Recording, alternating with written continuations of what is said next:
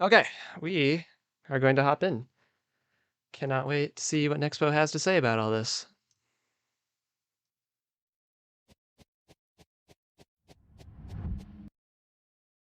Hold on.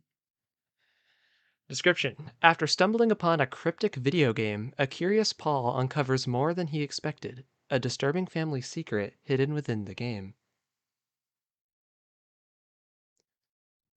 All right, yeah. Down the route, intermission, welcome to Petscop, checkpoint, home sweet home, ghost light. All right, well, let's get into it. Give that thing a thumbs up right away. I already know it's going to be great. Full screen. Down the rabbit hole.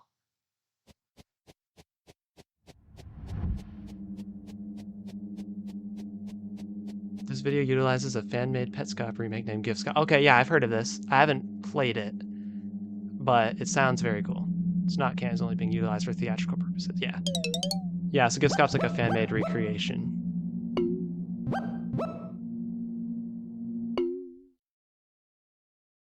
Just quit.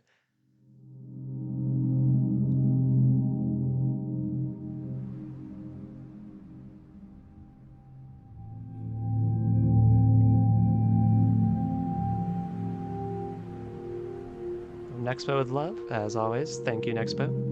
The year is 1981.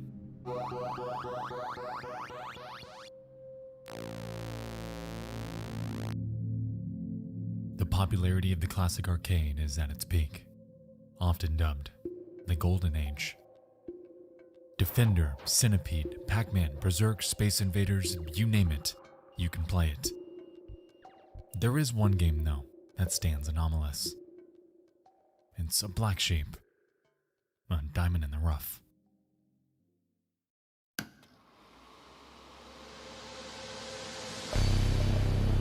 Polybius. So, probably if you probably guys know what Polybius is. He might explain it too, but it's one of my favorite urban legends, to be honest. It has just that right amount of believability versus, like eeriness. It's named Polybius, and by the early 2000s, it would cement itself as one of the very first video game urban legends. Yep. You've heard of it before, and at this point you know that it isn't real. It's a hoax, but that hadn't slowed intrigue. It's one of those things that you want so badly to be real, because like I said, it has that element of believability to it. You hear the story and you're just like, I want this to be real. Surprisingly, it all began with a single post on coinop.org, a database of coin-operated arcade games. The author made claims surrounding its players and how they develop severe conditions like amnesia, modified behavior, and horrible nightmares.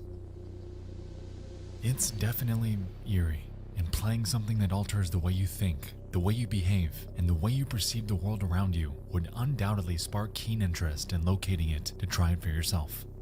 Yes, and I think also what kind of gets you about these video game urban legends is games typically they're used for you to like wind down or enjoy yourself. And obviously, there's tons of horror games now specifically constructed to evoke emotions of fear in you. But for the most part, video games are something we find comfort in. So when a video game is actively trying to harm you, it's just that more like it's like facing danger in your own home, right? It's so uncomfortable. It just adds another layer. As expected, the game was never physically found, a point that would only later add fuel to an already raging mystery. Yeah. To date, there is a monstrosity of info remaining around this game, and perhaps we'll come back to it at a later time. The point that I wanted to drive home here was the fact that this single post, this mysterious enigma, had successfully carved its own niche and paved the path for other video game mysteries to come. Others, like this one.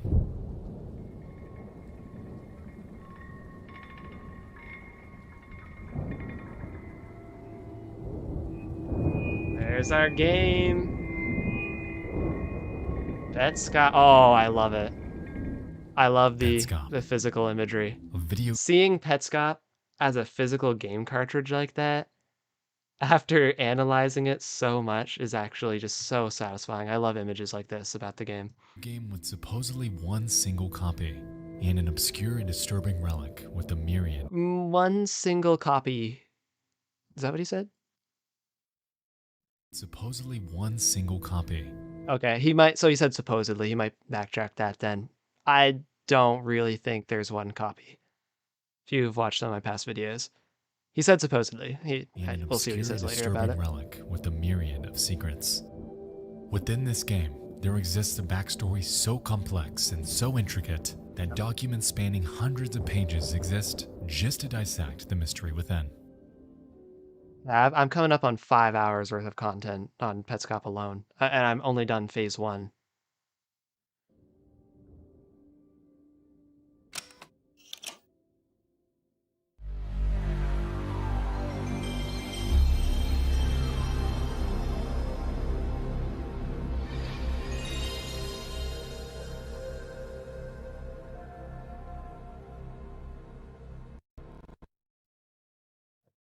So I point out, I love Nexpo's theatrical value, like the entertainment value and the visuals and the audio and just the whole production is so like just another level for these types of, like video essay analysis videos.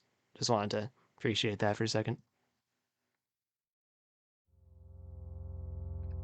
Ah, the Carolina-san. No eye bleach? Huh? It's the 12th of March 2017, and a video enters cyberspace. It's 9 minutes long and centers around a person named Paul documenting his experience playing a game Paul's our called boy. Petscop. Presented like a Let's Play, Paul records these episodes. Does anyone else developed like a parasocial relationship with Paul? Like he's so relatable in so many different ways. Like something absurd happens on screen, his reaction's like, what, or I love that guy. Anyways. To prove to someone that he's not lying about a game he found planted within his home. Over the course of 24 videos, we follow a curious Paul, hell-bent on uncovering the secrets lying within this otherwise upbeat-looking game. Unbeknownst to him, though, he'd unearthed a bit more than he bargained for, sending him spiraling into a wormhole of family secrets, and ultimately leaving him both unnerved and frustrated, with more questions than answers.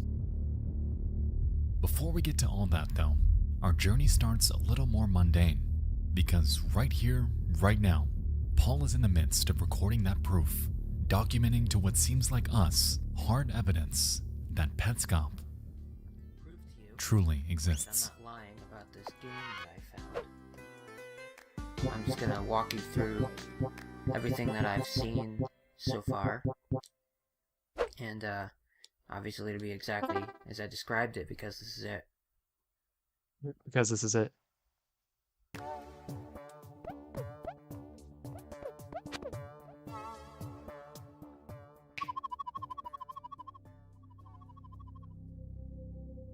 The game begins in what is called the gift plane. The player character is an inexplicable creature with large feet, hollowed eyes, a triangular mouth, and no hands. So I love the effects, like to make Petscop look a bit more creepy, because even in the like creepy parts, the PS1 quality still adds that like, you're watching it and the concept's creepy, but visually it isn't.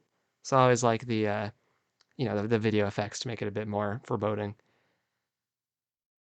Design of VX, hi, welcome to the stream. And the game itself, made by Garalina, a company that does not exist.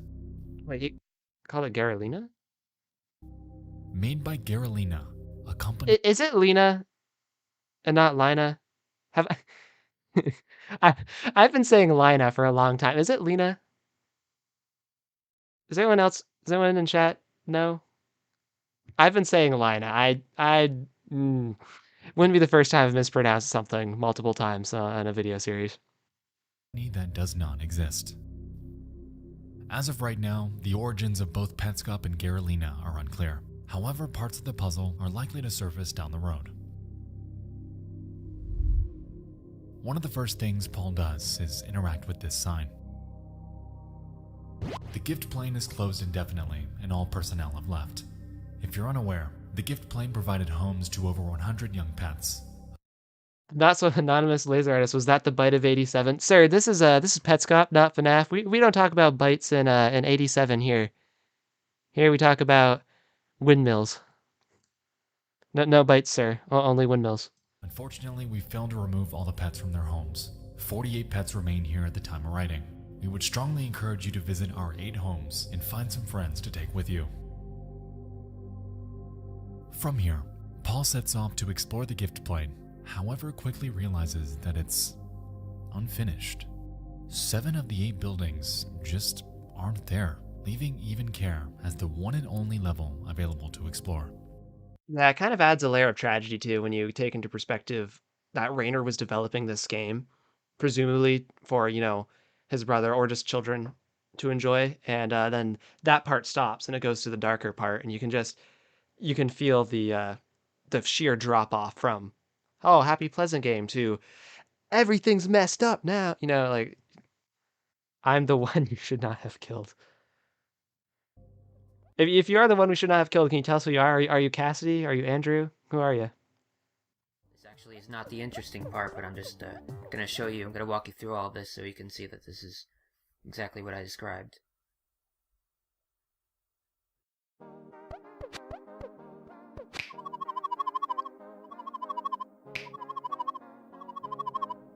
Know much about that. Yeah, that's fine. I was just messing with you. Upon entering Even Care, Paul discovers a photo depicting a bird and flower named Toneth and Randus, respectively. Toneth. So I have a theory video on Petscop coming up. There's something about Toneth I think is a bit more important that I haven't really talked about in my series, which I do have a video coming up explaining. I think Toneth and Michael are connected, which I think is a general consensus. It's pretty easy to draw the connection, but I just want to talk about my thoughts on it. We'll see if Nexpo later down the line says anything about it. Curiously, their names are color-coded. However, a reason why is No one was doing a FNAF stream, so I didn't have anywhere to put my FNAF quotes. Hey, I mean, FNAF quotes are welcome here. It's dark lore. We enjoy it. So yeah, do as many quotes as you want down there. The not so anonymous laser artist. What a name. You're Cassidy. Oh, okay. Hi, Cassidy. How's it going? You still tormenting William? not yet determined. What is determined is the fact that doors will be a roadblock because the player character doesn't have any hands. Which kinda sucks. Paul goes on to catch a pet locked. Let's watch that again. Which kinda sucks. Yo, that I like that. Paul goes on to catch a pet locked behind a cage named Amber, and following this, he encounters a room with one named Ronith and a mall. Is Nexpo going to talk about the pet description? I'm sure he is. I want to know if he agrees with me that the pets are representing real children. I am confident on that one. Of Toneth and Randus, who we saw in the picture prior. Ronith avoids Paul no matter what he does, leaving him stumped on how to capture them. And as a result, Paul pauses the game to explore the in-game compendium. Actually, I should show you the pause menu. So, here you can see all the pets that you've collected, that you've caught.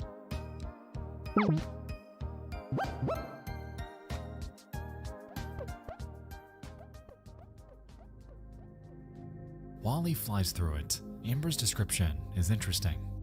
Here we go. Amber's a young beau. She's afraid to leave home. If her home is good, this is not a problem. She's very heavy, and that makes her life a little harder, as well as yours. What's the safest place you can put her in? You should start thinking about that. If we can recall, Amber was locked behind a cage in what resembled a prison cell, and when Paul went out of his way to let her out, she would simply jump to the other. The only way to catch her was by surprise, by glitching through a wall, which leaves us to wonder why she was so hell-bent on staying within its confines. Even stranger is the item description within her room. Yeah, the trophy. That gives us, I think, it's a big trophy glimpse. awarded to our Amber for being a real champ yesterday and today. She hasn't left her cage once. I don't know about you, but to me, it seems like she's being coerced into staying inside. Yeah. The wardage is oddly confrontational and could be hinting at some sort of psychological abuse.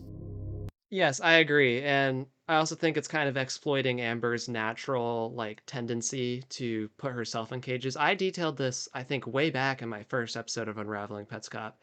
I think Lex was largely agreeing with me. Now, what the hell am I saying? This is a kid's game where we collect pets. Nah. I'm reading way too much into this, right? No, you're not. Right? Nope.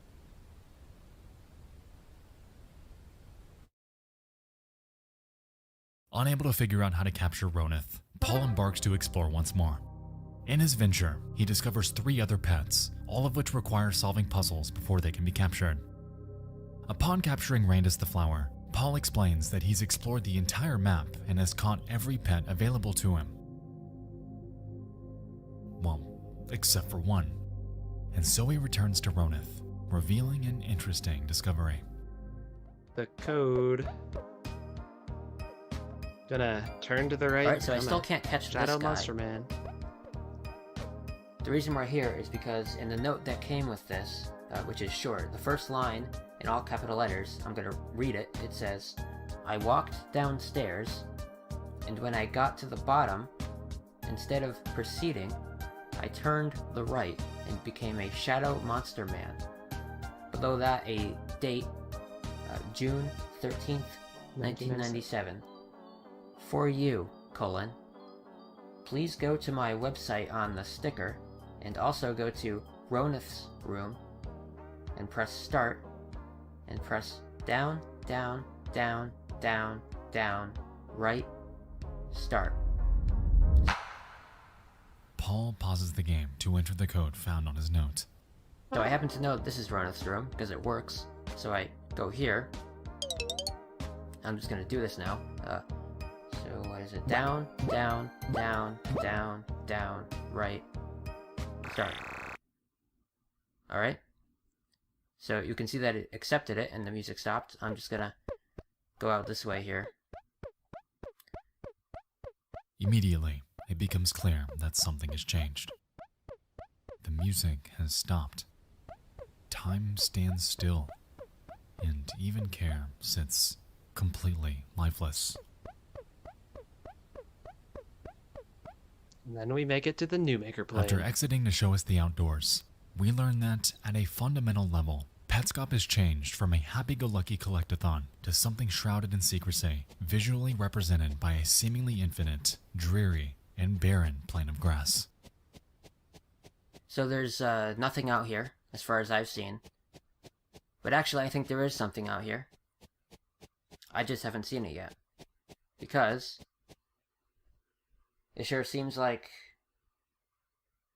in this note here, it sure seems like, right, I'm supposed to come out here and look at something. I haven't found anything yet, but I'm thinking if I just keep walking around here, I'm going to find something eventually.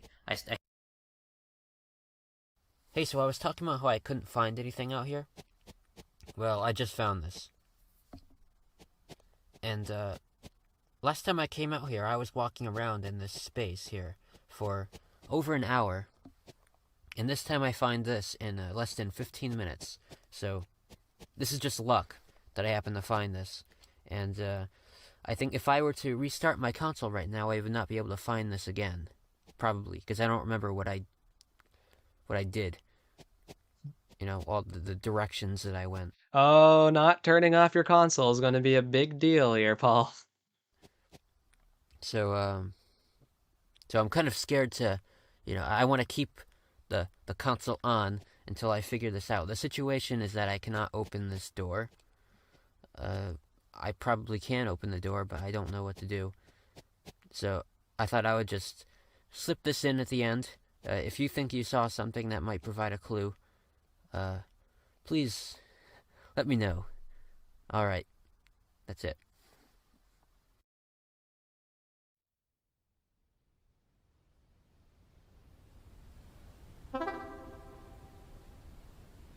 I'm not gonna lie, I have always loved the ending of Petscop 1 because this door effectively serves as the point of no return. It's Thanos' Q-ship in Infinity War. I was not Kingdom Hearts expecting 2. that. The point to where, if Paul enters this door, Here, we go from Petscop to Avengers. he ain't coming home for a while. This dead end almost seems like it's doing whatever it can to force him to stop playing. It's a metaphorical last chance, leaving Paul with a monumental decision. That's interesting. I haven't really heard that perspective before. That's interesting. I like that. One last chance to not dive down to the point of no return. It kind of goes along with what I was saying way later in like episode 22 when the Tiara/Bell avatar is on the road and she keeps like looking like from back the way from back the way he came, like go back. You know? I really like that perspective though. I don't know really if I've specifically heard that about the door. He can take the blue pill, shutting the game off, stashing it away, and living his life as it was before. Genius Matrix reference. Or he can take the red pill and staunchly wait by this door to see just how deep Petscop truly goes. Oh, it goes deep. Petscop, the darkest game you cannot play.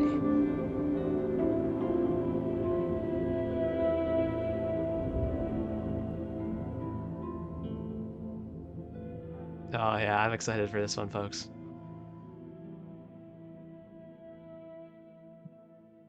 Oh, what was that?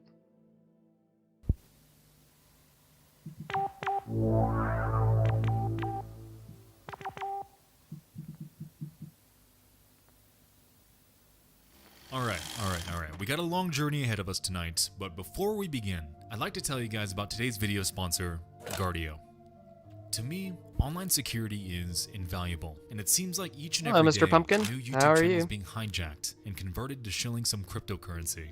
The possibility of my channel being taken from me like this horrifies me, which is why I trust Guardio to keep me safe. Guardio is a universal browser extension and mobile app that bridges the gap between new malicious scams and traditional antivirus software by safeguarding your internet activity as you use it. Once installed, Guardio immediately goes to work scanning your browser for existing threats and offering solutions to malicious extensions, alerts on information leaks, and any security gaps you might have online. On top of that, it actively safeguards you from visiting any scam links, no matter if you found them on Google or If my clicked it friend in an Matthew email. saved in my contacts as No Michael matter Afton, what, that's Guardio legendary. has your back and actively works to fix any security issues you've had in the past and to protect you for the future. You can scan your browser threats for free by visiting guard.io/Nexpo and installing their extension. With this, you'll get a 7-day free trial to their premium features, which includes real-time threat removal. So if you want a clean and secure browsing experience, again, go to guard.io/Nexpo or click the link in the description to check out their affordable premium plan for full protection over your internet browsing. Thank you so much again to Guardio. Now, let's go down the rabbit hole. Oh yeah.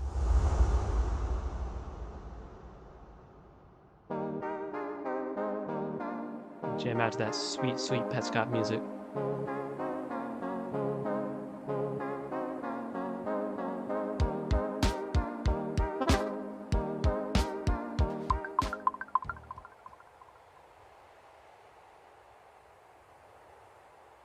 Arc 1. Welcome to Petscop, episodes 1 through 10. Yo, I love that little shattered disc icon. Oh, it's only shattered on one side. That's so cool. Wait. It's sometimes shattered and sometimes... I don't know. I really like that little animation down there. Gift plane, question mark, grand level. Hey, so, the door opened on its own.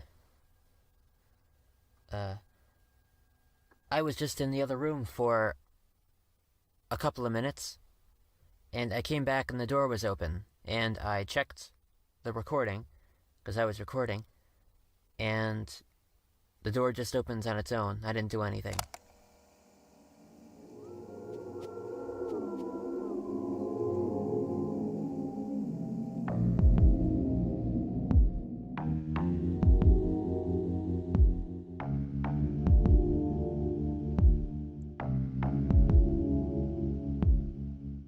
Petscop 2 picks up directly where 1 left off. As we could see, the trapdoor had opened by itself, and as I'm sure we'd all do, Paul went inside.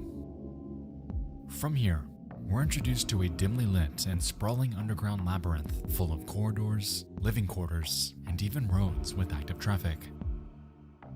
Upon poking around for a bit, Paul begins collecting the bits on the ground before he hears something beckoning in the distance.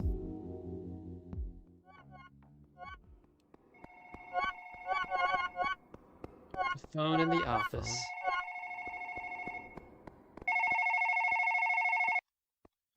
Care left the room. What is this? And so we're introduced to our first major character aside from Paul. Someone denoted in yellow named Care, who, quote, left the room. Furthermore, we can see a bizarre flyer denoting a little girl in 3 emotional states. A being content, B appearing disheveled, and NLM appearing to cry into their hands. So we're not running around in circles later, just know that both Care and this little girl are the same person. Which, of course, answers one unknown, yet begs a question. What do these emotional states mean? And why are they here? From here, Paul begins poking around some corridors. In his venture, he encounters 3 portraits, with the first showing a greenhouse, the second a windmill. It seems like I'm not giving much commentary in the recap sections. It is because, like, it is a recap. I have this all kind of done to my channel already. Like, we've seen the series. I'll have more to say when he starts talking about more, like, theoretical or, like, connection stuff. If it's just a recap, I might not have a ton to say. And the third, a school, in which a foreboding sound echoes upon examination.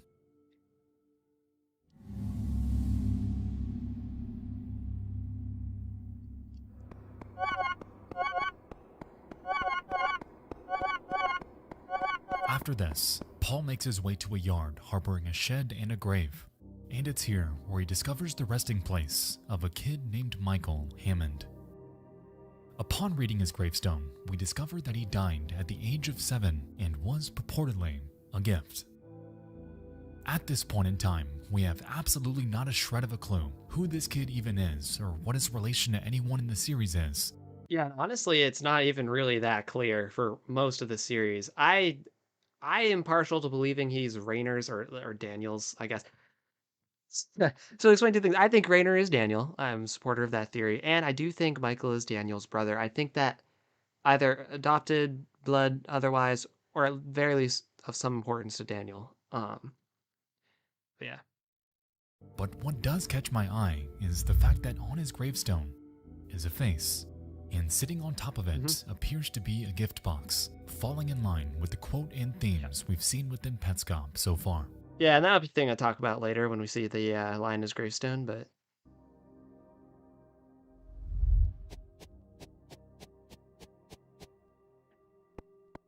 Upon entering the shed, Paul encounters a large daisy.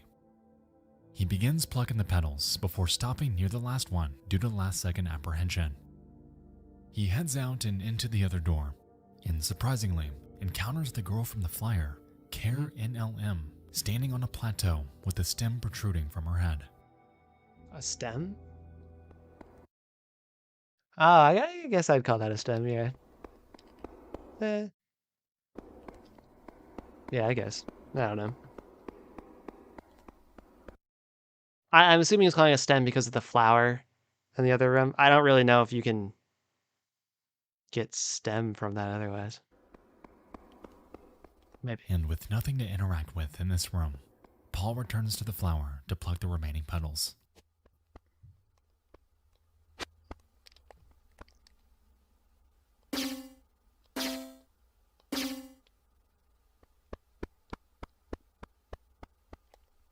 They love me not. Hello, hello, the not so anonymous laser artist.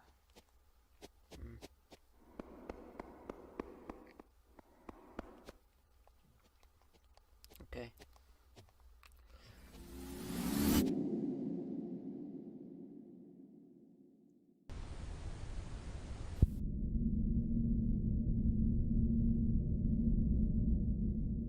Whatever he did caused Care NLM to become a distorted mess.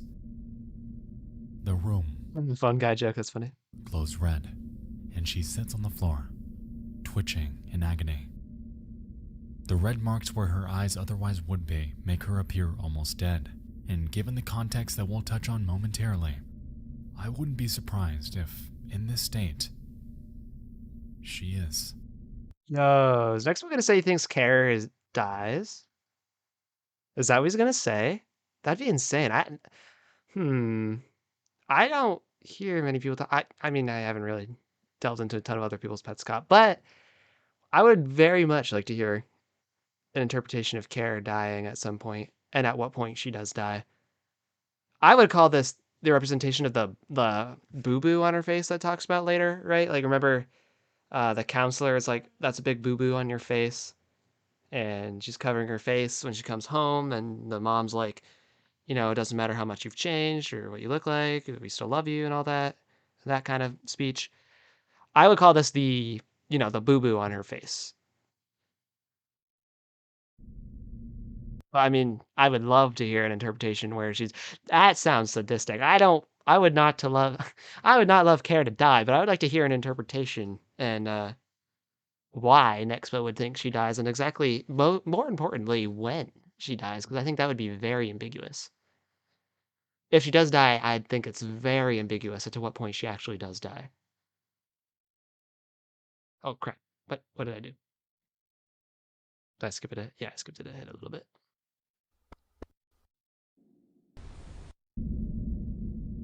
Whatever he did caused Care in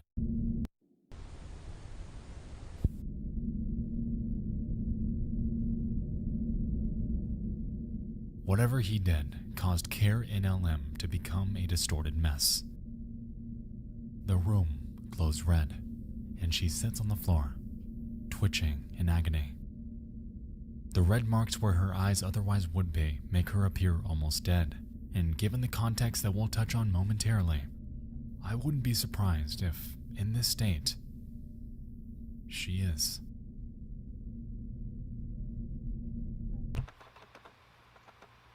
When, though? What? She returns home. Then who kills her? How does she die? Because she gets back home in 1997 after she's kidnapped, and Rainer comes back to the house in year 2000 to gift the game and blow his brains out in the bathroom. They weren't acting like she was dead then, which means sometimes between 2000 and 2017 when Paul was playing or somewhere in there. Because if she dies as a child, that can't be much farther than year 2000. I don't know. I hope he goes further into that.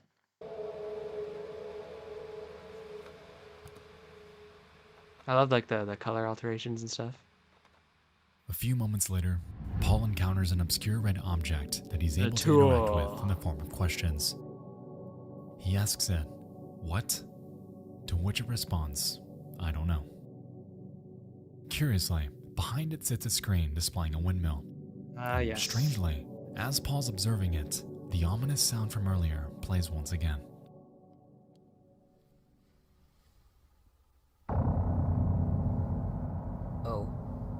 Oh.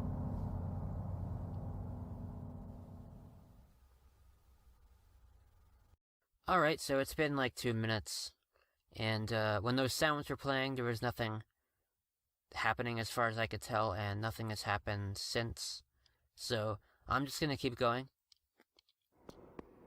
There's already been stuff that I could dig a little deeper into, and I'm gonna do that and keep you updated. But also, when you come home next month, and hopefully you're feeling a little more enthusiastic about that now, we can investigate this together, and maybe you'll find stuff that I can't find here.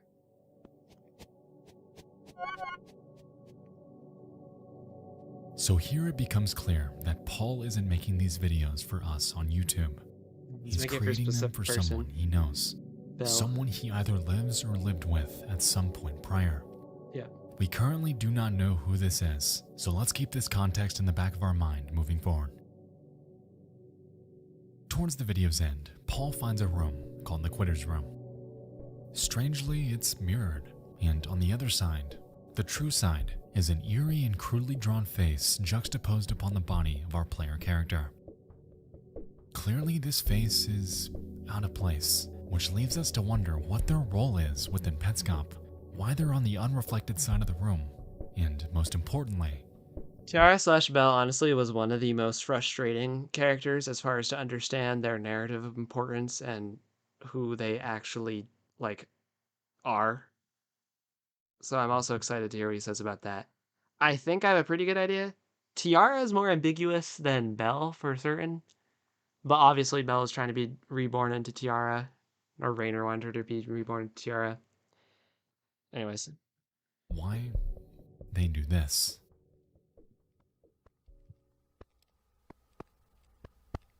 Mirror his movements exactly.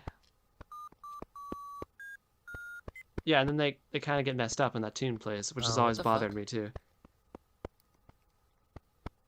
Wait a second.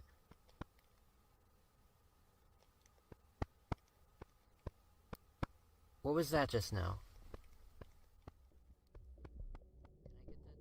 Somehow, this girl exhibits movement on her own before correcting herself a few moments later. It seemed to be caused by the same jingle that played at the beginning of this episode, establishing a strange feeling of sentience within this game. Yeah, the feeling of sentience is a big thing throughout Petscop, and Paul even calls it out himself. The things randomly happen, it doesn't really care if you see it. It seems to me that Petscop is toying with Paul in a way. Yet at this point, viewers of my YouTube channel know that I suggested it is trying to perhaps psychologically rebirth Paul into Care, or make him believe he is Care, or resimulate the rebirthing process in some gambit to rewrite his memories per se. We don't know what exactly its motives are. Towards the video's end, Paul discovers a note on the wall, reading, "Do you remember being born?" before poking around some more and leaving. He then heads out and upstairs into the grassy area and ultimately brings Petscop 2 to a close.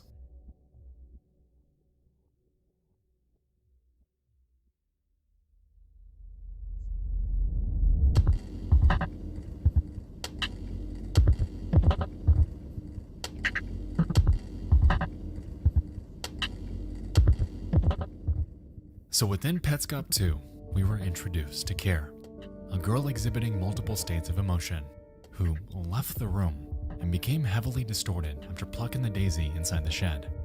A kid named Michael Hammond is introduced, yet we get no further context about him, aside from...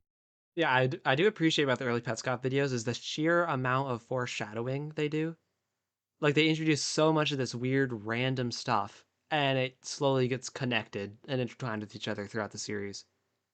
Pretty awesome. That he died at 7 years old and was a gift. Furthermore, we learn that Paul is making these videos for a specific person, displaying knowledge that he knows his videos are being watched in some capacity. When exploring the hallways, we encountered 3 portraits: a house, a windmill, and a school, which all seem to bear significance that we'll need to look out for. Oh yes, very significant to Marvin. We learned that the jingle from the beginning of the video was not just a one-off, as when it played inside the Quitter's room, the girl within it began to exhibit a mind of her own. So why did this happen? Why did that wall note ask about being born? Who even is Care? And who is Paul recording these for? It's clear that there's still a ton to learn about Petscop, as it's already a far cry from what was advertised in Petscop 1. And given everything going on, it seems like Paul might be in for a bit more than he bargained for. Petscop 3. There's the awesome disc again. Oh, it's so cool. I love that thing. Alright, so now we're gonna look at what's over here, which I forgot about this. So I'll look at this now.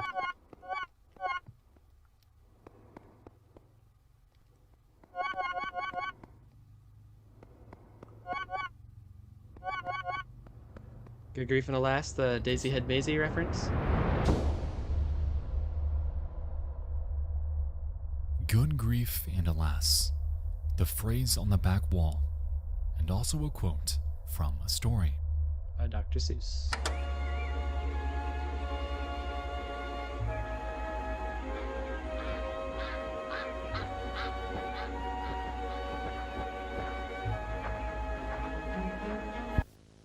Daisy head, Daisy head, Daisy head, Maisie. Daisy head, Daisy head, Daisy head, Maisie. Daisy head. Children, be quiet. Good grief and alas. To think this is happening right here in my this looks familiar. The plot of Daisy Head Maisie involves a little girl who suddenly grows a daisy out of her head. Almost immediately, everyone in her school, her family, and her town freak out, causing her to become a spectacle as everyone tries their hand at removing it. Because of this, she runs away, eventually finding the Cat in the Hat, who pleads for her to go back home. Maisie, however, retorts with an interesting claim. "I can never go home. Nobody loves me. Nobody LM right there. Nobody loves me. Karen LM. loves me."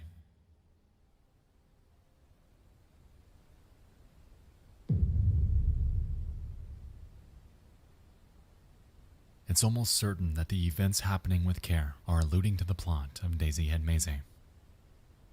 Towards the story's end, Maisie plucks the flower petals, alternating between "they love me" and "they love me not." The last one she picked, though, was "they love me," and so she heads back home and all is well. On the contrary, it seems that with Care, the flower ended on "they love me not," effectively affirming her emotional state, being Care, nobody loves me. Perhaps this glitch is a representation of her sense of self. Yes. Maybe she's breaking down in tears. Maybe she's dead. Whatever it means, I don't think she's dead, but okay. it's clear that it isn't good, leaving us wondering who exactly her character represents, if anyone, and what the hell happened to her.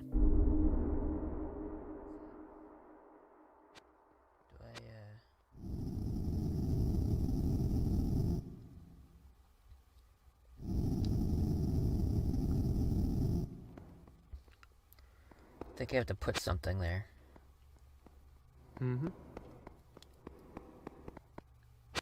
Gamerloo, hi. Paul stumbles upon a room with a canvas called the Child Library. Upon interacting with it, it asks him to construct a face using several preset facial features, and after trying one out, the room begins to rumble before the back exit becomes available. As it turns out, custom bedrooms are rendered based upon your input, and everything from the room color to the carpets and even the items on the table can vary. Upon recalling the faces, What is this? Okay, so my channel, one of the big series we've covered is Petscop. It's like a horror web series, almost like alternate reality game-ish, because you have to solve the storyline and everything. So I put hours into discussing my analyzation and theories of it. And Nexpo, one of my favorite YouTubers, uploaded a almost 3-hour video on it as well. So today we are reacting to it. Because if there's one thing I have a lot to say about it is Petscop, so that's what we're doing here today. from Mike's grave in the shed, Paul tries his hand at both of them, revealing an interesting discovery with the latter.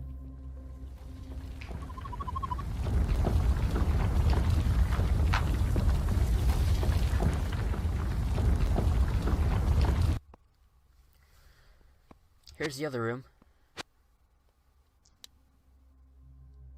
On the table of Care's room is the red object Paul questioned in Petscop 2 and some crayons. The carpet displays a paint roller and a daisy, and on the back wall is a note. Your wife says Care isn't growing eyebrows. You say, that's a puzzle. You're secretly very excited to hear this news. You're in the bathtub thinking about her. I have a guess at which child you'll pick next. When you find her room, the passage to my right will lead to her. She'll appear from the darkness, limping, and I'll shoot her in the head. Yeah. Okay. So that line. Oh, hi, Watermelon. How's it going? That line. She'll appear limping from the darkness, and I'll shoot her in the head. Bothers me to no end. Because what? Like, what does it mean? Nowhere does it really indicate. Like, Rainer would be writing this, the creator of the game. He wrote many of the messages. There's nothing to say he didn't write this. It has his tone. There's not much. Like, he never indicates he shot someone in the head. Like, he talks about grave robbery, digging up graves. Never is he like, yeah, I shot someone in the head, let alone a little girl that we're talking about. Like, this line's so weird. And, like, you can interpret I'll shoot her in the head in different ways. Like, it's very much about psychological stuff, right? So shooting her head, like, I don't know. You can interpret it as, like, a more metaphorical for psychologically mess up or something like that. Um,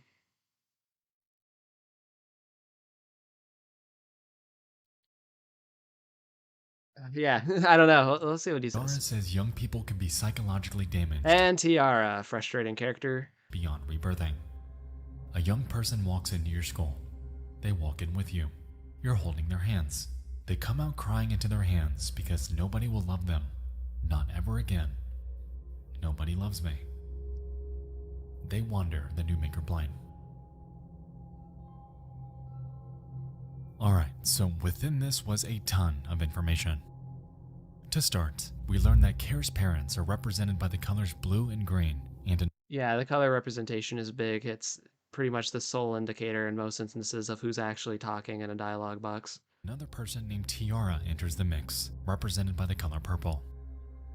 Interestingly, she mentions both psychological damage and rebirthing, leaving us to wonder if this has to do with Care and her various emotional states. We know that Care's been undergoing some sort of psychological torment, supported by both the connection to Daisyhead Maisie and the claim that she isn't growing eyebrows. To be honest, it almost seems like she isn't growing them because she isn't allowing them to. Yeah, so the question is she naturally not growing them, or is Marvin plucking them out? Because we see tweezers in Mike's room. So I was wondering if he was also like plucking out Mike's eyebrows. But plucking out Kara's eyebrows is also a very good possibility. Like, it's highly possible with Marvin's instability and desperation to get Lina back that she wasn't naturally not growing eyebrows, and Marvin was being a little bit psycho on his daughter, ripping out her eyebrows. She's picking at them, which begs yet Wait, another what? question. Picking at them. She's picking at them, which begs yet another question. Why is the father excited to hear that? Yeah. What exactly is the family dynamic between them? At the end, we learn She's that Care picking at them is so weird. wandering something called the New Maker plane. Interpretation. Why it's called this is currently unclear. He hasn't gotten to the tweezers yet, and I will admit, Nexpo like does the theatrical like reveals. So like, you know, if he says something that's like I don't agree with right now, he's probably saving up for reveal too. That could always be the case. So like when we get to the tweezers, he might represent that. I wouldn't. I don't think Kara's not growing eyebrows because she's picking at them. I would think it would be her father forcefully plucking them out. However, it is an interesting reference.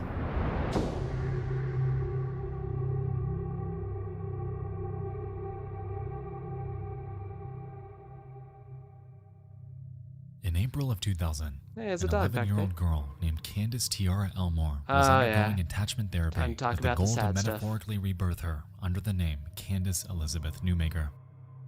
For over a week, Newmaker would undergo intensive physical and psychological abuse at the hands of her adoptive parents and unlicensed therapists, Yeah, it's such a Connell tragic Watkins case. and Julie Ponder. During the second week, for 70 minutes, the four adults had wrapped her in a flannel sheet and covered her with pillows to simulate a birth canal, and she was tasked with escaping on her own volition.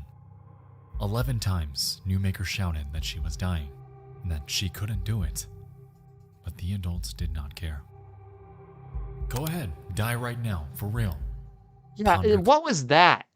Like this whole thing like reeks of, you know, adults being negligent. And then they like taunt her. Like, what are they thinking?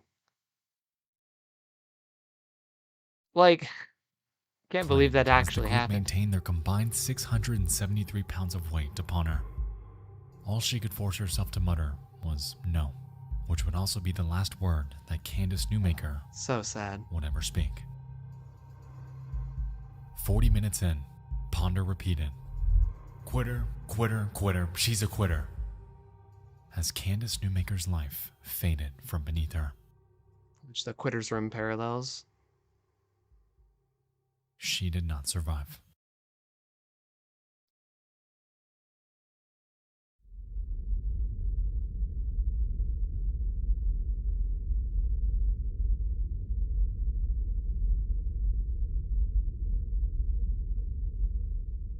The connections between this murder and Petscop are clear. However, in the years following Petscop's release, its creator has come forth to state that this game was not meant to be about her, but the themes surrounding the atrocities of child abuse. Petscop is its own story, and while it references outside events and media, what's taking place within this game is self-contained. Yeah, like, and series uses this all the time, right? They use references to different things that people already know to drive home the themes and parallels to the story that they're creating. Something is going on within this family.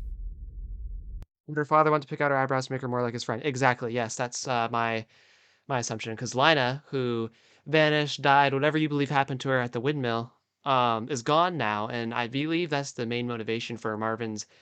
The catalyst for Marvin's insanity is motivation for rebirthing children, all like in a attempt to bring his friend back. And well, his daughter would probably look a lot like her since it was the sister to his current wife and the mother of his daughter. So plucking out her eyebrows would probably make her look very similar. And, it's Marvin's insanity thinking he can rebirth his own daughter into his long lost friend. That's my interpretation. Nexpo mentioned her picking her own eyebrows, which I mean, maybe. I don't think so, but And care is right at the heart of it. yep. Kara arguably is the main character of Petscop. Kara and Paul, right? I'd argue those two are like the main. With Marvin as the main villain, Raynor as is Raynor a main or is he a supporting? Honestly, I don't know.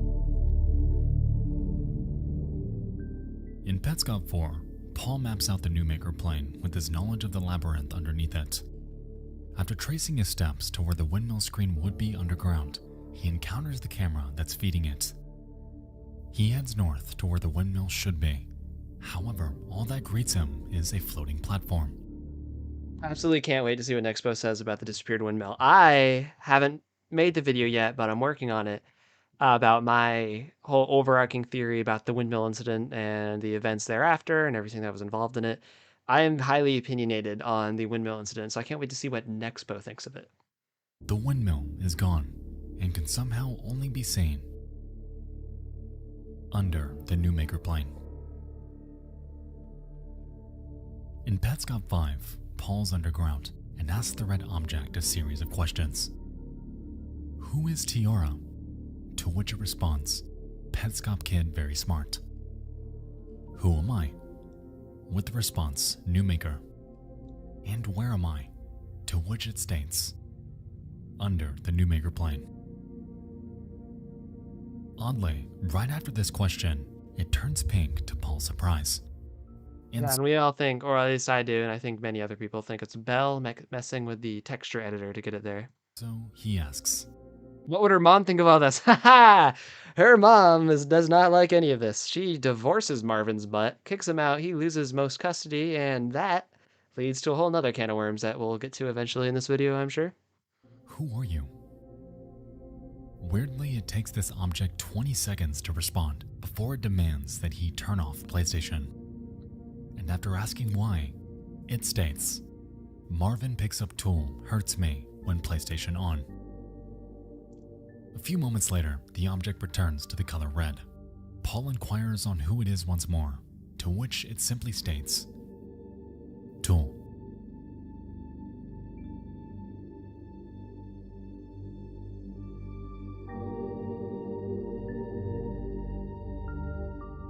Yet again, we encounter another instance where Petscop seems to take a mind of its own. Something happened causing Tool to turn pink, and it's starting to seem like this game can switch from being autonomous to manually controlled in the blink of an eye. Also, who this It is weird because, especially when you're talking about like multiple people playing at the same time, and then you can pause it, but you can mess with it on the fly. Then you get into the AI theories, the haunted theories. There's so much that people have done to try to explain that aspect. I am highly anticipating what Nexpo might say. Marvin person is unclear. However, given the context Tool provided about him, it really doesn't appear that his intentions are very good. No, and Marvin's one of those villains that like he's kind of sympathetic because of his friend and that trauma, which I interpret the windmill to be the catalyst moment for his trauma that leads to his insanity. What he does can't be excused, but I do believe you can kind of understand how he got to where he is.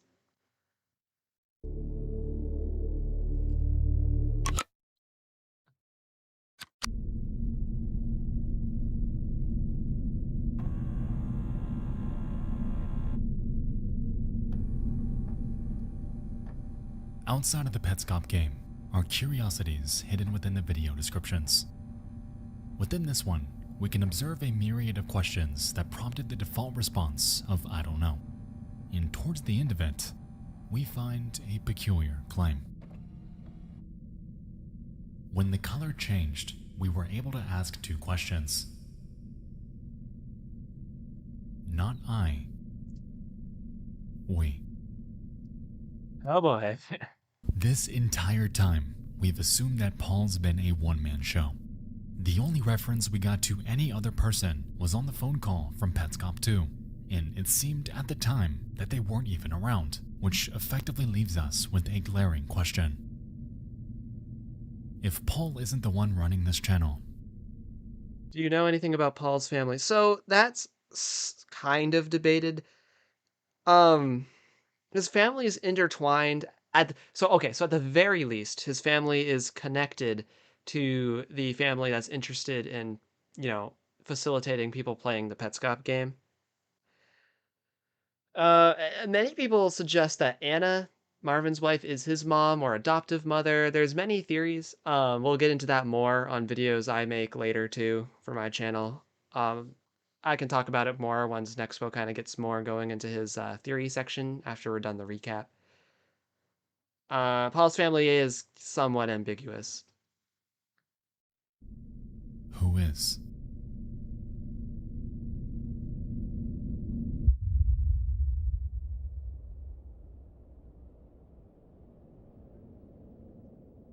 I do think Paul started the channel upon his own volition. Maybe not, but he mentioned starting it to prove to his friend. These guys could have been behind his uploads the whole time, but also in the later description, actually, it says, they talked to him and he was at first not happy with the arrangement. They solved the issue, yada, yada, yada.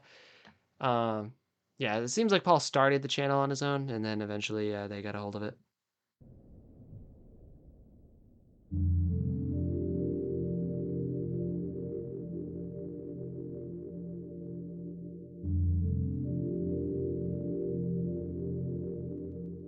Petscop 6 opens showing the windmill.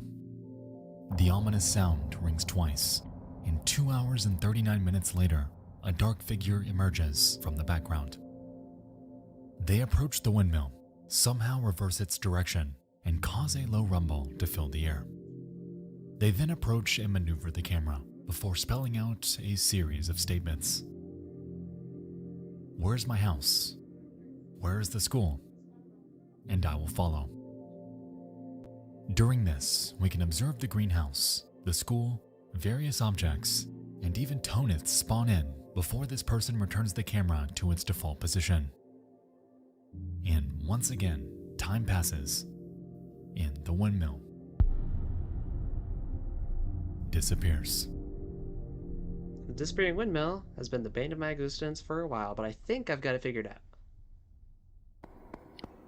That's kind of fun, actually. Going through a 4-hour video and noticing that on one half of the video, the windmill's going one direction, and in the other half, it's going in the other direction. And pinpointing where the change occurred, and the fuck is this? Not so anonymous laser artist, you made an animation of Purple Guy yourself? That's cool. Is it up on your channel?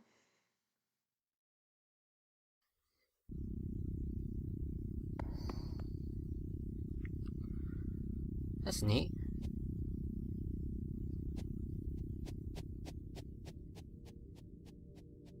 After returning to the new maker plane, Paul discovers the camera is now red, and behind it sits the message from the Shadow Man.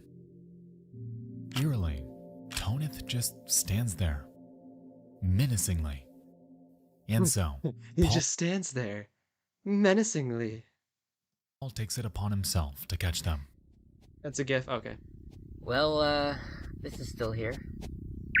Oh my god.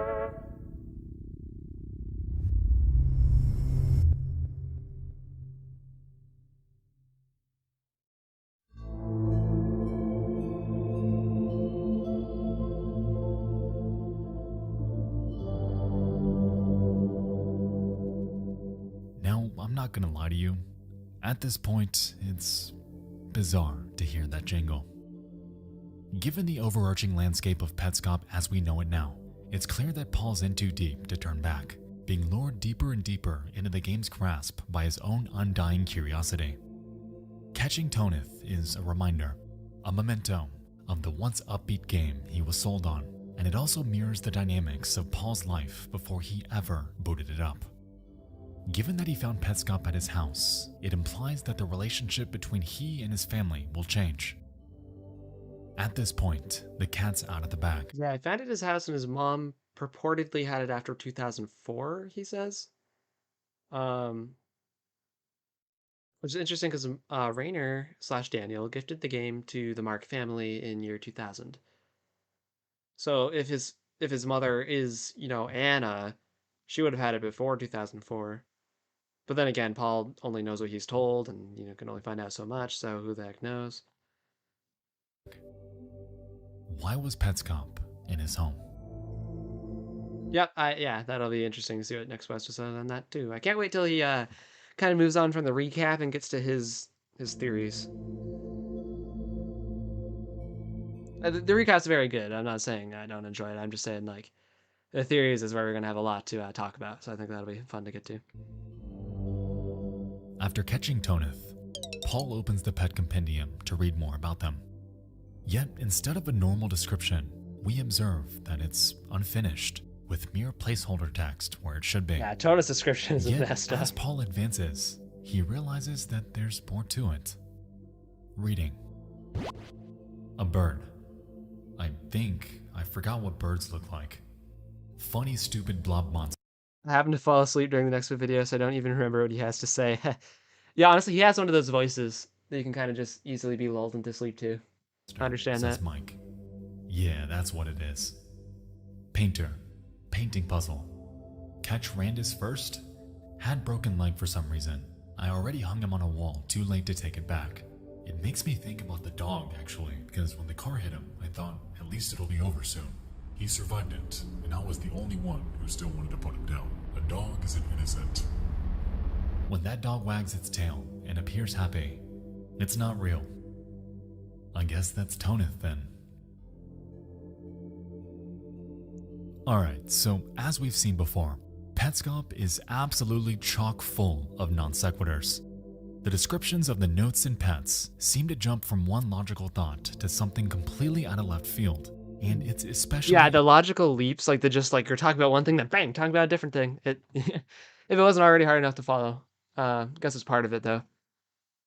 And it's funny because you read something, it's not like one section isn't necessarily all referring to one topic or event, so you gotta be like, oh, well, this sentence is talking about this, or this sentence is referring to this. It's really weird. Like, especially if you're trying to explain it to someone, just like casually, it's like, yeah.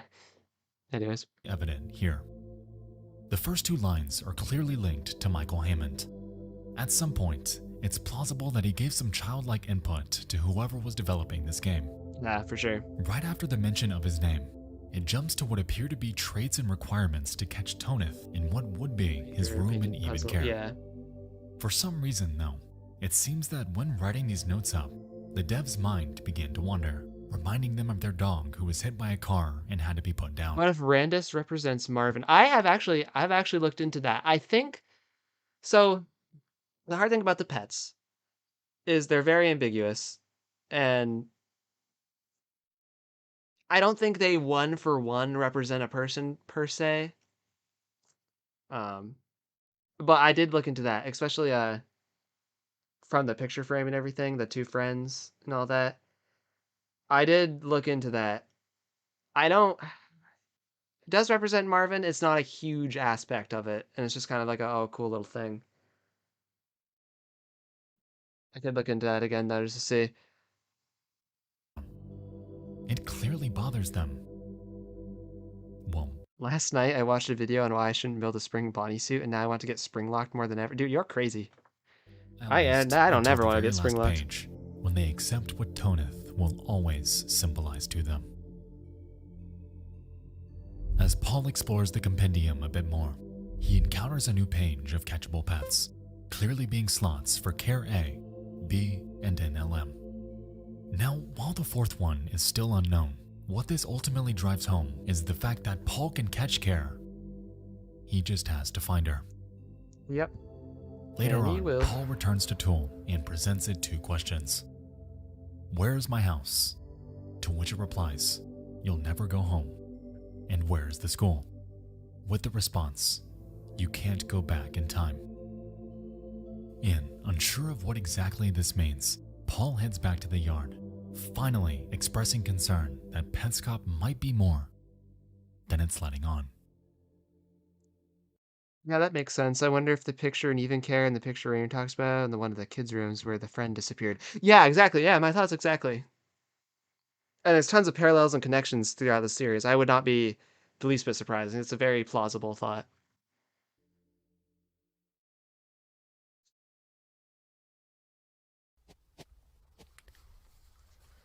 This game is trying very hard to make it seem like there's an entity in it. Like a ghost or an Yes. AI trying to communicate with me. Yeah, this phrasing is very interesting. I've talked about it before. We'll see what he says. It's interesting, but the way you know that there's a ghost in a game trying to communicate with you is if it comes out, if it stops being distant, and it comes out and you can have a real-time back and forth with it. Paul then explains how the tool wasn't properly answering his questions and how he made a new file to test out the game's continuity. As it turned out, in his new file, things were in completely different places, events happened at different times, and purportedly, he even made it to the correct side of the quitter's room.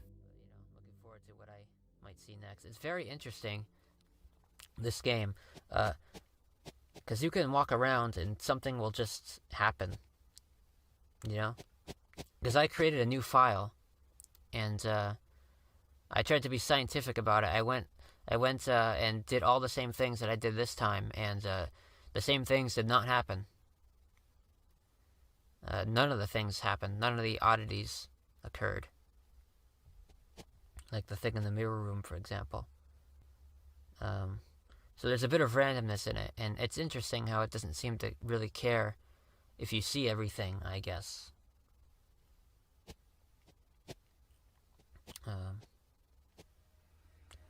Yeah, so it's interesting.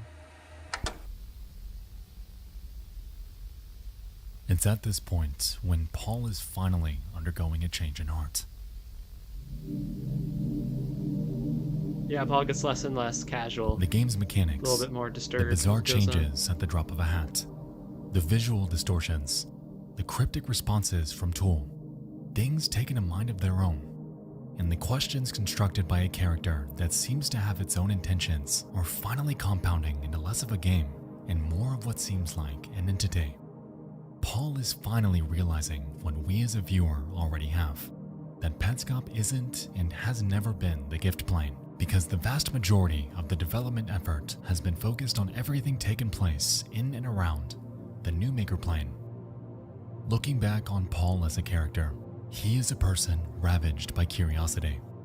He picks up every collectible, examines every single object, and progresses through the Petscop rabbit hole, led by his own suspicion. This game is feeding him with mystery, stringing him along like a pet tracking down a bone. It's playing him. But he just can't let it go. Nah, I wouldn't let go either. If I'm finding this, if I'm playing this, I am invested. I'm in it to find all the secrets. I don't blame Paul at all.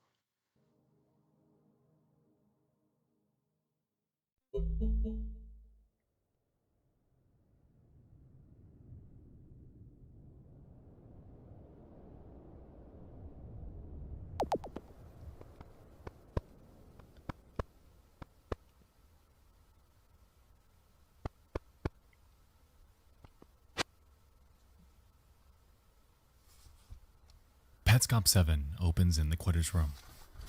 Paul stands in the corner while he shuffles through some pages that are more than likely notes he's taken along his journey.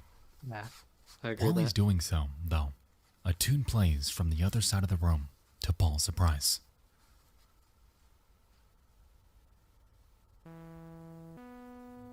It's a nice album.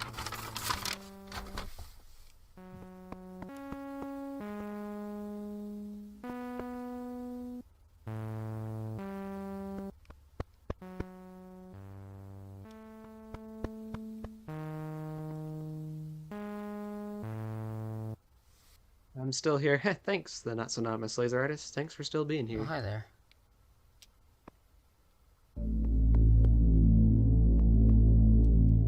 Immediately after this song finishes, the girl pops in and follows Paul as she did before. Given the timing, it almost seems like she was the reason it was playing in the first place. If this that were the makes sense. case, it wouldn't be the only instance of audible cues I'm still synchronizing here, with but asleep. anomalous Hey, events within as long as you're Petscop, here. as we've seen this happen with both the Shadow Man and Jingle from previous episodes. Moving on, Paul returns to the sign on the wall and notices an interesting change. It demands for him to come here, with the handwriting and color matching what we saw from Pink Tool in Petscop 4.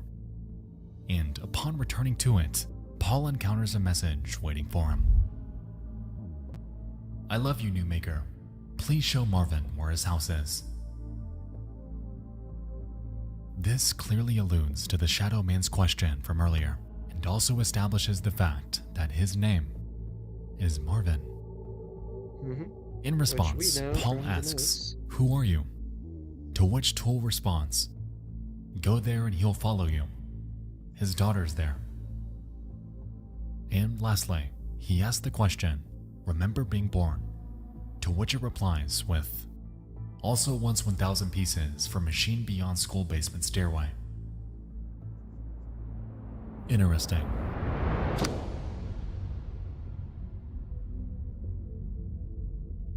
So, Marvin, a person who, in previous episodes, was hinted at possessing negative intentions, someone who, quote, picks up tool, hurts me when PlayStation on, someone who is looking for their house, is looking for a school, and who has a daughter. I'm sure you can see the parallels between he and who we assumed to be Kare's father from earlier. This was the man that was excited to hear the news of her picking at her eyebrows. The man who was thinking about her I still don't know about that Nexpo. Still think Marvin was plucking at herself. I bet he says it though. Once we see the tweezers, I bet he's saying that. in the bathtub, and the one man in the very same note that later references a school. Now, I'm not definitively saying that Marvin is Kare's I hope you keep doing live streams once in a while because they're cool. Oh, thanks, Watermelon. Yeah, definitely. A lot of Petscop reactions. There's a lot of Petscop videos out there that I do want to watch. So, do a lot of Petscop reactions, and yeah, I like chatting with you guys. So, definitely more live streams to come. father. However, the evidence is clear. The only connection we need to Actually, before I fall asleep, certain episodes of Petscop impacted me harder since everyone in real life calls me Belle. That's cool. Call you Belle, you're like, one of these times you should just say, I'm not Belle, I'm Tiara. probably, probably won't get the reference, but you probably do, but I mean, they probably won't get the reference. Also, it's great to be here. Oh, cool. I'm glad you enjoy it here. really drive this home is the link between Marvin and the color green. If we establish that, we can then learn a bit more about Kare's home life to seriously begin dissecting Petscop's underlying story.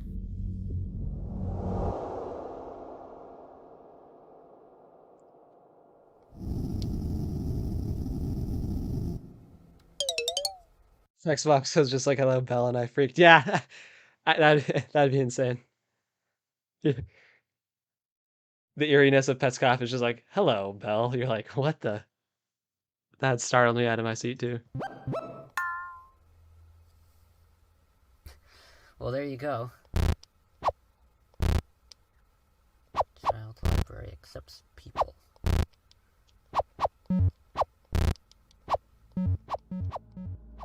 Paul returns to the child library and interacts with what appears to be a Dropbox. He opens the compendium to select a pet. However, the game claims that the child library, quote, only accepts people. For a game centered around pets, I do find this strange, and even more so that the only human we've seen in the entire game is conveniently the only non-pet that we. Yeah, and I think one of the main themes with Petscop too is, adults kind of treating children like they're pets or like they're a commodity, and I think that's kind of driving home this theme here too. Can catch. To our knowledge, we can't catch Marvin and we can't catch the Quitter, which means that this shaft is only meant for one person.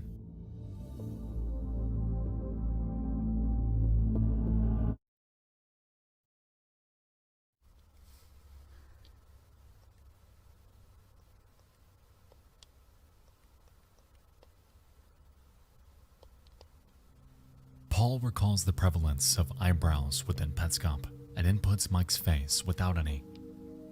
Upon entering the generated room, we observe a road, stars, and a gift box on the carpet, with the car and Rubik's Cube on the table. To be honest, nothing here really stood out to Paul. But that's okay, because he had a better idea.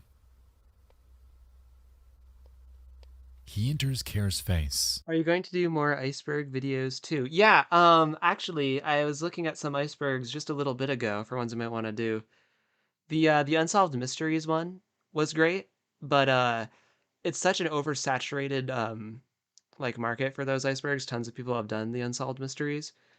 And so what I might do is like still use it, but more pick out individual mysteries from it to do deeper dive videos on rather than just the quick explanation iceberg format. Um, your last one was awesome. Oh, thank you. Yeah, so I've been looking at some. I won't give too many spoilers for my upcoming videos, but I have been looking at some icebergs that I'll probably get working on eventually here. I have a I have a plan for the next couple of videos, and then yeah, I'll also be working on iceberg in the background. But with eyebrows. Specifically, Mike's. This one is Care with eyebrows.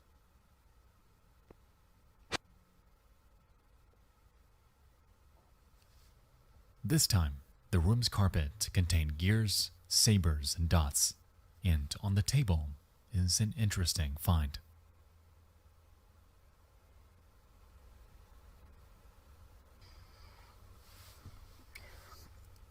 So this is Care with eyebrows.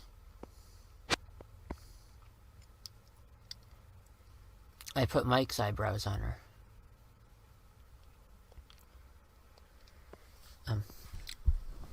I could have put other eyebrows on her, but I didn't. I put Mike's on her. I don't know if this... I can't tell. I can't tell if it recognized it or not. Because everything looks like any other room.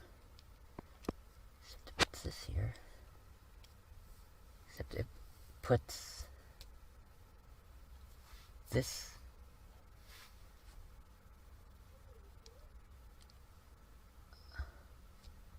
I don't know, maybe that's just something that it puts in any room.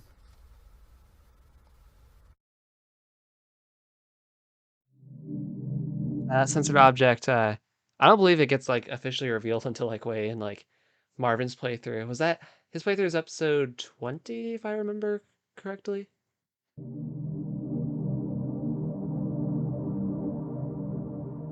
Barring the fact that the item on the right is censored, we'll come back to that. Whatever it was unnerved Paul so much that he's left second guessing if the game placed that item there intentionally, or if this was completely random.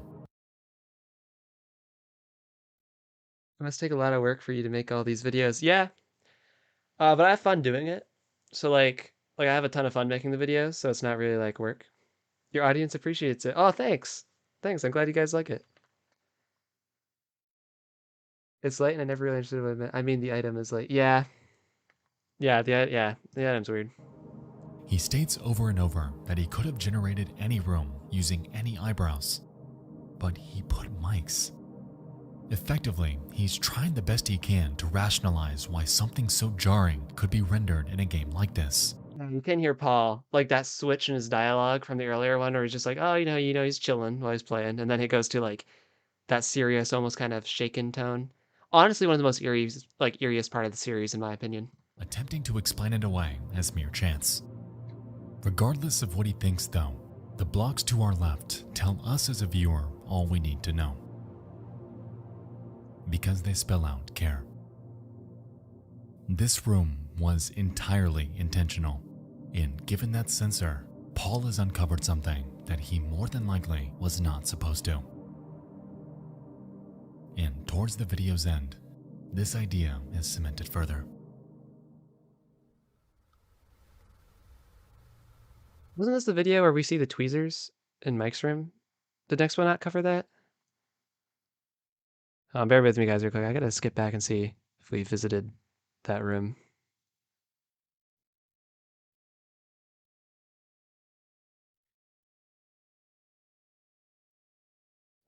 Wasn't it Mike's that had the eyebrows? I mean, not the eyebrows, the tweezers. Thought it was around here, too. I know it happened. Paul has uncovered something that he more than likely was not supposed to. I'll be honest, I don't remember tweezers. Nah, dude, I'm not going crazy, man. I saw some tweezers. Hold on. Hold on.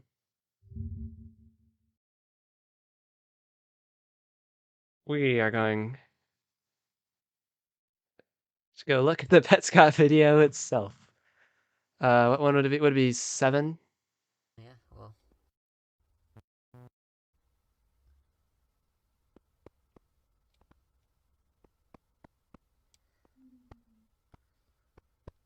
That might be it. I was sure. There's. It's one of the ones on the table.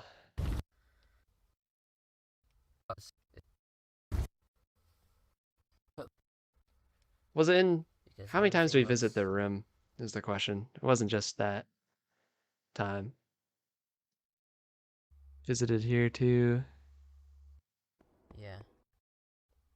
I think that's in there.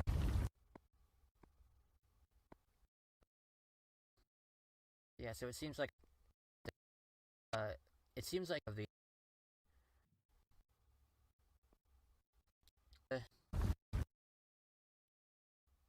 Yeah, right here, right here. Okay. So it says Mike is not inside right now. He is dead. You may visit his room. And Paul goes in. He views the table there, and we get the close-up of it. corresponding to the face on the gravestone. Right there. See those to the right of the lamp? Those have got to be tweezers, right? Like, I don't imagine they're anything else. This was back in Petscop 3. Nexpo didn't mention that at all. Anyways, that little inclusion is weird to me, especially with the eyebrow stuff. Seems to imply, in my opinion, that Marvin may be forcefully removing eyebrows from at least some of these children, maybe even Care. Anyways, back to Nexpo. And towards the video's end, this idea is cemented further.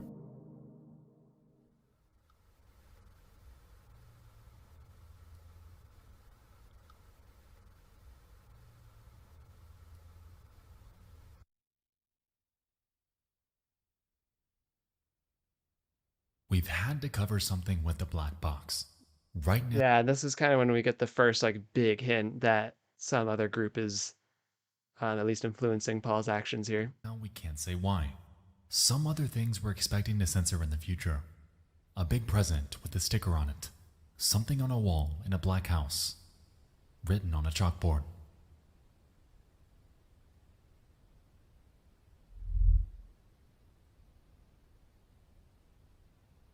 A second reference to a group. At this point, it's safe to assume that Paul is not in control of the Petscop YouTube channel. The gameplay, yes. The Yeah, channel, at least not no. fully. Whoever they are, know Yeah, gameplay, yes, channel, no, yeah. the content of Paul's gameplay to come, leading us to theorize that he either pre-recorded all of this for these people, or that this group is behind the Petscop game and know of the exact spots to censor once he gets there. No matter what it is though, we're left to wonder why Paul's experience is being shared with the world like this. In prior episodes, he's had conversations with family members and presumably close friends. So why share something so intimate? With this knowledge, I can't help but call into question the well-being of Paul as a person. What we assumed was a real-time set of recordings for a close friend has morphed into something ominous and cryptic, and given the mental toll Petscop has already taken on him, I'm honestly not very optimistic on how he's doing now.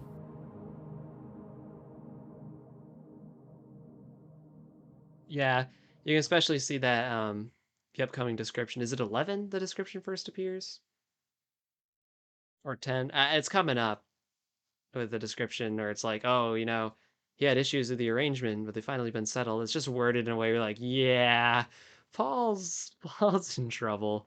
He didn't just, have a handy dandy little arrangement with some people.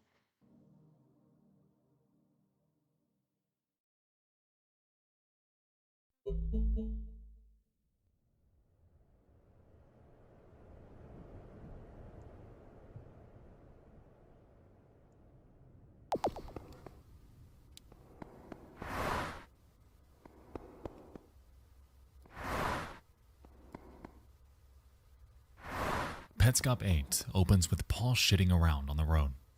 He notices that I love that.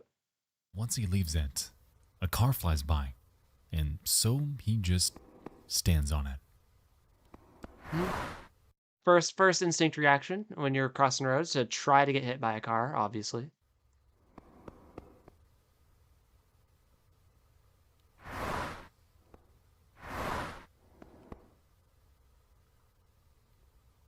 And a few moments later, Night rain, so many things to keep straight. Yeah, welcome to Petscop. A few months later. Dude, I take a good SpongeBob reference any day.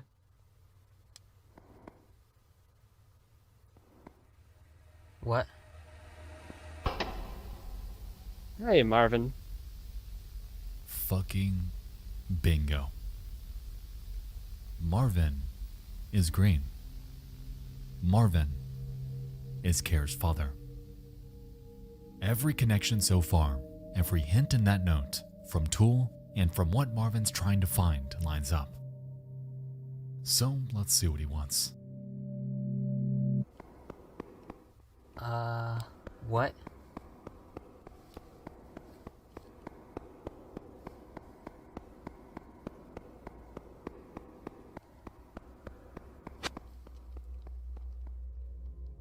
Unsurprisingly, Marvin leads us to that picture of the school, something we know he's trying to find. Following this, he takes us to the photo of his house before heading off and running into a wall. Initially, Yeah, do you think, because like earlier he put up the block saying, "Where's my house?" Do you think he's trying to indicate to Paul by circling those pictures, like, "Hey, I want to find the school, I want to find the house, like, lead me there"?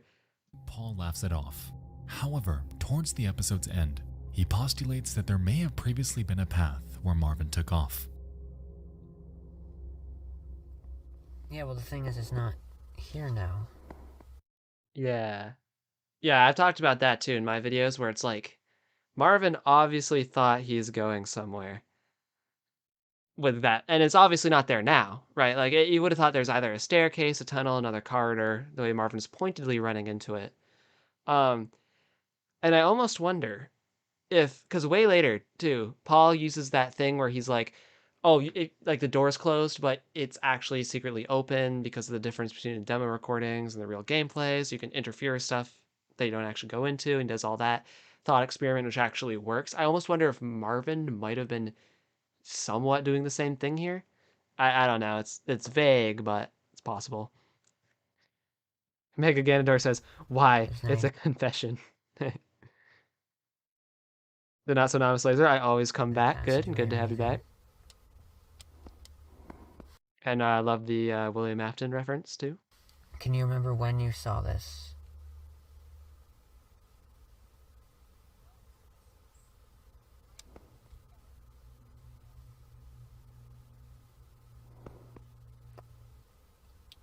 Well, it could have changed between then and 2004.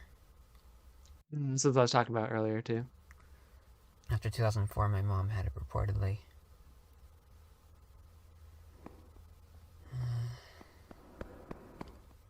Ooh, Nexpo's Well, gonna make a okay. point here. Thanks. You know when the text rises ominously into the center of the screen, it's gonna be important. After 2004, my mom had it.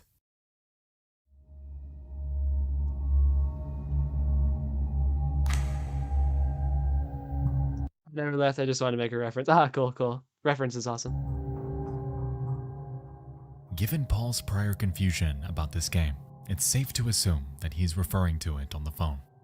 This implies that the one and only copy of the Petscop game has been in his family's possession. One and only is debatable, but we'll see what he says later on. Since it was developed in 1997. Keeping in mind that the original premise of this channel was for Paul to prove to someone that he's not lying about this game that he found, it leads us to assume that Paul may have been meant to find this, because why would his mother have it in the first place? 100% agree with that. Yeah, Paul is meant to find this. With the context from Petscop 7's cliffhanger, that idea bears more and more weight the longer I think about it. In some capacity, his actions are being watched, and while we're unsure of exactly why, it's crystal clear that Paul has lost control. Watermelon says, who agrees that Playmaster Plus is very entertaining? Ooh, I do. I entertain myself all the time. No, but seriously, thank you, Watermelon. I'm glad you're enjoying the stream. Of the very thing he simply set out to explore.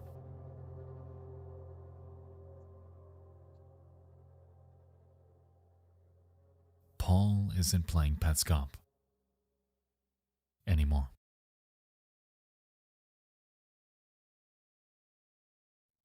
Oh, did I miss something? Why is he saying that? Leads us to assume that Paul Hello, Estonia Ball.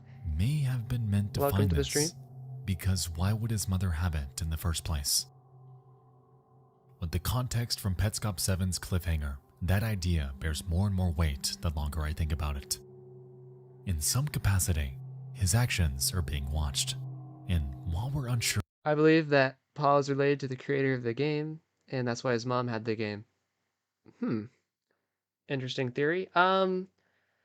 So the creator of the game is hard because he's dead by year 2000, Christmas 2000, I believe. I suppose he could have been born by that. So what I think is more likely is that Paul is related to whoever is altering or in possession of the game now, like, you know, perhaps Anna, someone in the Mark family, Hammond family, someone connected to them through some relationship or family tree. But yeah, Paul's family bloodline's definitely connected to the people involved with Petscop to some capacity. Definitely agree with that. of exactly why, it's crystal clear that Paul So, well, this is good content. Oh, has thanks, lost dude. control of the very thing he simply set out to explore.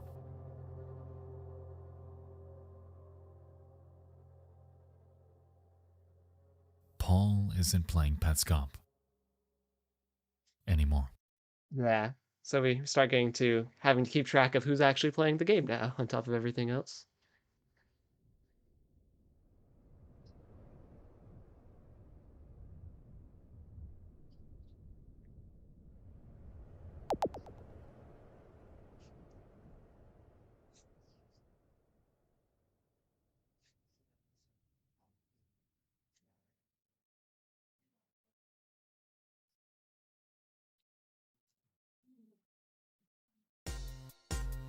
Oh, yeah. Hear that rockin' music again.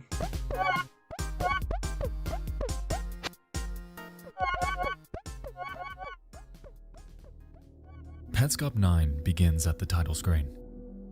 Given the silence, it implies that the console has been left unattended.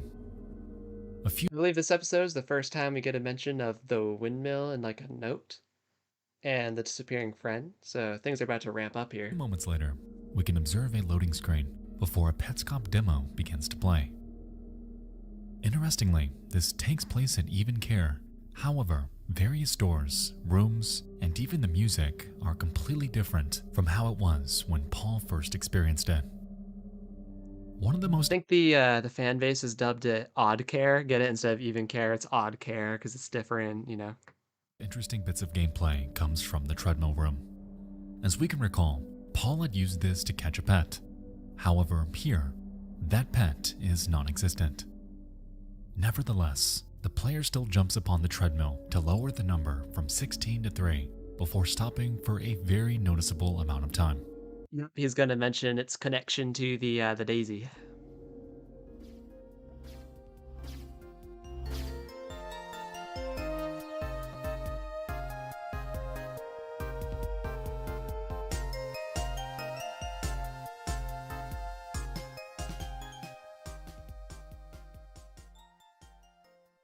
Throughout the years, it's been found that this treadmill segment synchronizes perfectly with something we've seen before.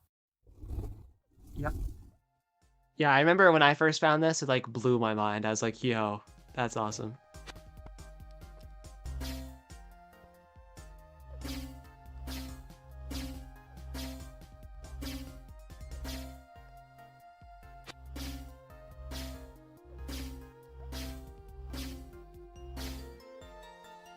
Wait. Okay.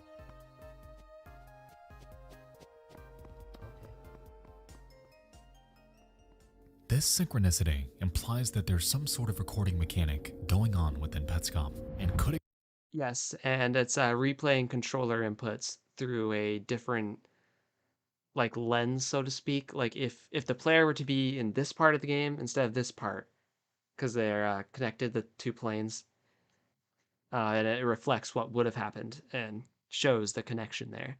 explain why Marvin kept running into a wall during the last episode. With this in mind, it's implied that Petscop carries its own dichotomy: Petscop dichotomy. live player input and past player recordings, both of which can interact at either different times or within different versions of the Petscop world. Yes, I agree. And the demo recordings too, because the recordings appear like right if you leave the start screen running or if you're just waiting and watching, and they appear to show you clips of the game. It seems hard because like they might appear randomly, so it's like how long have people been collecting demo recordings? How long ago does it show demo recordings? I believe Paul explicitly says at some point in the series that he found one from like a year ago show up in a demo recording. So it's an interesting mechanic for sure. More on that later.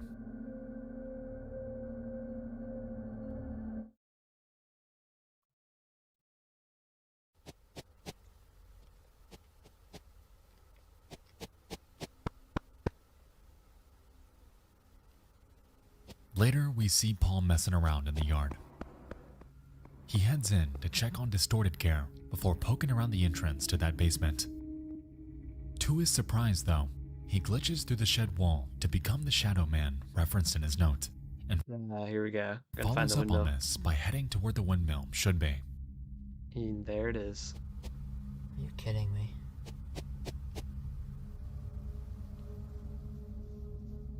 It's clear that Paul is confused because he is now what he perceived Marvin to be.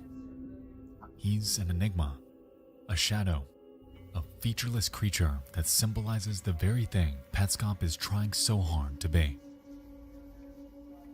Upon heading inside the windmill, Paul encounters a sign with another face and a figure of a little girl perched atop a contraption. To his right is Tool, and after interacting with it, it gives him 50 bits. I notice how the sign of the face has no eyebrows.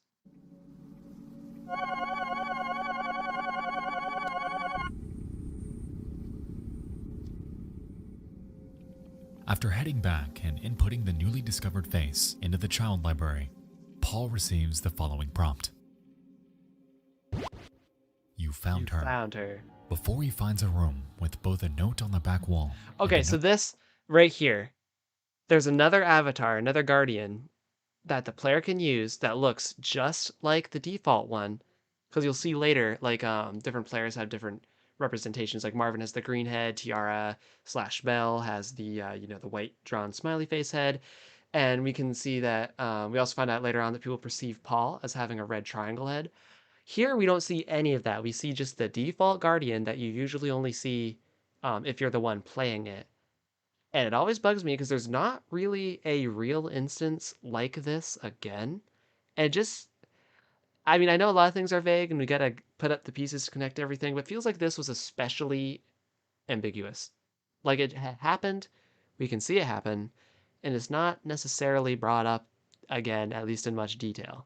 So it's really, this one scene is frustrating me because it's such a small window of time, but I've never really found a good explanation for it. Another version of the player character in the background.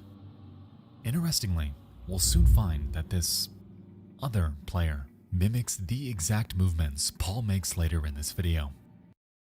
So then you get into the time travel theories or the, like the game prediction theories, the AI stuff, and a lot of crazy thoughts spawn out of small things happening.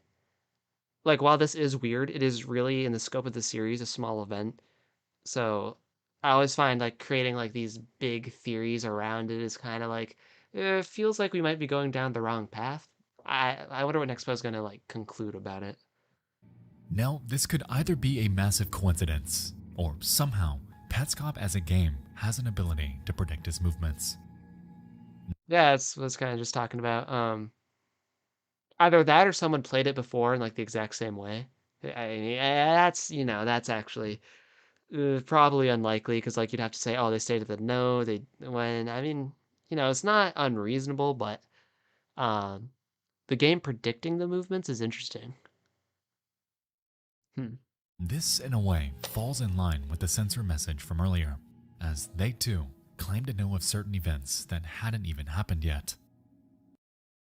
Yes, but it's possible they had their hands on recordings that Paul already made that they didn't release yet. Because Petscop 22 takes place directly after Petscop 10, and that released way later than Petscop 10.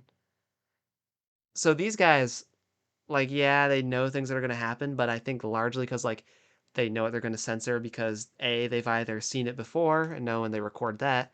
Because, like, the game's been around for a while, right? So, like, if they played it before, or has had someone else that played it before and they know what they're going to censor, or, like, or Paul actually made the recordings already and they had them, like, Petscop 22, they don't release them till later.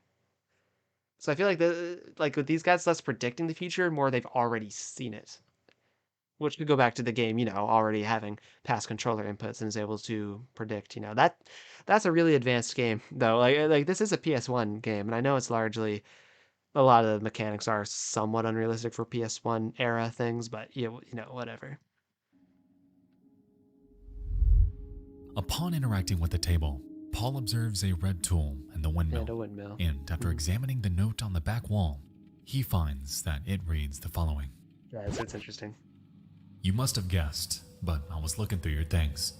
I found that picture of you from 1977, standing in front of an old windmill with your friend.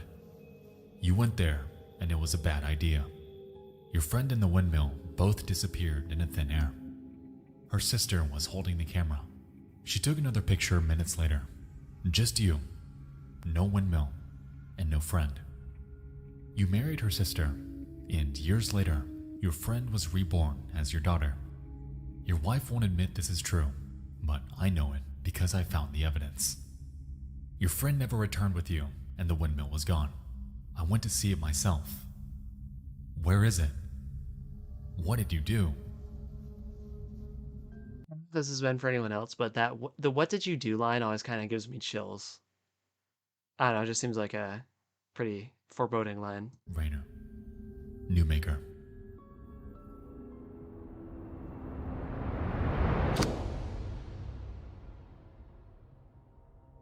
Alright, so we have a second mention of the phrase your wife.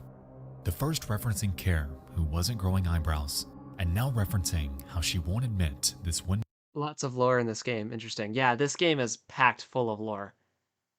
So much lore in this game, but that's why we love it. situation is true.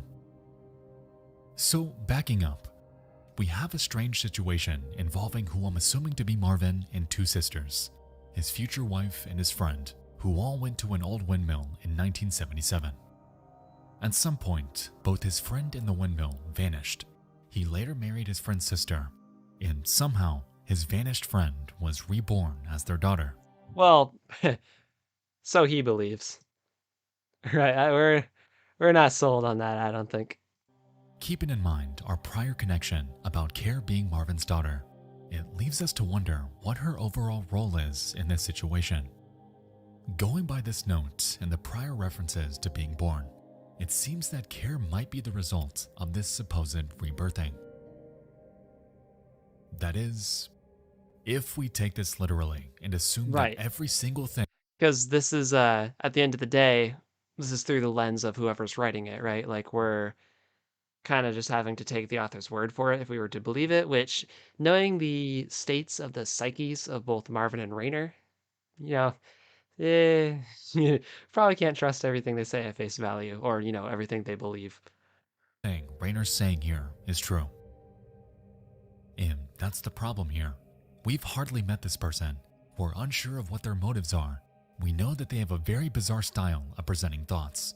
They bombastically claim that a fucking windmill vanished, and for all we know, could simply be running with a circumstantial assumption that Marvin's friend was reborn. No matter what, it seems that Rainer is hell-bent on believing that Marvin has done something unforgivable. In a way, he's As much of this seems like a vendetta against Marvin, like this whole Newmaker playing area, lots of it feels pointedly directed as, hey, Marvin, you're a bad guy. Which coming from Rainer is interesting because he's not innocent himself either, which, he eventually ends his days in a bathroom, so both of them are kind of messed up. allegedly played a hand in killing off a little girl for his own benefit. Yet, given the references to Carol No, what? Okay, so yeah, all right. We'll come back to that. We'll let Nexpo cook on that one. psychological torment, it's clear that even she has been the victim of him as well. Yes, I agree to that, for sure. So what is going on? How the hell does a windmill just disappear? And who exactly is Rainer?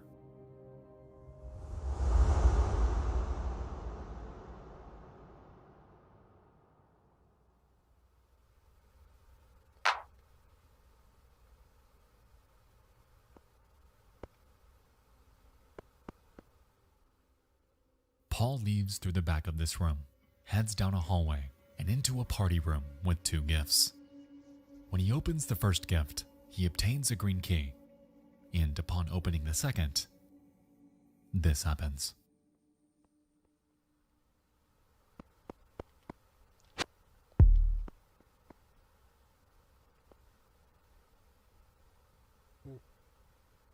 What the fuck?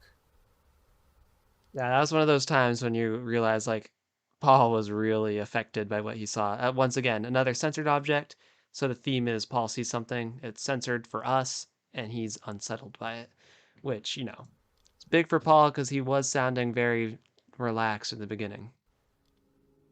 Some sort of large rotating pyramid emerges to Paul's surprise, and no further context is given.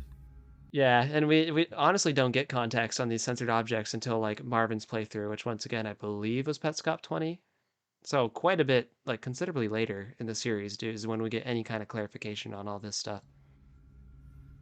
A few moments later, Paul finds a secret exit leading to a tight corridor with a single gift box, and after interacting with it, it opens and draws the camera inside. Interestingly, as this happens, we can hear a choir sound before Paul regains control.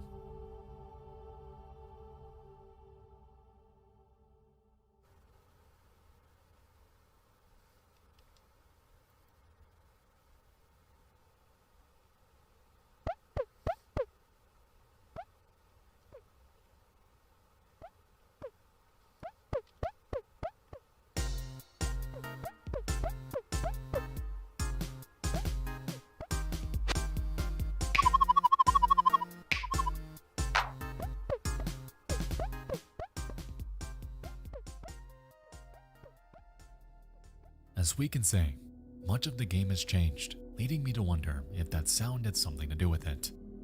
Yeah, well, Much like the we know sounds are synonymous to changes from, the door opening with the jingle, the tiara not being exactly reflective of Paul's movements when we hear a tune, or like appearing when the tune comes.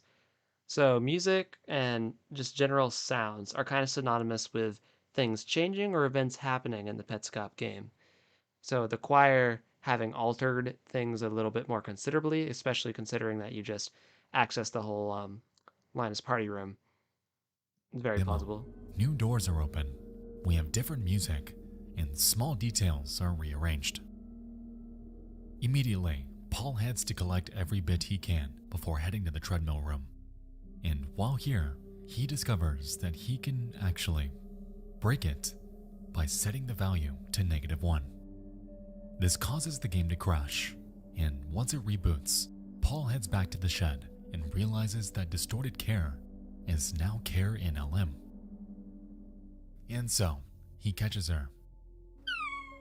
Vega's going to cover this in a minute, but putting the treble to -1 makes it so that the pedals would have landed on They Love Me, making Care, just not quite as bad as she was, right? Because now the pedals ended on They Love Me, like Daisy had Maisie, she just had to go home after that. So it's kind of like Paul reversing what was,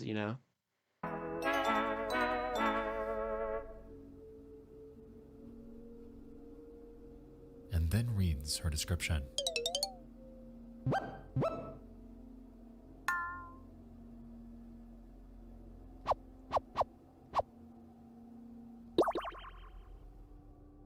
Care in LM escaped from the school's basement and wandered the Newmaker plane for days. To catch her, you had to lie, but it may not be a lie forever. Yeah, and that's the lie, right? Like, because Paul set it to -1. It's no longer They Love Me Not, it's They Love Me, but that's a lie, right? Because you're using her. You don't really love her. You're using her to get means to an end, right? So that's the lie. You're the Newmaker. You can turn Care in LM into Care A and close the loop. Yeah, and for the loop, I've suggested is sort of like the phrase like a generational curse, right? Like Marvin's messed up from the tragedy at the windmill. He's gonna mess up Care, and it's just like a never-ending like factory of sorrow for this family line, right? Because it keeps getting passed on to the children who have to bear it, and then their children might have to bear it. So, turning Care NLM, who thinks nobody loves her, to Care A, it's like healing her mentally, emotionally, psychologically, nursing her, like giving her the love and care, if, because of the name, that every child needs, you can kind of get her back to where she's supposed to be as she feels loved. But unfortunately, this is Petscop, so I don't think there's much of a happy ending. After this, Paul heads back to the child library to place Care in LM into the I'm surprised Nexpo hasn't mentioned the connection to that, the Love Me Not thing and the lie. Maybe he is in a second? But I don't know. shaft. The game responds. You've decided to leave Care in LM. If you change your mind within 6 months, you can take Care in LM back. What month is it anyway? What year is it? In following this, he recreates Care's room, heads inside, catches her again, Hands her on the bed, catches and her again, brings yeah. Petscop 9 to its end.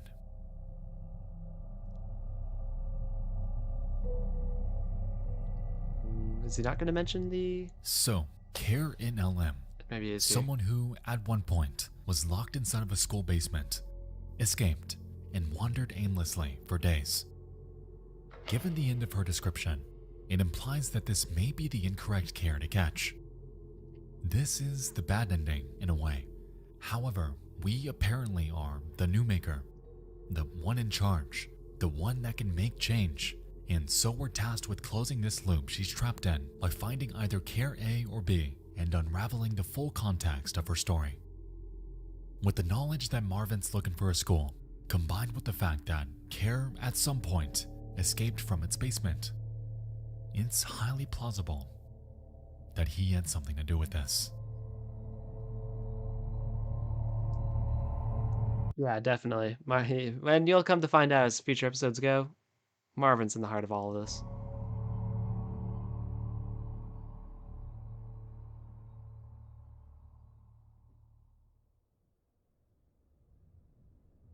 Yeah, I know Denver did mention there about the They Love Me Not thing. It's not crucial to the lore, it's just a cool connection.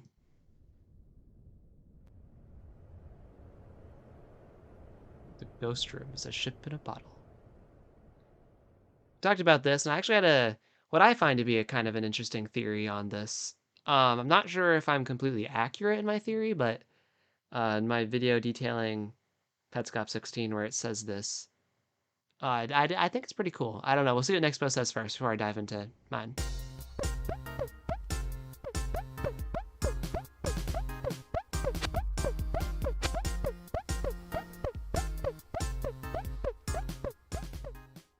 Petscop 10 begins with Paul poking around the altered version of Even Care, which from here on we'll just call Odd Care. He messes with the switches in Amber's room and manages to find a way to open both cages. A short while later, the game crashes, informing Paul that his save file now faces possible corruption. Nevertheless, he's still able to select it, placing us back into that small corridor from earlier. After interacting with that gift box, he re-enters Odd Care and returns to Amber's room.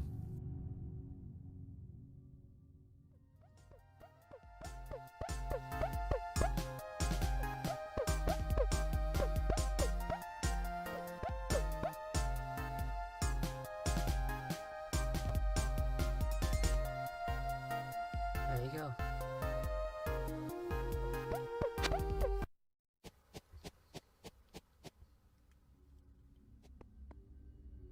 Now, while this discovery might seem innocuous, this actually serves as a sizable revelation about Petscop as a game. Yes. For those with a keen eye, you may have noticed that within the pause menu, it's a save function, and because the game crashed earlier, Paul wasn't able to. Regardless, the cages remained open, meaning that in some capacity, Petscop tracks your progress even if you don't.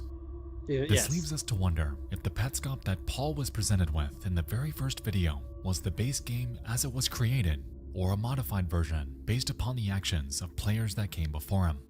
That is interesting, and I wouldn't not believe that. I'd believe that.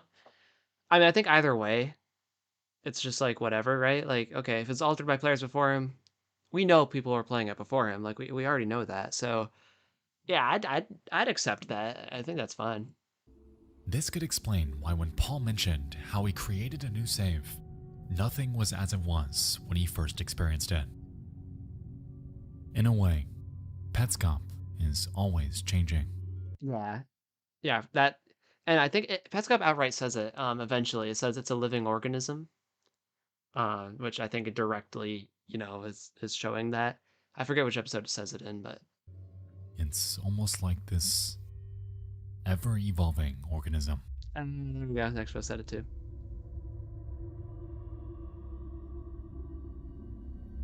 Paul heads back to the quitter's room and finds that, finally, he's on the true side. After checking out the note on the wall, it reminds him of Tool. Yeah, and that was directly related to what he did with the cages in Amber's room. That puzzle that he did after getting back to Even Care, or the altered version of Even Care. He does the puzzle, the cage quest thing, and it unlocks this area, so to speak. And so he returns to ask more questions. What month is it? And what year is it? He asks, both of which produce the same response, being a calendar. At the very end, though, Paul asks one last question. Where was the windmill? And prompts yet another sensor. Now remember this, because this, like, Petscop 20, 10 episodes, not 20, Petscop 22, 12 episodes after this, picks off right where this left off. So this is an important scene to remember. It also kind of shows that the Petscop episodes aren't necessarily in chronological order.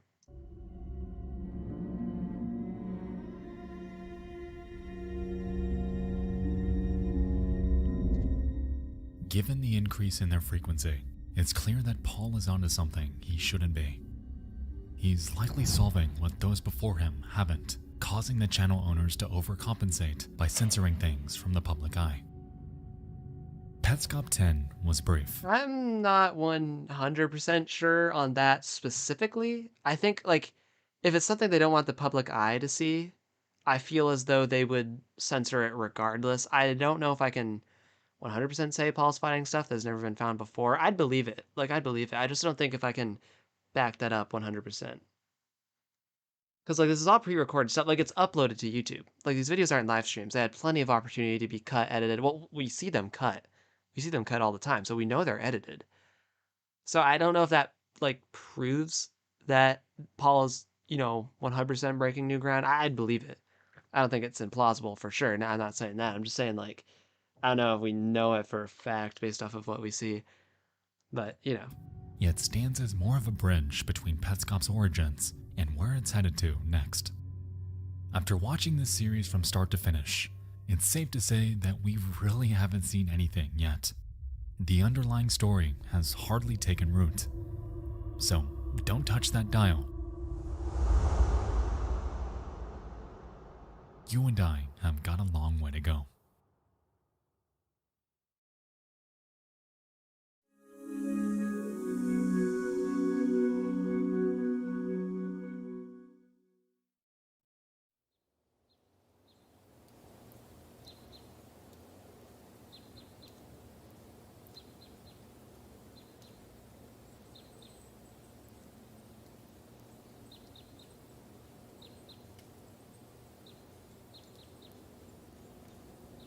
I don't know what's happening right now. Is it Petscop related? Or no, he said we'll be right back, so it's something else. Checkpoint, it says. Oh, it was just a cool little transition. That's cool. I love Petscop playing on the TV over there. That's awesome. Alright, so we are a little over a third of the way there, with a ton of story progression still to come. Petscop is something that I have wanted to cover for years, but I've always held off due to how complex. I mean, I know what'll happen next from the episodes because I've spent countless hours analyzing the crap out of these things. But I'm really interested to see what Nexpo starts saying about the later episodes. We're about halfway through right now. Everything comes across as. My goal with this video is to explore this series in a way that is digestible, because there are so many moving parts happening off camera that it can get convoluted extremely fast. Yes, and that's what I aim to do with my series too. Like I did one, well, in many instances I did one episode at a time. Sometimes if they were shorter, kind of were like went together, I would do a couple at a time. But I dissected pretty much every detail about them individually just so we could get to the bigger picture by slowly implementing all the little details. It felt like it was easier to follow that way.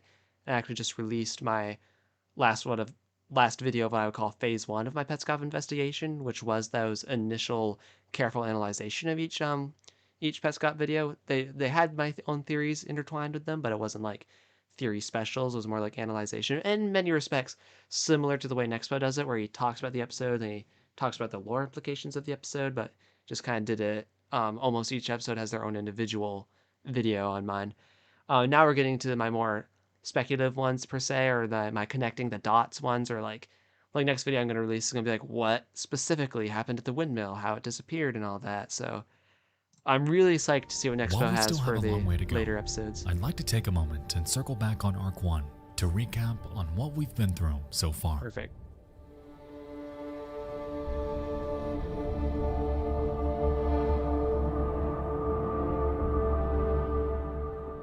More than anything, Petscop is the story of Paul.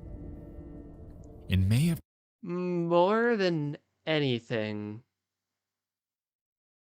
is a little bit, I don't know. I don't want to disagree with that because it's like, yeah, Paul's probably the protagonist of this, but it's like I say more than anything, Petscop's about dysfunctional families.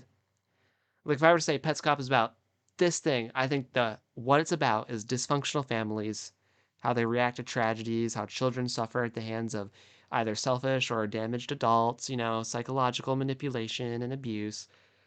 Saying it's about Paul more than anything feels a little bit narrowed down to a singular character, but it's not wrong. 2017, Paul finds a video game within his home, and sometime between its discovery and his first gameplay, he has a conversation with a close friend about it, to which they doubt its existence. In response, Paul begins recording his own gameplay to prove to them that it's real, and what he finds is a cheery, Pokemon-like collectathon in which he Actually is. It's a lot like Pokemon. The first time I watched the episode 1, huge Pokemon vibes. He's tasked with capturing pets and bringing him home. After a short bit of gameplay, Paul pulls out a note that came with Petscop and enters the code found on it, fundamentally changing everything about how this game operates. What was once the bright and upbeat gift plane is now shrouded in darkness and silence. And so, Paul sets off to figure out what the hell he's done.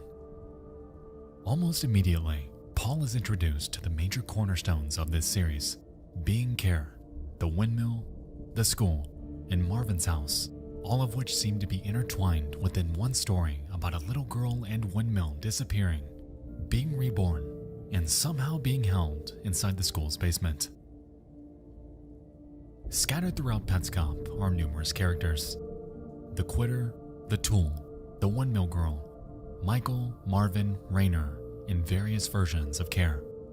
Petscop utilizes these characters to exhibit random bouts of sentience, filling Paul with awareness that the game is trying the hardest it can to appear haunted.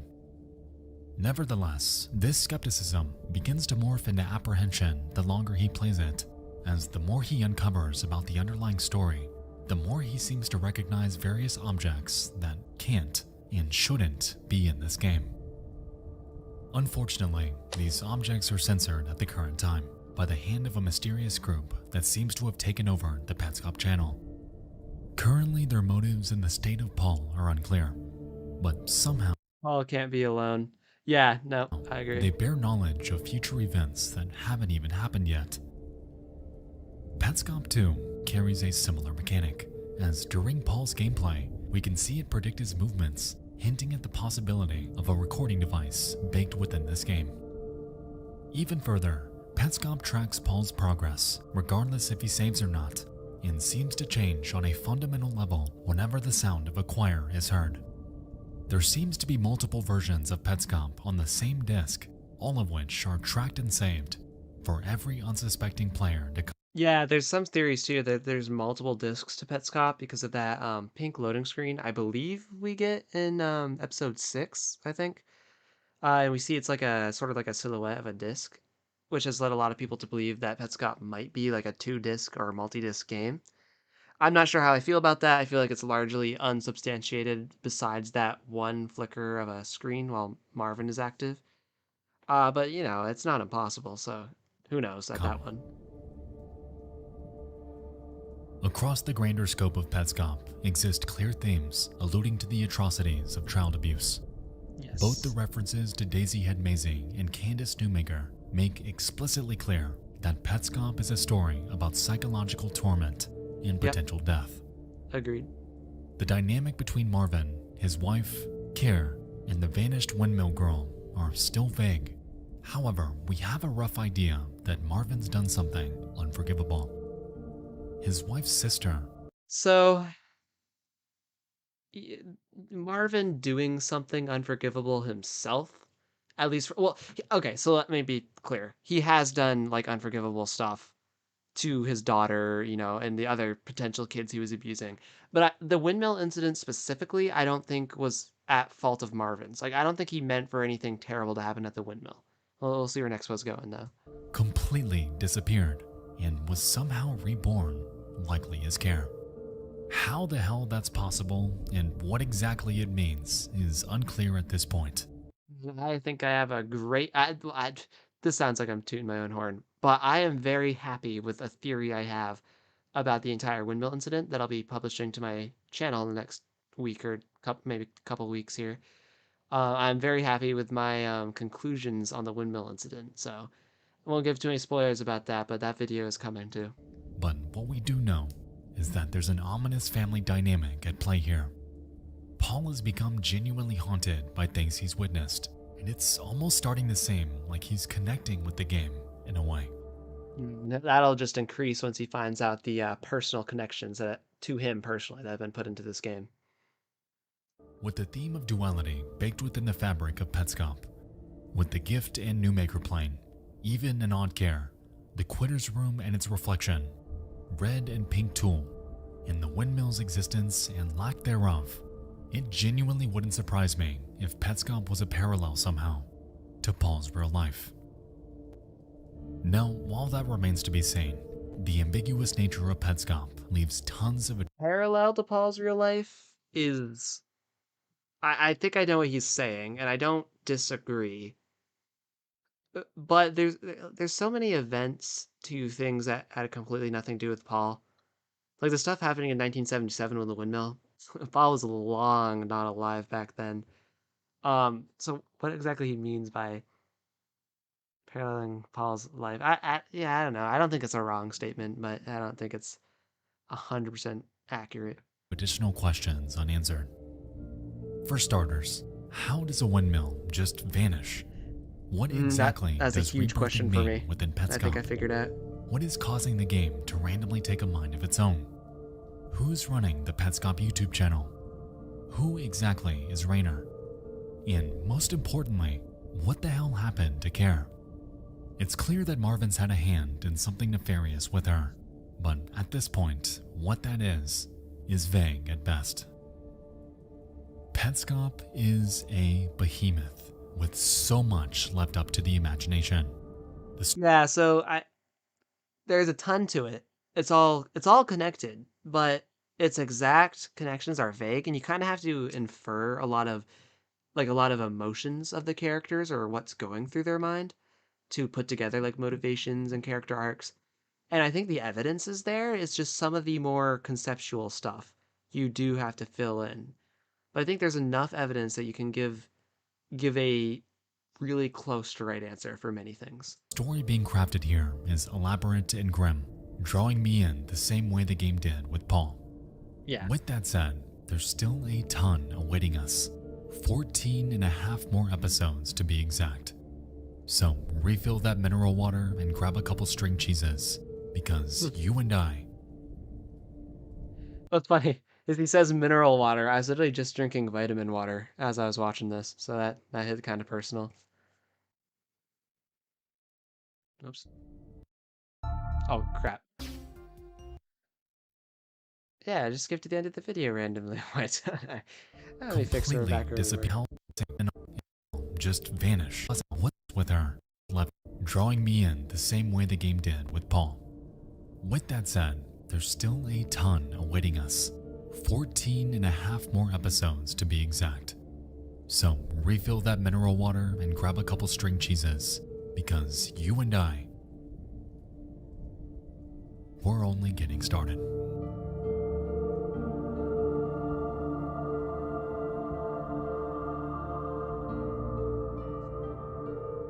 As a viewer, I do enjoy how Nexpo words stuff like that. Like he'll say "you and I" or like "we." It kind of makes you feel like a part of it too.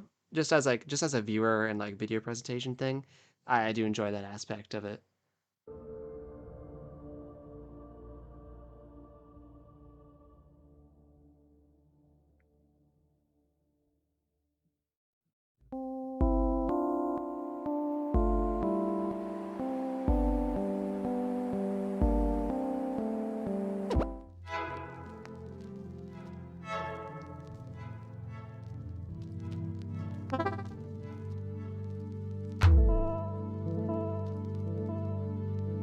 Number 2, Home Sweet Home.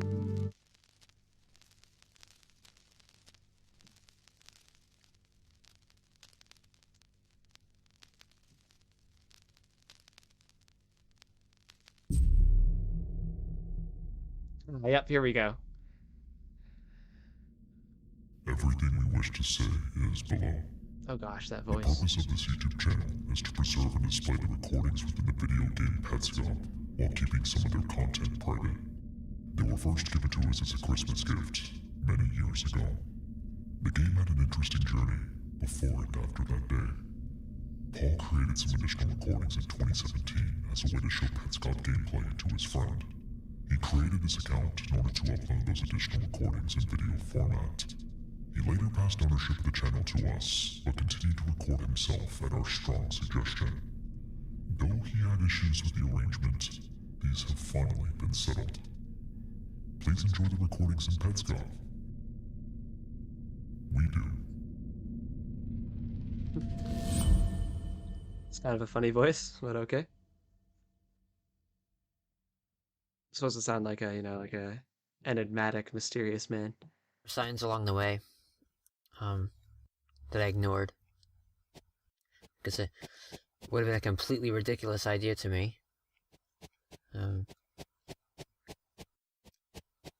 when I found my room, it made, I was shocked at first, but it made sense.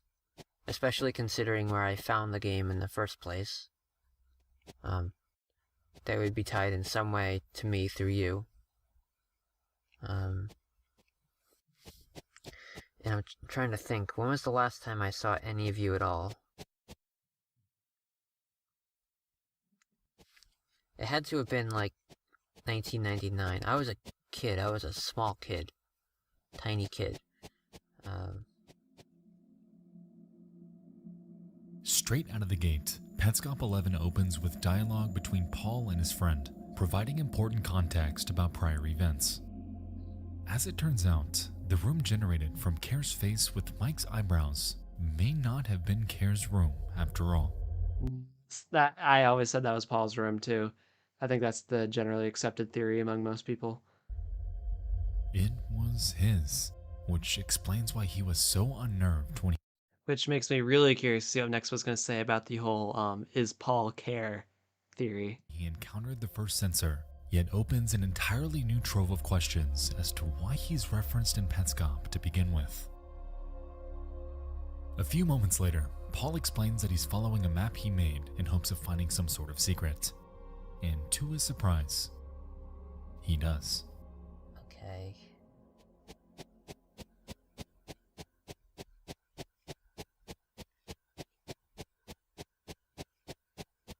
He manipulates this tire like a padlock, and in return, it prompts him for a question. I don't think Paul knows much about this. No, see, Paul found this game in his room. He just pops it in the PlayStation 1, starts playing it. He's kind of like unraveling this in much a similar way that we are, except he probably gets a little more full context. Yeah, he sees stuff we cannot see, yes. Because obviously he's there. Like, he's experienced it.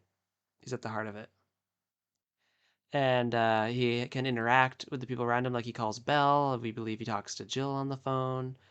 So yeah, Paul's in this weird position where eventually he does know more than the viewer. But for a while we're kind of on that same playing field. But he's probably confused. Yeah, I imagine he is confused. I mean, imagine finding this game in your room or in your house or something, and just finding your stuff in the game. Like, imagine getting a mysterious video game that you don't know what it is, finding it somewhere in your house. It has connections to like things that go as far back as 1977, and then seeing your room in the game. Like, imagine how freaky that would be. Okay. So this one we wanna... what do we wanna... We wanna ask about the house. We wanna ask where is house? After inquiring about the house, the tire begins to rapidly spin, implying that it may be in the direction it's pointing.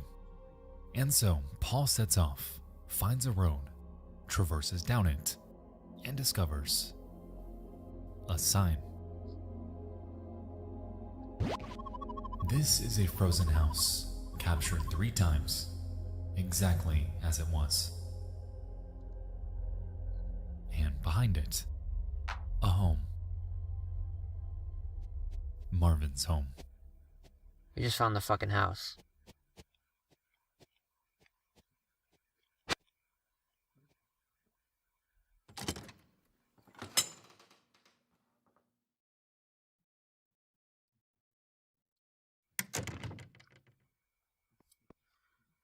Alright.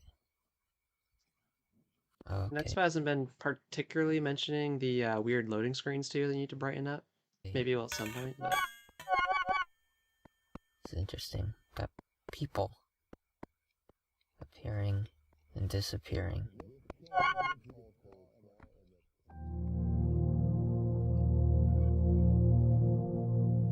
Welcome to Christmas at Marvin's house, frozen as it was. Filling the air are the sounds of dishes clinking and people talking, and visually, we can observe numerous individuals in various states around the room. Immediately, Paul collects all the bits before he's greeted by 2 dialogue boxes from Marvin's wife, reading, Where have you been? Why were you gone for such a long time? So I believe this specific time, or at least, so it's hard to say, right? Because the house was frozen 3 times as it was. The two calendars here, I'm sure Nexpo will get into, but for the sake of my what I'm saying right now, the green one is year 1997, and the gray one is year 2000. In year 2000, I believe after Raynard gifted the Mark family the Petscop game, he went to their bathroom and ends his days, we'll say. Um, I believe the conversation with Anna, Marvin's wife here, is that time when Rayner returned, if I remember correctly. I'll have to see what else she says. Is this a present? Yeah. Okay. Yeah. Who is it So for? this is the time when the house was frozen in 2000, I'd imagine, because it's got to be Rayner who's returned to give Petscop as a present. Soon after this, Paul discovers 2 calendars on the wall, one being green for the year 1997, and the other, gray for the year 2000. Okay. He So checks Nexpo out the agrees on former that. and realizes that various dates are highlighted in that color, which at first confuses him. Yeah, and these are actually Marvin's custody of care per se, or days that he's with care at least. Upon discussing it with his friend, though, he realizes something.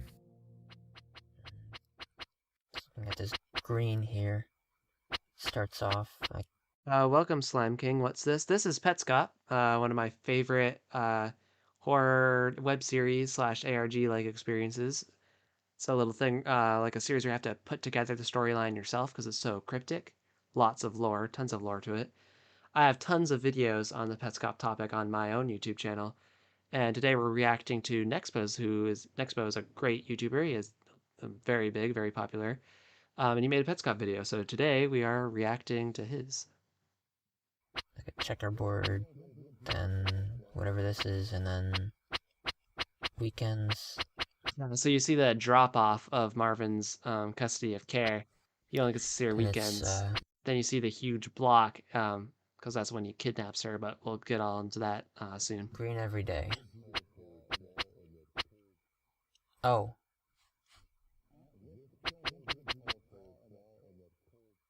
Okay. I don't know if you got that immediately. Yeah, so June to November. Yeah, on that topic, I don't remember meeting this girl at all. I don't remember knowing her at any point. So that's weird, and I believe it's a very important line. Can you please do a very, very simple summary? Yeah, so pretty much, Petscop is a video game in its own fictional universe.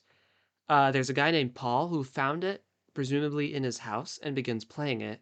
And the game is kind of telling a cryptic story about a family's or 2 families past and the tragedies that have occurred in and around them. And it focuses on heavy themes of like psychological manipulation and the effects it has on children and generally dysfunctional families and how they interact with one another. It's pretty much the kind of the general themes of the story.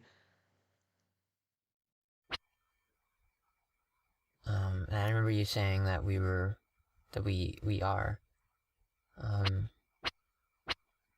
exactly the same age, right? Yeah, exactly the same age is interesting too. That's something we're gonna want to hold on to.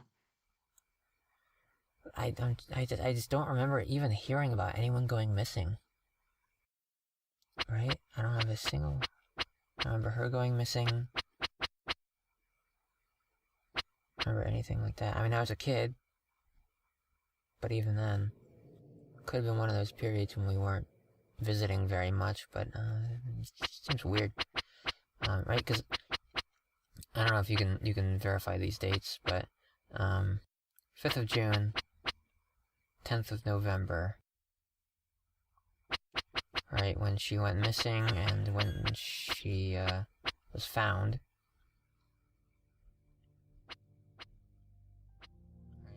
These were the dates when Care was gone, and given that they're highlighted in the color pertaining to Marvin, it seems to symbolize the dates she was with him. Yes. Speaking of Care, right after this, Paul makes a compelling observation. I do agree there's a resemblance.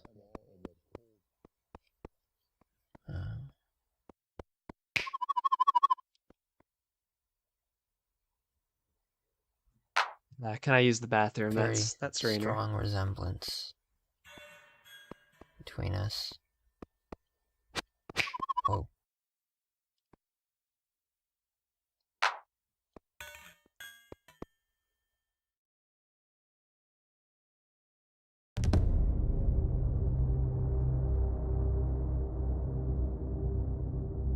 I really wonder what Nexpo's going to say about all this, because the whole Paul is Care, or Paul is Care Reborn theory Now, is with pretty everything popular. dropped on us so far, the correlations between he and Care's existence are too frequent to discount as pure coincidence. Paul has absolutely no recollection of Care ever going missing. The two share the same birthday, and now we learn that they look alike. It's almost like they were twins, yet with the lack of any memory of her, it creates this massive paradox. How in the world does he not know of her existence if the two share so many monumental characteristics? And one of the solutions could be like a separation at birth kind of scenario. Because we know later on, we know Paul calls Belle a friend, but Belle is kind of offended by that, and then Paul ends up calling her family. We also know at the child library room, Belle doesn't have a room because she's not family, as Paul says, and somewhat debatable what family that's a part of. We would imagine the family that's either in charge of Petscop or the Mark family. Um, but so, and then there's, the possibility that either Paul or Belle was adopted. So separation at a very young age or at birth is kind of possible, but it's still a little bit like, really? Like, would the people be able to hide it that well? Or Paul's just so far removed that he would not hear of any of this, and, until the game? But let's see what Nexpo has to say. Maybe different timeline. Oh boy, Slime King.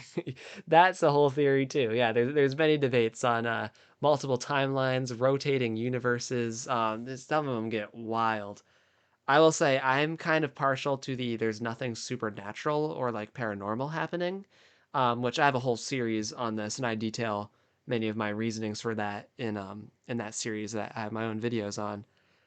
But yeah, different timelines is a semi-popular theory that floats around. Moving on, Paul makes his way to the bathroom, prompting this cinematic and jingle. Okay, yeah, this is weird. Um, like not necessarily more weird than like the other stuff we've seen in this game, but the fact you'll see, I'm sure in a second, this happens twice, but Paul reacts differently and as though it hadn't happened before. Really, really weird. Which kind of goes along with the multiple timeline things, to your credit, Slime King.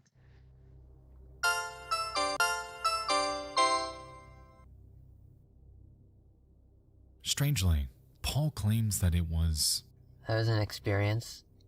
which is an odd choice of words, but to each their own. Above the bathtub is a block with a symbol, something we've seen before. And so, We've seen these blocks before, and they appear again. And wait, anyone know about the man who supposedly time traveled from the 2040s? Not particularly. I'm not sure who you're referring to be honest. But anyway, yeah, these blocks. Every time he walks up to them, the screen cuts out or cuts to a different scene. They also, in my opinion, seem to indicate the connection points between the gift plane and the new maker plane. Paul heads towards it, causes the game to cut to black, and back to the main menu.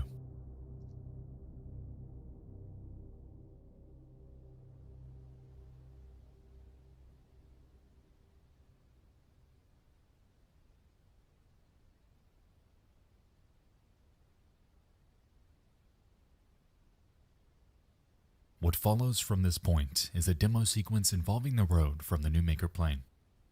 In the next scene, will notice that Paul is completely silent. For some reason, he doesn't say a single word, something highly out of character considering the chattiness he's displayed so far.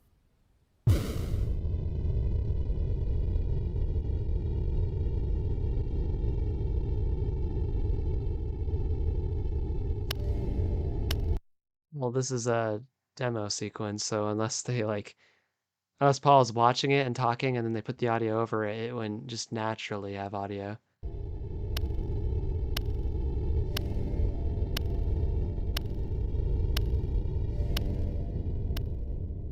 Initially, this clock seems ordinary. However, if we really analyze it, we realize that 12 o'clock isn't where it should be. It isn't 3 p.m. It's 5:11. A few moments later, the video cuts to black and to a new clock, implying the passage of time. Yeah, I agree with that. It is interesting, the 3 to 5, not 3 o'clock to 5:11 thing. Because yeah, I've looked into that too, and it's weird to try to draw conclusions from it because it's like, all right, we'll see what you keep Here, saying. though, things have shifted. Yet, like earlier, our perspective is once again off. Perspective. I talk about this at great length throughout some of my videos. The themes of perspective, perception, and deception are heavy in Petscop. I don't want to spoil my upcoming video, but that's going to be something we're going to talk about a lot in a video that I'm working on. It is now 6:14 p.m.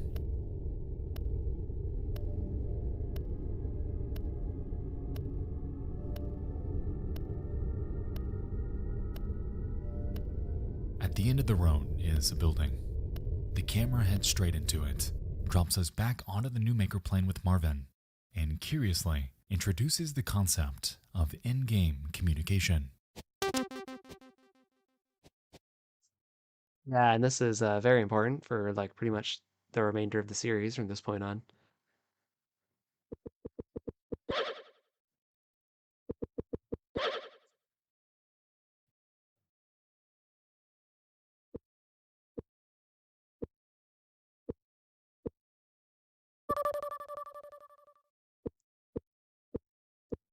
Melon Gamer, hi, what's up? Welcome to the stream. For a brief moment, Paul and Marvin have a back and forth before he takes off northward. And as we follow him, we end up discovering an entirely new area, being the school. School. And can we all agree that the atmosphere and the music is some of the most like dread-inducing stuff of the whole series? Upon heading inside, we realize that every convention of how Petscop works has been turned on its head. Instead of a camera-locked adventure game, we can now navigate the world in 3 dimensions, effectively adding a new layer of depth and interactivity to it. Apart from its merits though, it's clear that this section needs a lot of work. And for all Yes, this section is largely unfinished in comparison to the rest of the game, which suggests either rushed development, running out of time kind of scenario, or considering if Rainer made it, because then there's a whole debate of who had the possession of the game, who's altering it, because we know it's being altered in real time to an extent. But whoever made this seemed to either be in a rush or didn't totally care about the aesthetic or handle of controls in this area. we know, the developer probably didn't spend much time on refinements. Yes, Regardless, a handful of intriguing concepts are introduced, like the fact that Marvin seems to have taken the shape of Tool, seems to have some capacity of control. Okay. I actually haven't heard that one before, that Marvin became the tool, which is, that's actually very valid.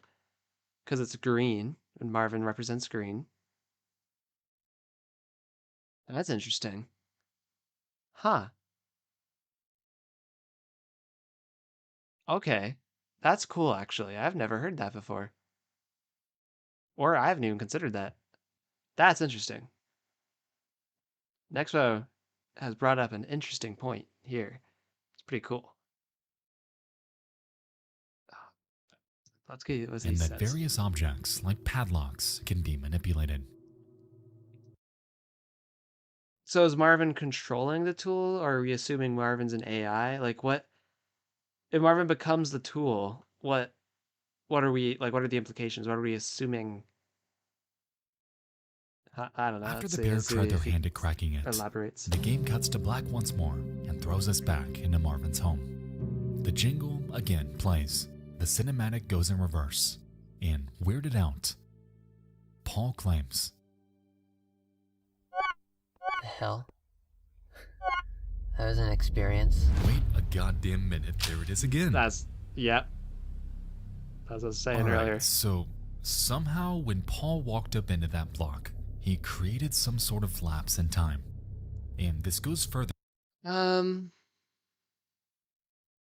than just a simple case of synchronicity.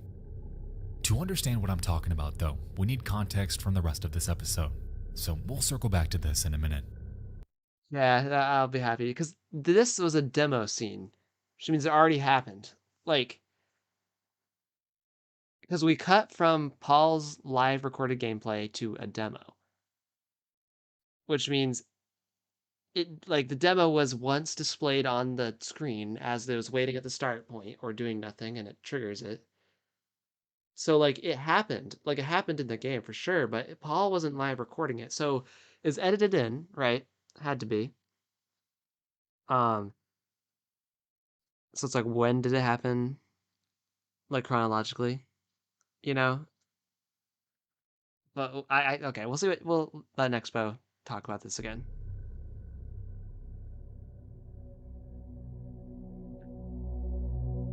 Bizarrely, Paul acknowledges the lack of a white block above the bathtub.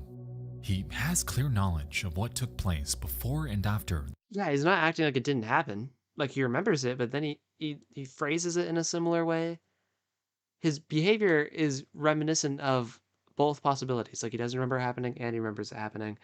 But the mention of the white block, strictly reveals that he remembers it happening, which this is another that scene. Like, remember I mentioned back with the second Guardian? It's one of those scenes where it's like, what?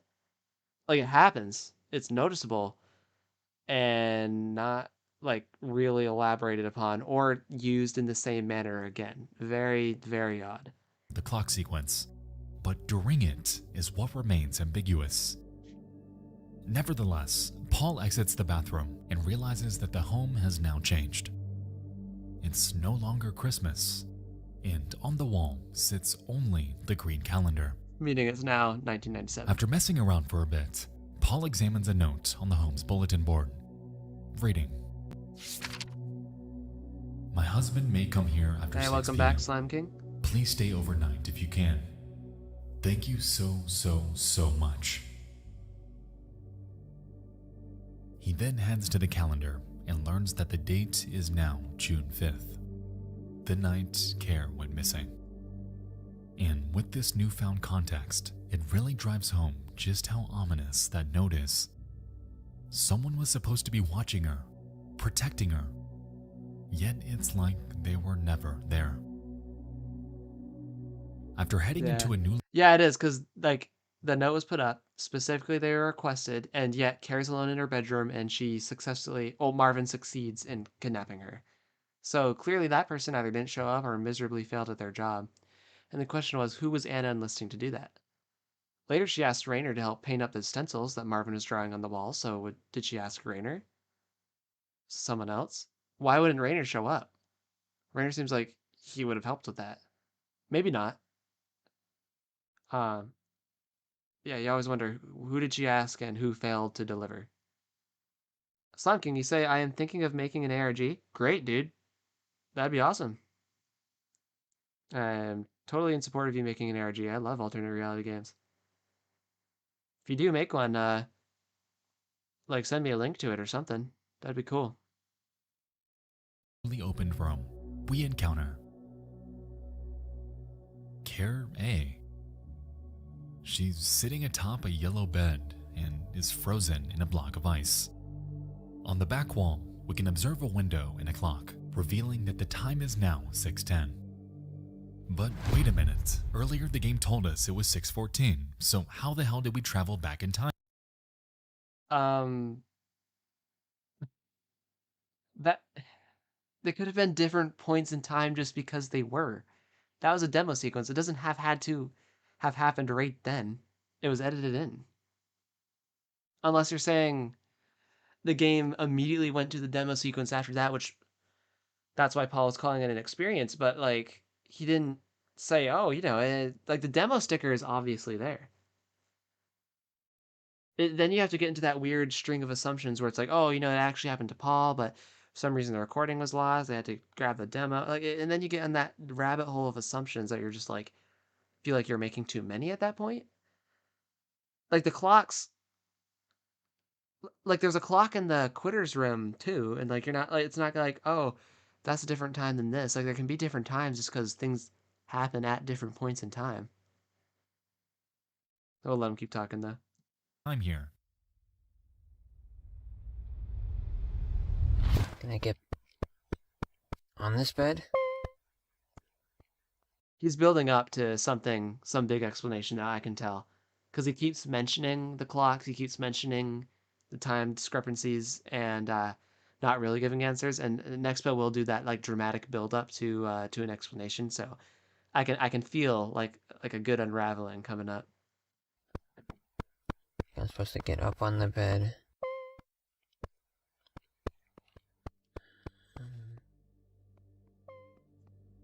Paul messes around this room before taking interest in the window. He heads outside to examine it, yet realizes that there's no way up there. Upon heading back in, though, he suddenly becomes locked in a closet before encountering a certain friend. It's a fun thing. Fun thing that just happened. I didn't This do is like that. the closest thing to a jump scare we get in Petscop. I can't close coming up doors. here. I can't open doors either, so I also can't yeah. That's fun. I don't know, I mean I know it. I know what it wants me to do now. Yeah.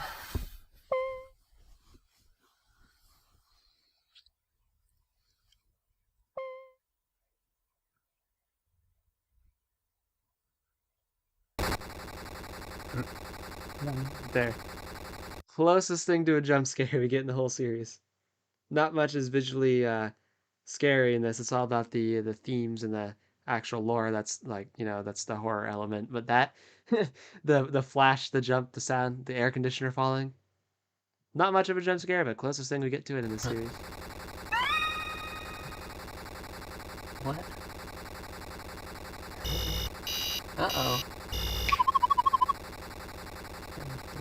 And the subtitles called that noise that was just made a machine noise, which will be important later. The official Petscop subtitles, by the way, just to be clear. And so we finally learn the true meaning of Care left the room. It was when she was taken. Which, yeah, so the phone rang, right, in the office. Kara left the room. It was probably somebody notifying Anna, who was at work at the time, that Kara was kidnapped, I'd imagine, is the correlation that's meant to be made there. Now, I'm not entirely sure if the game reverted to a previous state, or if the abduction was a recording of prior events. But right after this text box, the closet door opens, the room's ambience reverts to as it was, and Care is reinstated at her initial position. Well, I think it was a cutscene, kind of, right? Like hey, welcome back, SG Ball, and the not-so-anonymous laser artist, who always comes back, like William Afton.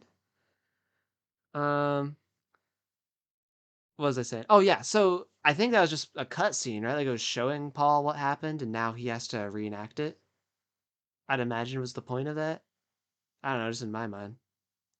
I was painting and taking a shower. Nice. Good activities. With what we just witnessed, Paul heads outside to inspect the window, and to his surprise, he finds a ladder. And so, much like Marvin, he heads up and inside the house and is finally able to catch Care A.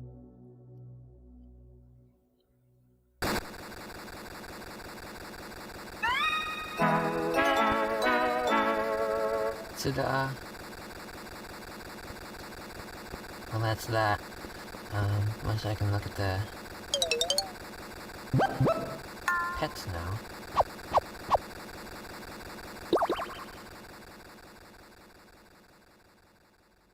When the emergency began, you were all looking for Care A. I told you all we would never find Care A. When Care A goes missing, she goes missing forever. My brother didn't want us to find him because he knew we were all looking for Michael A. I'm back. This is my present for you. I started it in 1996 for Marvin. If you think they're worth any effort, see if you can save Care B or Care NLM. Care B is in the school, of course. Fuck you all, and fuck me as well. Merry Christmas. Check your bathroom now. Rainer. Alright, once again, Rainer's at it with the non sequiturs. Apart from the reference to Mike. Yeah, a lot of Rainer's speech, if not used fully with the context of like the like tons of other information that we get scattered across episodes, are pretty ranting and nonsensical. It's like the man was clearly trying to be cryptic or vague. And like if you wrote the tone of the description, that had to be like a mental breakdown of some sort. I was writing that thing. Michael. Here we can observe them making clear references to the abduction of Care. It seems that somehow they bear significant knowledge about her present location and how she's been permanently scarred by what Marvin's done to her. Atop this, we learn that this game was made for him, yet considering his overall role in everything we've seen, it shrouds Rainer's motives in even further ambiguity.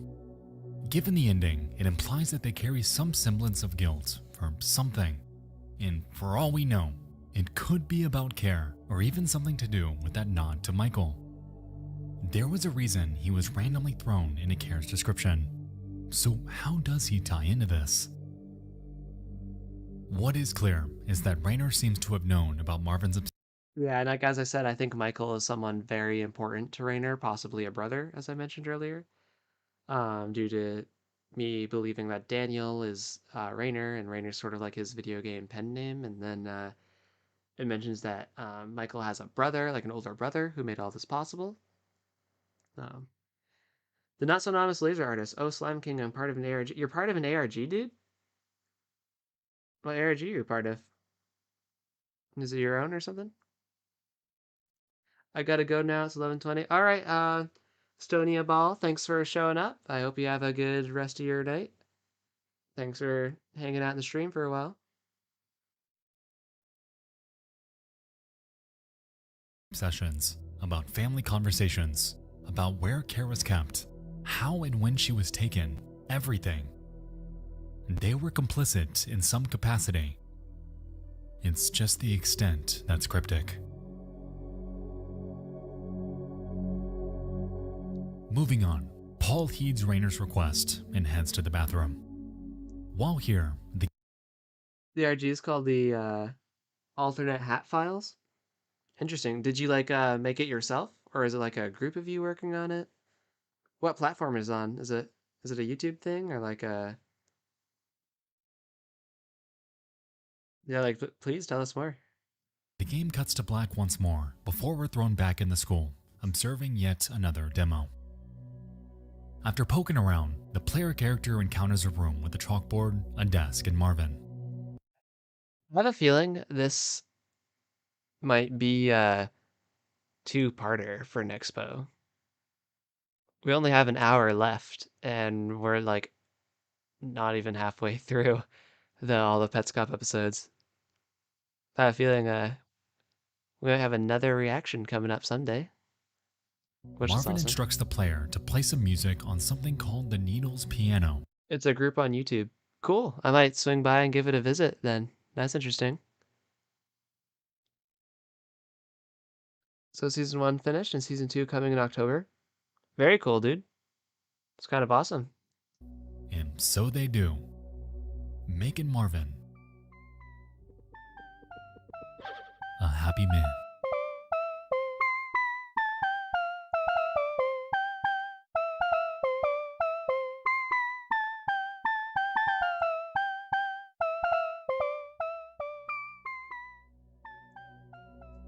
As the player continues their song, they begin to mess up, in turn pissing Marvin off. In response, he states that Tiara plays bad music too, to which the player responds with the word sad. And with that incredibly insane climax, Petscop 11 draws to an end. Wait, you didn't mention Marvin saying she tripped and fell and is lost. I feel like that's a pretty big deal. Let's talk about that bathroom. Oh boy.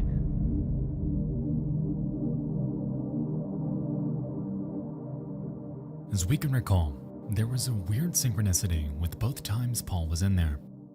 This actually, I think, is going to be really interesting. Somehow, he stated the exact same phrase twice when the home was frozen in two separate states. Interestingly, the later and earlier portions of the video don't just line up in that one instance though, as when both clocks approach 6:15, the collision with the building roughly coincides with the time Marvin would encounter Care. Have a look. That's interesting. I actually never put together the clock correlation.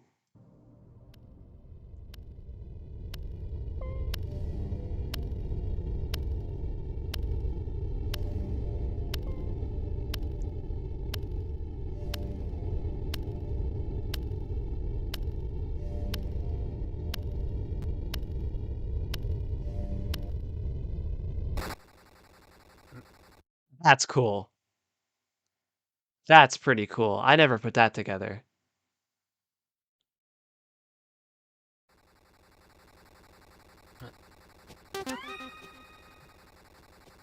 What?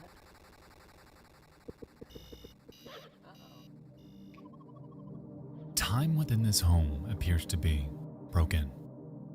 If we assume that all of Petscop 11's gameplay is solely done by Paul.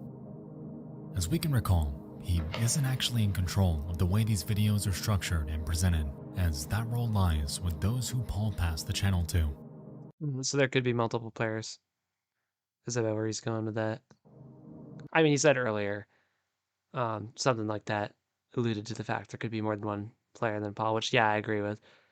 They're editing things, purposefully creating confusion, and could have very easily manipulated Paul's voiceover to give the impression of time divergence. Ooh, that's interesting. That's a theory I haven't heard discussed much, that they made the time pass weird. Maybe 6:15 is when Paul's timeline split. Yeah, possible. If you are a multiple timeline believer, like if you're believing that theory, that's a very valid assumption to make. In season 1, there are 2 people. In season 2, there will be 6. Nice.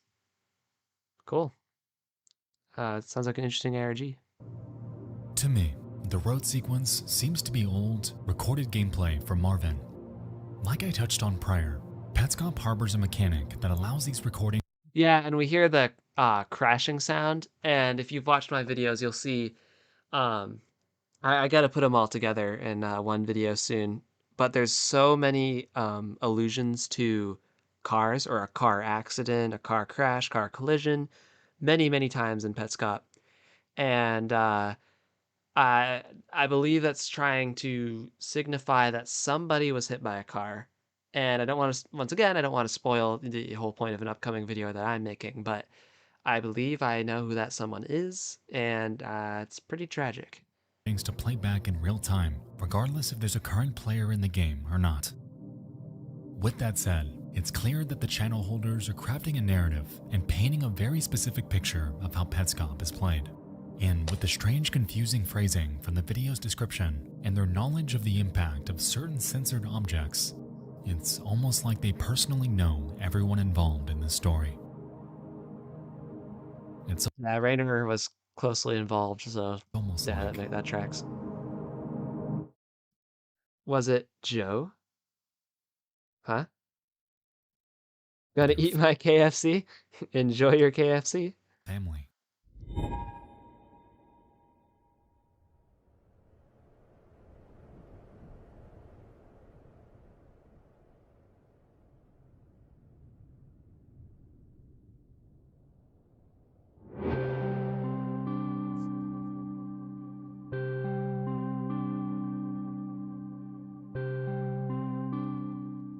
Petscop 12.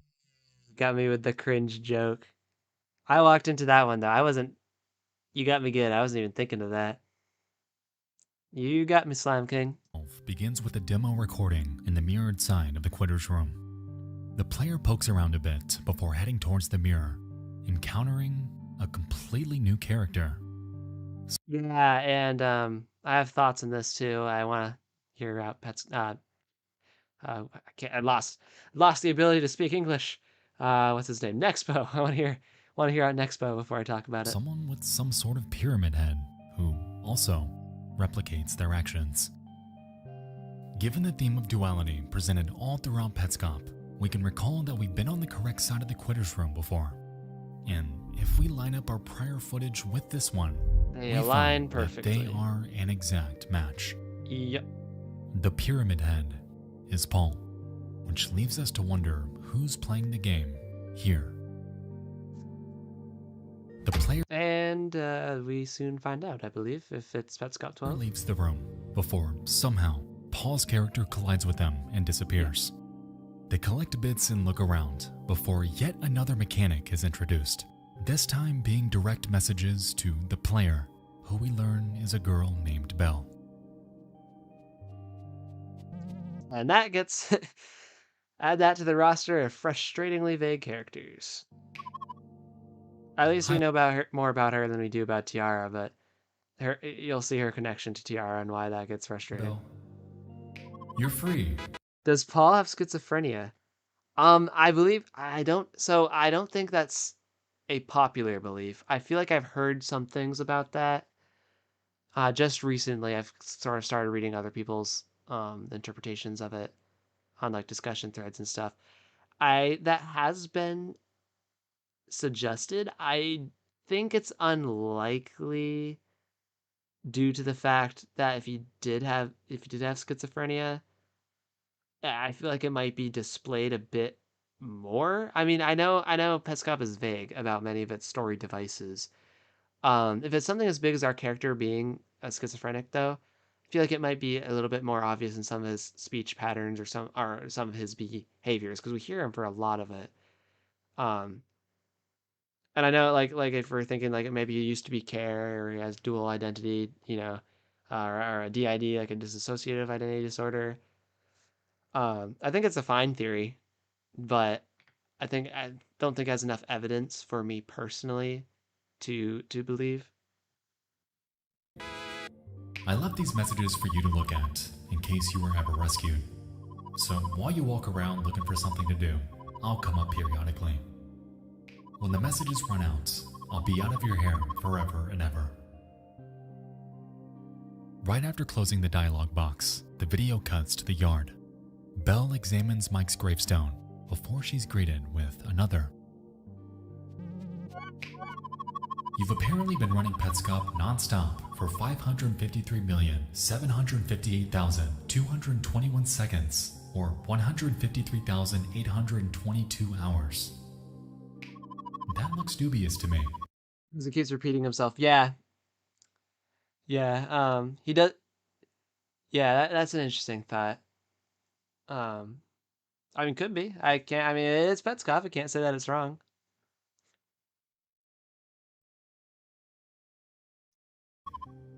What do you think? This amount of time equates to over 17 years. That is an impossibly vast amount of time to be playing a video game, and even more so for Petscop of all things. Moving on, we're given even more cryptic messages. Are you still sitting on a chair? Can you still look around the room? Is there still a room? This is the child library. You're not family, so I didn't add your traits to the face system. That means I didn't add your eyes, or your eyebrows, or your nose. After this, Belle heads out to the New Maker plane where she encounters Marvin. The game instructs her to not get lost before capping things off with one final message. Happy birthday, Belle. I'm calling you. I've been playing Minecraft for 1,000 years straight. Bro, you must have like the most advanced world yet. You must have like a whole like cyberpunk society by now. I believe Paul has some kind of OCD because he always repeats himself and collects every bit he sees. Yeah, so Paul is obsessed with cracking this game, like finding all the secrets and stuff. So collecting all the pieces is probably like, leave no stone unturned. The OCD part comes in with, yeah, like obviously he's down the rabbit hole deep. He wants to find out all the secrets of this game. He ain't turning back, no matter what. He's finding out what this game has hidden. You, Belle, because that's who you are. You might be confused as to what happened. I was overeager before and started calling you Tiara prematurely. I created a space in the menu for you, still unused now. Then I put you inside the machine and played the second movement of Stravinsky's Septet on the needles. I played it wrong, but that would have been okay. If you hadn't given up halfway, you would still be Tiara. This is not what happened. And now I'm gone.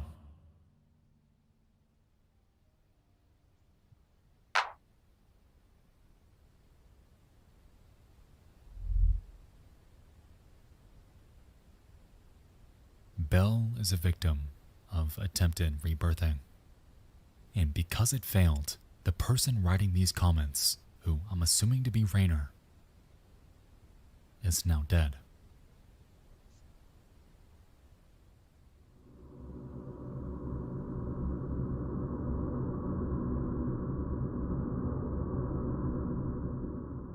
This episode was pivotal in setting the foundation for other characters outside of Paul, because it finally establishes why Belle was always seen inside the Quitter's room.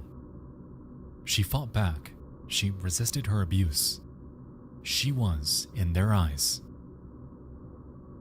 a quitter. Which relates back to the Candace Newmaker thing again, and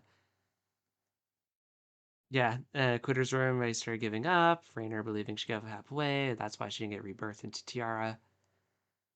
Slime King says Paul is a coma and he is interpreting everything around him. And Petscop falls in a coma. I doubt that, but who the heck knows? On top of this, we learn that she isn't even family. For all we know, she could be a victim of kidnapping or even unethical adoption, landing her in the custody of either Marvin or Rainer. No matter the specifics, though. Well, I want to hear that again. I just want to make sure I knew what he's talking about. On top of this, we learn that she isn't even family. For all we know, she could be a victim of kidnapping or even unethical adoption, landing her in the custody. Kidnapping, I highly doubt. Adoption, yeah, because kidnapping seems like a level of extremity that we would have been like a little bit more aware of or a bit more alluded to, where adoption seems to be the more thing that's trying to be pushed to be understood or realized. Maybe Paul's an apple. Hey man, maybe Paul's an apple. Of either Marvin or Rainer. No matter the specifics, though, the result was all the same. Her childhood was stolen. She was psychologically abused, and at some point, forced to play Petscop for 17 entire years. So how's that possible? Well, running Petscop. I mean, running a game and playing a game is a bit different. Like, I could boot up Overwatch and have it sitting in the lobby for years. I'm not playing Overwatch, but it's running. So I don't know.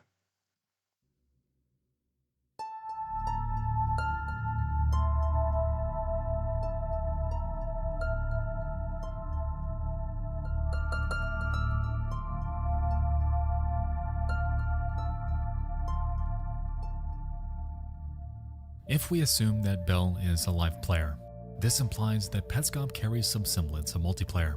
And given that the game was developed in the year 1997, when the PS1 was incapable of online gameplay, That's always bothered me. The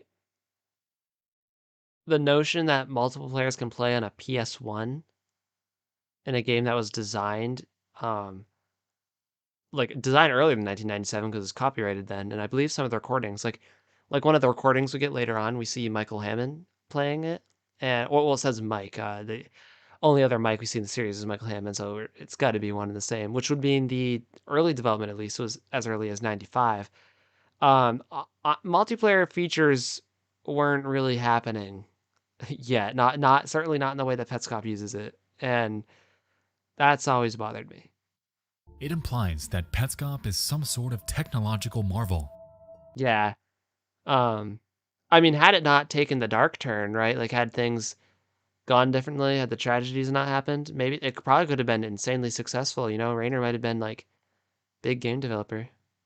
Rainer engineered a system that could break the fabric of the PS1's capabilities, opening an entirely new world of potential. Right? Well, no. Oh no.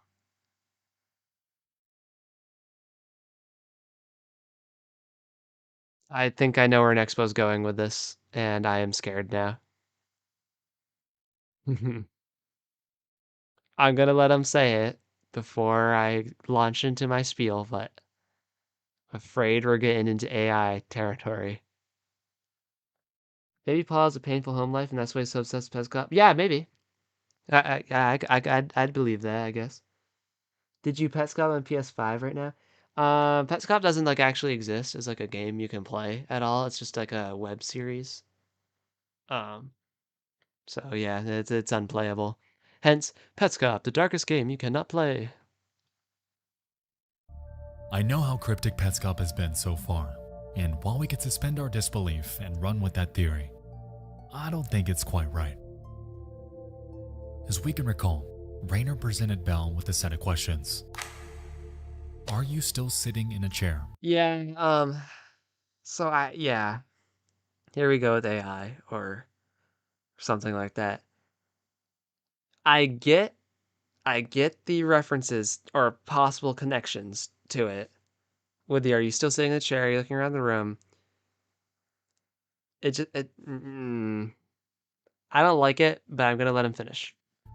Can you look around the room? And is there still a room? This is not live gameplay, but the product of player emulation.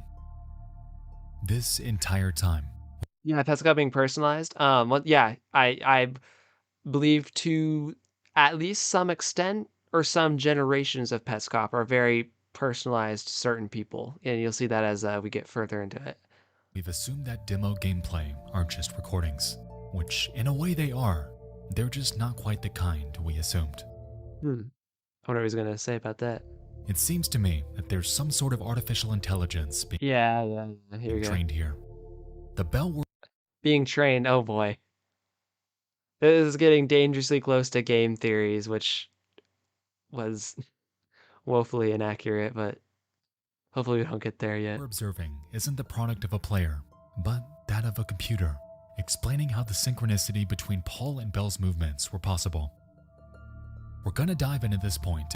Yeah, so I'm not saying there's no AI, but like the player to talk system that like that's gotta be like it's gotta be real players on some of these.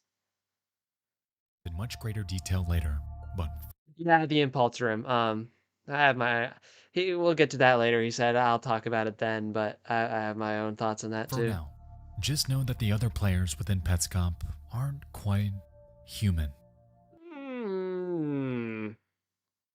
Maybe. I'd put that as a fat maybe.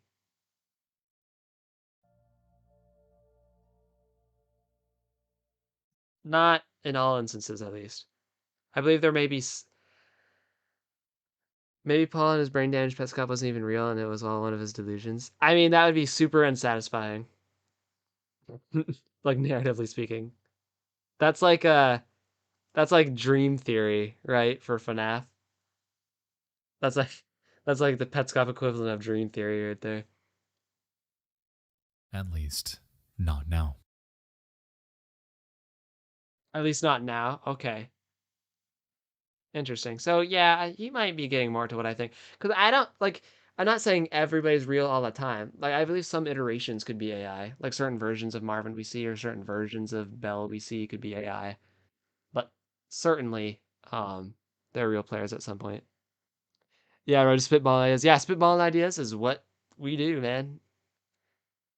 If you're a theorist, you gotta spitball some ideas.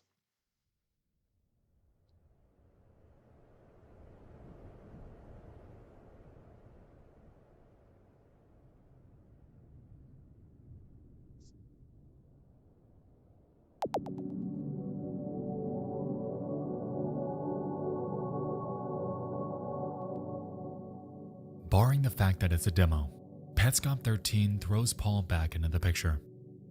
He manipulates the bucket in hopes of finding its purpose before he makes a connection regarding a tool he saw on the road. He pushes the bucket towards it, eventually passing under an object that looks strikingly like the sign for the gift plane. Yeah, I always noticed Once that here, about that though, archway. it heads up and out of reach before he navigates it into the pail.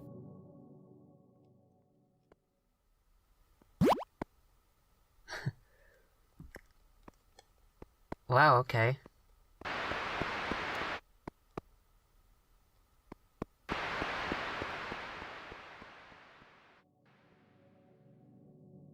Paul then uses the tool on the machine inside the house and gains 15 bits.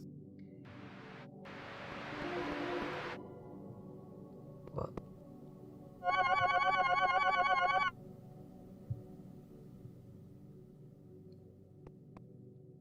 Now, with this new discovery in mind, combined with the shrouded gift plane sign, it gives Paul an idea.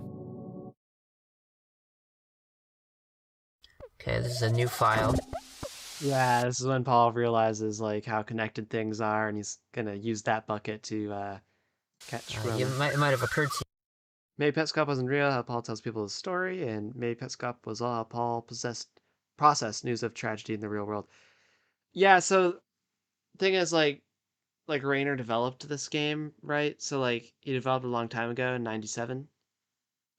This game is surely about tragedy that happened in the real world, like reflecting it all.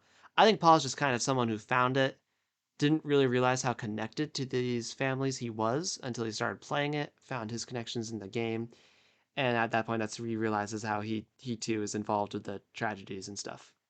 you That as it is occurred to me my that interpretation. these rooms are...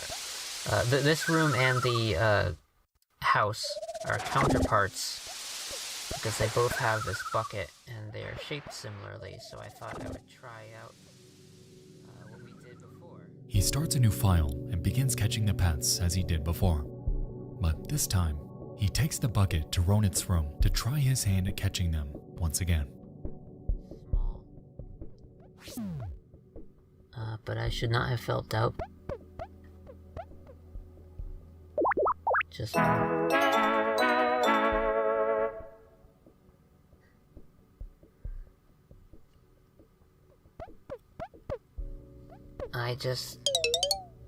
Did I...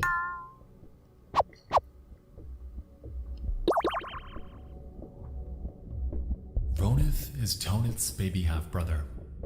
Because he's younger, he gets to learn from all of Tonith's mistakes. That's why he always looks both ways. He doesn't get in trouble. You That's why he always looks both ways, like, getting hit by a car much? won't have to watch him all the time. He's good. It seems that what happened to Tonith really ground away at Rayner's psyche. This is the third reference to Rhodes looking both ways and being hit by a car, which really leaves me wondering what it is they're getting at here. This clearly impacted them greatly, so who is this referencing? Following this, Paul heads out to catch the remaining pets. The game cuts to Amber's room, and we can see him utilize the wall glitch method once more.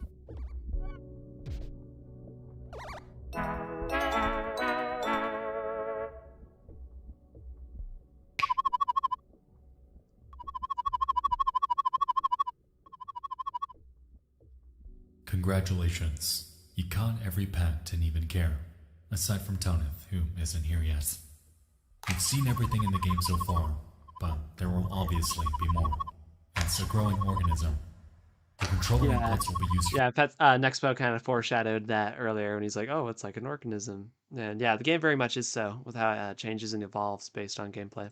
but your feedback will be even more useful. Please leave the PlayStation on when you leave. Controller input's also very important to understanding how the demo sequences work, how the recordings work. It basically tracks the controller inputs and plays them back to you.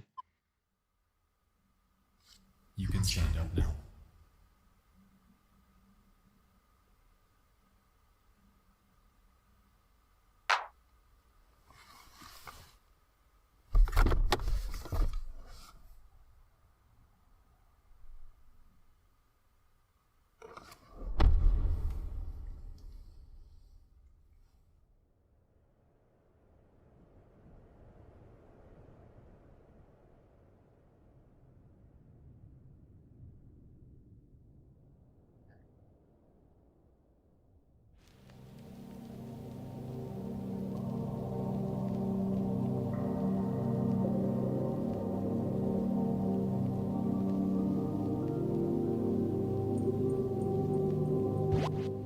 This windmill vanished off the face of the earth.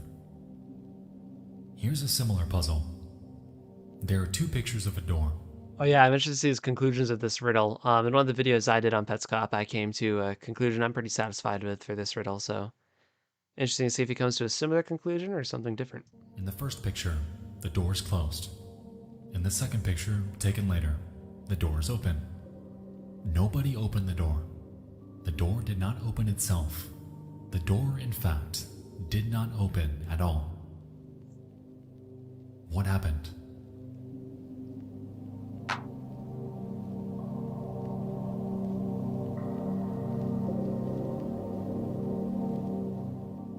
Take note of the player's movements. They're nonsensical, like this demo is recreating them, made from other areas of the game. Yep, and that's what Paul eventually notices too. Thinking back, we've seen this idea before. Yeah, with Marvin back there. That was a while ago at this And point. keeping in mind the riddle we just read, it unlocks an entirely new method of thought regarding how Petscop can be played. After about a minute of moving around the beds, the game cuts to black, signaling another time jump. And immediately after, Paul's gameplay begins, where he discusses these ideas in further detail. Suddenly inspired by an idea that is, in a way, similar to the idea that brought me to this house. Because that idea involved pretending something was there that wasn't there. And this idea involves pretending that this door, right here, this one, is open rather than closed. You can see that it's closed, but what I'm going to do, and what I invite you to do as well, is I'm going to picture in my head that this door is actually open right now. And if I were to pass through this doorway, what would happen? Would I bump into a door? No, because the door is open, right? I would just keep going into the room that's there. And I happen to know I'm going to walk into the room right now. I'm in the room. I happen to know what this room looks like because I saw it in a demo recording just today. And you can see it too. I assume it will be up on the family YouTube along with this video that I'm recording right now. You can see what the room looks like in that recording on the left. The idea that it's all fictional, Paul thinks it's real, and Raider's just doing a story connected to real tragedies. That's interesting. I've actually never heard that one before. That would be hilarious. Right side, there's a windmill. I don't have it in front of me right now. I should. On the right side, there's a windmill. On the left side, there is something that Marvin does not bother to look at, but we will be looking at. So the question is, what do I do Next, if I were in this room right now, would I Paul exhibits clear knowledge of the various game states. As we know, the version he's playing differs from what's shown in the demo, and after watching what he referred to as Marvin's gameplay, he believes he can emulate it by counting his steps and assuming that unpassable obstacles aren't there.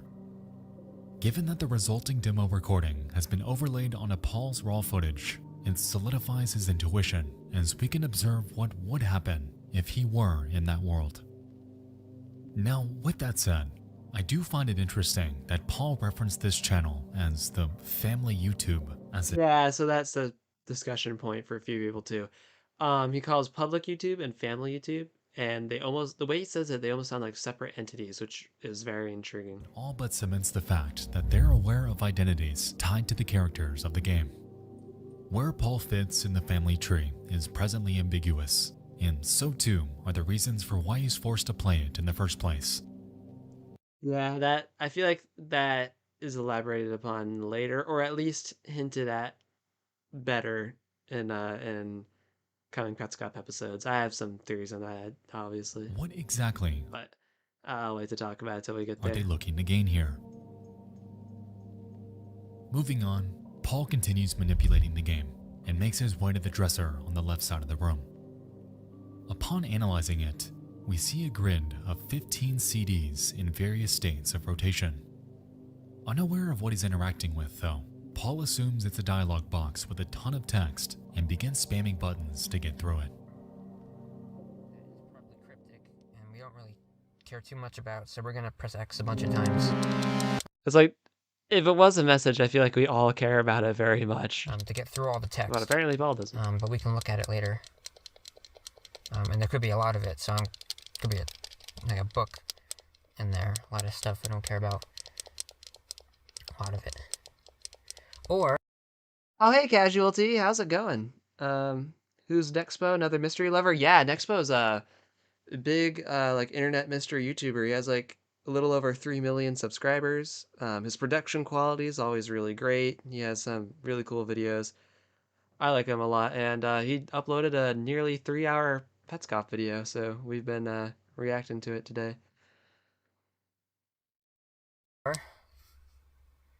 or it's not a text box, and it could be literally anything else in the world that happens when you press X. Hey, Cat, what are you doing? Stupid. No. Yeah.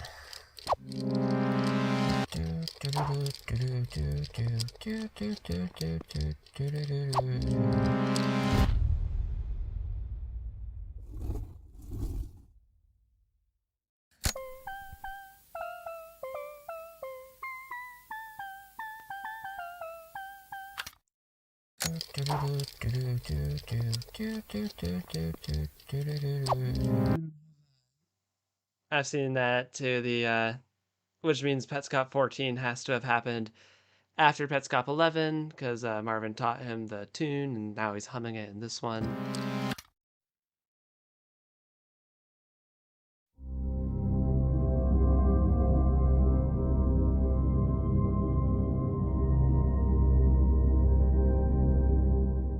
Alright, I don't know if this is cheating, but upon enabling the Petscop subtitles, we learn It's not subtitles aren't cheating. Like, if they're manually put subtitles into the video, those are hints. It's not cheating in any way. that the tune Paul is humming is called Care's Melody. Yeah, which is quite interesting, put into perspective of the importance and emphasis that they put on music in relation to the rebirthing process. So, Now, I'm not entirely sure how the Needles piano works, whether every note plays with a single button press, or if you orchestrate them specifically.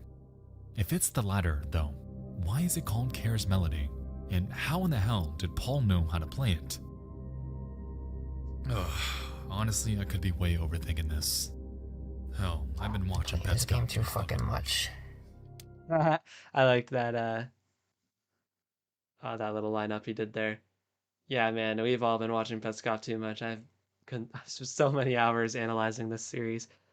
Yeah, the question of how to Paul know how to play it. The fact that like the fact of the matter is a lot of stuff does happen off screen and we just don't get everything shown to us. Like at the end of the day, it's only what the family is allowing Paul to put up, and even then we see that they censor objects a lot. So plenty of stuff could happen off screen.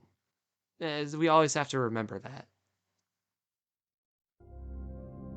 So back to the CD sounds. Paul begins spamming them once again.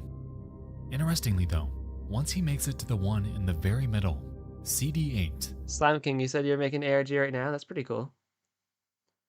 Not so anonymously, how about that theory? Maybe Paul's mom was a beta tester hired by Rainer, but then she kept the game after Rainer died. I mean, there's a lot of beta testers. When we see in Petscop 24 in the Book of Baby Names, we see like credits for a lot of the Petscop kids, they call it, and like quite a collection of people who presumably were testing and playing the game. That's not a bad theory, but I'd say like Paul's mother specifically being a beta tester, I feel like is a little bit more of a broad implication than narrowing down his family. I very much like the idea that Paul was either adopted into it, or Belle was adopted into it, or Paul doesn't quite know the extent of his family connections. Some people suggest Anna is his mom. Some people, well, then there's the whole Lina situation where Belle at the end of the very last Petscop video talks about Boss is waiting for her son, but through the phonetic spelling, it says Boss translates to Lina, so Lina's waiting for her son. And it's like, well, what are the implications of that? That is stuff I'm still mulling over. I just finished phase 1 of my Petscop, initial analysis. So a lot of these things, a lot of these theories, these thoughts flying around my head that I keep throwing out there, I'm going to refine more and really hone in on them to make specific videos. And that's one of those things where it's like, yeah, I really need to research just that within the Petscop series, right? Like I've done the broad analysis. Now it's time to have that specific question in mind and go through it all again with trying to find anything that might hit towards that, and that's kind of my plan for phase 2 of my Petscop investigation per se. But yeah, The sound is different. maybe I lost it, dude. I think we all lost it. If you're watching Petscop, you might have lost it. I certainly have lost it many times watching Petscop. Petscop drives you to madness.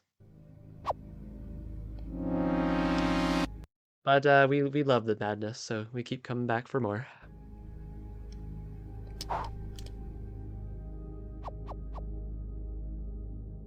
This is the only one facing the opposite direction.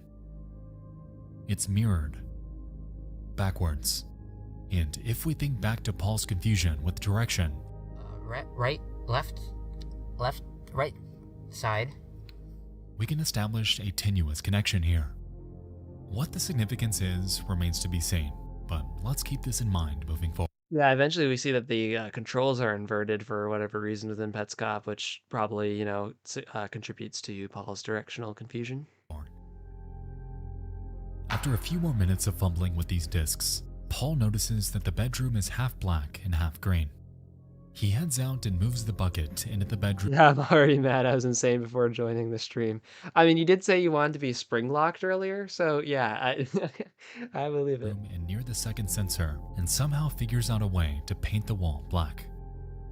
Once done, the sensor disappears, and he receives a black key. Okay, hopefully we got it. He takes this key out and over to a previously locked door near the front of the house, and after unlocking it, we hear yet another choir sound before the game again resets to the main menu. Is this when we get well, no, it's not Strange Situation yet. That's when he goes through the garage door.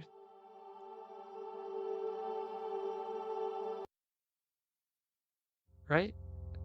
No, he just okay. Sorry, I'm dumb. He did just go through the garage door. So this is the Strange Situation event now.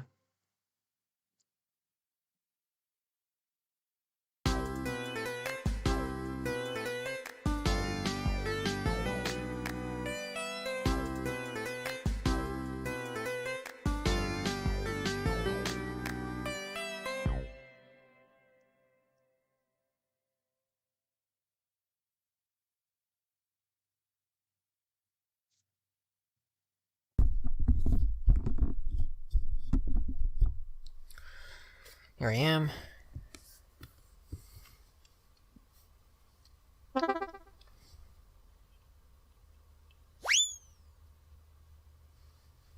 Oddly, Paul's save file is gone, replaced by one called Strange Situation. Let's talk about that.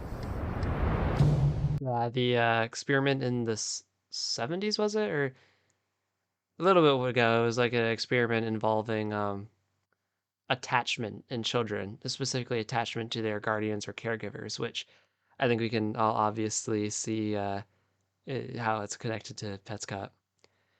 Maybe Paula Sands. Why did I have to make this joke? Yeah, Paula and Sands, man. Everybody knows that the crying child is Sands, man. That's who Sands is. Everybody knows that.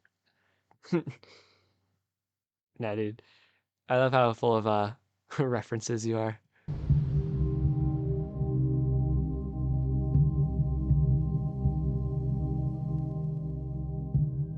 In real life, the term strange situation carries a connection to parent-child relationships. In the 1970s, a psychologist named Mary Ainsworth devised a procedure to observe and measure the amount of attachment exhibited by infants towards their mothers. Yeah. To achieve this, families would voluntarily undergo testing, which involved 8 sessions lasting 3 minutes each. The strange situation procedure went as follows. A mother, a baby, and a stranger enter a room for less than a minute. Soon after, the stranger leaves for around 30 seconds. Upon returning, the mother leaves. Once she returns, the stranger again leaves. After another 30 seconds, the mother leaves the infant alone. The stranger then returns, followed by the mother, to which the stranger would leave again, bringing the procedure to an end. The goal of the strange situation was to monitor the child for how they'd react to the absence of their mother, and within the presence of a stranger, ultimately categorizing the kids in 3 distinct attachment styles: secure, resistant, and avoidant. Their diagnoses were utilized to find out how a child was brought up in their home life. For instance, an avoidant child is implied to have been unloved and rejected, and considering that kids are a reflection of their caregiver's behavior, I'm sure you can see how Which heavily parallels to the themes we see throughout Petscop, with both children needlessly suffering at the hands of selfish adults, or, the kids being treated as commodity, the A, B, and LNLM. Lost English again. The A, B, and the NLM stages kind of relate to that. So, and Petscop does a great job at these real world allusions and like nods to real world events that kind of help accentuate or explain the themes of the story. It works really well the way they've done it. it went up the chain.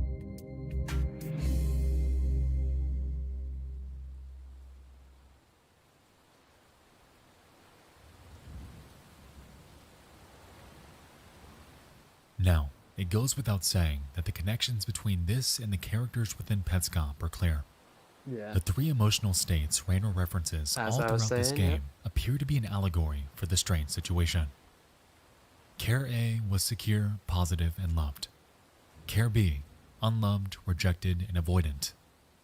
And Care NLM, resistant, confused, and angry.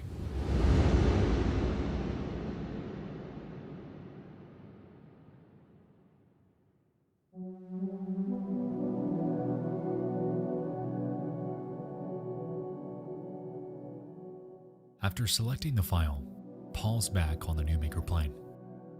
In front of Marvin's house are now signs for a birthday party. It's for Care, and they seem to have gone all out to advertise it. Upon heading inside, we're immediately greeted with dialogue from Care's mother. "You made it. Happy birthday. Why are you covering your face?" "Oh." And after poking around the party, Paul realizes that he can interact with the various objects. "Of course I recognize you. Those eyes, that nose, that's still you. Pretty sure this is like kind of meant to be when Kara returned from being kidnapped, right? Because of the date on the calendar that we see in this. So like it's got to be once again um implying a change in her eyebrows, a change in her face. We know the counselor says about a boo boo on the face. The red markings on the face of these like the glitch care after the Karen LM. Um, so it could be referring to any number of those or all of those in the mother's dialogue here. The not so novice laser artist. Maybe the true meaning of Petscop is the friends we made along the way. Maybe that was the true meaning of Paul Petscop. then examines the calendar and learns that it's November 12th, Kare's birthday, and also the day we know she returned home. After Because she's gone for that mysterious day 11 where we don't know much about what happened to her, but the family is very interested in finding out what did. exiting the calendar, Paul receives more dialogue. I sure hope you've realized by now, it doesn't matter how long you've been gone. It doesn't matter how much you've changed.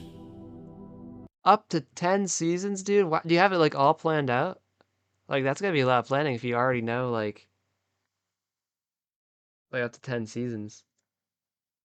Dang. What's like the theme of your ARG? Like what's the story? It's pretty cool that you're working on one. You aren't lost. Stop wandering and come home. Well, that was a bit out of left field, don't you think? If she's being cold like this, why is this birthday party even happening? What's the catch here? After this, Paul examines a new Alright, Alien, sounds pretty awesome. Yeah, that sounds cool. red calendar that he postulates is either for the year 1995 or 2017, and claims this.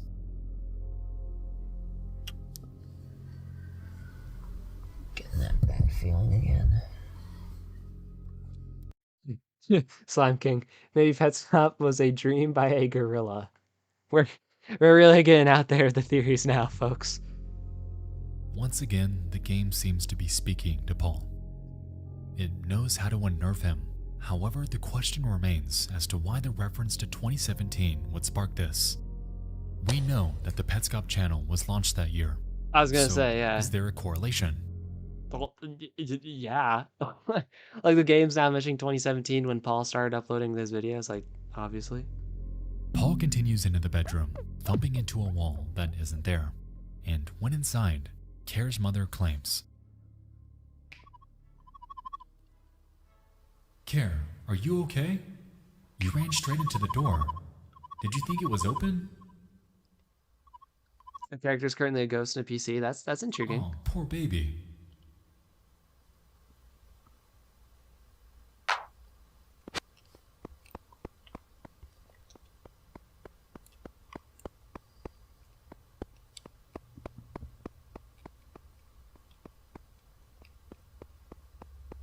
Paul realizes that the discs are missing.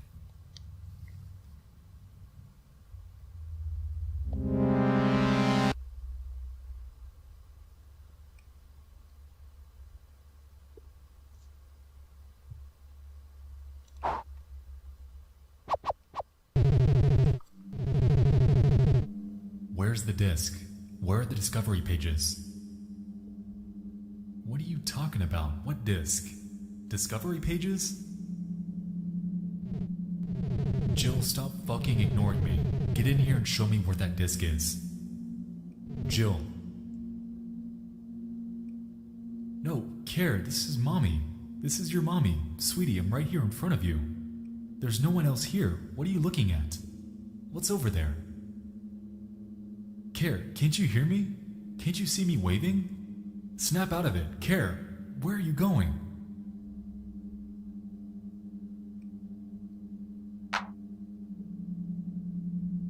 Shocked, Paul takes a moment to digest what he just read.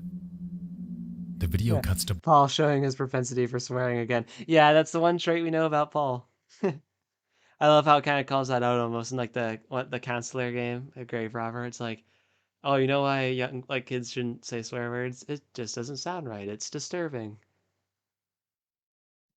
black. Then back to his gameplay.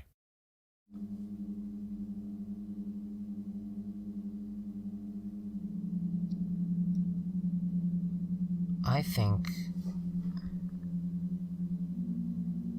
that was based off of a conversation that I had last year on my birthday. If it wasn't just a coincidence, then that means I'm getting pranked, but I don't know how that magic trick works exactly. Half of all is just like, oh, I'm being pranked, as he obviously sounds like super shooken up. It's like, I feel like this extends a bit farther than a prank there, Paul, and I think you know that too.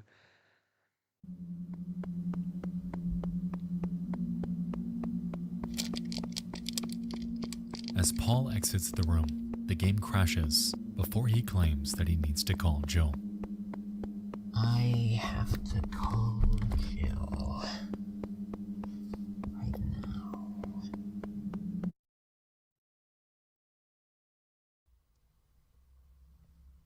I'm feeling very weird.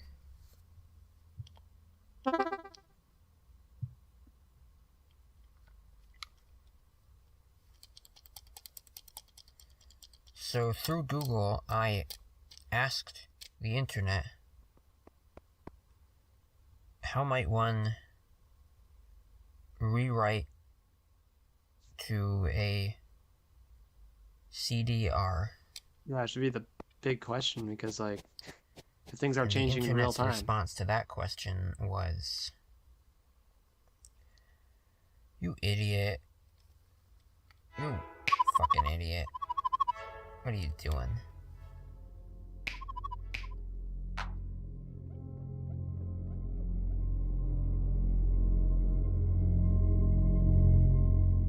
Paul then heads into a new room, which we learn to be an empty garage. Within it, though, is an interesting revelation. Paul examines a computer known in-game as a Tarnikop and learns that the discovery pages referenced earlier are in the computer, in-game. From here, he explores the side of it and Which we expresses his frustratingly confusion. can't read at all. He has no idea what the hell is going on anymore, and it's clear that Petscop is slowly beginning to wear away at his mental state. This is the website.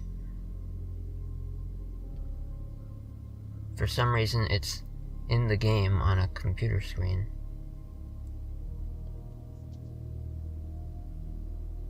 And this is the Your Child page.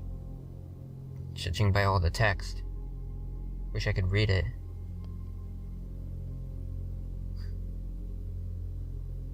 Got no idea what's going on anymore. What even is this? Yeah. I made a little short of that. I was like, Petscop summed up in a sentence, and it was like, just a clip of Paul saying that. It's kind of funny. In one final blow, though, Paul heads out and into the bedroom once more, revealing another sensor, to which he responds with one word before the video ends. Fuck. I don't know why I found that so funny, but I think it was kind of funny.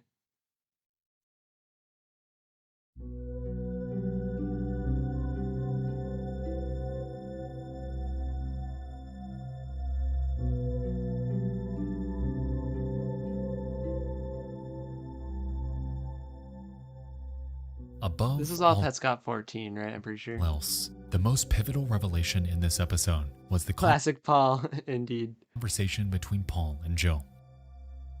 Somehow, Petscop appears to have been amended after Paul received the game and started playing.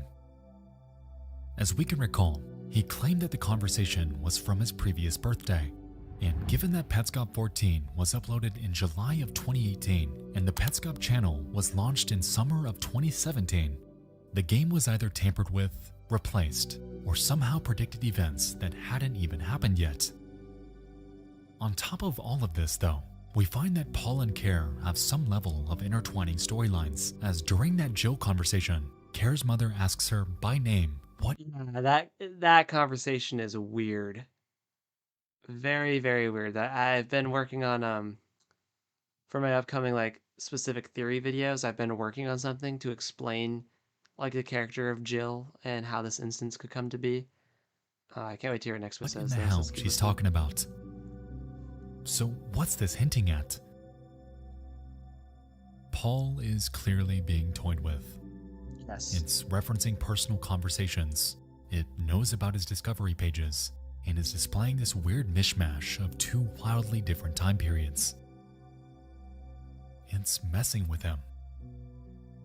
Yeah, and if you've watched any of my videos, you know, I suggested at this point that the game could be trying to psychologically manipulate Paul or tamper with his memories, perhaps simulate a rebirthing process, almost like a remote rebirthing process, like replacing his memories with memories of being Care. Maybe it's trying to turn him into Care, as seen in the one where it's like, oh, I'm gonna begin a spell, and it's like, you are Carrie Mark, you know, especially that one kind of got me thinking about that too. And he knows it.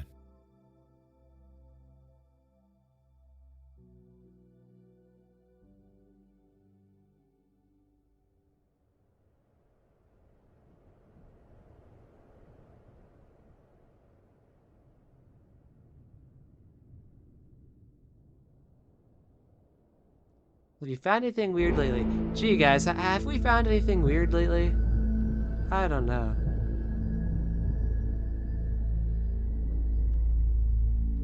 Contrary to the last video, Petscop 15 is brief.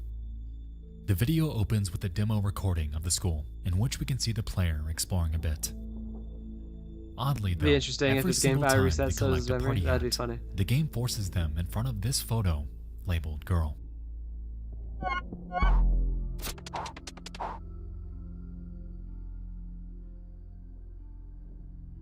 Soon after this, they find a classroom with Marvin and a chalkboard. Marvin inquires if they're And I here believe going through that picture of a girl brings you into the counselor room too, eventually. Casualty says it's interesting that in this episode, Paul wants to talk to Jill, but later on expresses fear at talking with her. So something changes in the relationship between those episodes. I agree.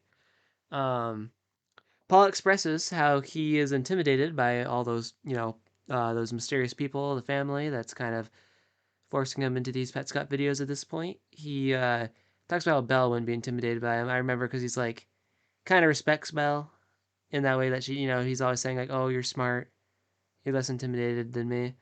But yeah, he pointedly mentions that he doesn't like talking to Jill, that he didn't want Jill to call Belle because, you can't really escape from her. But then he just casually calls Jill here. Although he did make a pretty big discovery, like something that was directly correlated to him and Jill, a conversation with him and Jill. So yeah, there's definitely a certain either Paul acquires a bit more timidness, or it was just the specifics of the situation that kind of prompted him to call Jill, and just kind of, despite how much he may have not, particularly liked it. for the present before the player sits down. Soon after, the character representing Belle emerges from behind the chalkboard, to which Marvin gives an introduction.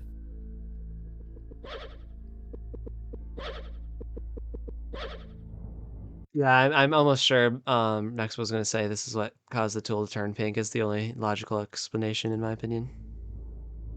Weirdly, though, she retorts, claiming that she's Tiara, which leaves us to wonder if Yes, it's like she's in a suspended state of half being reborn. Like it didn't actually work, but she was psychologically manipulated enough to believe she was reborn or something similar. Rainer's earlier hints about that failed rebirthing were perhaps incorrect. Belle then tells That's interesting. Next was suggesting that Rainer believed it failed, but it actually didn't. the player to press something called Nifty, and while initially confused on what that meant, they eventually figure it out, opening yet another new mechanic. Yeah, I don't know if I'll say this, but Nifty was like also like a reference to another game that the creator of Petscop made a while back called Nifty. It actually shared a company named Carolina, and it's its own continuity. It's not related to the Petscop canon in any way, but a very interesting thing. of this game, being a texture editor.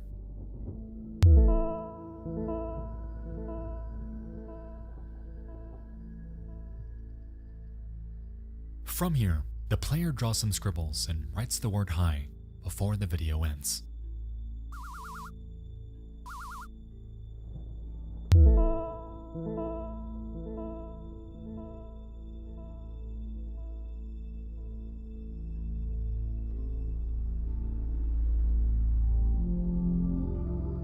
Alright, so with the concept of the texture editor in mind, we can assume that the responses from Pink Tool way at the beginning were actually the product of Belle.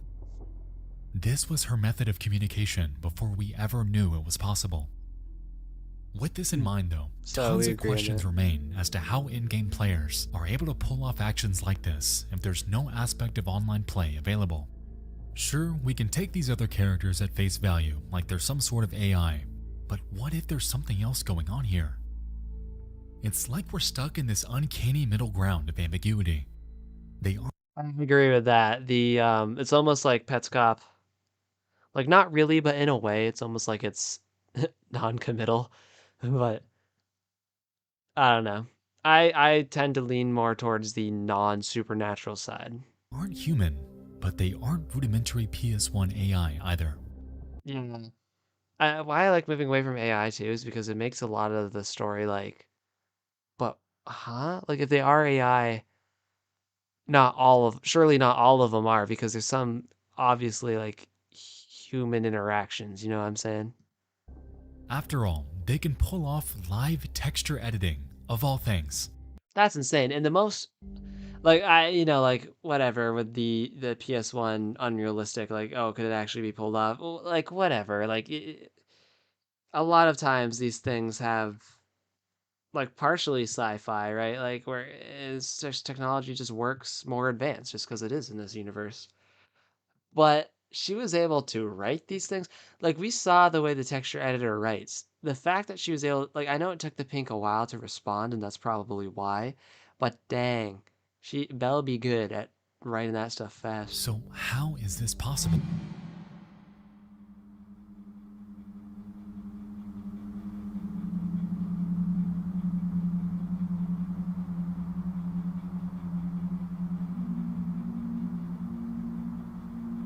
Oh boys, this is the Ghost Room one. Yep.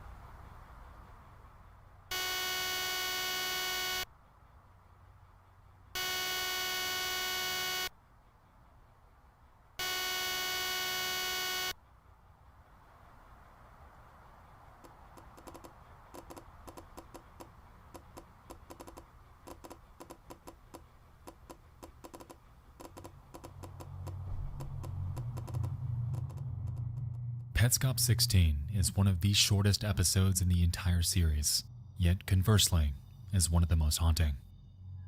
As we could see, the video opened with the shot inside the garage. We could see the computer and an orange car before the game cut to this burn-in warning. No controller input has been detected for a very long time. Family, neighbors, police, or whoever, keep game console running and call provided phone number. Following this, we're shown a top-down map depicting a room. On the right side appears to be some sort of piano. At the top left, a bed. And near the bottom, a TV with the picture of Marvin's living room next to it. This room is referred to as the ghost, or testing room, with the red dot tracking the location of the person that's supposed to be playing. For most of the video, that's all we see. They seem to be sleeping before finally waking up. Not so nonsense. I'll give you a small quote. That'll be in season 2 of the ARG. Wade, I know you cannot defeat an entire military. I feel like that's setting up Wade to indeed succeed in defeating an entire military. Meanwhile, Slime King said, guess I just made my first ARG episode. Oh, nice, dude. Like, did you, like, put it on YouTube or something?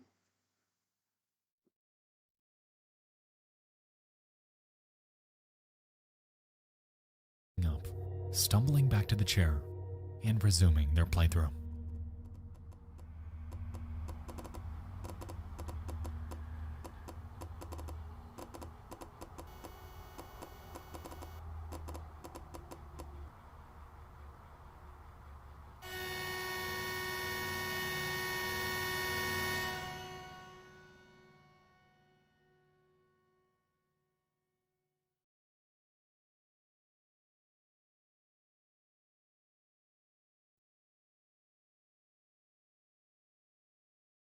You didn't mention the area code phone number, which reveals it takes place in Connecticut.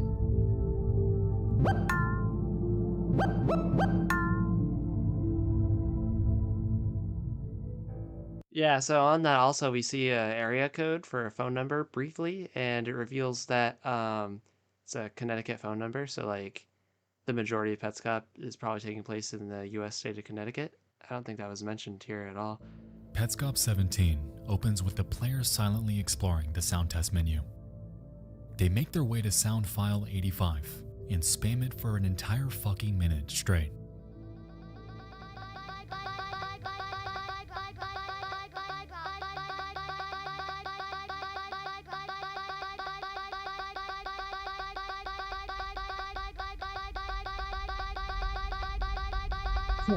As it turns out, they were onto something because it unlocked a hidden menu.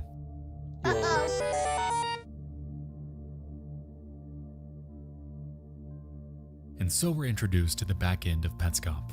Here we can watch in-game recordings, check out something called Room Impulse, and also dig through the cryptic extra stuff. Here, the player checks out the Room Impulse menu and navigates to the entry titled House. Interestingly, its photo is the exact one shown in the last episode. Yeah, I noticed further that establishing too. that it is kind of weird. indeed the interior of Marvin's home.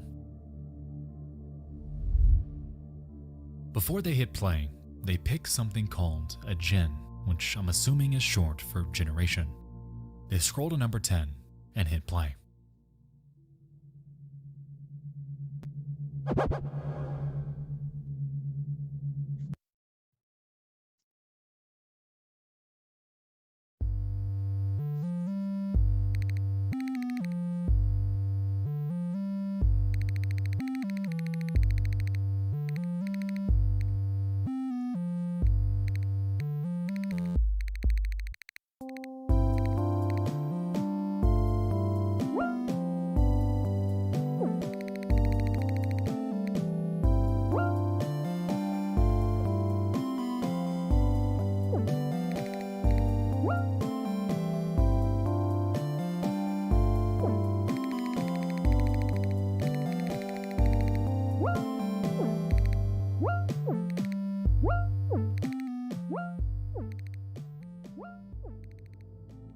Room Impulse appears to allow the manipulation of prior Petscop activity utilizing this enigmatic dial. At this point, what exactly we're looking at is vague. Yet one thing stands clear. Each player's movements are incredibly odd. They're running in circles, running into walls, hiding behind the TV, and are exhibiting highly unnatural behavior considering the room they're currently in. To be honest, it seems like the dial is cycling through not recordings, but waves of player emulation. It's, in a sense, facilitating external analysis of their behavior, giving the analyst an ability to weed out the failures.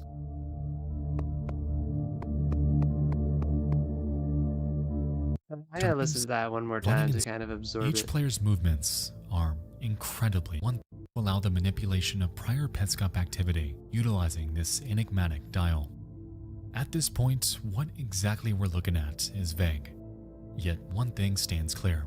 I was interpreted it as like, because it records controller inputs, obviously, like the game's outright told us that, or well, more or less told us that, and I imagine it's almost like a back catalog of all the controller inputs made in this place by the different players in different points in times. It's kind of my interpretation of it. Each player's movements are incredibly odd.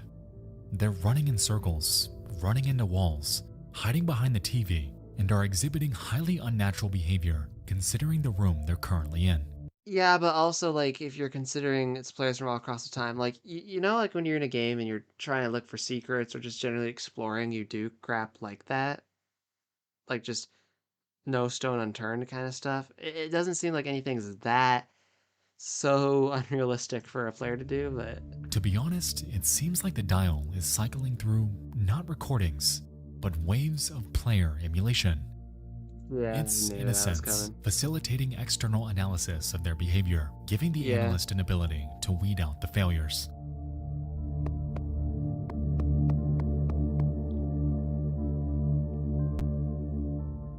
This is further supported once we make it outside. As we can see, there's but a handful of them that leave the front door, also coinciding with the dial being back in its natural position. From here, they hone in on a player before more of Raynor's text boxes appear. Hi there. Wake up, you're free. I want you to retrace your steps. The family, as usual, wants to learn what happened to you between November 10th and 12th of 1997. On November 10th of 1997, you ran away from your daddy's school building, and on the 12th, you arrived at your house. The question is, where were you on November 11th, and what were you doing there? I hope to guide you to a location with a spell, which I will begin now. You are a girl named Carrie Mark, and you were born on November 12th, 1992. You have a mommy named Anna, a daddy named Marvin, an auntie named Joe, an uncle named Thomas, and a cousin named Daniel. I know what you must be thinking. Have these statements always been true, or have I cursed you? Is there such a thing? A curse that changes your past? You were kidnapped and spent 5 months in an abandoned elementary school. You ran away, crying ashamed, covering your face. You were blind. At some point, your movements stopped making sense, bumping into walls and doors, dodging invisible obstacles. When were you led astray on the road? I find it interesting that the family's so bent on figuring out where she was November 11th. Like, yeah, it's kind of a mystery, but like, it seems like they're weirdly obsessed with it. If that makes sense. Also, that whole scene was kind of what reinforced my is the game, psychologically manipulating, possibly brainwashing Paul or slash other players kind of train of thought. So, Carrie Mark, huh? The girl referred to as Care, all the way up to this point. On top of this, we've gained even more insight into her immediate family, learning that her mother's name is Anna.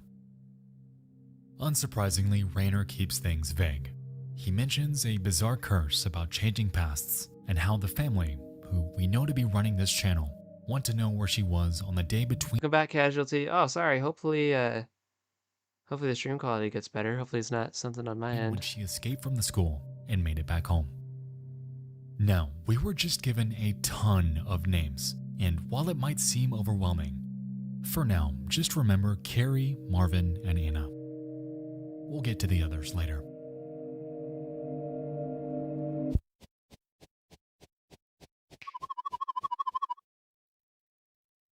A girl went missing around here. Story goes, your daddy used to sit on a bench with the birthday Yeah, this is gets interesting here. We're gonna come up on Lina's grave.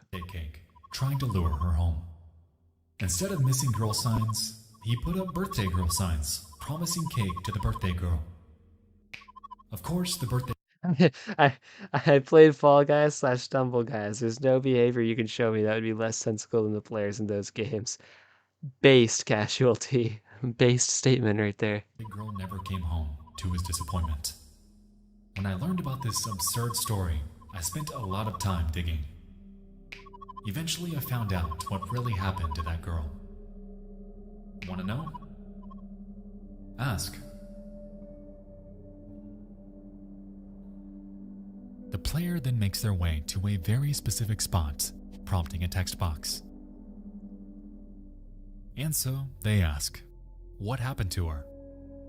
Revealing. One of the eeriest parts in the series to me, like honestly. Like someone on the original Petscop video commented like, man, how can a few shapes make me feel so much dread? And it is true, like, especially with the context of the rest of the game, and it feels very like penultimate, right? Like very cumulative of a bunch of things we've been wondering, and it's just like grave rising from the ground. A very, very well done moment, in my opinion.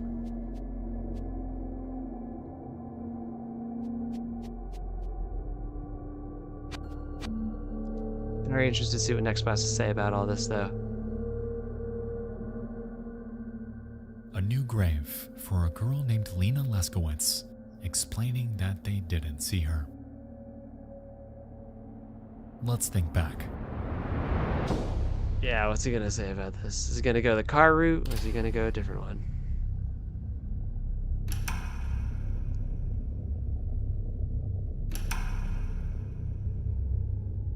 All the way People of my channel know I am not a fan of the car interpretation. back in Petscop 9, we found a girl within the windmill, and Yep. next to her was a face. Yep. The same face plastered on this gravestone. Yes. Obviously the friend. Lena This Leskowitz is Lena is the windmill girl. Leskowitz. I like calling her Lina Anna's better, sister. but that's whatever. The one who completely vanished off the face of the earth. Yep. Supposedly along with the windmill.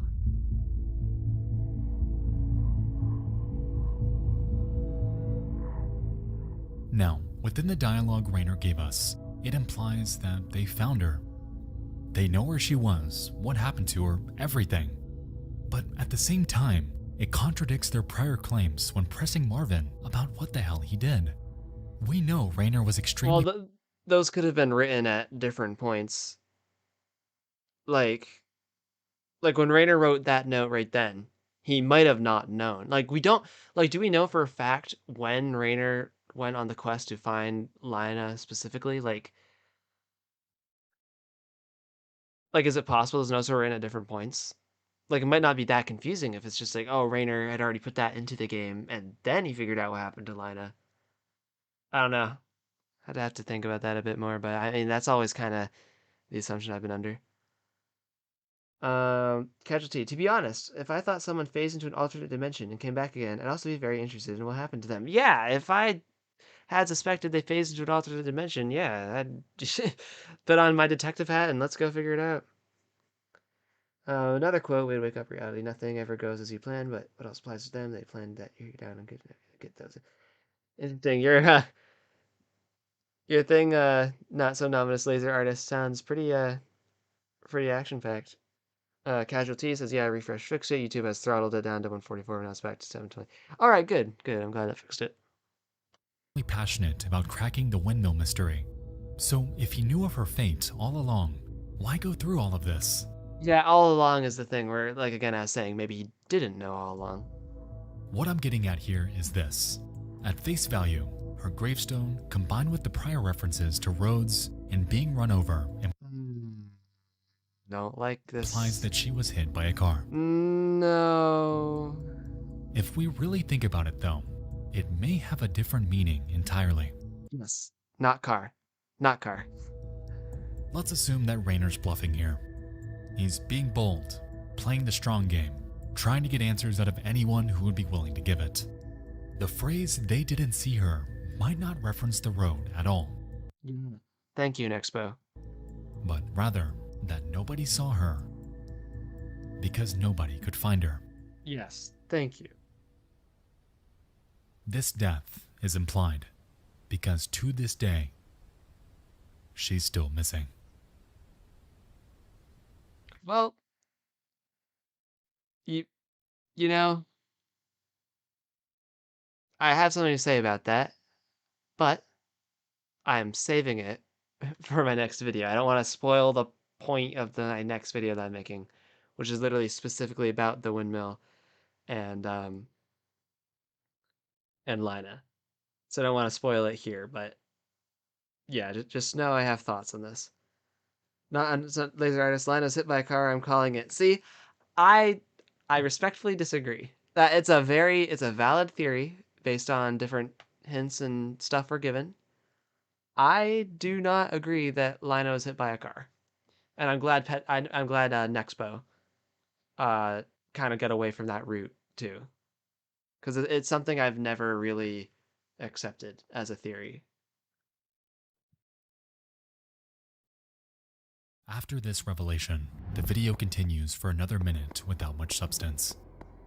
But while that's the case, I'd like to back up and focus on something else. All right, interesting. The ghost room is a ship in a bottle. Yeah, I talked about this phrase at considerable length in one of my videos. I purposefully glossed right over this because there is so much to say about it.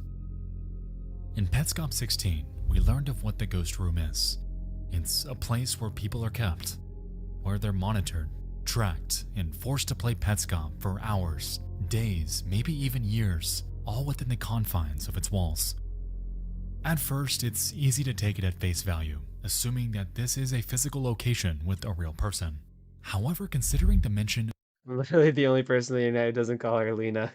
Yeah, I have this chronic problem where I like mispronounce names, and I'm like the only guy who does it. Like it has happened to me so many times, and at this point, I just have to accept my fate. So, guess Lena. I mean, yeah. Perhaps I should start calling her Lena. of it being a ship in a bottle, I realized something.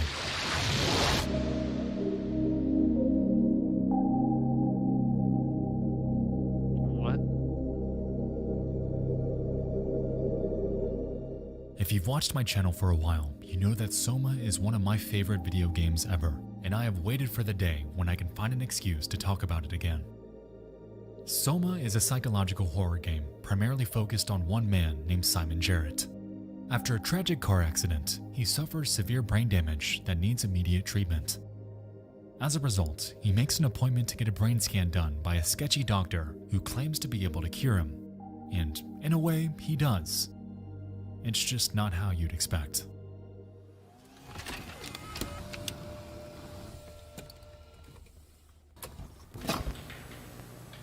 Say cheese.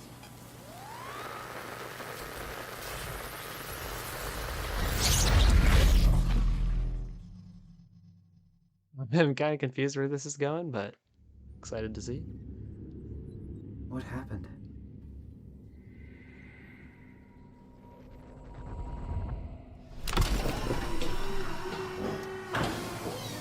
Hello? Mr. Munchie, did something go wrong? Simon passes out during the operation and suddenly wakes up in a world unlike anything he's ever seen. Things are futuristic, abandoned, and fucking underwater. What the hell happened? Where is everyone? And how did he get here? As he traverses through this underwater hell, he encounters a woman named Catherine who invites him to find her in another building. Along the way, she keeps in contact with him and, in a way, keeps him sane. The first half of the game mostly involves puzzle solving and making his way to her location. However, once he does, It's not quite the same, but kind of reminds me of BioShock, to be honest. he's greeted by not a human, but this. Hey, down here.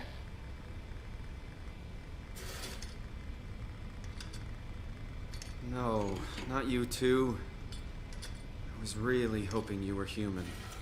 Don't let the circuitry fool you. I was human once. Can't take it anymore. Everything's fucked. I give up. There's nothing left. Catherine isn't real. And later in the game, it's realized that we aren't either.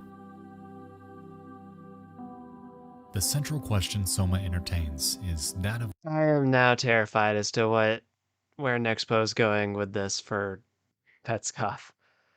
what it Let's takes to see. be a human. What does humanity mean to you? Is it the human form? Is it the capability of sentient thought? What are you? Are you blind? It's me, Carl. Carl Semke. Wrangler.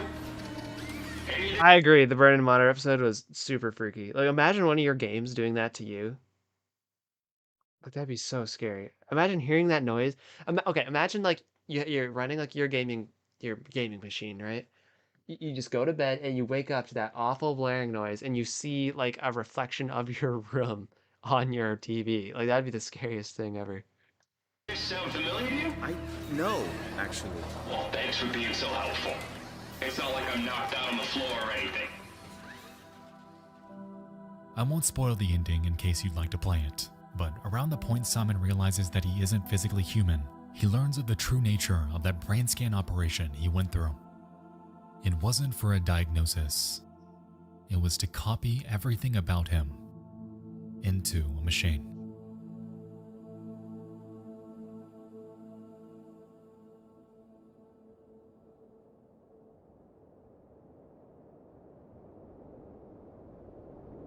I've never actually played Soma, but Nexpo really liked it, and Casualty just says, "Oh, nice, Soma was a great game." Uh, I'm scared. I'm scared for how AI he's going to make Petscop, or make his Petscop theory with this, though. No, of course Raynor isn't performing brain scans on people like in Soma. However, the parallels between their concepts are clear. We've seen references to artificial intelligence since the very beginning of this series, and have theorized that they're not quite human, yet aren't fully computer either. To me, this ghost room implies that the AI system Raynor implemented is being built through the inputs of a real person. It creates virtual counterparts of those who play it, ultimately trapping them within the confines of the Petscop world. Belle, as we see her in-game, isn't a live player. She's the computerized consciousness of the real one, mirroring her psyche, her thought process, and the way she communicates to drive Petscop further and further towards the feeling of being alive. The ghost rooms are a ship in a bottle, the in-game counterpart to the real world, the place where AI are trapped. Forever. So,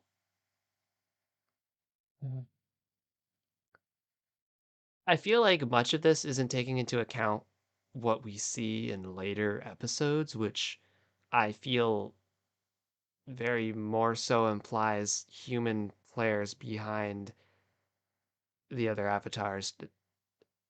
I'm not saying they're always human. Like I feel like at some instances they could have been AI replications. We know the game copies controller inputs and we replays them back. We know there's discrepancies between what we see in recordings and what we see in actual gameplay. But how far do you go with it? Because this is Paul.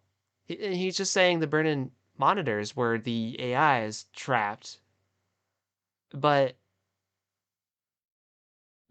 but Paul's not. We hear him out in the real world. So like what how does that correlate to now his Brennan monitor, you know? I feel like why I don't like the AI interpretation is because it brings up issues like that. And then it brings up the fact like, okay, well, where are these characters now? Like, I get the reflections of the past, I get their consciousness, the predictions uploaded in it, but it still just feels like very unsatisfying in a way. It's like, so, okay, what, where are the characters now?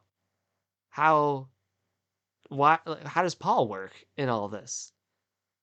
If the ghost room is showing a reflection of his room that he's actually in, like, shouldn't the other ghost rooms be doing the same thing? I don't know. I really don't like the AI theory, and it's a little too close to game theory's interpretation. It's not that I don't like game theory, but his Petscop series was I, like he makes well-produced stuff, but his Petscop series was not accurate to, in my opinion, to any extent. I watched those on my own, and yeah. And this is getting a little bit too close to that, and the reasons why I didn't like it. But we'll see.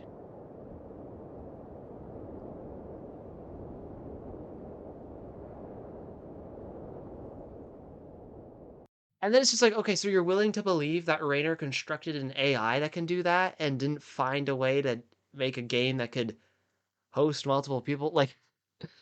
Like where does the unbelievability start and where does it end? And what constitutes unbelievability? Like, I don't know. I don't know. Allow me to ask you a question. If you played a game and it built a you inside of it, where it acts like you, thinks like you, where it can be you within it, and trapped it there forever, Would you feel bad? Would I feel bad? I mean, if it was like conscious, yeah. It depends if it's literally just a program or if it's like literal consciousness, which is also very vague in this explanation. To be continued. Yeah, I knew this would be a two-parter after it started getting too long. Um,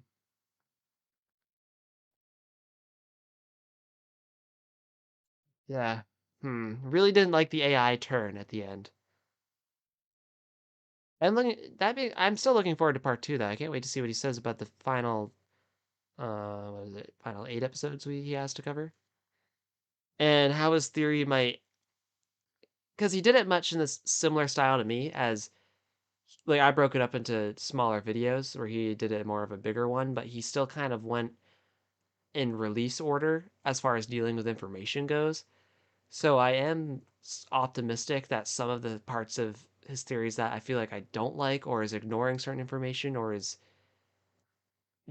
misusing information, that might be an inaccurate term to say, but since he is presenting this very much in the release order of information, similar to how I did, I know that you have more stuff to your access as you have more information to work with as you get closer to the end of the series. And I am optimistic that some of the parts I didn't really like will change in part two of this, which I honestly can't wait for. I had a ton of fun reacting to this.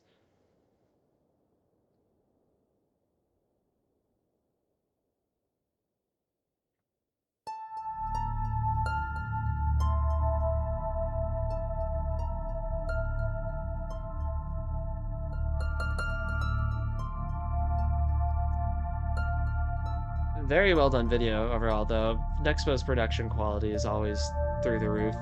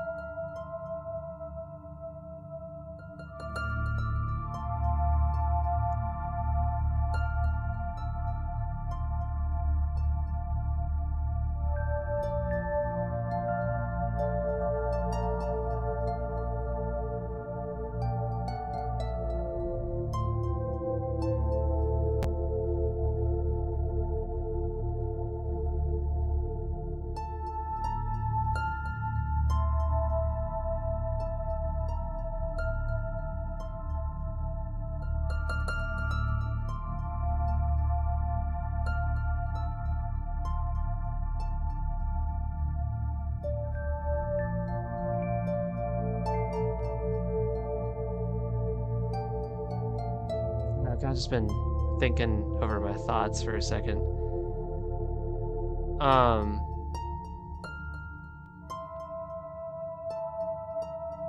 I mean, I feel like I've said everything I wanted to say as it happened in the video. So I feel like I don't have a ton to go over now at the end. I will say I want to see how things might change in part two, the inevitable part two, because obviously it's said to be continued. Can't come out soon enough, in my opinion. Can't wait to watch it, react to it again.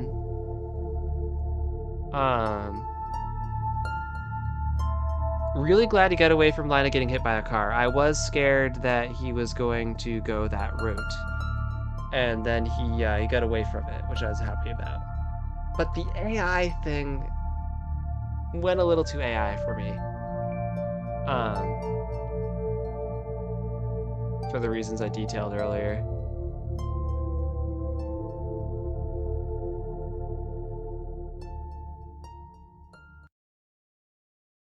Yeah, so I guess final thoughts and recap time for that almost 3-hour Petscop video by Nexpo.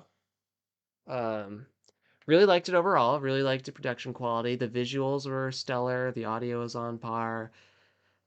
Presented really well. It presented in a similar way to as I did it, whereas I was talking about earlier, it presented information as it was released. So we get to kind of follow along the series. It still kind of felt like, like suspenseful, like what's going to happen next. Presented very cleanly. Like it didn't feel like we were rolling through loops. or like going down different branching rabbit holes. Like it all felt very connected and all felt very cleanly explained. The only issues that I have with it is one, it felt like a lot of stuff was a little either missed or just glazed over that was actually important. Like some little sentences or little things that I think were like, that's actually a bit more of an important moment or more of an important line that I think was given credit. There's just a couple of the cool connections that were missed. But nothing big, nothing big, nothing excluded or missed or unincluded. None of them were any big deals or lore breakers, but I think their importance could have been stressed a bit more, or like because like they could have implied something, had they been gone over a bit deeper. But the root of my complaints is how it ended with the AI interpretation. Because like the room impulse thing, I feel like can be pretty easily explained by being controller inputs recorded, played back controller inputs of different people. I know they're walking weird, but like, imagine people exploring different parts of the house all at once, all together.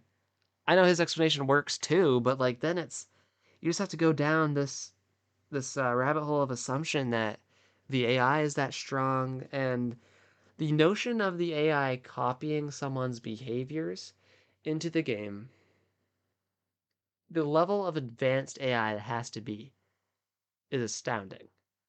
And not like the game has only admitted to collecting controller inputs and then talked about the players giving feedback. To get the personas of the players, like for instance, Belle being a smart Petscop kid and believing she's actually Tiara, and Marvin and his insanity and obsession with rebirth and music knowledge, and the like how. I felt like that was never really explained in going over the AI theory. How does it get their personalities in it? It's reading their inputs. I can understand the logic of, oh, it can predict what they're going to play next. It's still a super advanced AI, especially for a PS1, but I get that.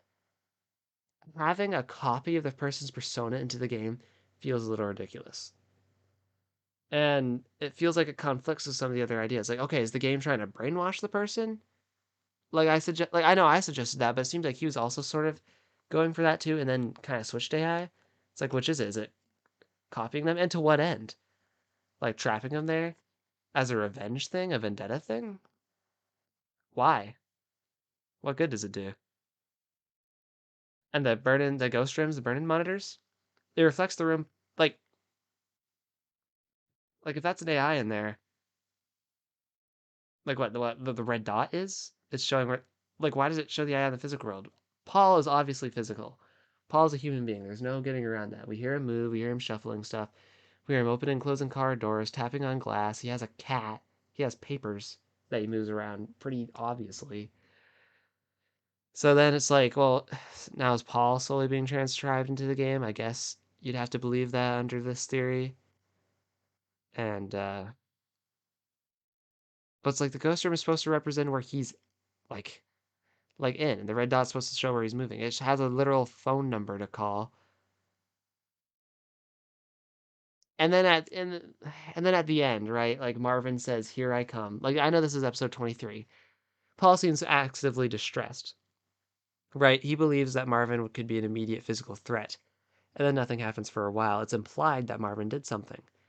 The school shows the rooms. It's implied people are being physically held in the school.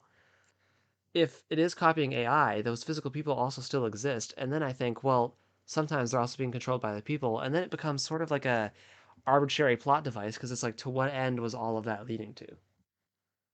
And I know there can be counter arguments to my arguments. I know there'll be plenty of people that agree with the AI theory. I just personally don't find it plausible, or narratively satisfying in any way, or that it really adds to the story, or it seems really, because let's take a look at Petscop's root themes. It's about family dysfunction. It's about children. Every real world illusion, every real world story relates back to those core themes. It's also why I don't think it's supernatural. There's nothing to indicate that anything ghostly is going on. And I know I do agree with Nexpo on that point because he never really went anything paranormal, supernatural. He just went hyper advanced technological, which also seems almost unlikely to me because you know the saying, magic is just technology we don't understand yet. I know it's something like that as a saying. See ya, honestly, Laser. Thanks for being in the stream. Thanks for staying so long. It's been great having you here. See you later. But yeah, just to close my thoughts. Really liked the video. Really enjoyed the presentation. Enjoyed how clean it was. Liked many of his thoughts and theories. The clock thing was, I really respected that because I hadn't put that together prior. Some of the other things I'm like, yeah, maybe plausible, but I don't think confirmed. Possible, but not, perhaps not likely. But those are just nitty-gritty things. My main complaint lies in the or main, I guess complaint might be too strong. Main disagreement in theories lies within the AI section. But this is part 1 and it's all subject to change, I guess, and possibly.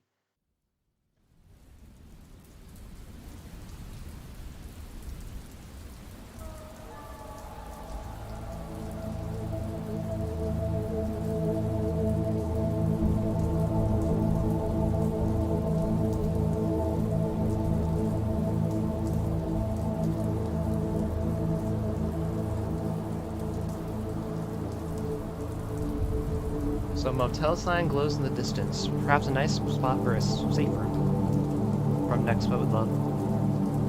I wonder if this is just a fun intro or if he's gonna connect it back to Petscop. I don't know, but we'll see.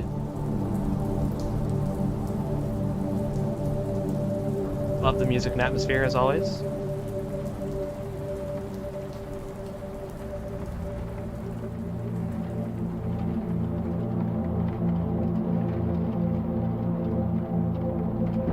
This video is a direct sequel to Petscop, the Dark Scene Do Not Play. It references aforementioned events and theories, so if you haven't seen it, please watch it before proceeding.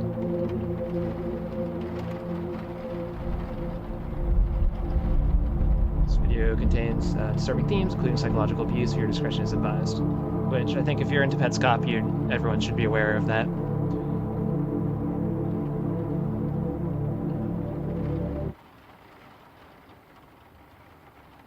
Previously.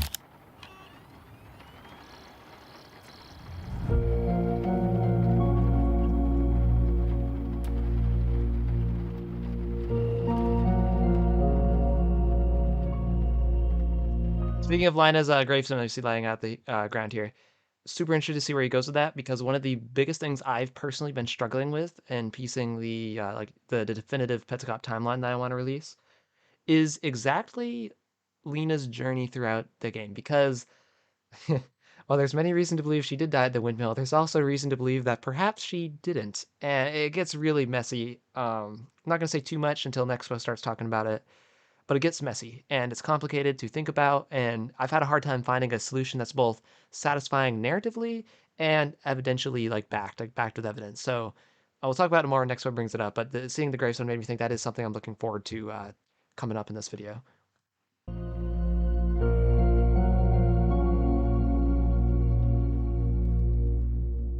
A person named Paul plays a video game called Petscop.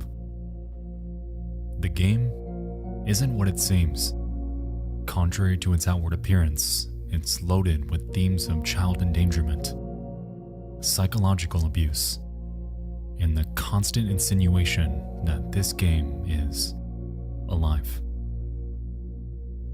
Inside the game, Paul finds a character named Marvin. Marvin has purportedly done something unforgivable, obscurely told to us by an equally enigmatic game developer named Rainer. Rainer's convinced that Marvin caused a windmill to disappear. And not only that, but it's interesting to hold on. Actually, I'm gonna let him say something real quick. So too a little girl named Lena. This story intertwines. Okay, so it is interesting that he definitively stated that Rainer believes it was Marvin who did it, which yes, I agree. Sort of. That so now we're down the rabbit hole of thinking, what does Rainer believe versus what do us the viewer believes versus what Paul believes. So the question is, he just said Rainer believes that Marvin caused the windmill to disappear and the girl disappeared too. And that is kind of evident from the note it's first introduced the ideas of the missing windmill and friend. It ends with Raynor saying, "What did you do?" Which certainly adds a layer of Raynor believes it was Marvin's fault. But so then we have the riddle, right? The Petscop 14, I believe, the blue doors riddles. Could be wrong about the episode number, but it's the riddle about the blue doors, which supposedly somewhat is supposed to explain or relate to or parallel the windmill incident, which doesn't necessarily you know imply that Marvin is directly responsible. Again, it's like, what does Raynor to believe? What does he believe at different points in time when he's developing the game? Like his beliefs could change as time goes on because we know he'd spent multiple years making this game. So people go into chat. This is based off a true story. Kind of. Kind of. Like the Candace Newmaker stuff was true. A lot of this is like fiction, but Fall is pretty. Hi to you too. With that of a little girl named Carrie, who Paul finds planted all over Petscop. According to Raynor, at some point she was taken, locked inside of a school basement, and forced into isolation by her own father. Her father, named Marvin. Like how, like the most dramatic part of that was the reveal of his name. I just thought that was funny.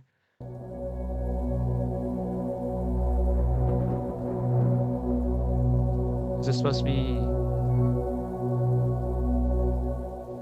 Throughout Petscop, Paul discovers that characters can speak. Yes, and I think Nexpo is going to go with these are the well, I think that's where he went with the last episode, is these are like the uploaded consciousness kind of communicating, I think was the point. We'll have to see as we go along, but yeah, we'll They see. can alter textures, they can exhibit autonomy, and they all act like disjointed fragments.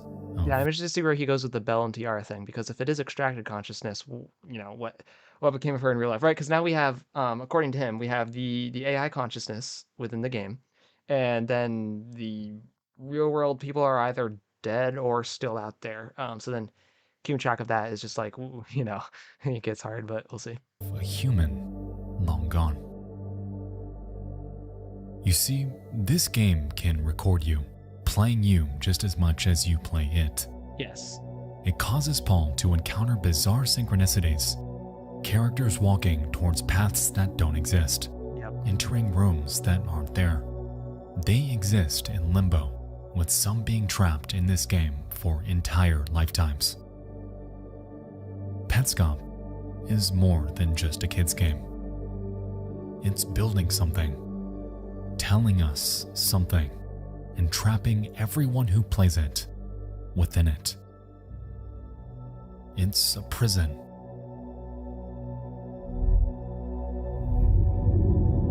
It certainly becomes one, especially with the outside family, like facilitating and forcing, Paul and perhaps others into, the constant playing of it. And the ghost room, honestly, the ghost room is kind of one of the scariest things, because it's like the idea of being trapped and forced to unravel the mysteries of this game that, in Paul's case, is directly related to him and the people that surround him. So it's kind of a terrifying concept. Inside the machine. Wonderful intro.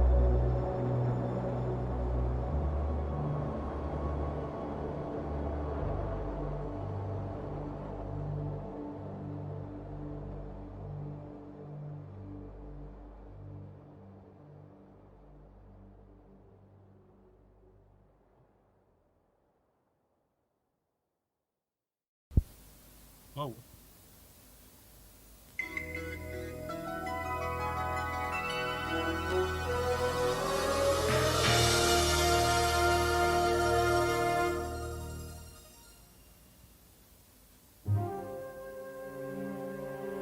Buenas noches, amigos, y feliz Halloween.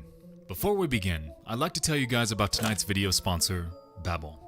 So, some of you may not This is the sponsor for his video. We'll watch it just because. know this, but I live in the great city of Houston, Texas. All my life, I've grown up around friends and family that speak fluent Spanish. However, there have been far too many times than I can count right now where I've wanted to respond to someone speaking Spanish to me, yet lacked the confidence or even knowledge of what to say back. Hola. Hola, abuela, ¿cómo estás? Ay, mi precioso nieto. Finalmente tomaste el tiempo de llamarme. Pero estoy muy bien. And that is why I've recently taken up Spanish lessons with Babbel. Babbel is one of the top language learning apps in the world, designed by real language experts to help you engage in real-world, practical conversations. Right now, I'm making my way through their Spanish courses to brush up on my listening comprehension. However, the thing I love most about Babbel is how incredibly flexible it is. For instance, whenever estoy cocinando arroz con pollo, I can literally throw on their audio lessons and passively listen as I cook. It's easy, but more importantly, it's fun. And to me, that's what matters most about learning and, more importantly, speaking an entirely new language. Put your free time to use and check out the link in the description to get 60% off your subscription to Babbel. Thank you so much again to Babbel for sponsoring this video. Now, it's time for Petscop 2.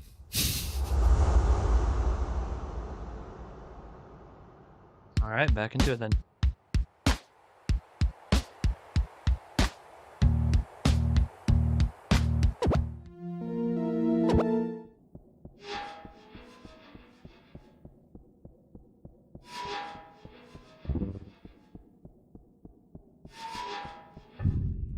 Well, that sound effect is so terrifying, I'm not gonna lie.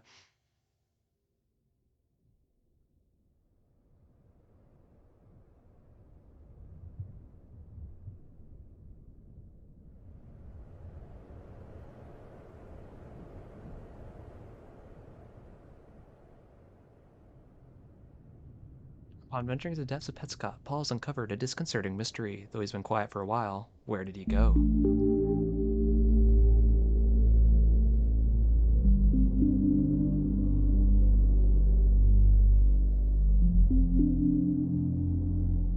Petscop 18 opens with a view of the game's backend before the player explores the category Extra Stuff. While in here, we're shown concept art of various pets and our player character, who we finally learn is called the Guardian. Interestingly, when showing Toneth, we learned that the original concept depicted them without a broken leg, implying Yes, oh, yep, he was gonna say the it. car accident Rainer referenced prior Yep, changed how he designed Toneth, yes. happened after Petscop began development. Yeah, if anybody watched my, sorry to advertise somewhat more of my videos.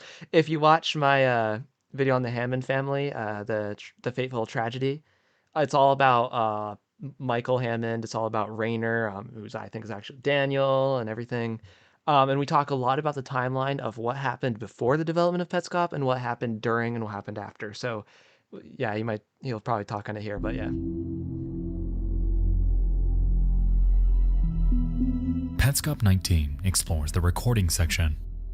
Here, we observe hundreds of archived gameplay files from various generations of Petscop.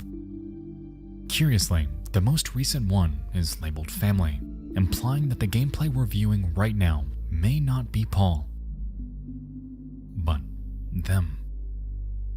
I mean, after all, he is a bit quiet.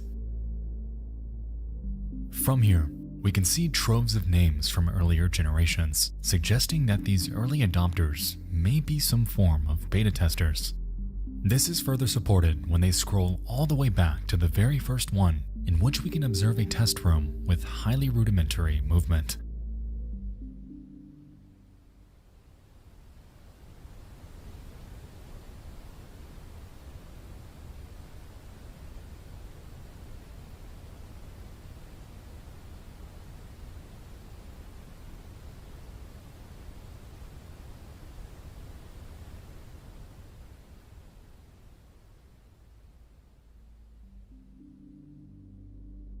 Now, given what we know about Petscop's odd choir sound, combined with the various states the game's been presented in, it appears that these various generations are all it's been. Petscop, like any game, has evolved through development, undergoing a myriad of changes that we can cycle through within its backend. Somehow, though, this concept's been integrated into Petscop's actual gameplay, which is quite the bewildering mechanic. After this, they find and select Mike's recording from Generation 2, dropping them in a... Sorry if I'm not talking a lot during just the general explanation parts, because he's kind of just going over it like we actually, visibly see in the episodes. I'll be more talkative when he actually gets to like more theoretical explanations. Room with the canvas. As he plays, we can observe that Petscop was, at one point, nothing but a simple adventure game focused on collecting eggs. Now, this is fine in and of itself. However, once he collects one, the game states this. What? One of the eggs was in Daniel's game? What an unfair trick. Have you found every egg in the office?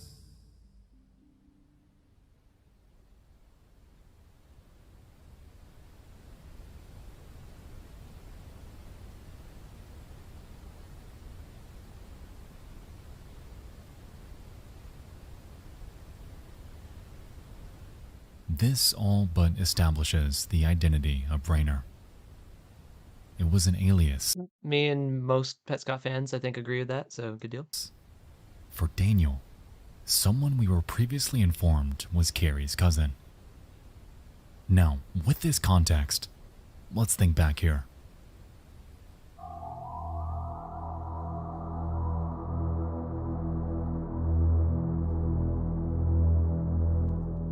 Alright, so Mike's gameplay begins in a room with a canvas.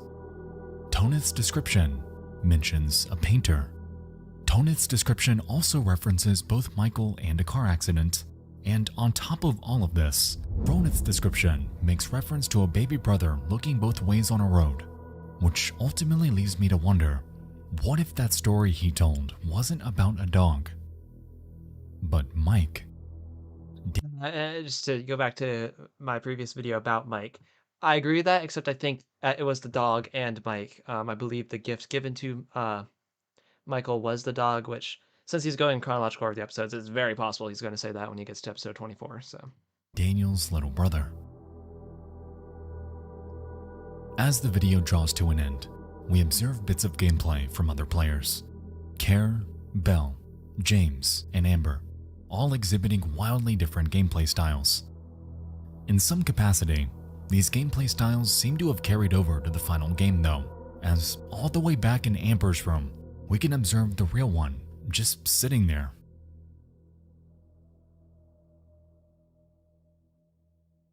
Just like the pet.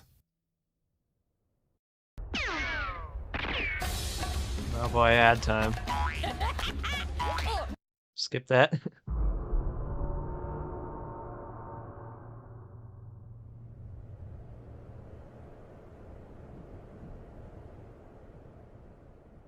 Petscop 20. Daniel's original version for Petscop appeared to be a simple children's game, though we'd greatly alter it sometime during development.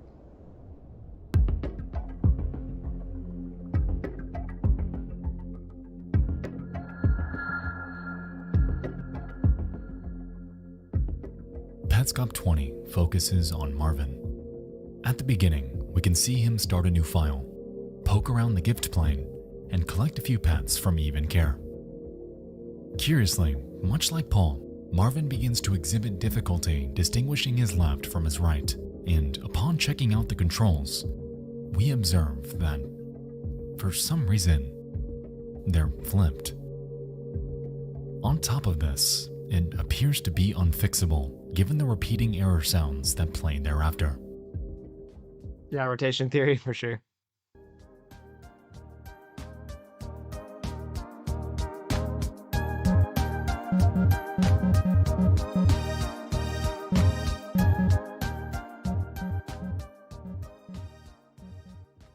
This game is stuck in this control scheme, and for all we know, could have been this way for Paul as well.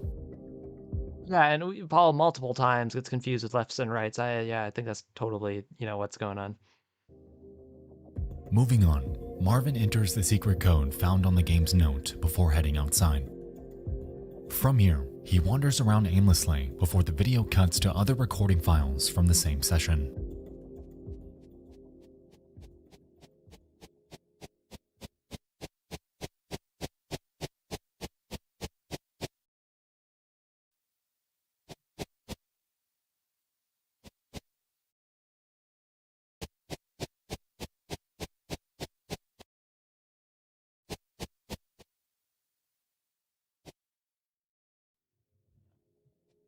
Looking at this, it's clear that he has no idea what the hell he's doing, or is even supposed to, for that matter. Well, I don't blame him. Like the whole point of the new maker plane is to make it, unobvious. You have to figure it out, which, Paul was just lucky to stumble upon that door as quickly as he did. And effectively, Petscop Generation 6 has soft locked him.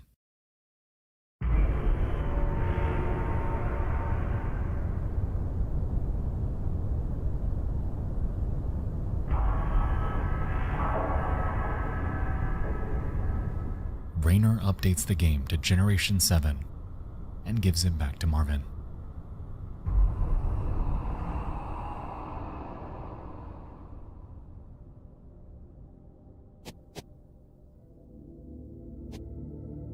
These are when the messages start appearing. This time, it's updated with a bit more guidance. Hi Marvin, Raynor here. You have to be careful this time. If you start running out there without a sense of purpose, you'll get lost. I'm writing this on July 10th, 1997, and Care is still missing. We're searching. Last weekend we almost got lost ourselves. Your search is harder. Beyond here, there are no landmarks. But this model of a brick building, though crude, should still be familiar to you. Where is this building? And again, as Marvin wanders, Raynor continues to pop in. From here, I want you to find a grave. You know the grave I'm talking about. It's definitely out here somewhere. It's unmarked, of course. That's the trouble. You're the only person who can find it.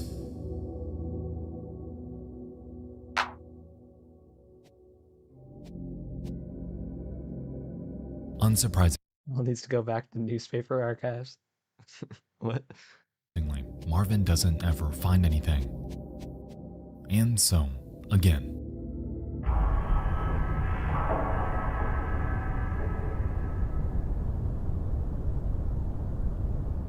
Petscop is retooled, giving us Generation 8.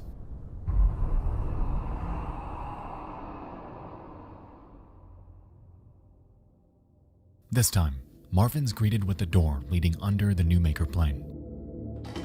He opens it and heads inside before stumbling upon an interesting discovery.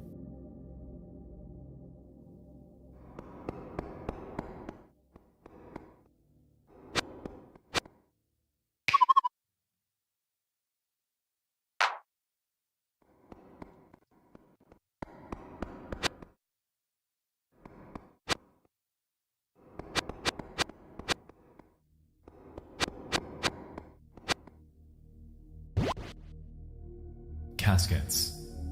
When these are done, they'll be great. Anyone who sees them is sure to become part of the family. Upon examining the first one, we can observe a chalkboard with something written on it, with the description reading, "This one's called Casket 4. 5 words written on a chalkboard in the dirty building you inhabit." The second is something we might recognize because it's from the room within Marvin's home.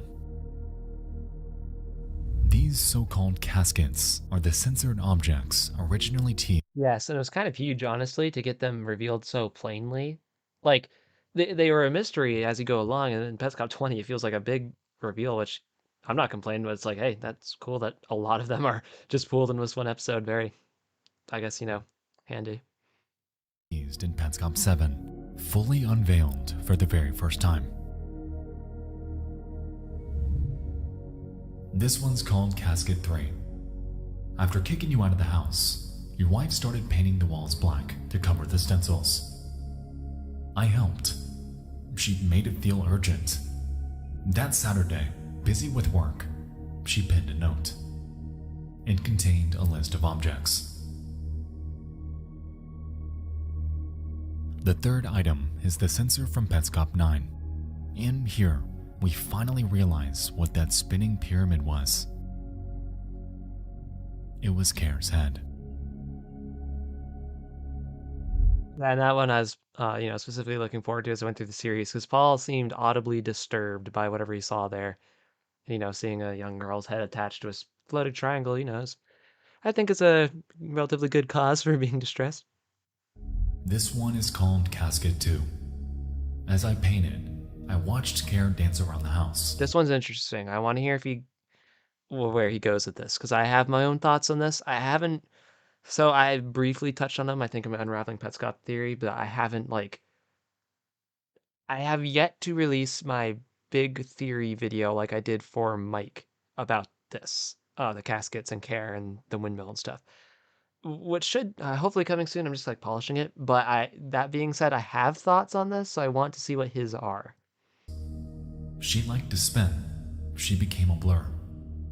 But in that blur, somehow, as she spun around, from 45 degrees to 90 to 180 to 360 to 720, 1080, 1440, 1800, 2160, winding, tightening. I was stunned by pure horror and disgust.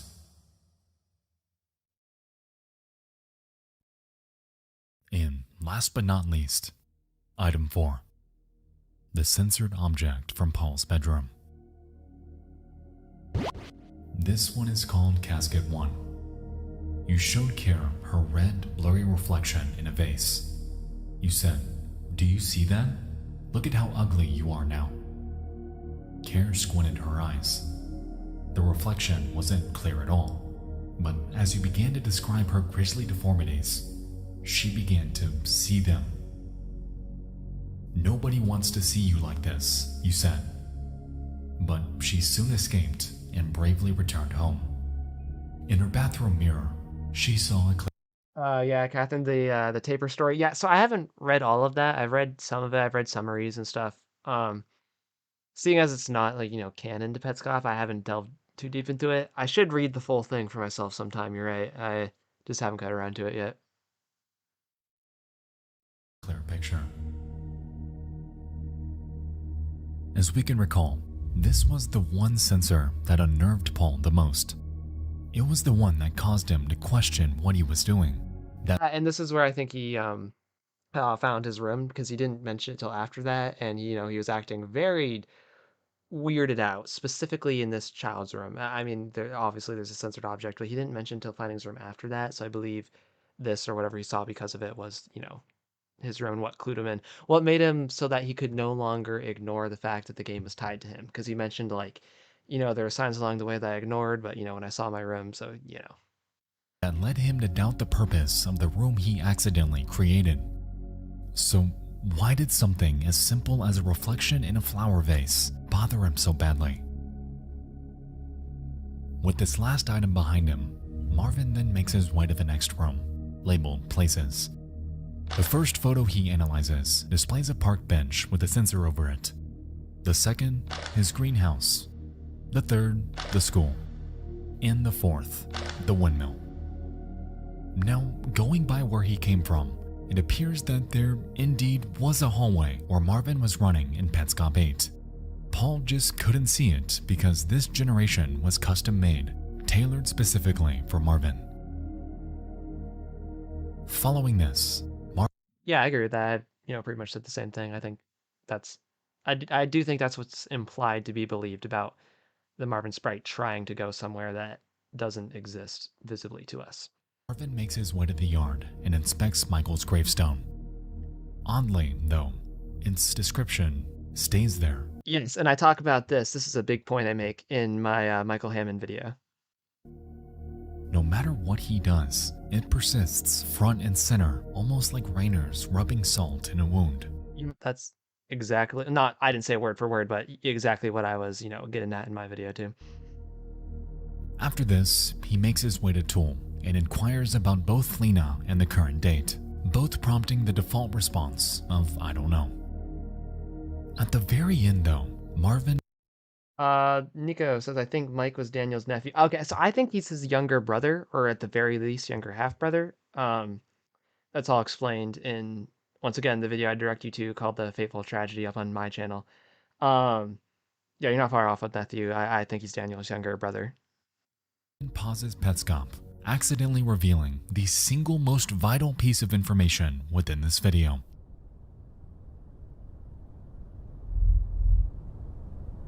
Yeah, Toneth is the only one he has caught. Toneth is the only pet within Marvin's compendium, conveniently shown after the persistence of Mike's gravestone quote. As we can recall, we've made connections between Toneth and Mike already, so what is this implying?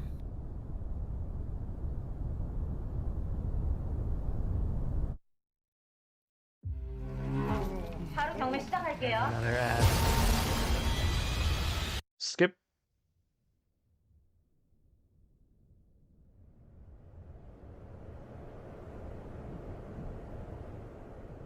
Petscop 21 and 22. Upon analyzing each casket, Marvin seems to bear puzzling, tenuous connections to both Michael and Toneth. What is Daniel trying to tell us? Signed. Petscop 21 is Care dancing to the rhythm of the Sign by Ace of Base for Love 3 that minutes song, straight. by the way.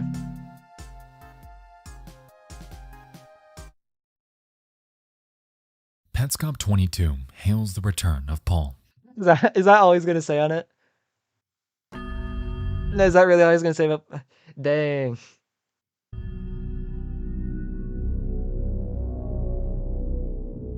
Here we can observe a No, on Petscop 21, I tried to go all into the lyrical significance of the sign and how it relates to the story. I guess Nexpo is just, I mean, that's fine. It's fine. It's not super important, but recording of Generation 8 in which he asks Tool, where was the windmill? Following this, we listen in on a phone call in which Paul explains to his friend that Tool responded with what seems to be coordinates. Yeah, so I went up and I typed, where is the windmill? And that didn't work. And so I tried, where was the windmill? And that's how I got the text in the picture. Yeah, I looked them up. The top numbers, I looked them up. You're going to want to look them up yourself. Yeah, punch them in. I know, me too. That was what, that first thought. There's not a lot of detail, but it looks like a stone, right? yeah, Catherine, I've wondered that too. I think that's a very reasonable thing to assume because, yeah, in the cutscene that we see in like Petscop 6, right? Marvin does the block messages to the player all the time. And Toneth gets dropped up in there, and then Paul goes when he's actually playing the game and finds it there. I think it's very reasonable to assume that Marvin could have done that, seeing as he's the one who had Toneth prior to then, and Toneth can only be found in the new Maker plane. So yeah, I'd agree with that. Paul then suggests that he and his friend head to the location in person before they pivot their conversation to the family. He explains that they intimidate him before reassuring his friend that they shouldn't worry about keeping in contact with him because they aren't related. They don't have a room, they aren't in the face system, and they are in no way connected with this game. Towards the end of their conversation, Paul goes forth to applaud their competence at solving puzzles, touting them as a puzzle genius. Once he makes his way to the quitter's room, though, he realizes that someone's missing. But there's really nothing here. left. Yeah. The tiara character. Nico, what about what I said? Sorry again. What did you say? If you want to, I might have missed it. Character is gone now. Yeah, completely. Like you look over on the other side. Look up a bit. Was it about Mike being Daniel's nephew, or was it about the newspaper archives? I thought I responded to both of those, did I not?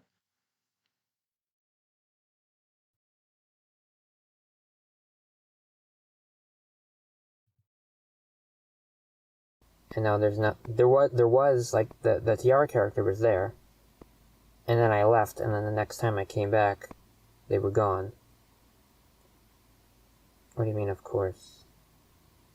No, what if oh yeah, no, Mike was in a car accident. Sorry, I missed that. No, totally. Totally. I have an entire theory video about Mike being the victim of getting hit by the car.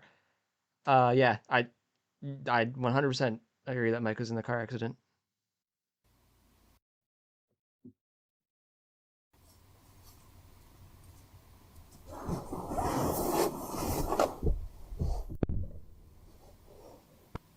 What? Why would I be in a car? I'm playing Petscop. Why would I be playing Petscop in a car? The fuck? So, out of nowhere, his friend inquires on whether he's playing Petscop in a car. Paul, of course, denies it. Yet, given the sound we heard at the end of Petscop 13,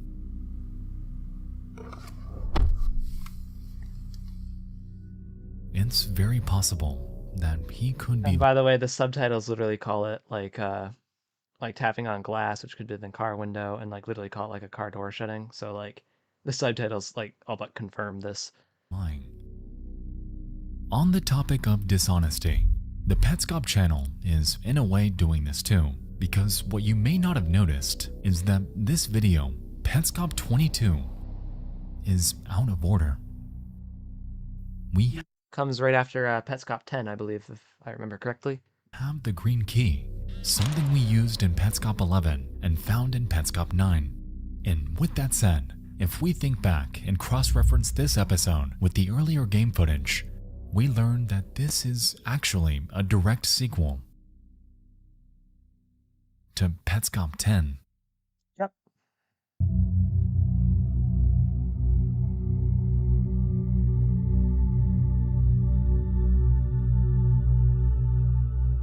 This realization implies two things. For one, the videos after Petscop 10 may not be presented in order at all.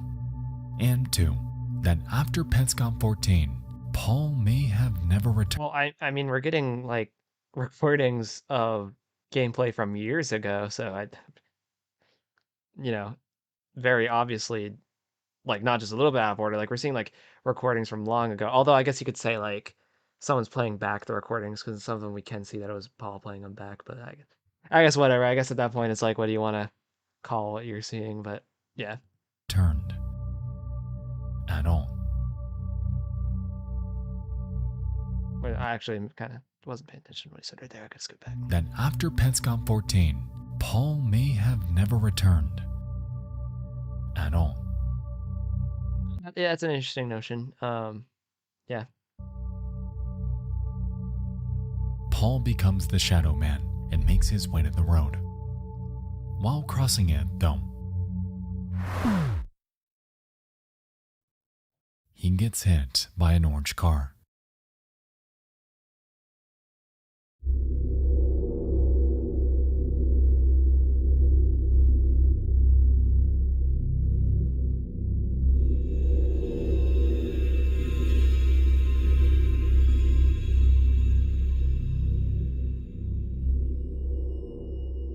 To his dismay, Paul explains to his friend that he forgot to start the recording, unaware that the game's been watching him this entire time.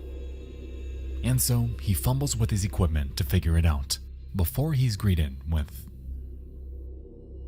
this.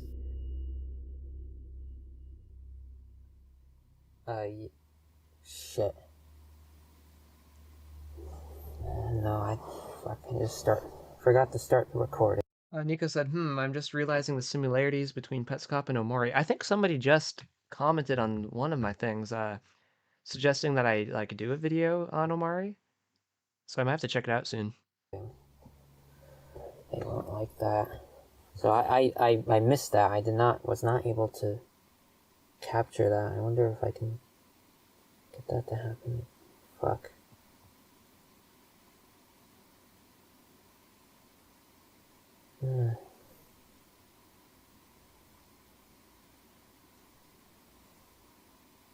Oh.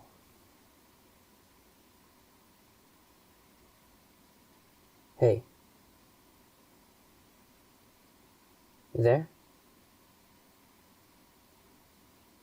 Paul, you there? Hello?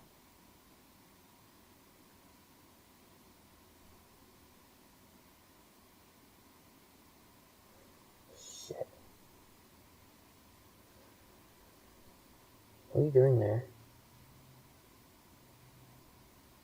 Why are you just standing there?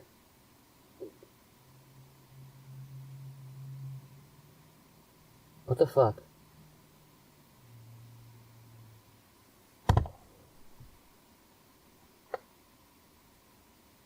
You want me to do something?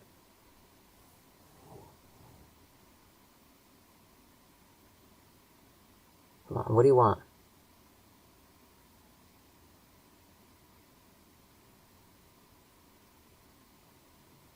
I know you're trying to say something to me. What do you want? What do you want?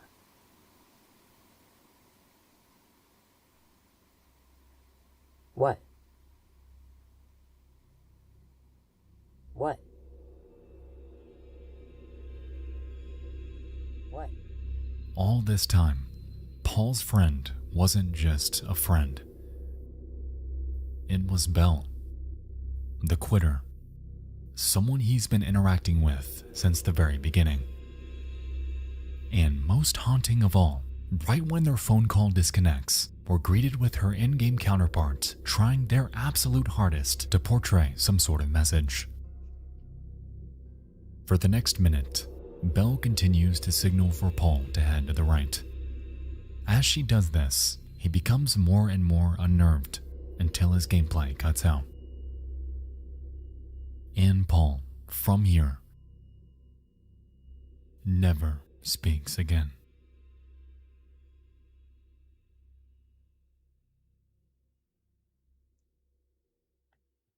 Never speaks again. It depends, unless of course you're counting what he's, typing using the dialogue system in Petscop 23 and, beyond that.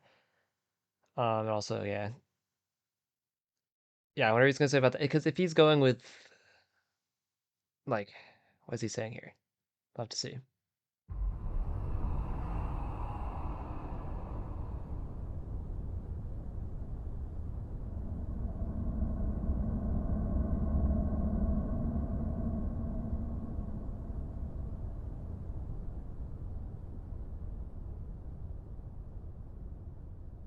We're greeted with the clock demo and are dropped back at the park bench.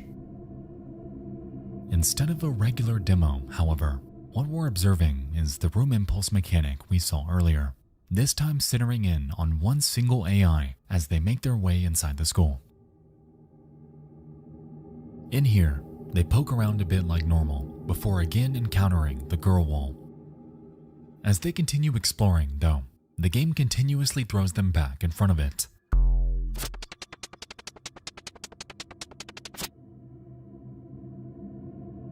After a few times, they eventually try walking through it, realizing that it's a fake wall concealing an ominous office.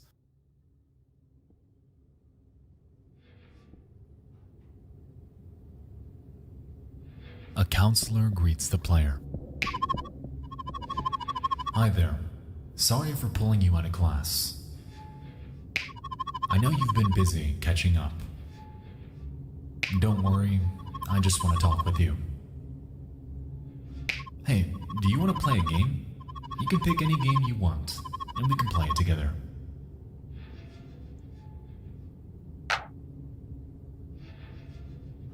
From here, they're shown a shelf with 4 games: Accident, Rotation, Checkers, and Grave Robber.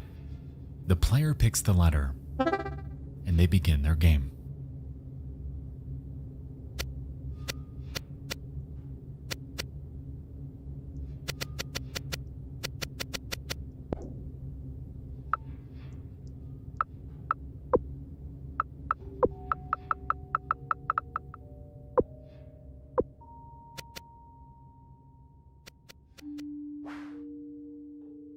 All things considered, Grave Robber seems relatively ordinary.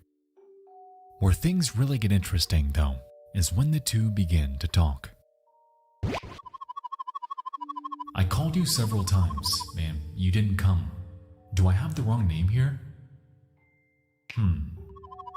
Catherine says Tony did a pretty good job at capturing an unnerving, how unnerving being trapped in child psychology offices. Yeah, holy crap, the atmosphere and the sounds are some of the most unsettling in the series, in my opinion. Like that constant, I don't even know how to describe it, that constant sound that keeps coming up, it really unsettles me. I noticed you named your file Strange Situation. Is that your name? Please confirm. And in response, the player inputs Paul.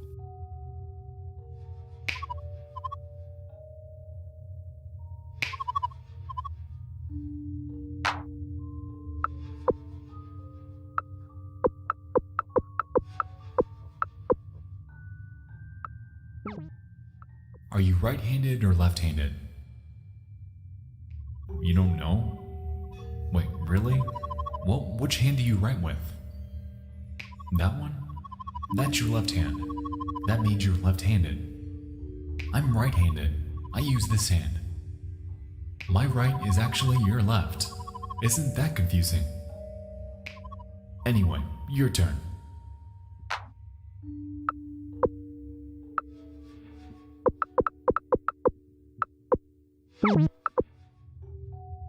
Kids shouldn't say swear words. Do you know why? It just doesn't sound right. It's disturbing. You should choose cleaner words, even when you're really angry. Your turn.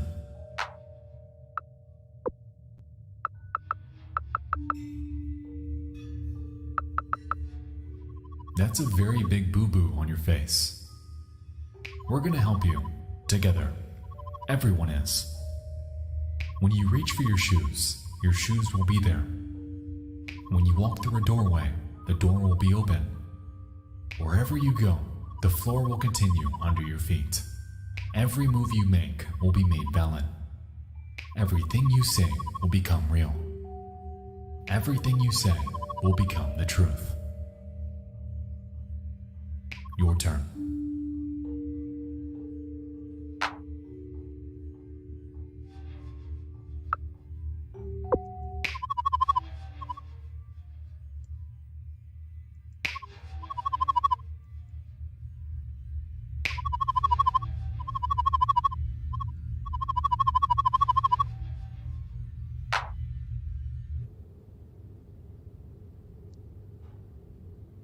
After playing this bizarre attempt at finding Lena veiled as a board game, the player exits the counselor's office. They again explore some corridors before encountering a staircase leading down. And this is the staircase we've been hearing about ever since we got the note first attached to the game. Down to the school's basement.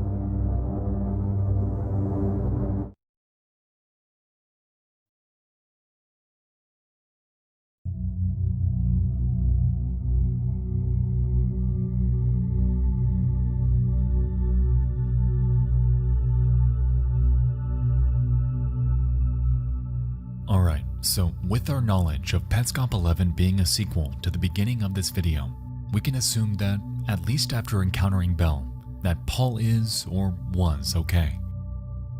With the video's latter half though, combined with what we know about AI and how the room impulse system works, we can assume that this gameplay isn't being done by the physical Paul, but rather his in-game alternate.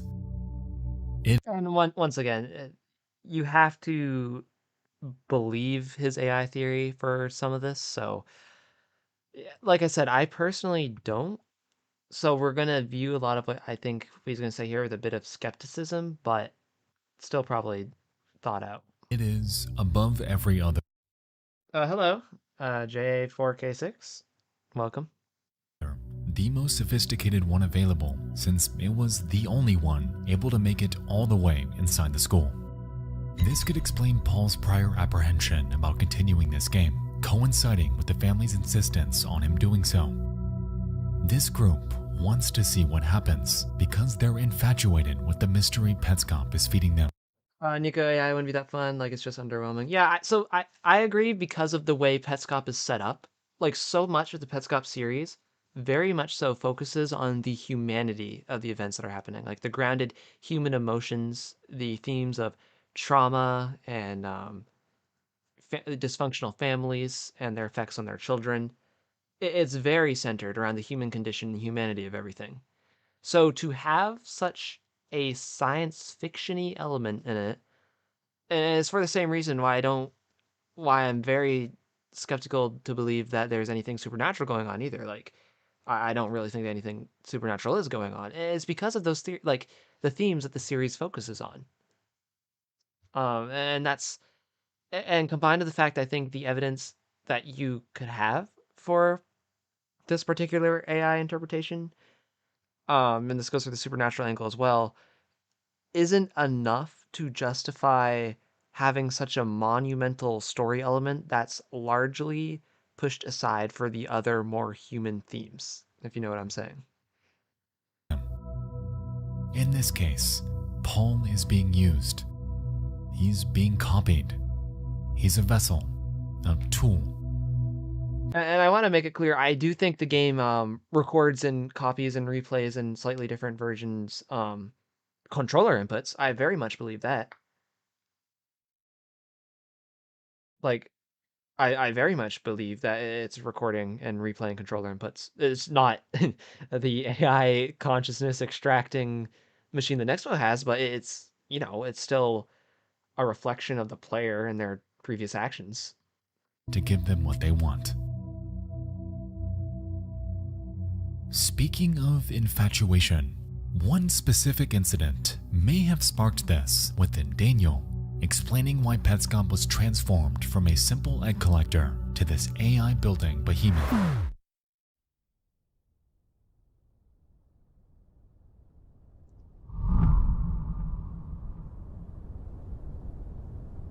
This orange car is found in Marvin's garage. This orange car hits the Shadow Man.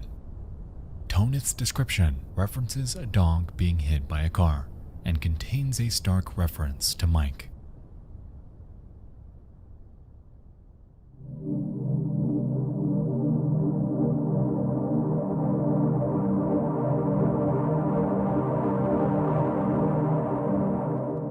I'm not gonna lie to you, I think Lena's gravestone was a red herring.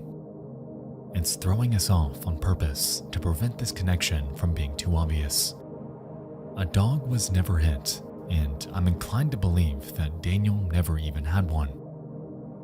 I think very, very small plot point to disagree with. I really want to see how he interprets the gifts now. Because in my video, which, I'd recommend you watch so you see my full, polished theories on this.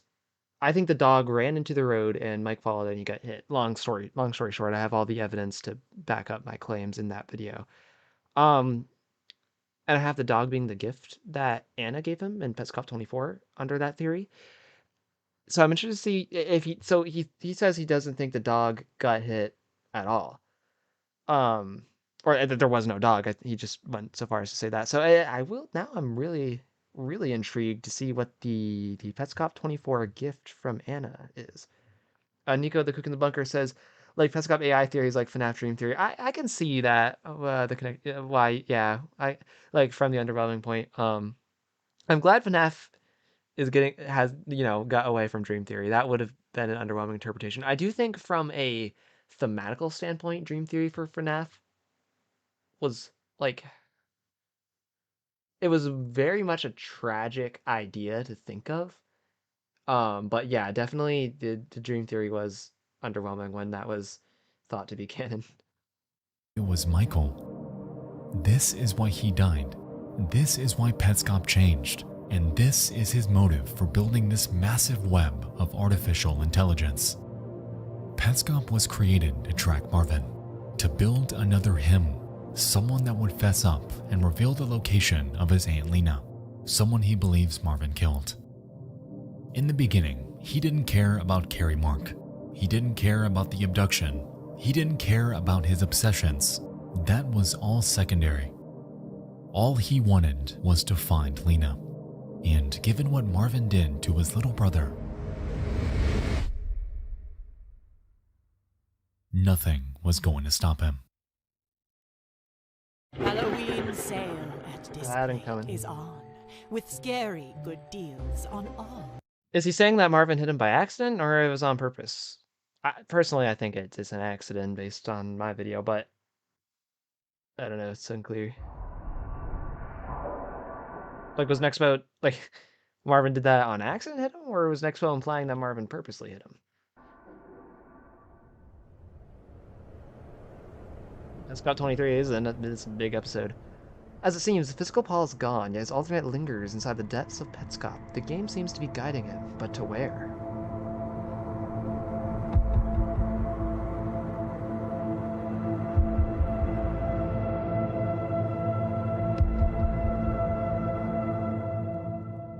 We are inside the school. The player finds their way upstairs before being shown a Garalina logo and discovering what appears to be some sort of monitoring room.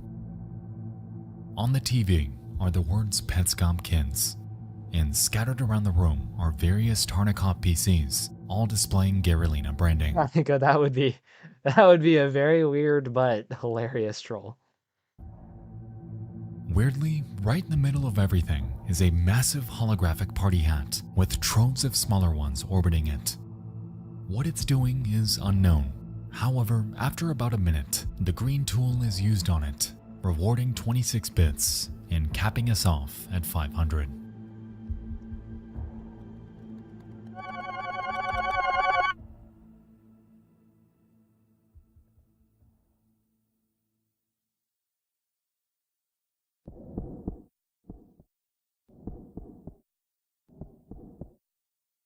From here, the music's gone, and everything is dark.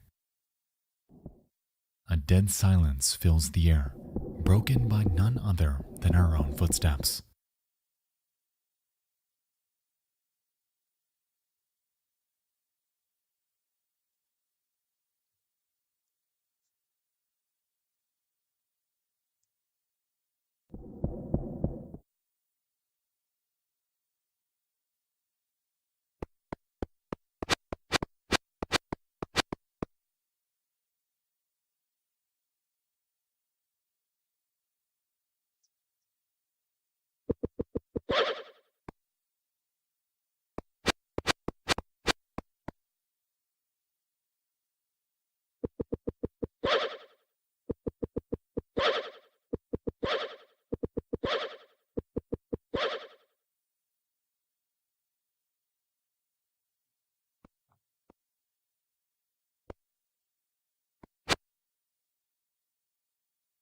Per his request, Paul examines 8 unique ghost room layouts.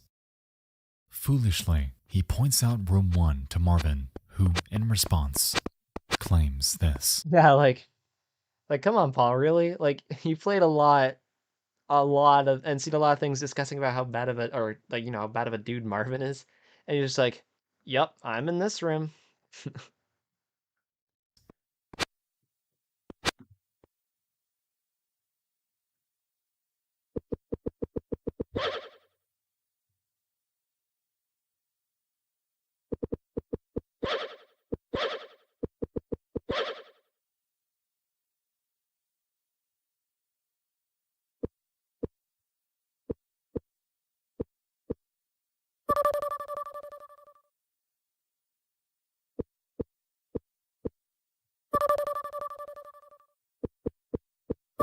Scariest part of the series right here. Agreed.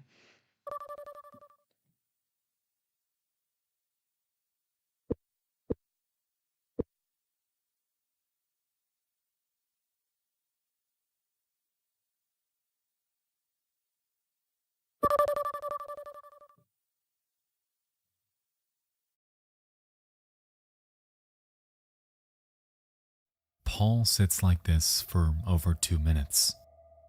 Marvin, in some capacity, was able to breach the ghost room Paul's alternate is being kept in, and whatever he did to him was so inhumane that all he could force himself to mutter was one word.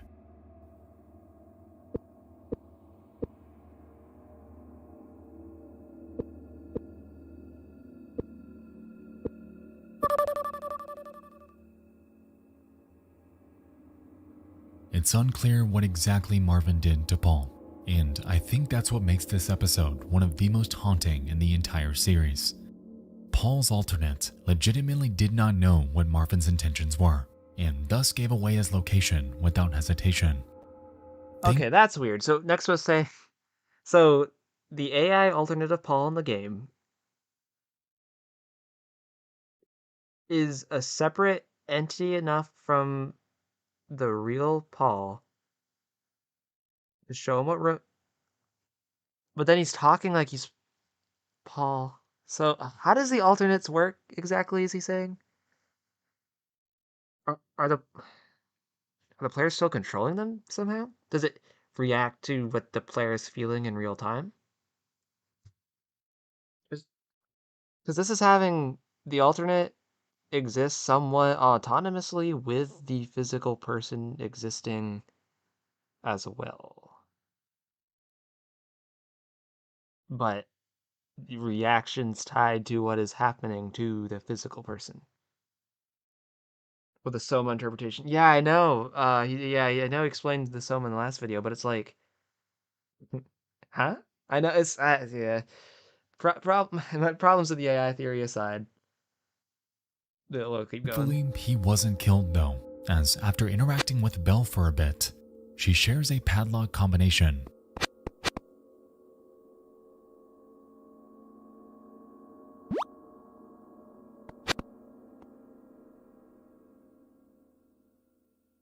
And so, Paul gets back to it. The AI version of Paul. I'm not gonna lie, I really don't like the Soma AI interpretation for the series. It's not that I think it's an uneducated theory. I just think it's a not not the correct angle to look at the series. That's all I'm saying. Paul manages to open the locker, revealing a striped Easter egg, and the following note. For Tiara Leskowitz. You're off to school today. I'll miss you. I love you so much. I will miss you so much when you're off to school for the day. I will be waiting for you when you come home. I will be on a lawn chair in the driveway waiting for the bus to drop you off. Every day I'm so happy to see you come home and tell me what you learned. I hope everybody treats you with love and respect. Love you forever, no matter what. Mommy. What if the next video is Marvin walking into Paul's room and then Paul just shoots him with a shotgun? What? Catherine. Yeah, same. It's interesting, but I don't necessarily agree with it. Yeah, that's where I'm at with it. I'm always down for an interesting theory. Whether I agree with it or not, is a different story. Curiously, we learned that Tiara and Lena share the same surname. However, the catch here is that this note is using Belle's rebirthed name, the one Daniel gave her. This leaves us to wonder if this note was actually written by her mother or someone else with other intentions. Yeah, so I'll point out the sentence structure of the note is highly similar to the consistent sentence structure that Rayner uses throughout his other notes, like the fragments, just the weird, almost robotic but not really wording. It feels like Rayner's writing on it when I read it, anyways. After all, the wording here is a bit forward. After this, Paul makes his way back to the school basement. While down there, he's greeted with a myriad of school supplies and another note from Daniel. You'll find the machine up ahead. This is the only entry or exit. You'll pass through this room again as you leave. Keep in mind everything here your baby will say.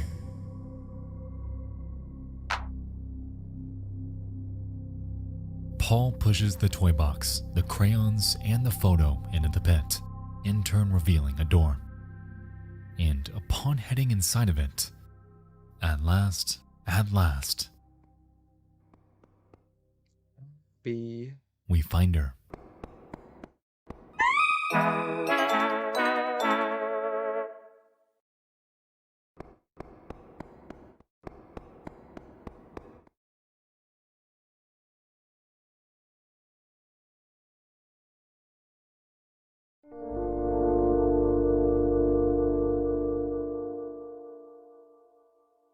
But when I found my room,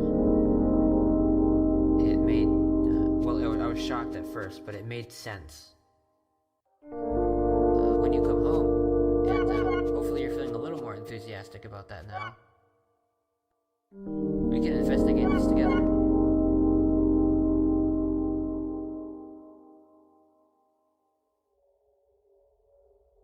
Care B is scared and pounding on the door. I open it. It's so dark that I can't see her. So I pull her out and the light hits her face, and they won't even give me a picture of her now. They're all scattered in graves, and I'm a piece of shit. Here I go.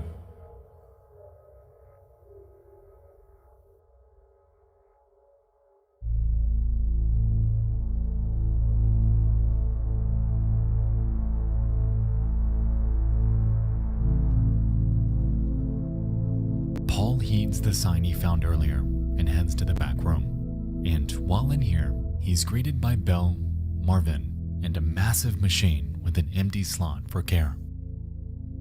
Marvin demands Paul to place Care into it, to which he blindly complies. And following this, he's instructed to play music on the Needles piano. Initially, Paul plays to Marvin's specifications. However, midway through it, the song changes to what the video subtitles refer to as Paul's melody.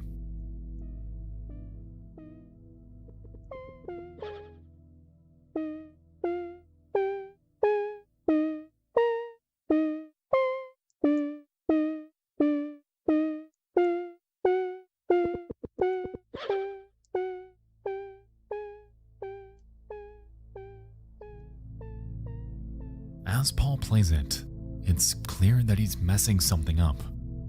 Marvin is pissed. The notes glow red, and expletives and demands to stop are thrown at him repeatedly. Paul doesn't, though. He keeps going, and so Marvin leaves, never to be seen again. At the end of the ritual, the machine reveals another striped egg, and so he picks it up and reads the description.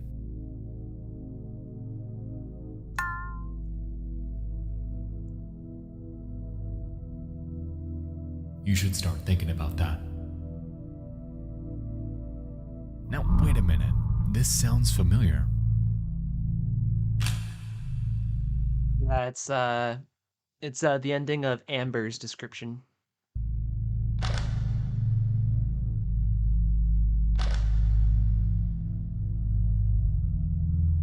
It's a reference to Petscop 1, the very last line for the description of Amber. Now, I'm not entirely sure of the significance here. However, given what we know about Amber's mannerisms, specifically how she likes to be locked away in safe places, it could imply that we should do the same for this egg. With this in mind, Paul heads out of the basement and back to the locker.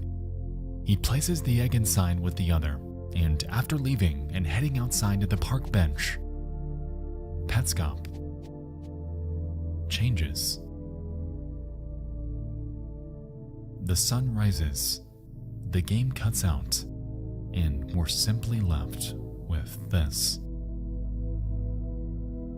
For the very first time, it's dawn. And Petscop welcomes a new day.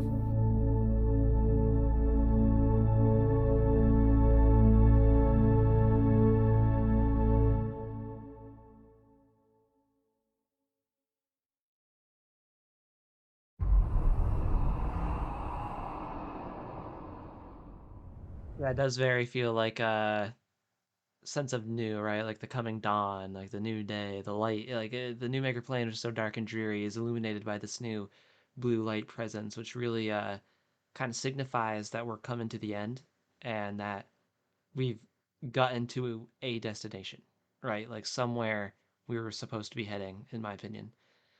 We're getting to the last two episodes here for him going over in a chronological order, and I'm excited because I think we're gonna get to his like kind of full story interpretation soon here, which will be great to see.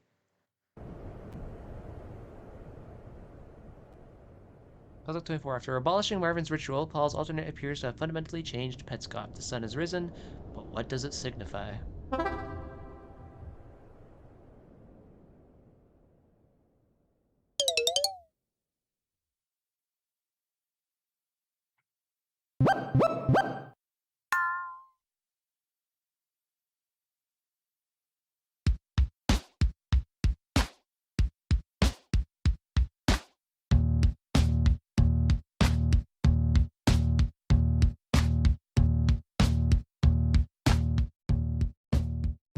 It's almost poetic that this episode contains a credit sequence.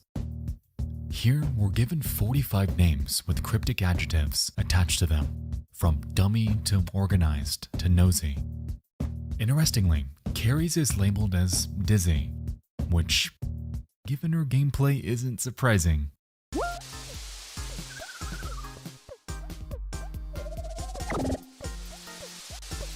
But that's beside the point. Once we make it to Mike, we see a familiar term. Painter. Just like Toneth. Most of the video is just this. That's just another thing reinforcing the connection between Mike and Toneth, which is already pretty well established, and this is just another nail in the coffin. Yet, as the credits draw to an end, we're left with a parting message. It's for Mike, and reads this. Hi, Michael. Consider this your birthday card. Sorry, I can't put money in it. When I heard how many kids were coming to your party, I was impressed. Thank your big brother for letting you and your friends play games all day and making you so popular. Also, thank your other auntie for making this all possible. If you see her, I mean. Not everyone can. But anyway, happy 7th. I'm so sorry I couldn't be here. I hope my gift makes up for it. It's the one in the black box. Carrie helped me pick it out. Thank her. Opening gifts is so fun. A lot of little mysteries, and all are solved. So cathartic. Anyway, I hope you have fun. See you later. Love you. Auntie Anna. P.S. Whatever you do, please don't shake the box. With this context, it appears that the names shown are Mike's friends, and were likely those who playtested this game before his birthday party. Considering that Anna refers to the game as the birthday card, it implies that it was accompanied by whatever was in the black box. And with her warning not to shake it, it's plausible that it could have been a pet. I mean, come on, Petscop with a pet. Yeah, like the dog we were mentioning earlier that you said you thought didn't exist. It's the only fitting explanation, right? Anyway, about that reference to them. Is it? So this is a very nitpicky thing. Why not the dog? Like, why does the dog just not exist when you think there's a pet in the box and it explicitly mentions a dog in the one pet that links itself to Mike? Nitpicky. I know. I'm just saying. other aunt. It seems to me that it may be a play on words. Anna tells Mike to thank Lena if he can see her, implying that she's alive, and also that she knows it. Wherever Lena is at this point is and may always be unclear though, yet that was probably her goal this entire— It's an interesting point because I'm not against Lena being alive, but I'm not 100% sold on it at the moment either, right? Like, I'm kind of in a wishy-washy state about it, so, like, I'm not going to refute this point, but I'm not 100% behind it, if you know what I'm saying. Time. Whatever happened back during the windmill incident must have been so bad that it caused her to figuratively vanish from the face of the earth. This entire time, we've assumed that her situation was the result of external circumstances. But with the context we've been given in the past 24 videos, I'm honestly led to believe that Lena didn't die, but instead disappeared on her own volition. She's been metaphorically rebirthed and is leading a new life. Yet Marvin, so caught up in the past, just can't accept the reality he's been given. What? So she... wait, hold on. I need to listen to that again. It caused her to figuratively vanish from the face of the earth. This entire time, we've assumed that her situation was the result of external circumstances. But with the context we've been given in the past 24 videos, I'm honestly led to believe that Lena didn't die, but instead disappeared on her own volition. What? At 7 years old? Okay. He said figuratively. She's been metaphorically rebirthed and is leading a new life. Okay. Hold on. I'm having trouble understanding what the implications of this is. She figuratively disappeared and was metaphorically reborn. Like, conceptually speaking, like, was she always still there and she's just so different now? Like, she's a different... Like, she's a quote-unquote different person because she was so, well, you know, made different from that windmill experience? Or she literally disappeared, which, like, at age 7? Like, actually, like... Not to mention the, I guess, trying to fit that in to, like, where the heck was she that Marvin couldn't find her for 40 years and abused and tried to rebirth kids to get her back? Why did Rainer blatantly put a death date on her on the gravestone? I guess that can be, okay. I guess that last point can be answered pretty easily. We know Rainer believes that once someone suffers trauma, they can never be the same. So you could say like Lena died because he did say figuratively, metaphorically, like she died in Rainer's eyes because she was so different.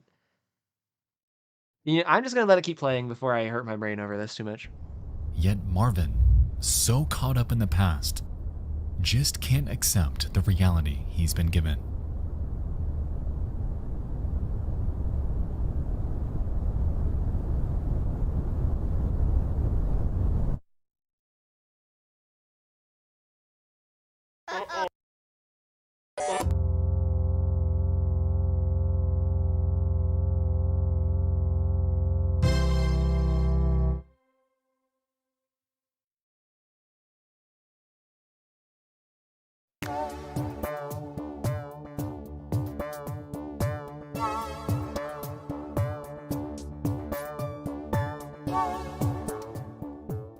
Oh, yeah.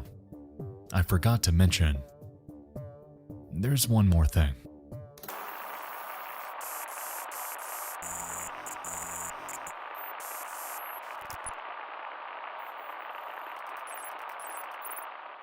It's a soundtrack video with a surprise hidden for us at the very end.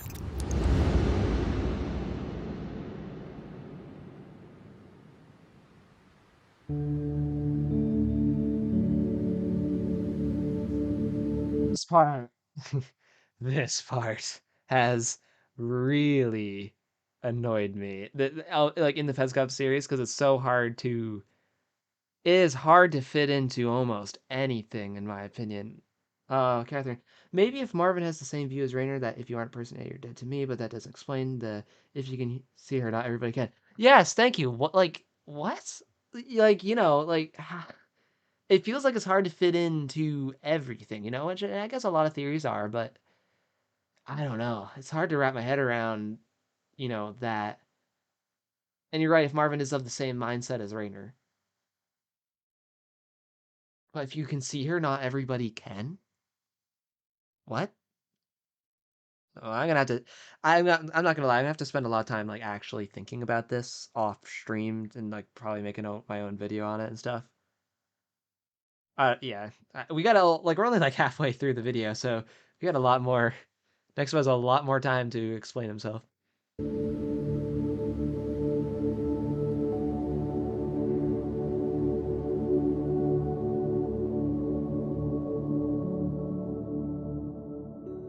The Petscop epilogue drops us onto the New Maker plane in daylight. Immediately, Belle greets us and claims, "There is Boss, waiting for her son." Paul, do you remember being born? Smuggled away, driving to your new house. Boss in driver's seat, me in back. I could not wait to be your friend.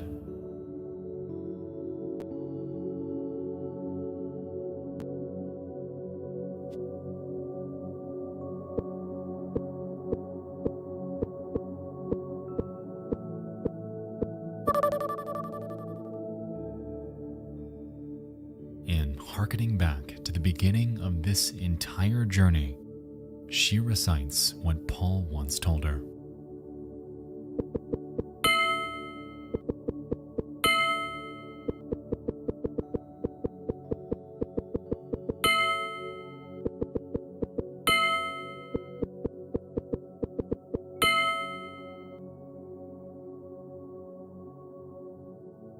Belle then heads up to Lena, who's sitting on a park bench, and awaits Paul. And under her wing, on the other side of the party room window, they unite at last, ultimately bringing Petscop, this gargantuan, massively intricate behemoth, to an end.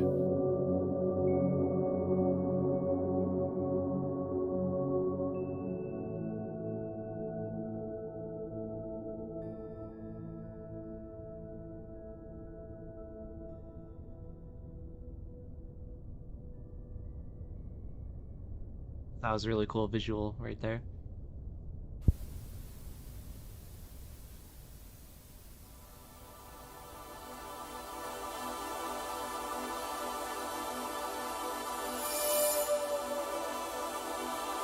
It's like the little intermission time. Yeah.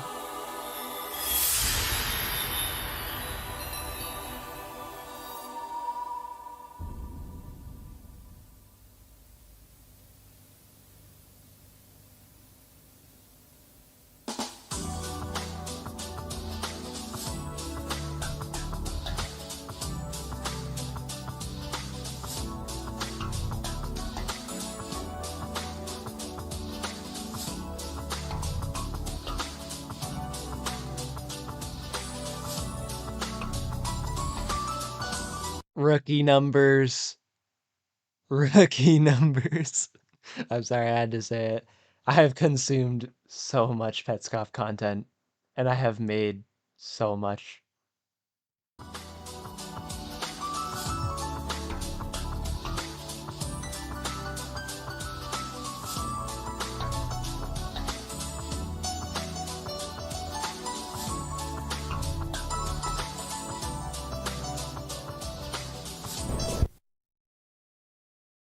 Recently, and for no reason at all, hey, Ryan I asked Reynolds. Mint Mobile's legal I'm gonna team skip your if ad big when I wireless can. companies are allowed to raise. Skip.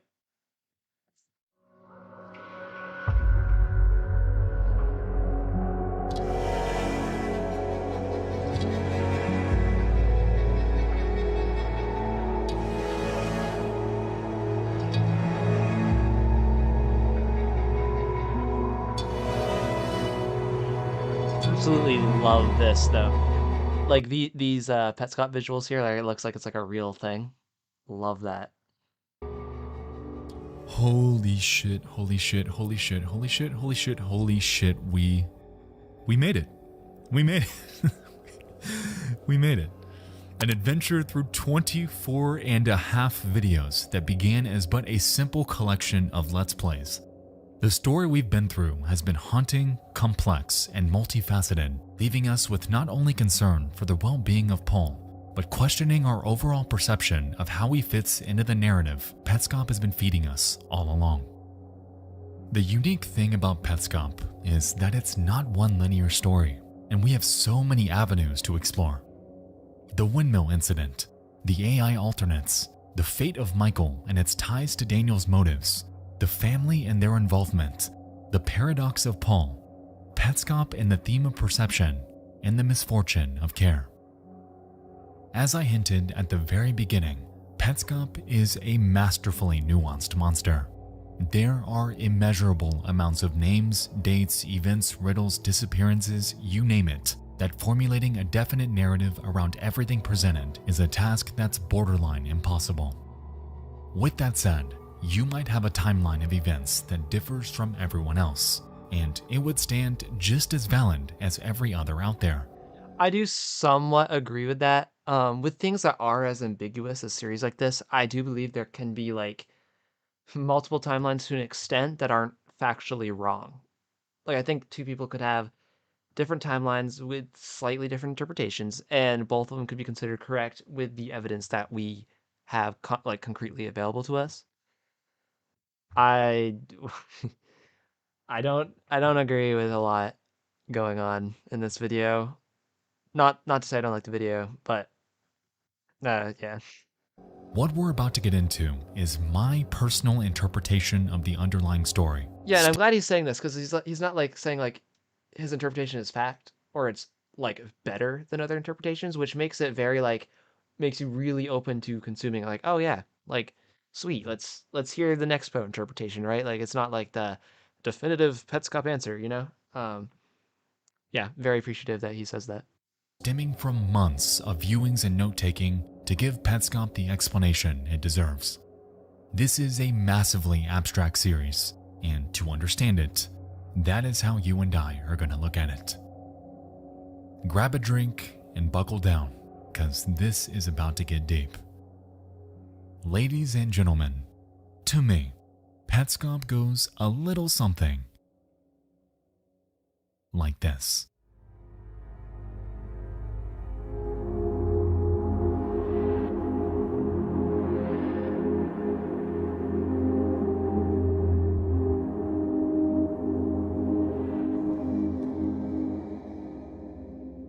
Throughout the series, one character has been far and above the most pivotal to unlocking Petscop, and that's Lena.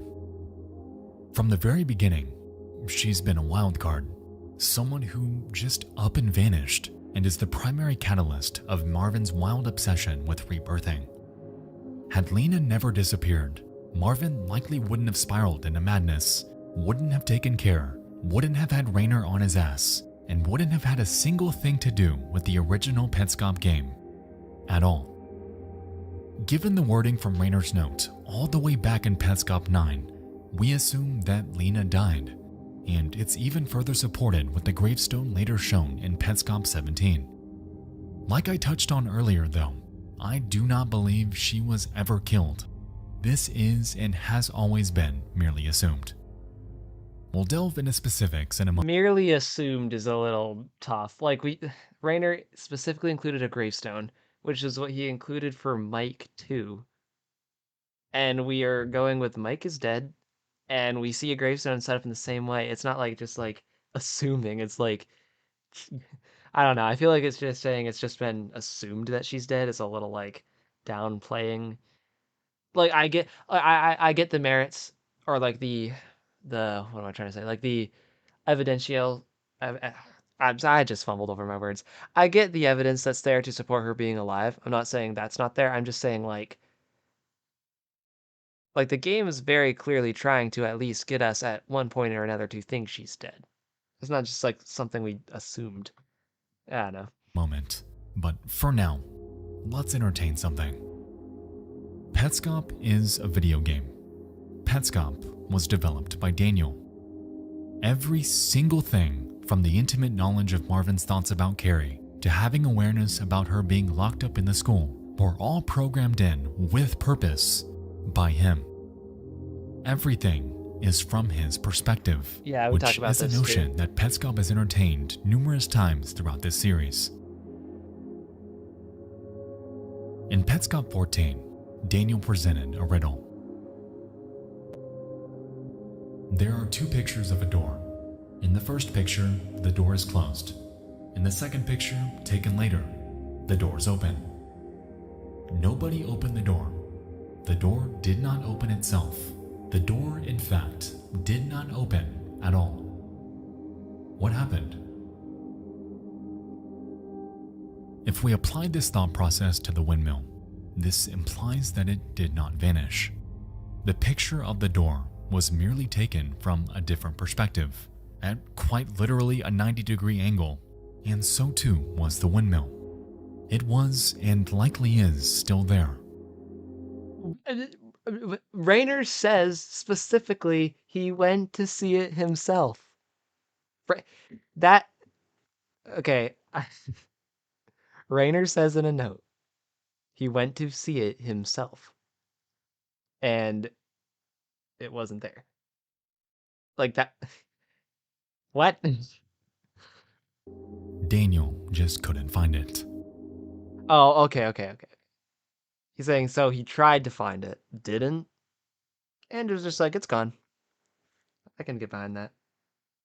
Hi, Casualty. Yes, sir. We're reacting to another Petscop video from Nexpo, because the first one was pretty good. Like a 4-hour live stream of the first one. This one's doing... We're not agreeing with a lot of what he's saying, but we're also not agreeing. You know what I mean? We're just kind of going with it, you know? To me, Petscop isn't about converging timelines or supernatural occurrences. Okay, I agree with that. Me and Nexpo are like 100% in agreement on that, at least. It's a tale about the flaws of Daniel, both literally and metaphorically seeing things from just one angle. Nobody killed Lena. Lena did not kill herself.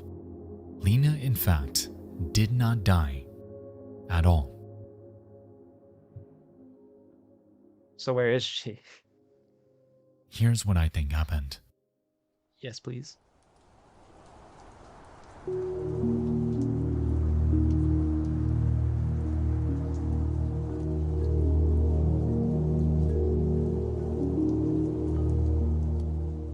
On an ordinary day in 1977, Lena Leskowitz, Anna Leskowitz, and Marvin Mark all visit an old, derelict windmill. While there, Anna takes a photo of Marvin and Lena in front of it before Marvin coerces Lena to head inside. At some point while in there, a freak accident occurs, causing her to be knocked unconscious, and as a result, she never comes out. Marvin, guilt-ridden because it was his idea, a bad idea, and too afraid to find out the fate of his friend, runs out of there and makes up an excuse, professing to Anna that he witnessed her run away, though in reality, this was never the case.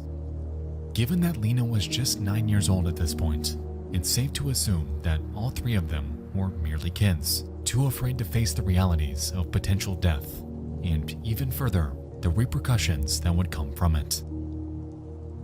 Both the windmill and Lena serve as Marvin's own case of Schrodinger's cat, in a way, as in his mind, her fate was never determined.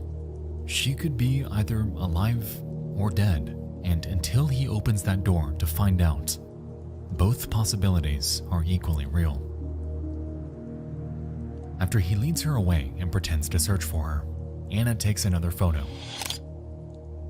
It's just... So, I don't vehemently disagree with this for like a 100% evidence-backed reason, but it's like a lot is being assumed about the character's behavior here. I don't hate it. I need to hear the whole thing out before I really give thoughts on it, though. Just Marvin. No friend, because she's unconscious. And no windmill, because it's literally behind them. I agree with that. I agree about the rotation thing. I'll cover that in mine. When I get around to doing my windmill video, I did the mic one, now I gotta do the windmill one. I agree with that. The picture from the other angle. They never find her. And Lena is now missing.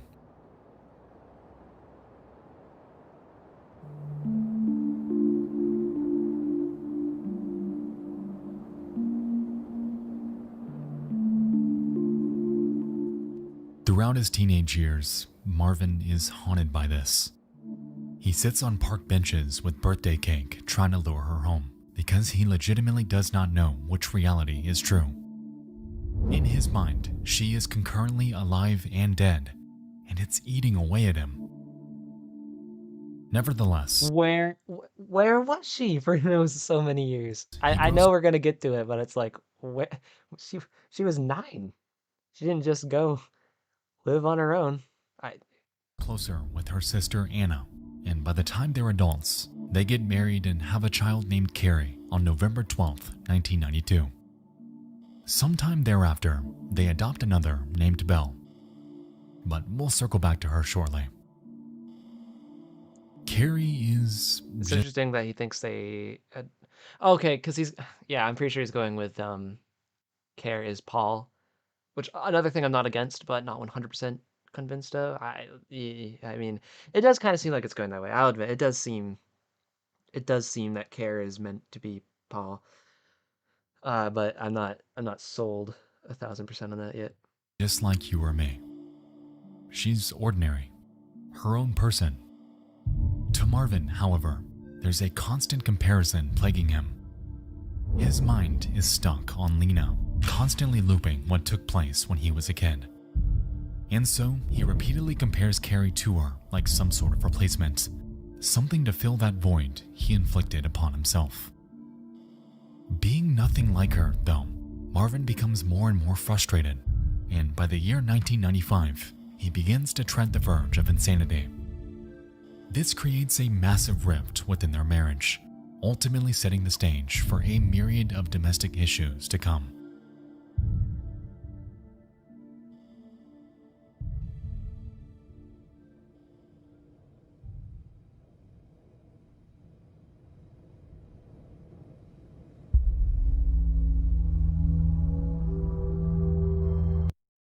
But where has Lena been?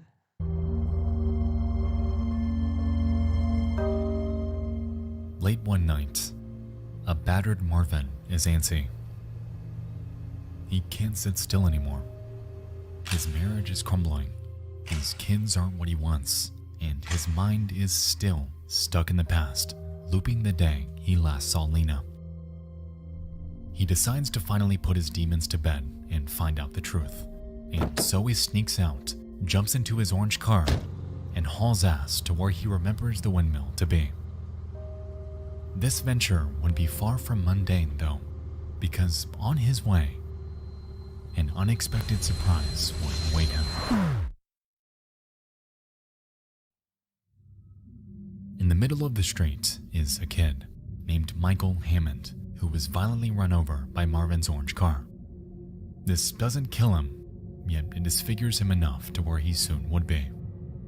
This is supported by the claims in Tonith, Ronith, and Care A's descriptions, and even further when Mike is labeled as a painter in Petscop 24, being a clear allusion to Tonith and their broken leg. So I disagree with that. Just I'm not gonna explain it all right now, but I have a video, The Fateful Tragedy. It's about the Hammonds and Michael Hammond specifically. That explains my thoughts on all of them. And it's a little bit different than this. So that if you go and watch that video of mine, you'll see why I disagree with certain elements of this part.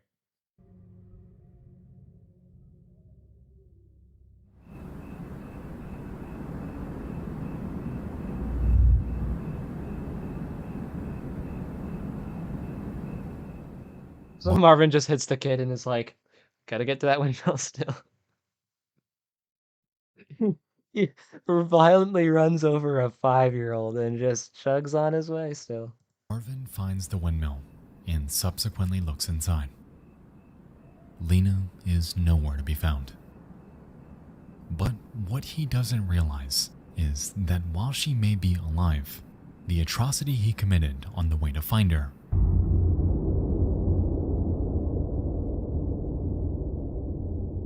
is conversely very real.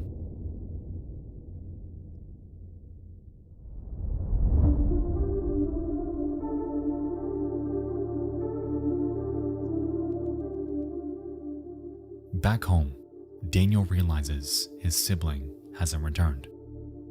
Nobody has answers, and nobody fesses up to it. Much like Lena, Michael A., the normal... Marvin keeps us higher than the prize. Yeah, no kidding. Holy crap, that's messed up. Oh, what? There's a kid in the road. Well, that's unfortunate. What? I mean, I know Marvin's insane at this point, but still, it's just like, what the? That's so weird to think about. Bang. Oh, sorry, I got a windmill to get to. Mike is never found and presumed dead, and this simple video game that Daniel was developing for his little brother now has no one to play it. Sometime that year, Daniel visits his Aunt Anna and Uncle Marvin's home and snoops around. He finds a photo of his missing Aunt Lena with Marvin, and accompanying it is another without her. Immediately, suspicion grows as this seemed to be one of the last photos she was ever seen in, and if Marvin were hiding something like this, what else was there? Daniel takes Petscop and completely reworks it from the ground up. What was previously an innocent game is now a tool he believes can condition Marvin to reveal where he buried Lena, with his motive fueled by what happened to his little brother Michael. What Daniel doesn't know, though, is that Marvin doesn't know where she is either. Yet, that doesn't stop him from staying on his ass. That year, Daniel develops a new Petscop on the Tarnicom PCs. He uses a PS1 dev kit, which, interestingly, in the real world, our world, is known as a PS1 tool. He somehow gets 45 kids, including Belle, to beta test his game, and what they don't know is that their inputs are being recorded and fed into an AI. Each iteration of testing results in a new game generation with a more sophisticated version, and eventually, the game reaches a point to where it can mimic a real player. Meanwhile, back home, the rift in Marvin and Anna's relationship is at an all-time high, and given the casket description from Petscop 20, it's likely the two have physically split. Because of his obsession over wanting Carrie to look and act like Lena, Marvin has been ostracized, yet that doesn't stop him from sneaking around the home. At some point, it's possible that Daniel caught him in the act, yet instead of making a huge deal about it, or even reporting him, he plays along with it in hopes of getting Marvin to play his game. That's a little... Okay? Now, before we continue, we have to keep Daniel's motives in mind. He, above all else, wants to know what happened to his Aunt Lena, a point that serves as the foundation for the existence of Petscop as it came to be. Thinking back on the series, he's aware of Marvin's obsessions. He exhibits knowledge of where care would soon be kept. He knows about rebirthing and its process, and all of... Yeah, and once again, I do believe Marvin and Rainer were complicit with each other for a while. Once again, explained in my Fateful Tragedy video. So yeah, you know, I don't like disagree with this. Some of the points are like, but this is supported by its existence in the game he created. With that said, it's likely that he witnessed Marvin abduct Care and take her to the school. And if we think back to Petscop 11's calendar and really analyze it, we can observe an interesting pattern. The green dates go from every other day to every weekend to 5 months consistently. We know Carrie went missing on June 5th, And we also know that she made it back home on November 12th. And given the theory about the color green being tied to Marvin, what this stands for is clear. These are the dates that Carrie was in custody of Marvin. Yeah, that's And believed by Daniel everybody. knew of all of it.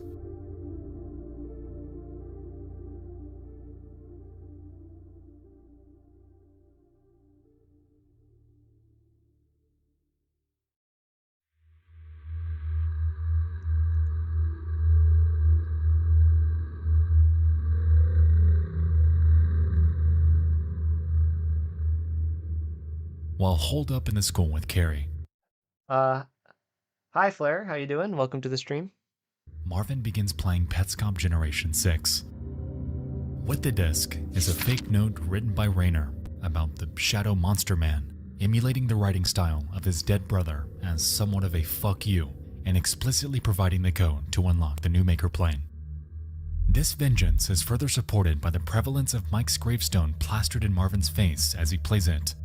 Yet regardless, it doesn't stop him as he's carried forward by his own curiosity.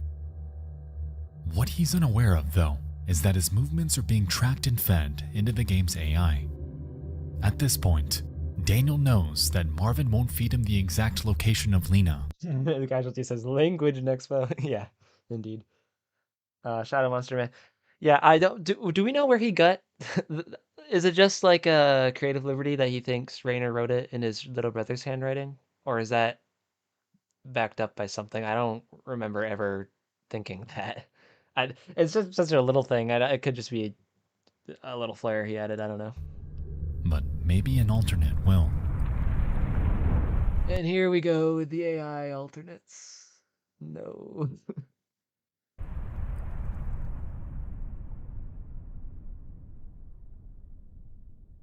Care B is scared and pounding on the door. I open it. It's so dark that I can't see her. So I pull her out and the light hits her face. And they won't even give me a picture of her now. They're all scattered in graves. And I'm a piece of shit. Here I go. Happy birthday, Belle. I'm calling you Belle because that's who you are. You might be confused as to what happened. I was overeager before and started calling you Tiara prematurely. I created a space in the menu for you, still unused now.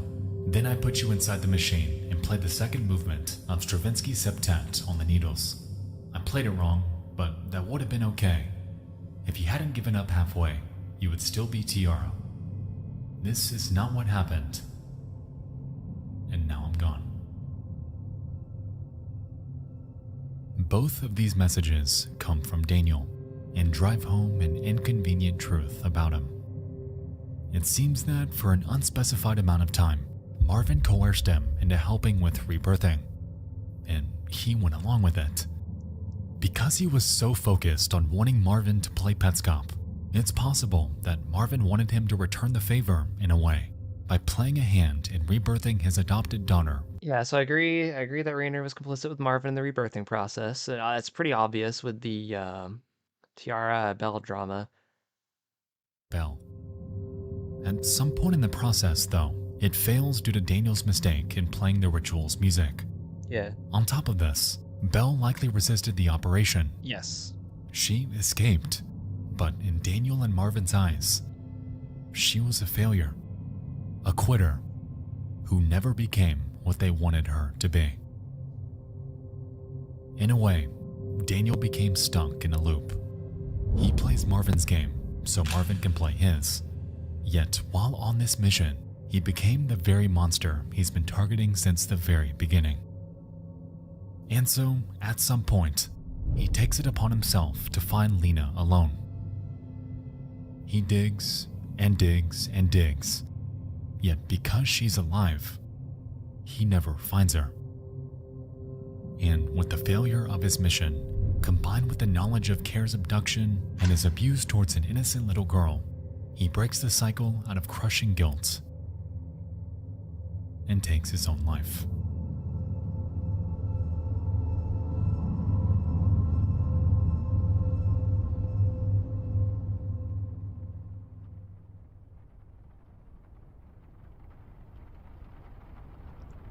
So, and he just somehow knew how to make a game that could make perfect AI replicates of the people that played it.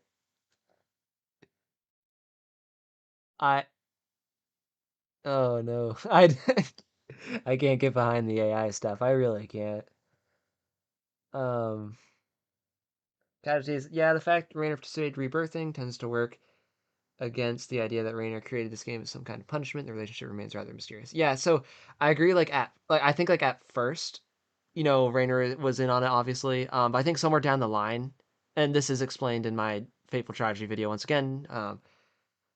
It's like I think he realizes the depravity of it somewhere, and there's a revelation moment where he's like, I have become the very shadow monster man that I hate. And then there's kind of a 180-degree turnaround from rebirthing from there, because it like we can see him calling it out as almost like a disgusting practice, except he was in on it at first. So I feel like there was that moment where he realized, like, oh, what have I done? He abducted both of them. Oops, caps. Abducted both of who? I just need more context of what you're referring to, Mob 78. And hey guys, you know that in terms of male and human female. What? Anyways.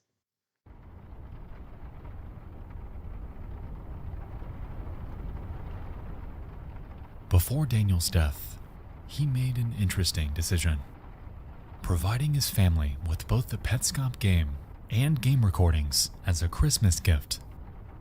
Because of the Carrie Ann Bell. Yeah, so Belle was attempted to be rebirthed into Tiara at some point.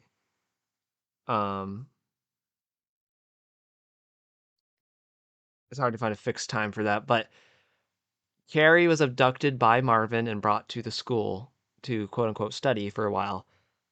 And I believe sometime before that was when Rainer took Belle. Carrie Sloan. What? Anyways. This, it's implied that the family watched them and tried to play it, yet were ultimately unsure of how exactly everything tied together. There were clear references to relatives, however, something was missing. They were stuck. And things remained this way for over a decade. I gotta get that back just so I can listen to it again.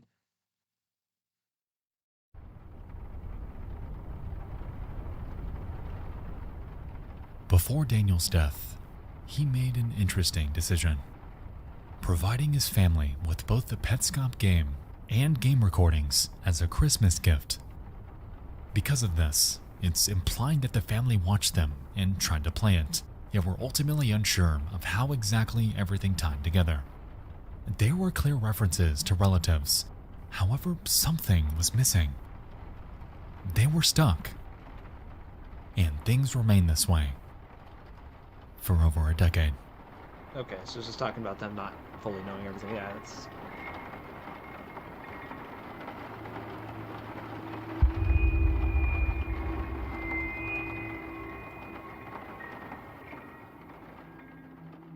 By the year 2017, the game is secretly planted within the home of Paul. He stumbles upon it and, completely confused, tells his friend Belle. Belle, knowing about Petscop from her childhood years, doubts Paul's claims because decades have gone by without it ever coming up. It's an old demon, it being reawakened. It's something she thought she'd be able to bury for the rest of her life. Yet she's too afraid of retaliation from the family to admit this to Paul. Led by his own curiosity, Paul plays the game for the better part of a year and a half, recording and uploading his gameplay to YouTube. At some point, the family catches wind of this, and to his dismay, strongly urges him to keep going to unlock its secrets, to explore it, progress. The way Nexpo recreates CD and notes and stuff in 3D, yeah, that's really cool. The visuals in these Petscop videos have been top tier. I've really enjoyed them. And reveal the truth they so desperately crave. Why Paul was the one set to do this specifically, we'll get to in a second. but just know that they have a suspicion about him, and they're just trying to verify it.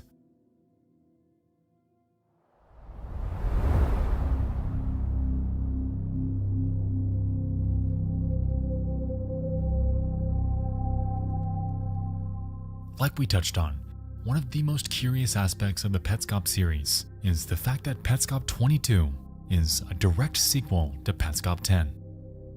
If we can recall, midway through this episode, Paul has a bizarre interaction with Belle on the phone before they both stop talking for the remainder of the series. With this in mind, we can assume that the majority of Petscop 11 through 24 are presented out of order.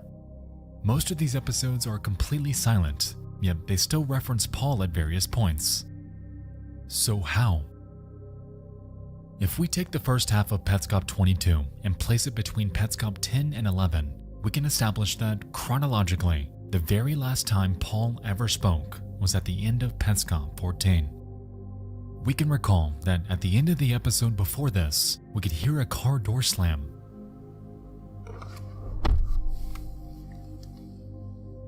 And considering the landscape of what would follow within this series, it's possible that he simply left. He stopped playing, yet the game itself hadn't. By this point, and much like Soma, it crafted a him inside of it, a version of his mind that acts, thinks, and plays like him. What? How? Like you're not willing to believe in a somehow like multiplayer kind of thing with Petscop, but like so instead it can extract and replicate AI human consciousness. I'm not trying to sound like I'm just disregarding the theory, but I can't get behind that. Like you know, I don't know. I can't reason this advanced of an AI within the Petscop game. It's the main holdup I have, really. It's possible that he simply left. He stopped playing, yet the game itself hadn't. By this point, and much like Soma, it crafted a him inside of it, a version of his mind that acts, thinks, and plays like him without his physical self ever needing to be there. What Paul didn't know, though, is that this AI would be trapped within Petscop forever. Like it explicitly stated, it's an ever-evolving organism, something constantly monitoring inputs and keeping each and every single Petscop kid, Marvin, Lena, and Belle, all trapped within its confines indefinitely. With that said, Paul's alternate is the one we observe from Petscop 15 onward. He's the one that explores the school, that finds the counselor, that plays grave robber, that is subjected to the everlasting torment of Marvin, and that finally unlocks the game's true ending from the Petscop epilogue. So why did he leave? Why did the censors bother him so much? And how does Paul even fit into this puzzle?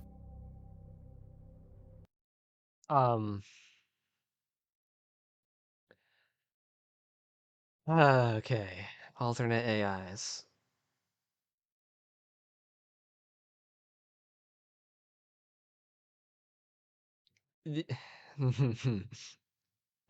So, the ghost room is what under this?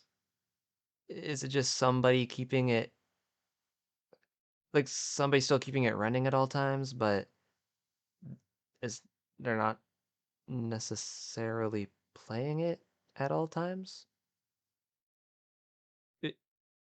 What was Petscop 23? Because Marvin, I know he talked about this earlier, but Marvin says, "Here I come," and what what does that imply? If it's not happening in the physical world, I I don't know. I, I'm gonna let this theory finish out before I go too far into stuff like that to see what the like full scope of it is. The ghost room is a ship in a bottle. Hey, that we know, Mob 78. I agree with that. Yeah, exactly, Casualty. That interaction is definitely happening outside the game world. Like, there's no tension. If it's not happening outside the game world, what? No tension. You know? What? Like, what's the point? You're in the other place too. Thanks for dropping the Petscop quotes, Mob 78.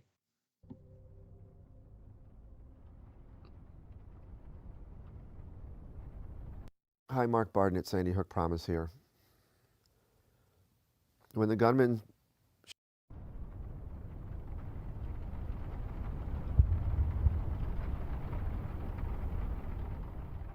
Alright, I'm probably gonna catch a ton of flack for what I'm about to say, and it may sound oh boy, completely out of left field, but please, please, please, please, please, just hear me out.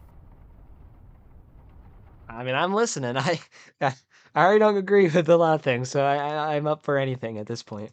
I do not think care ever existed. Yo! I'm interested to hear this now.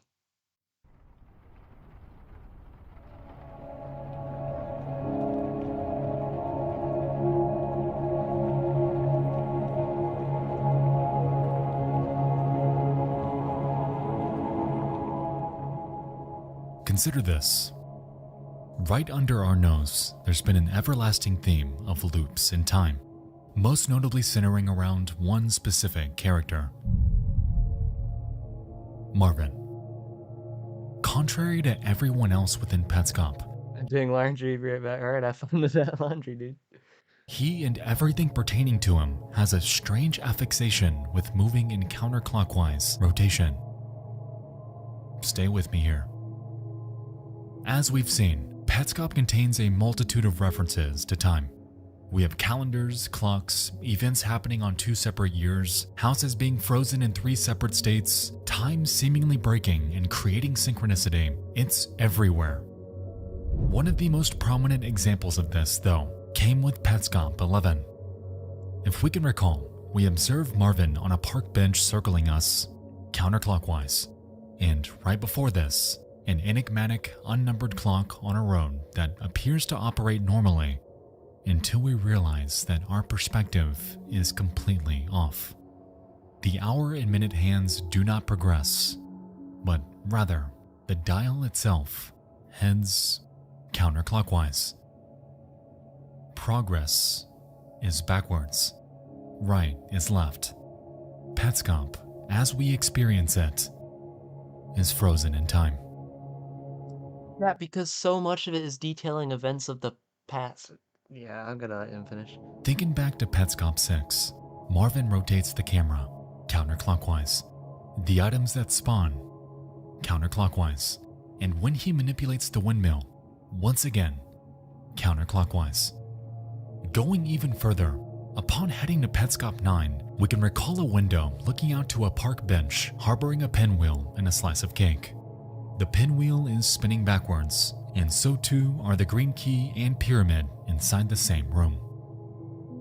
Now, of course, this could all be coincidence. But is it really? If we jump to the epilogue, we can recall that we found Lena and Belle on the other side of the party room window. Our perspective is reversed, because by this point, Paul's alternate closed the loop. It's implied that he beat the game and was rewarded with the restoration of time, of progress, of an ability to leave the past where it is and always should have been in the first place. So where am I going with this?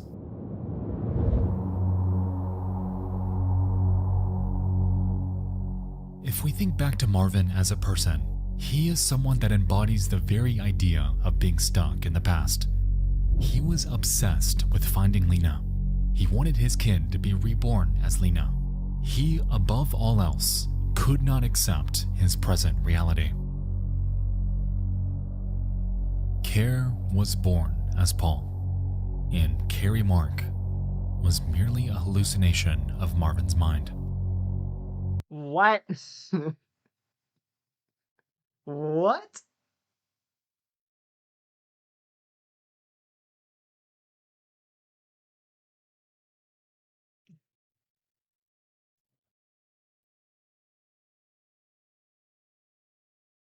To me, Marvin was so fixated on having a girl that he could visualize Lena through that when this reality never happened, he tried to force it, pretending non-existent people existed, pretending the floor continued under his feet, pretending his life was completely okay. For years, he was already descending into madness, and by the time Paul was born, it was the final piece that broke him. If we think back through the series, we know that Paul couldn't recall anyone ever going missing. He never once mentions a father. He becomes uneasy when he encounters the censored flower vase. He realizes that he and Care share the exact same birthday, and he understands that the two bear an incredibly strong resemblance. Oh, and also, considering that in the child library, the face for Paul's room is quite literally that of Care's, just with eyebrows. The correlations are clear. Petscop was given to Paul because of a hunch that Paul was Care by the family. This is why they wanted him to keep playing. This is why the game was planted in his home. And this is why there is such a glaring paradox about where he fits in this puzzle. Petscop, from start to finish, was unearthing childhood trauma that he buried and forgot, yet Okay, so this is completely reliant on the fact that Paul literally subdued all of this so much that he didn't remember it for a long time while playing the game. And I'm okay with that. It's just you have to think that he literally like it was all like that cuz he doesn't even bat an eye at the Care stuff for a long time. He thinks it's weird, but like it's not like he's like he certainly doesn't react as if like, "Oh yeah, the persona that my dad thought was me or wanted me to be." It I oh, I can see okay, I can see it. I can see how it works. It feels so weird though, cuz you think Rainer would have said something a bit more obvious about that somewhere.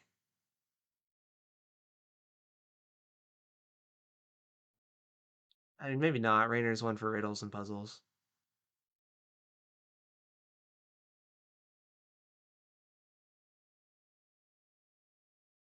Trying to think what I actually think about all this.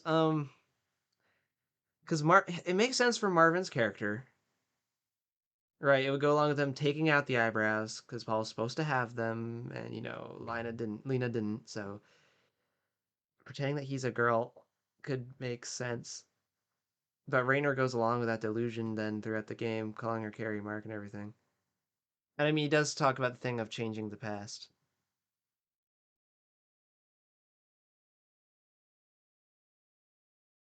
I mean, I can see how it fits. I think the biggest thing going for it is, the Marvin habits, the eyebrows thing, because Paul's room is Care with eyebrows. And of course, the similarity issue. But it's weird to think about.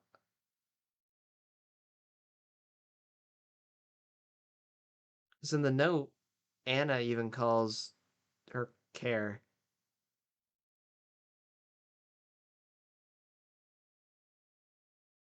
I don't know, man. That's a tough one. That's a tough one to decide where I stand on that.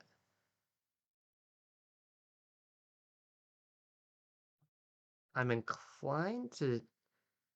Hmm. It's interesting. Very interesting. I don't know if I believe it.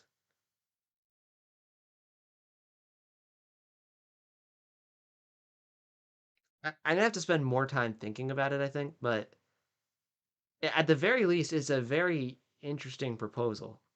He couldn't convince himself that this game was never about care. It was about him.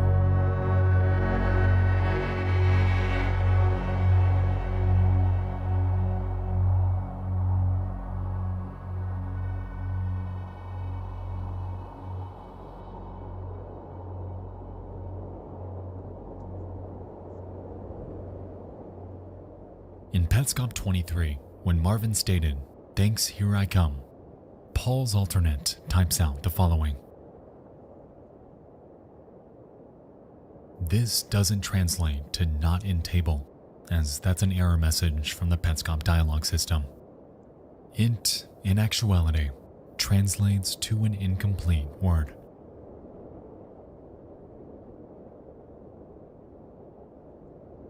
What did the Five Words of the Shark say? We don't really know. You can't ever see them in clear enough light to know what they say exactly. Some people think it's "Do you remember being born?" Because that's a recurring phrase, but it might not be that. It's highly possible it's not that too. It's one of those things we just can't know because there's no way to actually read it, and it's censored out and whenever we zoomed in on it. So unfortunately, yeah, no one can know that for sure for like 100%. Dead.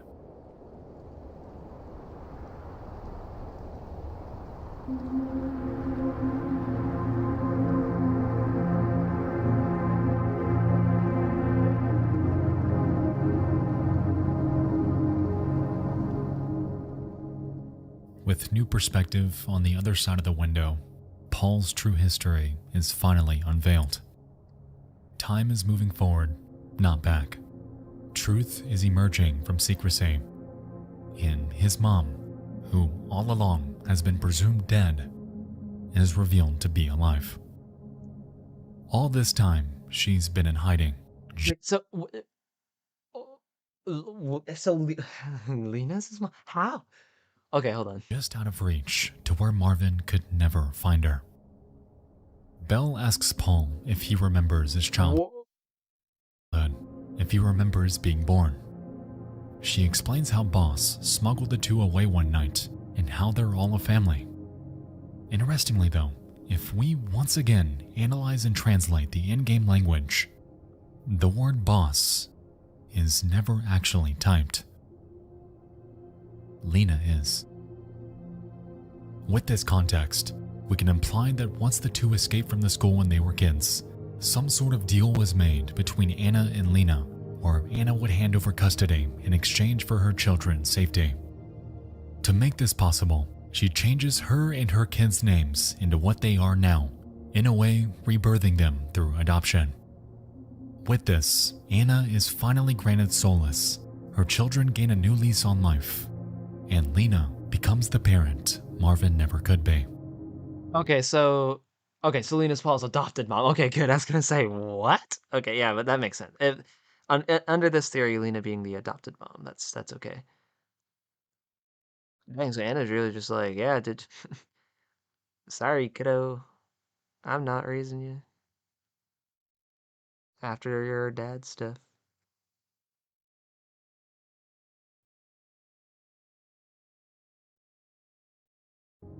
Like the duality hinted at through this series, in-game AI Paul is him. These are his movements, his speech, his behavior, and regardless of where he is physically, the in-game reflection of him accepts that Lena and Belle are not his aunt and friend, but his mother and sister. They are a family. Together. Reborn.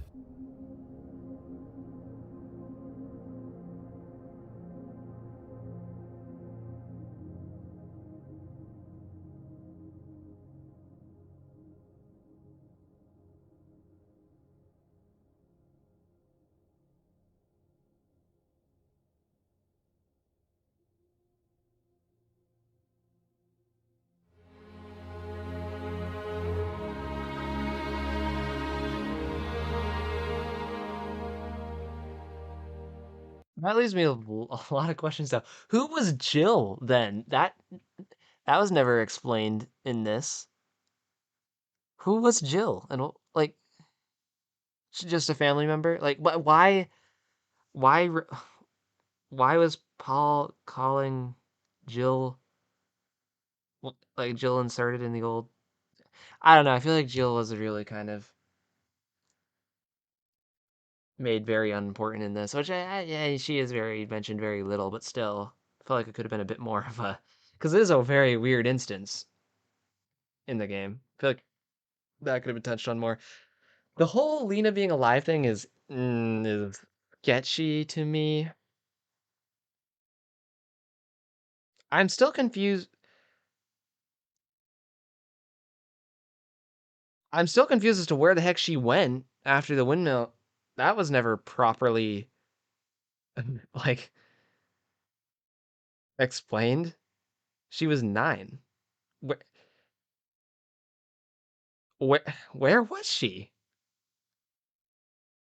And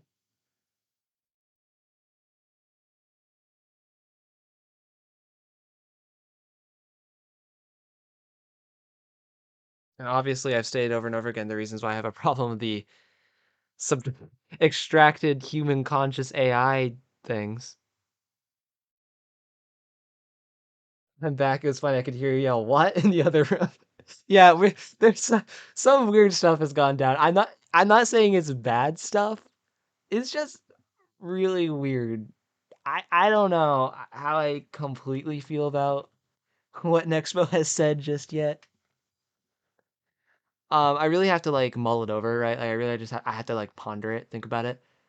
My biggest problem is and I know Petscop is ambiguous, so there's going to be questions left unanswered, but this I feel like leaves a lot to be desired about major plot points, like and how they actually work. Because like I get it's a story, but like when you think about it, like having to actually play out, it's like, but what? Like how? Like thinking about it as actually happening is very confusing under this. Like just imagining it being a plausible thing to happen. And I get it's fiction, I get it's not real life, but still, it gets very murky to try to puzzle out as an actual series of events.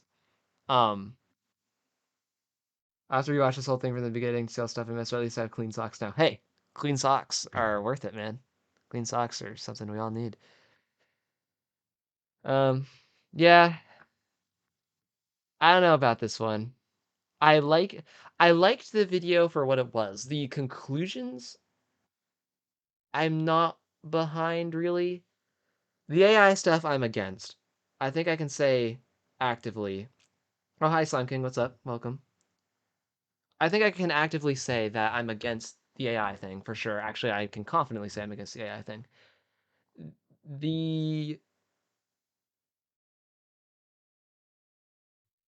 the care is a fabrication of Marvin's mind.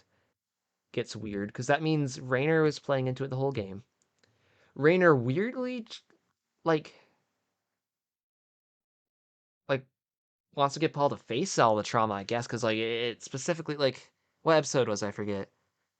The one where it's like a curse that can change your past. Is it real? Stop thinking. You're Carrie Mark. You're born to stay. And it tells him all that. Like it's very much almost like convincing Polly's care, which and then some of the notes like Anna refers to him as care. She's consistently called a she throughout the game. And I get it could be Raynor just feeding Marvin his like what he believes in his fantasy or what he wants to believe. I understand it. It just feels clunky, a lot of this. And it was never properly explained where in the green earth was Lena. Like after the windmill thing, like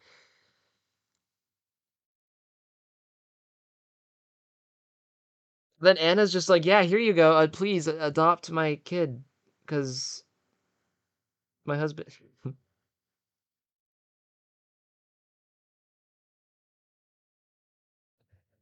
I,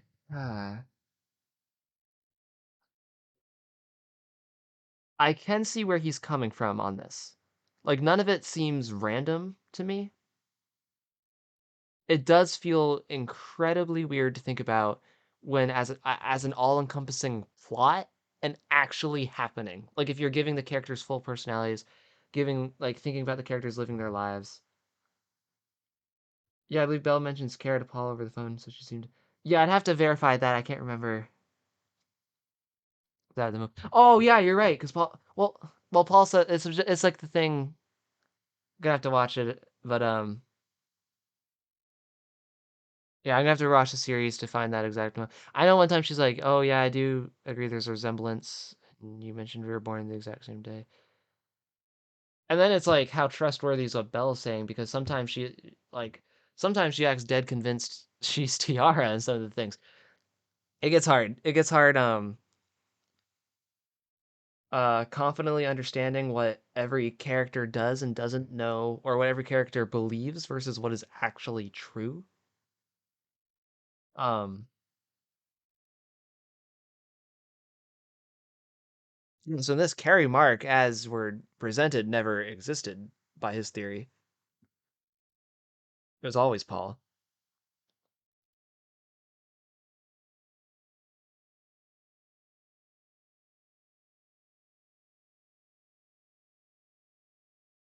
To give like a proper response, or one that I feel I've really thought through, I'd have to think on this for a while.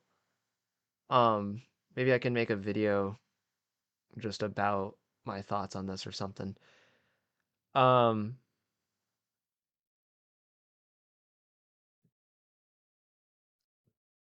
I don't hate it, right? And it is its own interpretation, and everyone has, slightly varying interpretations of Petscop.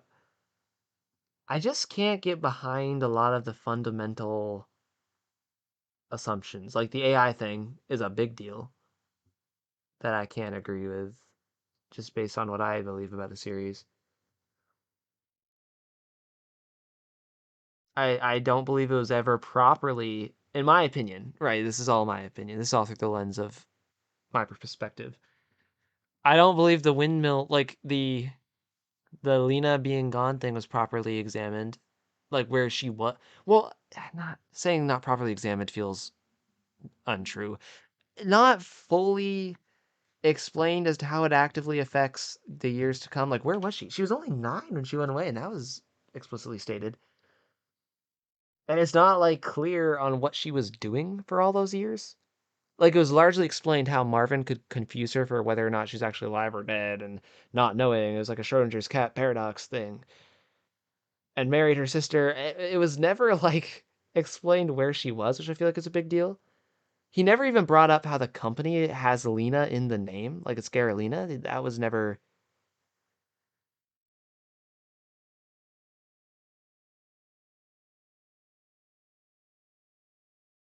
PayPal carrier twins. There's a twins theory out there, but I tend to believe more in Kara's rebirth. Rebirth Paul. That makes sense. Yeah. So, like I said, I still have to come out with a video on my final thoughts on this, which is it's taking me a long time because I want to come out with a video that makes sense and that I actually believe. Like when I make a Petscop theory on this, I don't mind if it's something that people disagree with, but I personally want to believe it, and I'm having a hard time finding something that I can stick to my guns with on this topic specifically, right? Like something that I can say I believe this 100%, you know? I'm trying to find that before I make my finalized theory on it.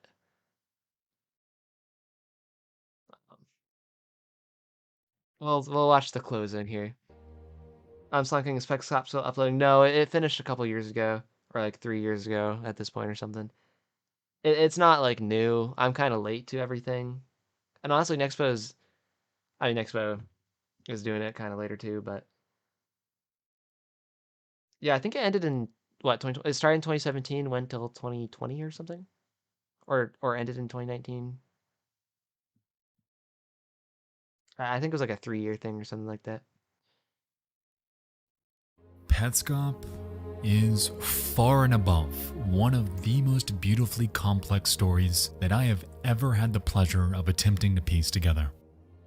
Like I said, at the end of the day, this series is ultimately up to the interpretation of the viewer. There are so many alternative theories out there that stand just as valid as any other, and I implore you to read about them on r/Petscop. Just as valid as any other is a little generous, but okay. Through the troves of theory videos on YouTube, and most notably, through the comprehensive progress document linked down below. It was monumental in pointing out hints and clues, and I don't think this video would have been possible without its guidance. With that said though, there are still...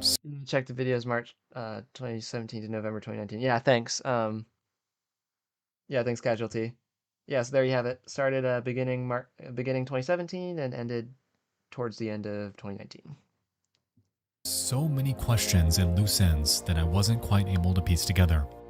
I mean, at least he admits that. Like, you know, that's cool. Like, I like it when they're like, yeah, you know, there's loose ends. It makes it very like, yeah, like they weren't like Nexpo's not 100% saying this has to be true and it solves everything, which I like that he points that out. For instance, how and when was the game planted in Paul's home? How did the family find him?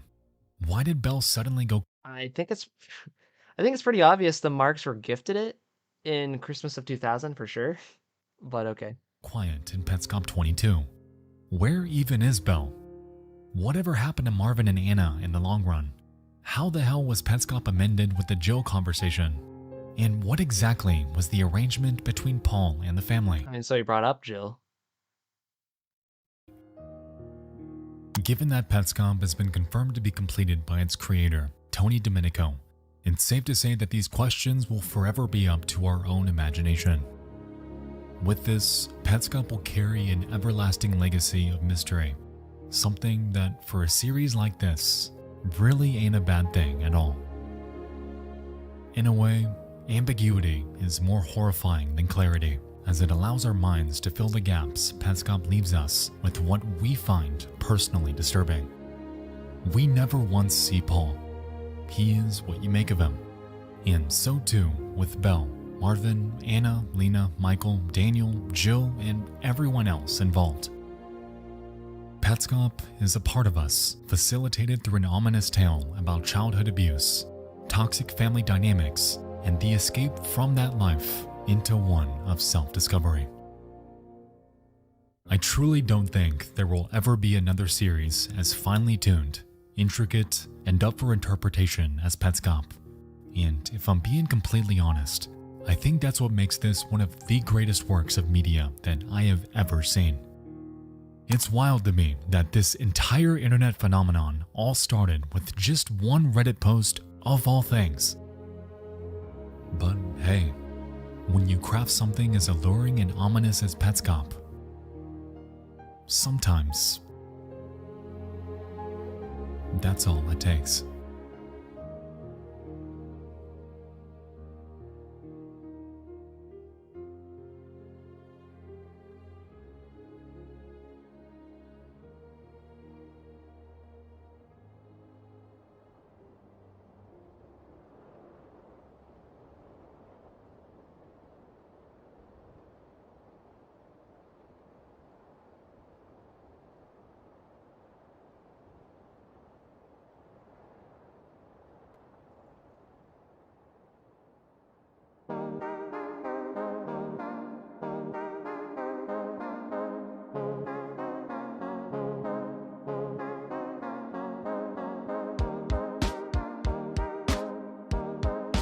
This is just the credits now.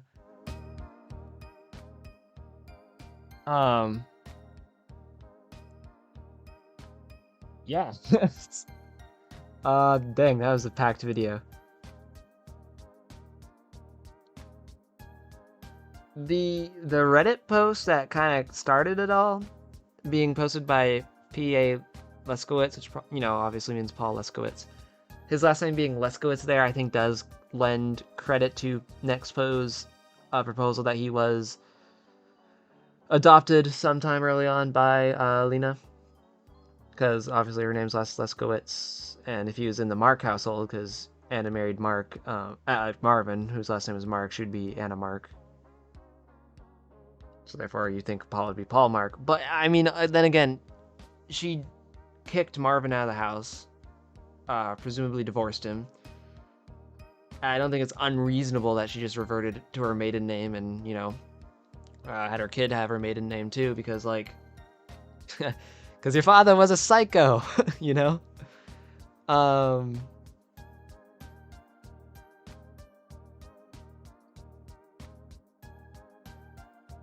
but then it does refer to Boss, which means Lena as his mother in that epilogue there. So, you know, that's its whole thing. Oh man, sometimes I don't know. I don't know what to think sometimes. I spent a lot of time. I mean a lot of time analyzing this series. And sometimes I'm not even like I'm still not 100% confident in many things.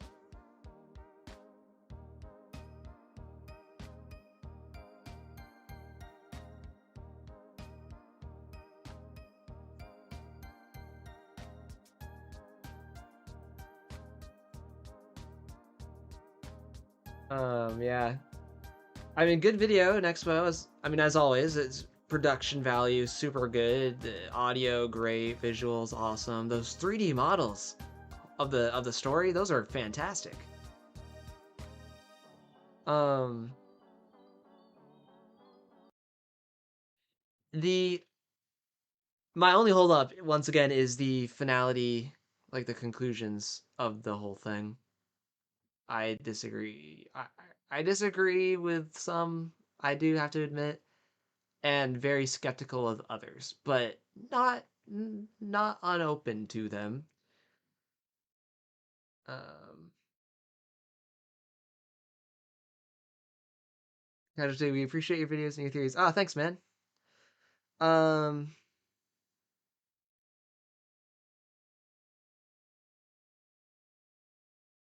yeah, I don't know if I have much more to say right now.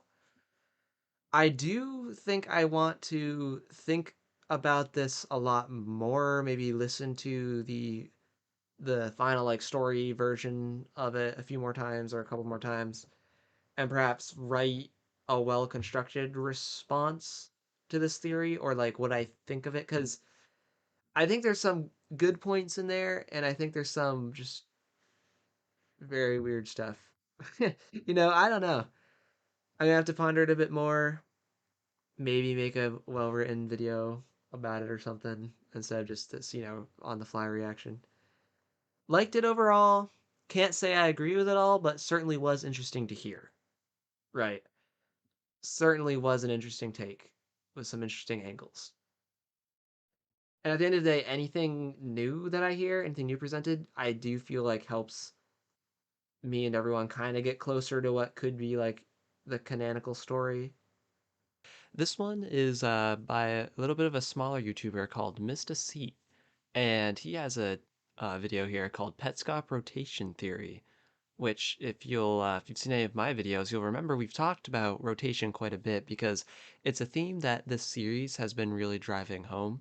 Whatnot with the windmill and its turning blades, the spinning car wheel, the clocks that are present in many rooms, and even the board game in the counselor room that's outright named rotation.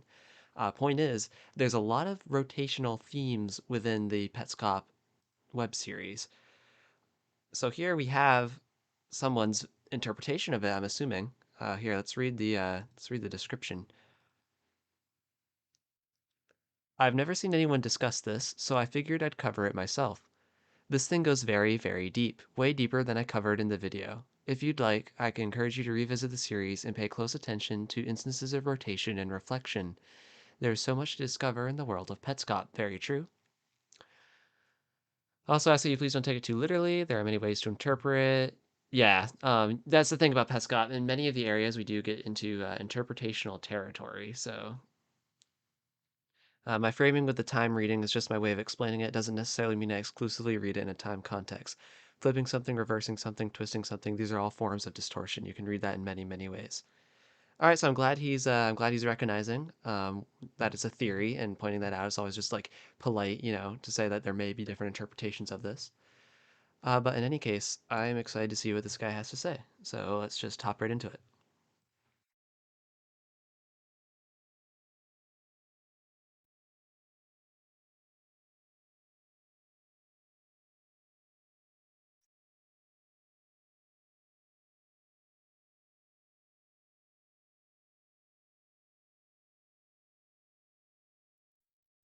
I can see where this is going. No left or right.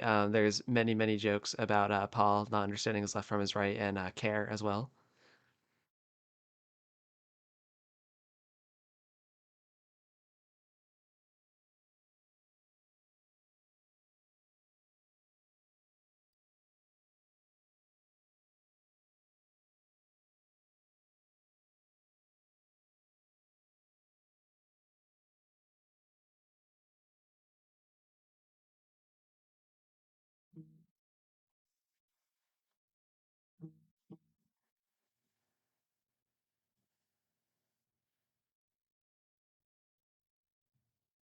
Hey guys, I just realized I made an oopsie. You probably can't hear the audio on the other guy's video, so we are going to start that again. This video discusses themes of trauma and describes events such as flashbacks. Please proceed with caution, and otherwise, I hope you enjoy. I'm a biology major, and something my professor told me one time really stuck with me. Yes, this has to do with Petscop, please just stay with me here.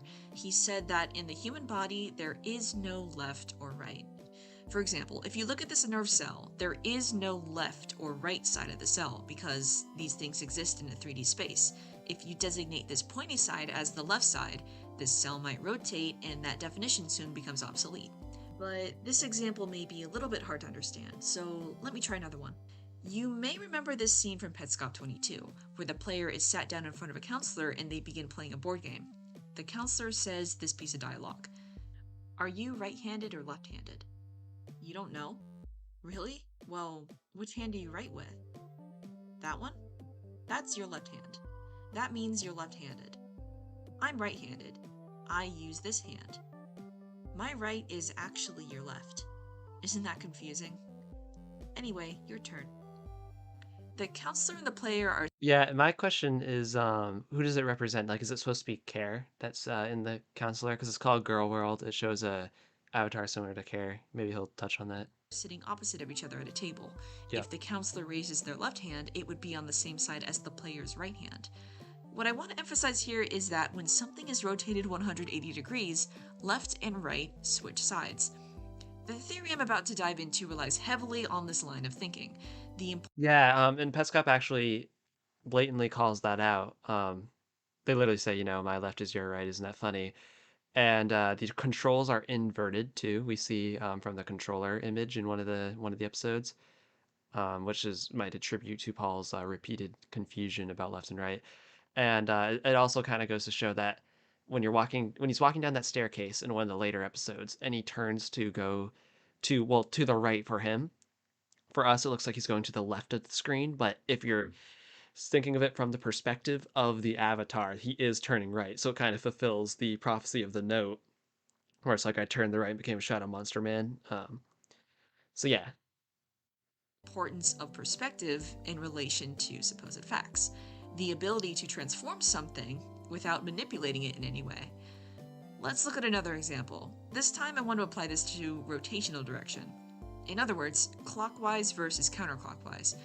It's difficult to distinguish a direction of rotation as explicitly left or right because when you rotate something, the top moves in one direction, but the bottom moves in the opposite direction. That's not even to mention that if you look at it from the back, it's moving in the opposite direction once more. For example, the hands of a clock move clockwise, but imagine you're holding a clock and it's facing out from you. From your perspective, those hands are moving counterclockwise. It's not unlike how the counselor's right is the player's left. But it's confusing, right? Here's a clip of Paul trying to understand this.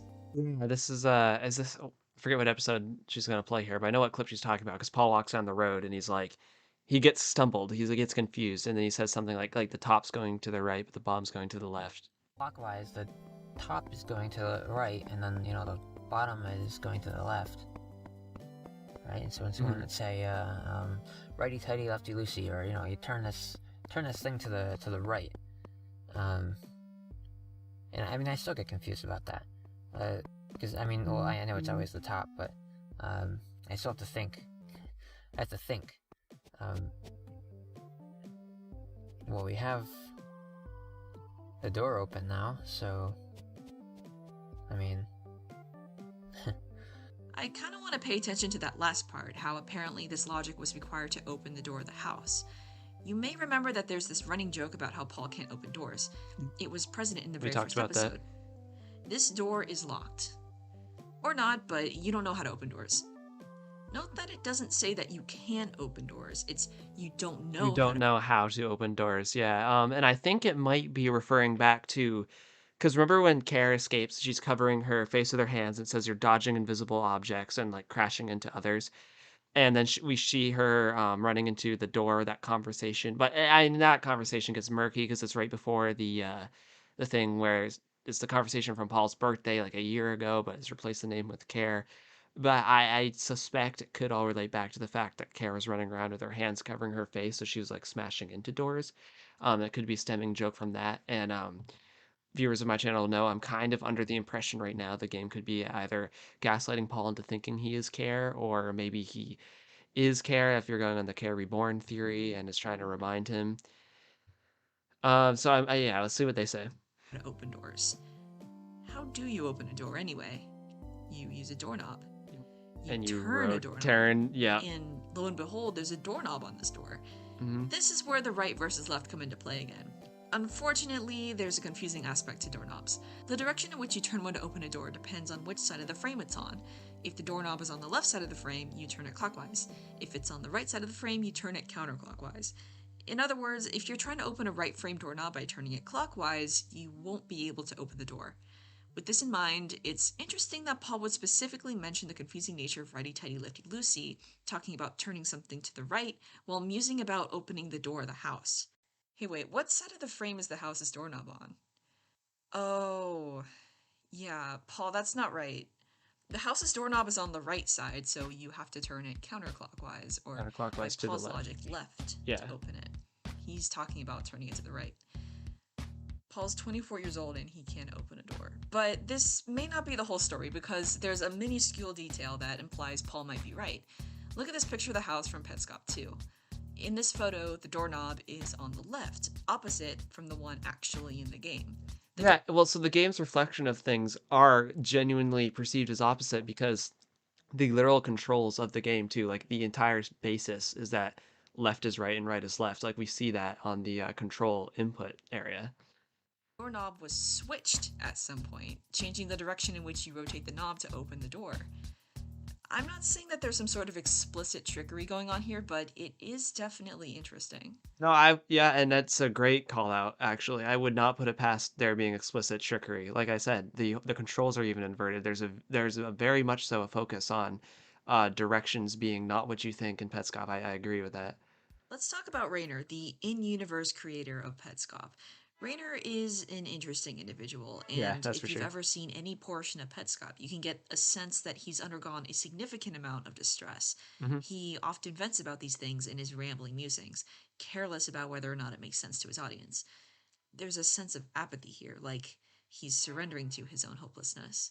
His filters have long since eroded away. Yeah, because the people who are supposed to be viewing this section are like pretty much the people he hates at this point, so yeah. Makes sense. Rainer has a tendency to assign significant meaning to seemingly arbitrary things. Yes. We see him do this with numbers a lot, insisting that odd numbers are good and even numbers are bad. He also uses colors to create a code for each member of his family and designate a certain state of being. Rainer is absolutely the type to assign this sort of meaning to rotational direction. I'd like to propose for that sure. I'd this agree with meaning that. is such. 100%. Clockwise rotation is a bit literal. It signifies progress, moving forward in time. In other words, the flow of time is natural, unobstructed. Counterclockwise rotation then functions in the opposite way. It signifies somehow moving back in time. It's delving into the past. I think I kind of see where this is gonna go. With the windmill coming up here. I'm gonna wait and see what she says a bit longer, or he says a bit longer. Unearthing memories. It's unnatural. It's painful. This may seem a bit unfounded at first, but let me apply this to the example that we just discussed. This is a frozen house, captured 3 times exactly as it was. The house, as it exists in the game, features a right frame doorknob. In order to open it, you need to turn the knob counterclockwise. The house is described as frozen in time. You are effectively traveling back in time when you enter the house. Meanwhile, the photograph of the house features a left frame doorknob that one would turn clockwise to open. This is a photograph. The house, as it exists here, is in a modern state in relation to the world of the photograph. In other words, there is no time travel at play here. Does this make sense? Changing the doorknob of the house. Yeah, so she's saying the picture frame is like the house, like present day or closest to present day, and then capture 3 times as it was because we're going back to 97, 2000. I think I followed that. That makes sense to me. When it's in its frozen state, I feel, is a very intentional decision. To be clear, I don't think that there's well, because he's showing events that have happened in the past. Like, the game is at least somewhat aware of what time period it is because when Paul asks the tool what year is it, it shows him the red calendar, which we know the red calendar represents 2017. So at least as of 2017, it was aware that the year 2017 was current or had passed. Hey, Pause is cool. I love this video. Glad you're reacting to it. Cool. Yeah, I'm enjoying it so far. It has some pretty good insights. anything supernatural going on in Petscop. I think that it utilizes supernatural phenomenons to illustrate metaphors. Oh, wait, that's interesting. I gotta listen to that again because that's a big topic of discussion for me is whether or not something supernatural or not is happening in Petscop. To be clear, I don't think that there's anything supernatural going on in Hey, he agrees with me. Yeah, I'm under the impression that nothing explicitly supernatural or paranormal is happening in Petscop either. So that's cool. We're kind of aligned there. I'm not 100% like I'm open for possibilities. But as of now, I'm kind of running with the thought that there is not any supernatural shenanigans going on, and that's kind of what a multi-part series I have coming up detailing why I think that in relation to all the events going on. But anyways, back to the video. Petscop. I think that it utilizes supernatural phenomenons to illustrate metaphors. Okay. No, there is not literal time travel happening in Petscop. Yeah, I'm glad she cleared that up. I believe that drawing a connection between rotational direction and time in Petscop isn't that much of a stretch. Time has a huge significance in Petscop. Anachronisms have a huge significance in Petscop. There are 24 episodes of Petscop, and there are 24 hours in a day. There are 60 ticks on the dial in room. I mean, yeah, technically there's 25, but it's not called Petscop 25. It's called Soundtrack. So yeah, that's interesting. 24 hours a day, 24. See, I didn't actually. That's a cool. I didn't make that connection. I kind of mentioned that there's 25 episodes altogether, including the soundtrack, and their Christmas is the 25th, right? And Christmas was kind of a big deal to Rainer, as it's when he gifted the game, maybe when he offed himself. Oh, hey, Telfi. Hello, I discovered your channel with your reaction and thoughts to the Nexpo vid. What do you think of this one so far? This one so far is really good. It's all building up to, I think, to like some crescendo theory, which I'm excited to hear towards the end. So far, the person that made this has had some really good insights, really good, like small connections, right? Like down to what side of the door a doorknob is on. Yeah, so far they've made some, what I think is pretty smart connections. And, yeah, I think they've been very reasonable with it too. Like it's not like the type of small connections where you're like, yeah, but would that even matter? I think they're doing a really good job so far. I'm really enjoying this one. Pulse, and there are 60 minutes in an hour. There are constant images of clocks and calendars specifically functioning in confusing ways. We talked about that too. A single event somehow takes place in multiple years. Kind of, yeah. Things said only a year ago somehow exist in a game made in 1997. This clock, unlabeled, is impossible to read unless you're able to catch the second hand progressing. This way you can determine which circle is meant to be 12. Usually you'd expect 12 to be at the top. This clock, however, is rotated. It's deceptive. Yeah. Nexpo talked about this too. Let's see what he says here. When the second hand does finally progress, what happens? It doesn't progress at all. Yeah. It remains stationary, while the entire clock instead moves counterclockwise. Right, the clock moves itself, the arms don't. Where is the school? You can't go back in time. Good call out. Yet on this road to reach the school, with a grandfather clock chiming in the background, the second hand never moves. The entire face shifts to halt the progression of time. And so I'm wondering if it's supposed to also signify that this driving event, whatever it's supposed to signify, which we might talk about in my next video as well, happened at some point in the past too. And yeah, we'll see. You are stuck in time. You are going back in time. This is significant to me because the school very clearly has a foreboding aura. I don't Yes, the music makes that much clearer. If you just like listen, like if you go to the soundtrack and just listen to the music, like the atmospheric music of the school, it's pretty terrifying. even have to detail what happens at the school for you to understand this. It's very clear. But I would wager that if you were Carrie Mark and you were experiencing this part of the game, it would very much feel like you were being warped back in time. Or like, And I think that's the whole purpose of the game, really. Like whether you believe Paul is Care, like a reborn version of Care, forgot he was Care, however you interpret Paul, or if he's not Care at all. I do think the whole goal of the game is to sort of put you in that mind space of back then, whether it's gaslighting him, whether it's reminding him. Anyway, I think it's pretty clear. So yeah, I agree. I agree with a lot of what time he's had saying never here. progressed since that moment.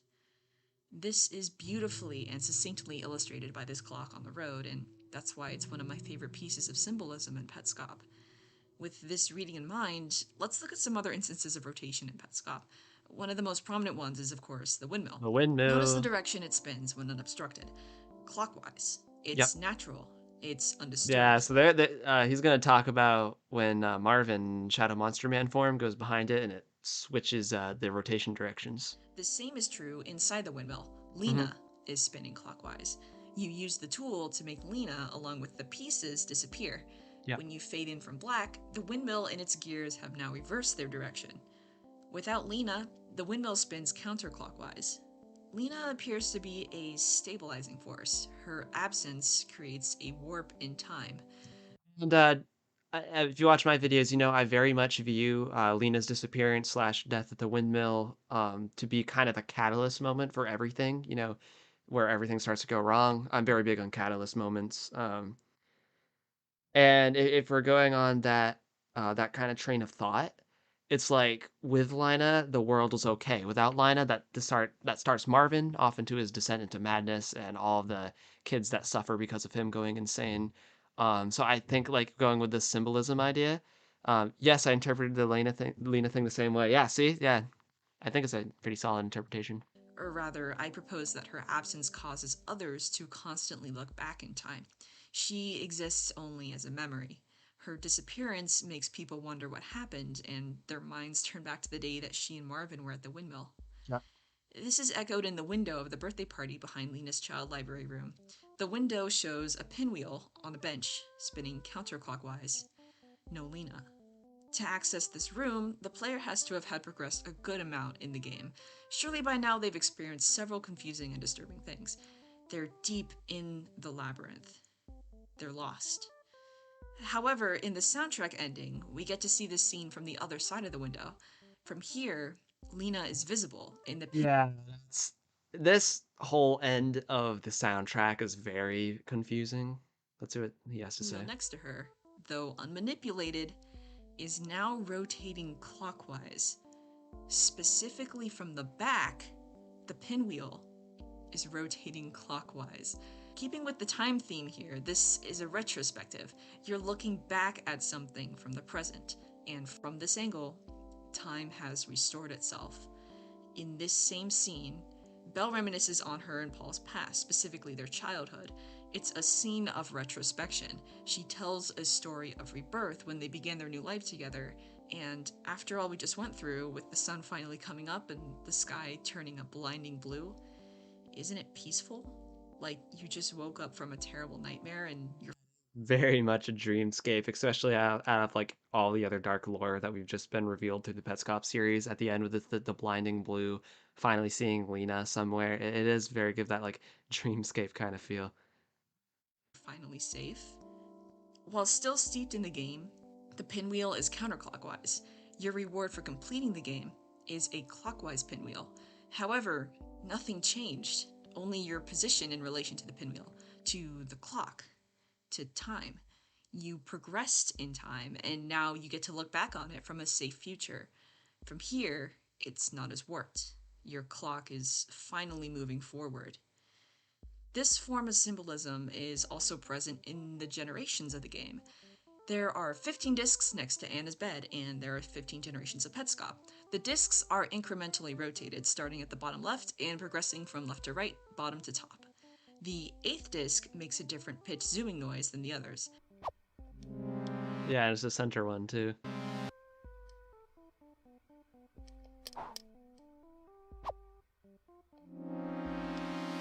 This is called zoom here in the sound effects list. It signifies your current location. At this point, Paul is in Gen 8. 8 is perfectly halfway between 1 and 15, since the discs make one full 360 You degrees. spend a lot of time in Gen 8, right? Like if I remember correctly, like a lot of the recordings we see are the Gen 8 version. Rotation. The 8th disc is the halfway point of rotation. This disc is rotated 180 degrees. Imagine you place a disc in a PlayStation console. From the front, the disc spins clockwise. From the back, the position shown in the Gen 8th disc is spinning counterclockwise. Paul is currently in a counterclockwise state. He's currently experiencing events from the past. He's currently traveling back in time. With this in mind, I think it's interesting how Paul gets his lefts and rights mixed up. We can see what the room looks like in that recording. On the right side, there's a windmill. The very same switching of left and right direction is present in other parts of the series, such Yeah, as the when controls, and I think it might be specifically to confuse the player. I don't know all about all that yet, but yeah, the controls thing for Marvin's sure. controls are swapped. Additionally, in the Quitter's room, the reflection imitates up and down movement verbatim, while left and right movement are swapped, as is the nature of a horizontal reflection.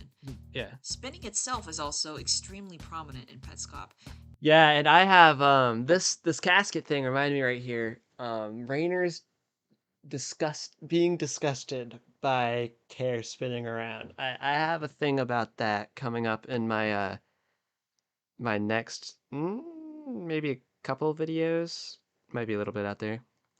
I find the mixing up of left and right so interesting. So many ideas can come from that. Yeah, Telfie, I agree. There's a lot of like there is a lot of interpretations you can get out of that, and they don't have to necessarily be wrong. This guy here is saying that like, I don't think I'd have disagreed with anything he said specifically. Like I think everything he's pointed out, all the connections, don't disalign with anything I believe about the Petscop series right now, so it's pretty cool.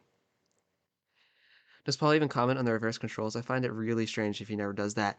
He never specifically calls it out, but his repeated confusion on what side of things are even on the screen, I think is kind of like implying that since Petscop has the inverted controls, it's even messing up his like train of thought for what's right and what's left.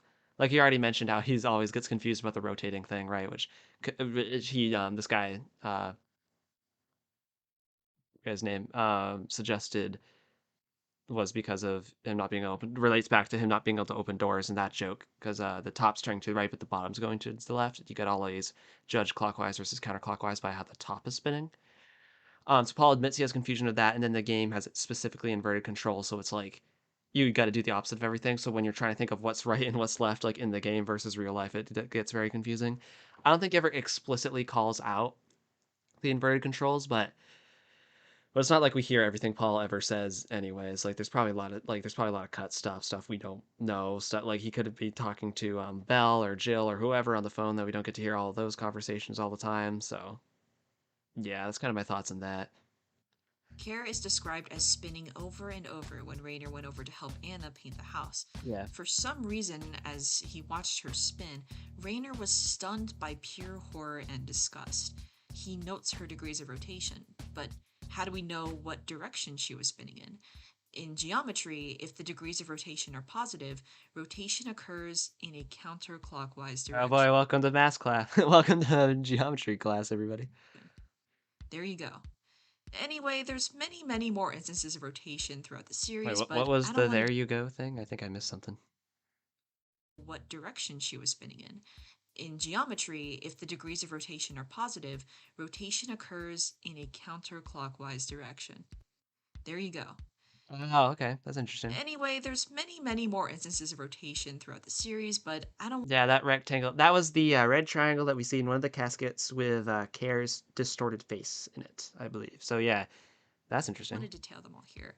Hopefully, with this new reading in mind, you can notice some other patterns of rotation within the series and draw your own conclusions as to what they mean.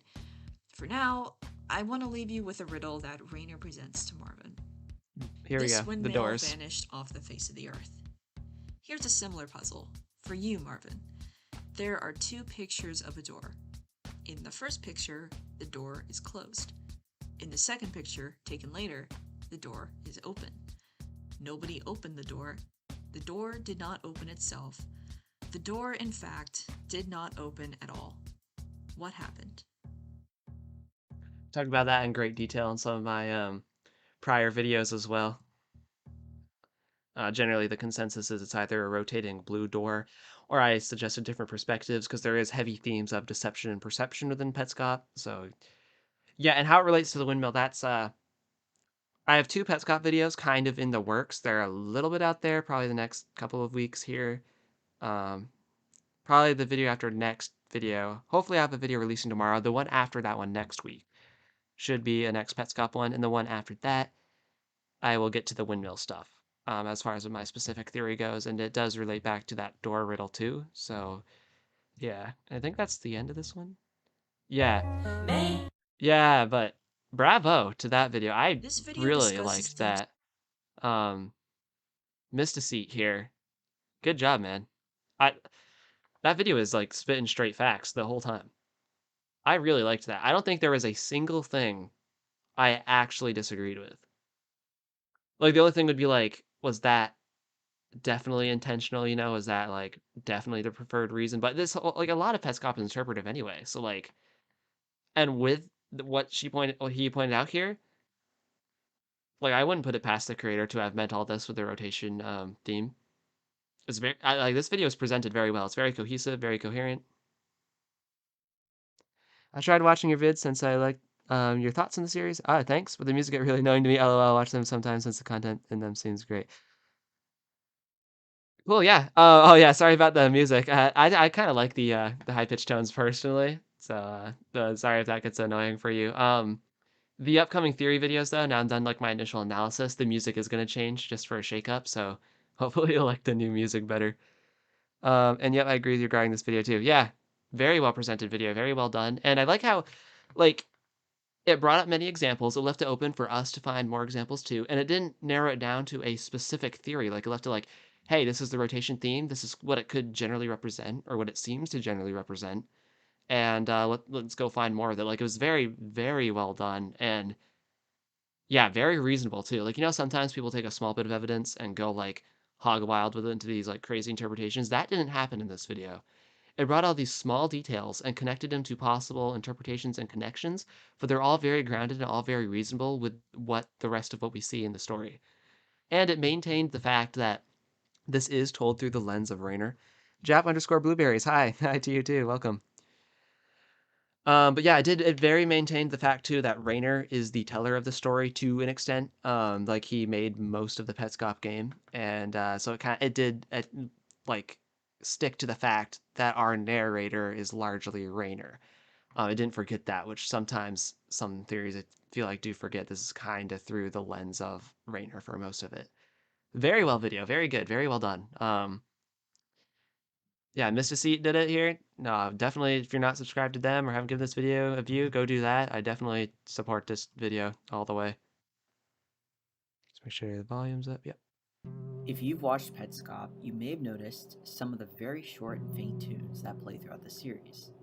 At first, most of these were far too quiet to be recognized, and discussion of them was practically non-existent. In fact, whether they existed at all was a topic of debate, since some argued that they were just background noise or some sort of auditory glitch. However, once the creator Tony added subtitles after the series ended, the existence of these melodies was... Yeah, the subtitles have been incredibly helpful for those nearly indecipherable moments, or music that didn't have a name, sound effects that didn't have a name, now have names attributed to them consistently throughout the series, thanks to the subtitles.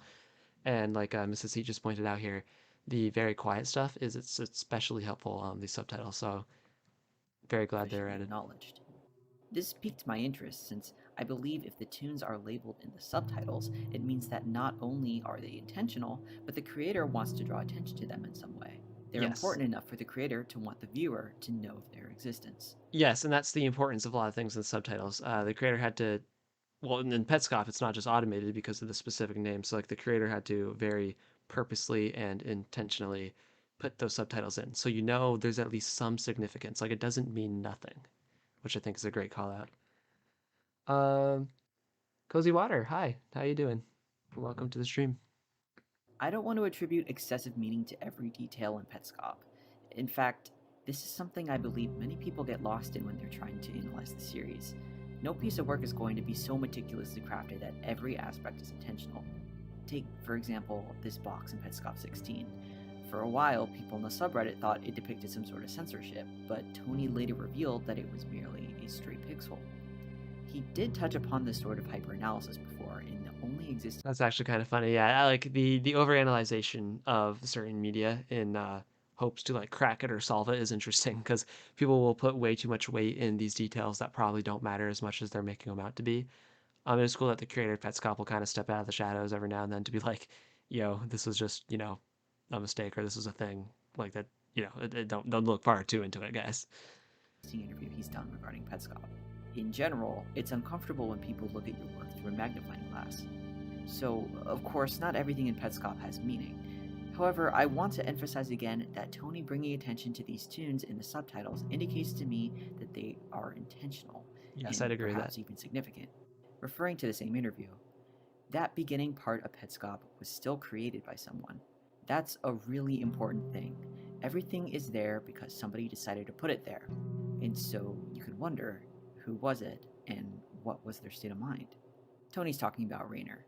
The fact of the matter is because Rainer, aka Daniel Hammond, the beginning of the game, the pets, the even care, I believe, well, obviously we see it had to be developed prior to 1995 because Mike was able to play it, and we know Mike's death date was 1995. So he began development prior to a lot of the tragedies that happened specifically to him or around him or his big investigation of Marvin, which I believe is why there's such a stark contrast between kind of the new maker plane of Petscop and the gift plane of Petscop. Gift plane is kind of what Petscop was supposed to be, in my opinion. Whereas like the, you know, the new maker plane and all that drama was after the bad stuff started happening around Rainer, which I will detail in an upcoming video more articulately, but yeah. Petscop was created by one of the characters in the story. The game itself serves as not only a narrative tool, but also a look into Rainer's psyche. Every element of the game had to be coded in. Every piece of text had to be written, every object had to be modeled, and every melody had to be composed. This isn't to say that there aren't glitches and anomalies, but Petscop is unique in that it seems to incorporate these glitches into the work. Some are intentionally left in and thus become part of the art, but that's a conversation for another day. Melodies in particular seem to have extreme significance to Rainer. It appears that at some point he believed they held some sort of transformative power. Marvin too seems to hold this belief. It's then understandable that Rainer would incorporate tunes into his game to accompany certain events. Yeah, the characters seem to believe, especially Marvin, that music is directly correlated to the rebirthing process, at the very least involved. So just from that, we know music has a heavy importance to at least a few of the characters within the game. Or indicate some sort of state change. Yeah, by that logic, it would make sense that, thus by extension, Rainer would be calling out the importance of music or incorporating the importance of music into his game that he's making. Especially because Rainer also was kind of into the rebirthing stuff too. Like we know at least for a time he was, due to the whole Bell and Tiara thing. Previously speculated that the very short tune that plays when the closet door closes on Paul is connected to Paul and Kare's melodies. I'll link to that video in the description if you're interested. I'd like to do some further analysis on the other faint tunes found in the series, specifically those designated by the subtitles. But first, what qualifies as a tune? I'm only going to be considering the short, often faint tunes that consist of a series of singular notes. That is, there are no harmonies or chords involved. The tunes that do involve chords are found in the sound effects list of the soundtrack. For example, while the subtitles call this a victory tune, I am not counting it in my tunes list because it's made up of chords and can be found in the soundtrack. I believe the faint tunes that I will be covering are actually something much more subtle and secretive. You won't find them on any sort of pre-programmed sound effects list. I think that instead, they may be played in real time or are playbacks of previous recordings. Yeah, that's actually interesting. Not quite sure where he's going with this. Finally, the melodies, namely Care and Paul's melodies, what we see being played on the Needles piano, will not be included in this tunes list. Those are melodies that we see being played in real time by Paul. Right, and I'd argue the melodies are different than the tunes, because the tunes play independently by themselves within the game, whether they're triggered or whether there's some of the random events that happen within the New Maker plane and otherwise other places in the games. Whereas, yes, the melodies were directly played by the characters in the instances that we see them. We know their origin, so they don't require this level of analysis. I have made a video on them before, though. So here are all the tunes that I was able to locate in the subtitles.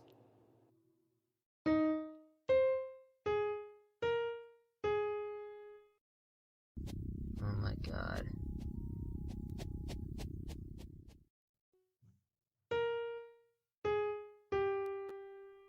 Right, and so it's going to say, righty tighty, lefty loosey, or you turn this thing to the right.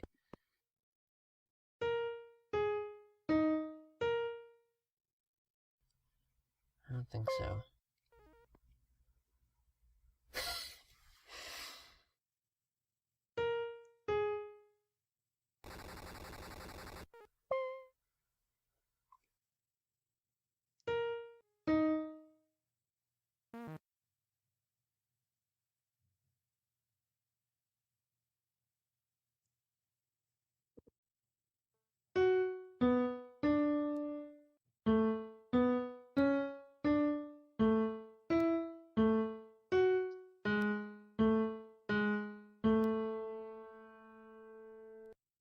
And now.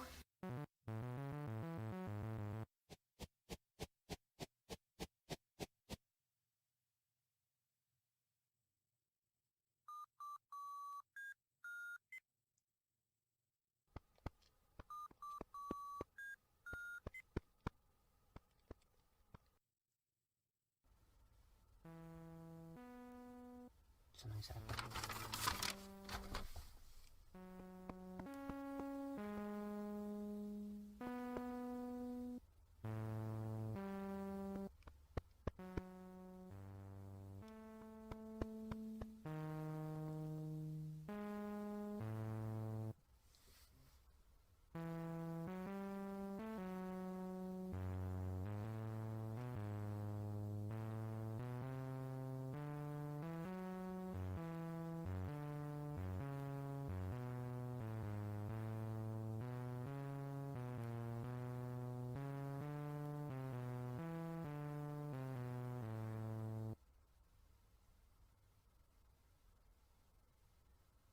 Oh, hi there.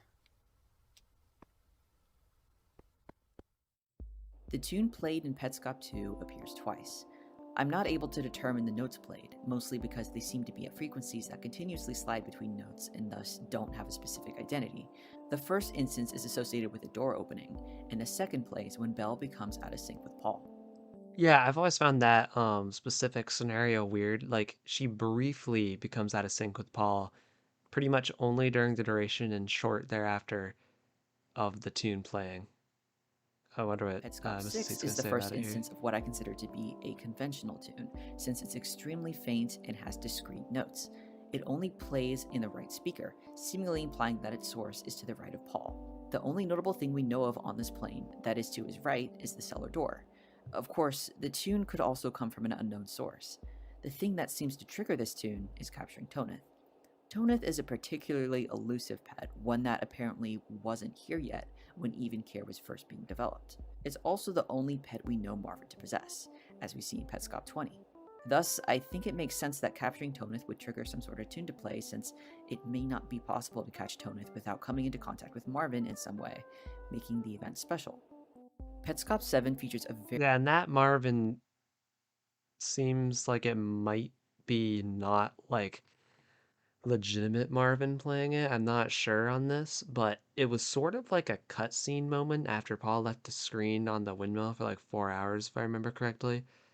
Um, yeah, that iteration of Marvin, I'm not quite sure what to think about. I, yeah, that's something I'm gonna have to look further into. Very long and obvious tune, which is the second movement of Stravinsky's septet that Raynor later mentions in Petscop 12. We don't know much about the event he describes, but we do know that playing this composition on the Needles piano seems to have something to do with Belle's rebirthing attempt. Since this tune plays in the left speaker, it's implied to be coming from Belle's side of the room, and she reappears after it's done. Does this mean that she's the one playing it? Maybe. We do know Belle has played music at some point, since Marvin comments on her supposedly poor ability in Petscop 11. The fact the septet was apparently played on the Needles piano, may indicate that the sound font that we're hearing is Belle's Needles piano. It's entirely possible that each character has a unique sounding Needles piano, much like their unique message sounds. However, this is all just speculation. The bottom line is that this tune tells us two main things. First, tunes are stereo, meaning they play in either the left or right speaker based on their relative location to the player. Second, it establishes that this sound font may be associated with Belle. Petscop 11 features 3 distinct tunes, all associated in some way with doors opening or closing. The first is the most foggy, since it plays shortly before Paul states that the house's door is now open. We don't actually see this happen, so it's hard to conclusively say that the tune played when the door opened. Because it's obscured by the shadows, but it happened with the wooden door, and I would agree that the tune was signifying Marvin's door opening. I'd like Seems to reasonable. note that the sound font used is the same one we heard in Belle's room. I mention this because the other 2 tunes in this episode are also associated with doors, and also seem to be in the same Belle sound font, albeit a couple octaves higher than normal. They play when the closet door closes and opens on Paul. Petscop 15's tune is interesting, since it's the only tune I found that isn't given a subtitle. Admittedly, it's only 2 notes long, but the closet opening tune in Petscop 11 was also only 2 notes, and was still given a subtitle. Thus, I'm going to count Petscop 15's as a tune. Anyway, I'm not sure there's much to say about this one. It's played by the Belle sound font, and lo and behold, Belle appears not long after. I believe this tune... Yeah, there's definitely a coordination between Belle's presence and the tunes playing just before. We've seen it multiple times at this point. It's hard to draw a connection as to what it specifically means, but we do know that Marvin was saying Tiara plays music bad, and Tiara is like the, well, supposedly the reborn version of Belle, although, you know, Rainer doesn't believe that actually went through correctly. And obviously Rainer had to play the second movement of Stravinsky's septet when he's trying to rebirth her. So, as with the other rebirthing processes, Belle/Tiara is very connected to the music side of things, which I think, you know, is reasonable. That's why the music is kind of signifying her entrance or inclusion or presence in the game whenever she shows up.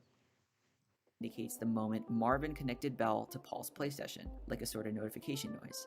However, it's also possible that this tune is what triggered the connection. Maybe you have to play certain notes to trigger certain events. Finally, the Petscop... I don't... Like, no one... Like... The only reason why I'd say no to that is because, like no one has Needles pianos for a lot of those instances, or it doesn't seem like... And there doesn't seem to be any other manual way of triggering a tune. It's not a bad idea to call out. It's just, I don't think it's, like, likely, just because the time we do see people manually playing tunes are only with the Needles piano. Soundtrack tune is Paul's melody in F sharp minor. It's played by Belle's sound font, and once again, she appears not long after. So that's a pattern for sure. Interesting about this is that the original melody played in Petscop 23 is in C minor, a character... Nico the cook in the bunker, guess what? I don't know, man, what? Shared by nearly every other tune I've covered. The only tunes not in C minor are those that are indeterminable, in the second movement of Stravinsky's septet, which was obviously written long before Petscop. As of now, I believe the tunes may be played by actual players, either in real time... You're making a trading card game. I mean, that's impressive, if you can pull that off. Like, what's the premise of the card game? And it's like a trading card game, so like, because they're gonna be like, are we talking like expansions, a series?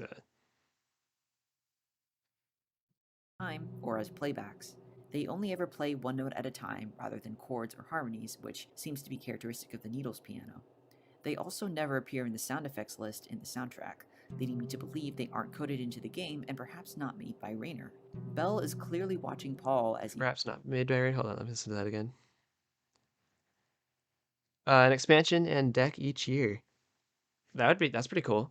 Do you have like a name for it? Like, is there any like Like, do you have any idea of like the general premise? I love card games, so that's interesting. Plays, since she leaves him messages via draw mode, she may also be playing tunes to open doors for him. But then you That's have an to interesting concept because we do know she can use the texture editor by activating the Nifty code and all that. Um, I think it is reasonable that she could be doing another thing similar to forcefully play the tunes and trigger events. Not sure about the validity of that, but yeah, I think it's an interesting thing to think about. Currently, we're working on base set and starter deck, and the name is Masters and Monsters. Well, that's cool. Yeah, that's awesome. I love TCGs. I love card games. That's pretty cool, man. Kind of like Yu-Gi-Oh! Magic the Gathering, both very popular and good trading card games. That's pretty cool. Slime King, hi. How you doing, Slime King? wonder, why would these tunes be present in Paul's playthrough at all? That, I believe, ties into the idea of Petscop being a continuously transformative piece. Rayner said it Right, himself. he says it's a living organism. It's a growing organism. Growing organism. Immediately after this, he mentions that the player's controller inputs will be useful. Perhaps these tunes are a result of controller input recordings being played back. This is a very important part of the series, I feel, since it highlights one of the things I believe is a central theme in Petscop: how technology can feel supernatural. In a way, recording... Yes, I 100% agree with that. Any viewers of my Petscop videos will know I don't believe anything specifically supernatural or paranormal is happening in Petscop, despite the atmosphere and general feel of it seeming to suggest that. And I agree that utilizing technology and sounds like this to make it feel like there's a supernatural presence when there isn't is a very good, I guess, view on the series. have the power to raise the dead. They're kind of scary. The playing back of these input recordings makes the game feel alive in the current moment, though they happened 20 years ago. It's time travel, grave robbing, and necromancy. But none of it is actually real. It's just a technological illusion. A trick. This can make the game feel alive, like a growing organism. The tunes, I feel, are a part of this. They're like echoes of the past. The way they often present themselves, being extremely faint and sometimes far off screen, feels like there's another player just out of sight watching, or existing without much regard for you. It makes you feel a little on edge, like you saw a ghost. Yeah, that part we just saw right there, like if you look real hard, you can see like just barely the figure of another avatar watching you, probably the Marvin one, which is super unsettling. But also things like, why is that there? Like is the Marvin character always following, just out of reach? Is it not like, is there no one actually behind playing it, or like that's a big question that I think is present within the series because I just, a couple weeks ago I reacted to Nexpo's Petscop Theory, and in it he proposed sort of along the artificial intelligence theory. He actually more specifically proposed that the game was sort of like extracting and downloading consciousness of its players into the game, which is why we see the Marvin avatar and the Bell avatar acting sort of autonomously while Paul is the actual player, because their conscious is sort of within a digital copy, as far as my understanding goes, for his theory. But there's also things that seem to also indicate they are very real players in the real world, playing on their own consoles. And their avatars represent their PlayStation or their play inputs. Um, Maybe there's a network reaching out to every game copy, so it's all changing over time. Yeah, that's a good suggestion, Nico, the book in the bunker. Yeah, I think it's similar to what I've said before, where it's like I kind of think people might be updating it in real time. I don't know how you'd rewrite to a CRT that easily, but then again, a lot of this isn't like strictly like the PS1 technology at the time, anyways. So who knows, really? But I think the family kind of has their hands on it. I kind of theorize Anna might have a hand in doing it. More in that in a future video. I don't want to spoil all of my theories for my upcoming phase 2 of unraveling Petscop. Slime King says you probably do not remember, but I've made an RG. I actually do remember you talking about that in one of my other live streams. I think you popped in and were talking about that. I forgot the name though. Forgot the name of your ARG, but I do remember that you were making one. I remember you talking about that. Is trying very hard to make it seem like Like there's an entity in it. Like a ghost or an AI trying to communicate with me. Perhaps this entity is simply a playback of another player, or a multiplayer session Paul is currently unaware of. Yeah, so I think some of the instances of Marvin specifically are sort of like a recontroller playback kind of thing just because of what we see. But like it's hard to discount something entirely. Like I don't want to say none are AI, but also I think it's mostly like the ones that are acting without a player, I think on the other end are sort of the controller input reflections or like reruns, so to speak. I do believe Marvin is controlled by an actual Marvin at least some point in the series, mostly because of the threat in 23. Like if there's not in Petscop 23, if these are AIs or digital consciousness or just replays of controller inputs, the threat that Marvin poses in Petscop 23 is non-existent, really. And I feel like that episode alone is kind of what seals it for me, if disregarding all the other evidence, even but I do think some of the instances of Marvin may have been like a computerized and or controller input playbacks just because of the way he behaves differently from when we see him actually interacting and talking with Paul more.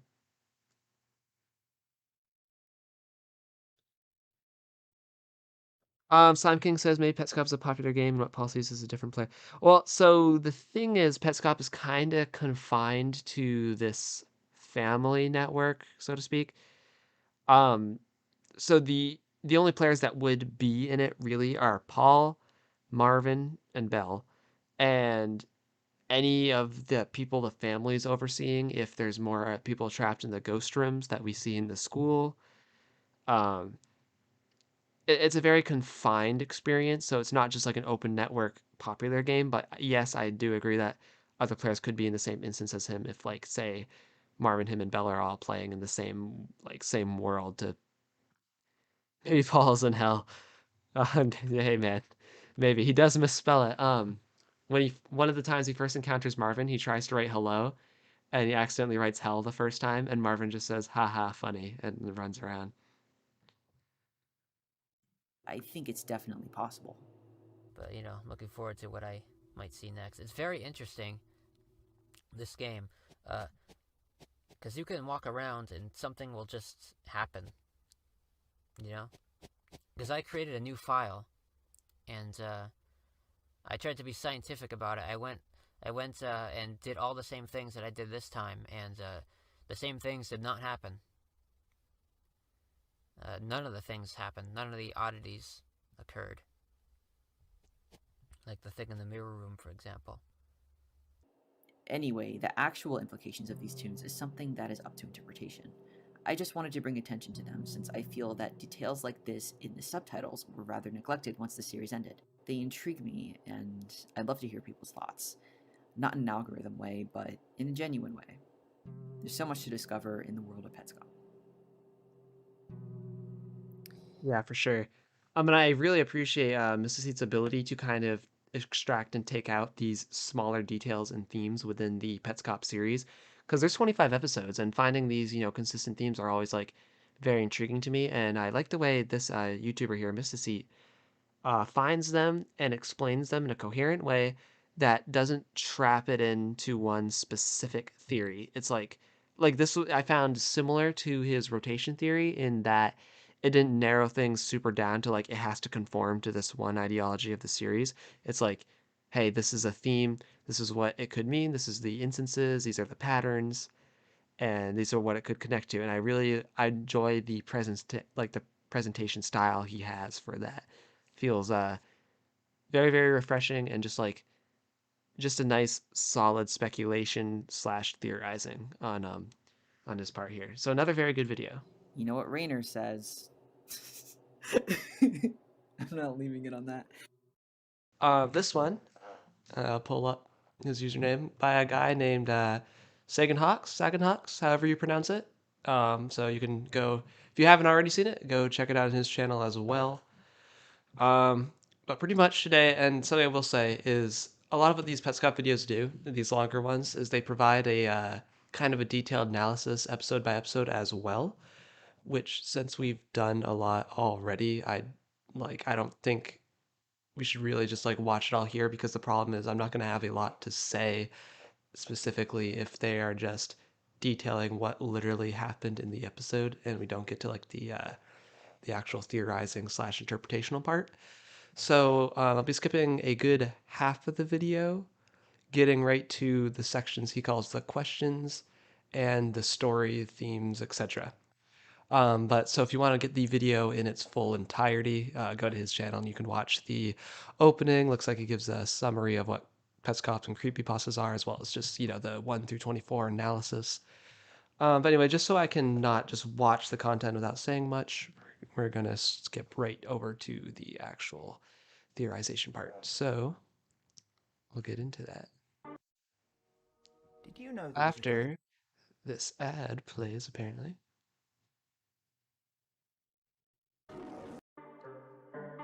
All right, the questions.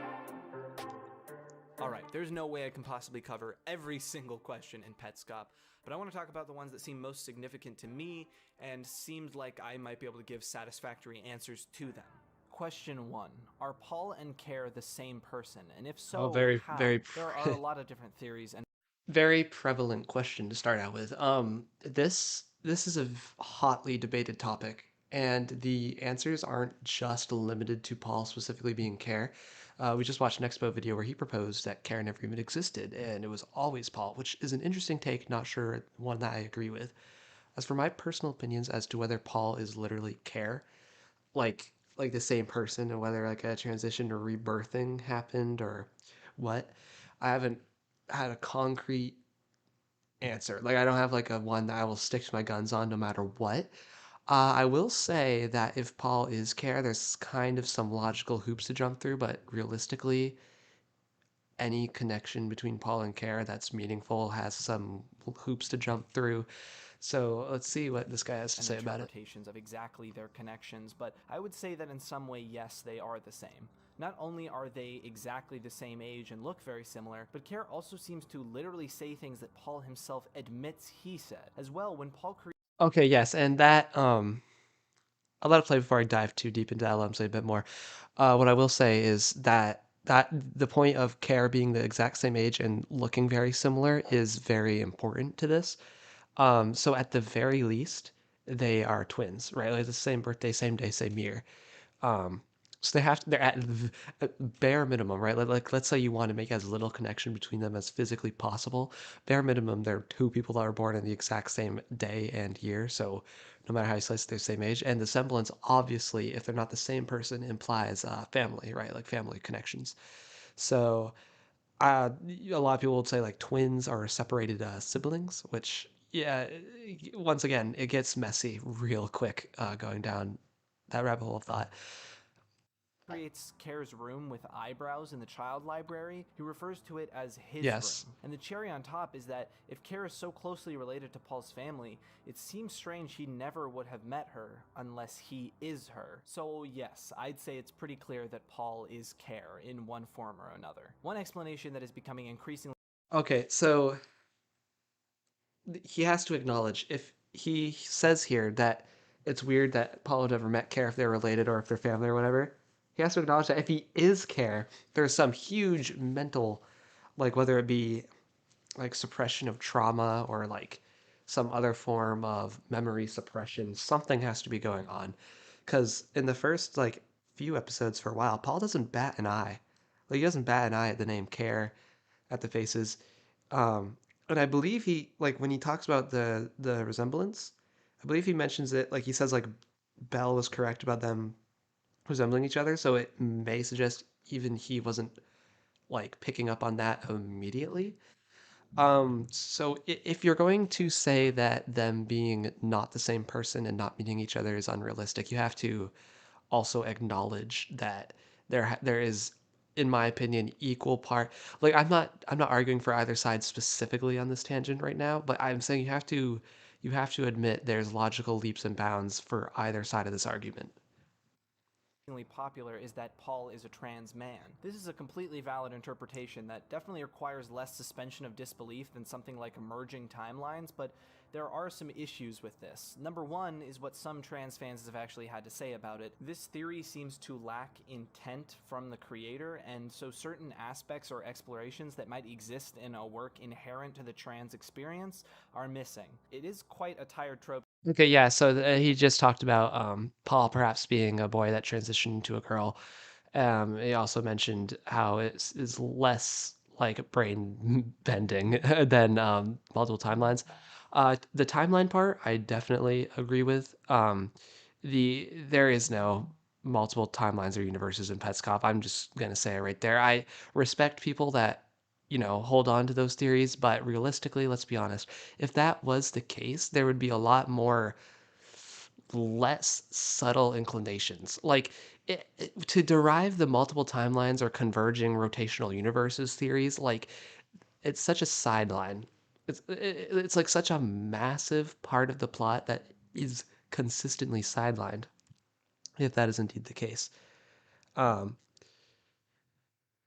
so yeah, and Paul being a trans dude, that gets tough because obviously like he's voiced by just a dude. So, his voice is nasally, but you can't really say like, oh, his voice sounds feminine, have that be an argument.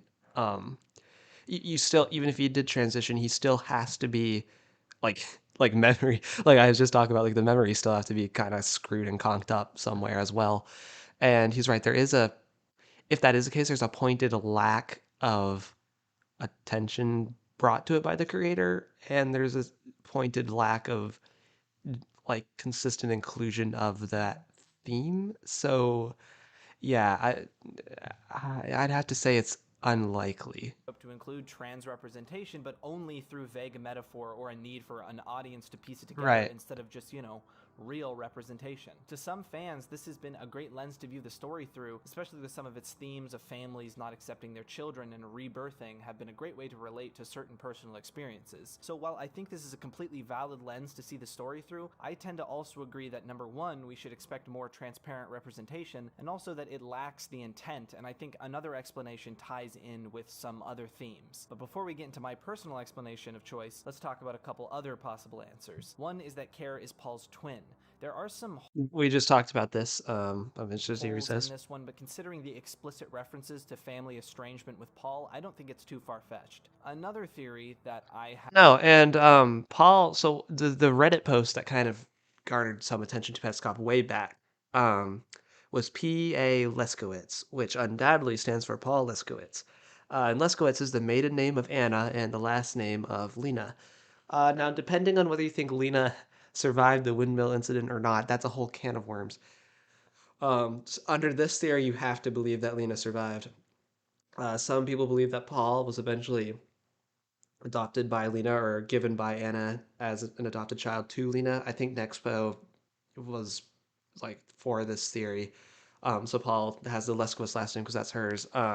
Also potentially after Anna divorced Marvin, she just reverted back to her maiden name and had Paul go by that as well, which would have been for most of his life since he was like so young. And either because if they are twins, right, Marvin's obsession was with Care specifically, if we're assuming they're two different people as twins, which means Paul could have been a lot less involved in all the family trauma than Care was. And if he was like, if like maybe Anna severely sheltered him or something, and he just like, that's why he's kind of not remembering Care, not remembering his father until like, well, until potentially later when he starts writing DA to Marvin, he could be writing Dad.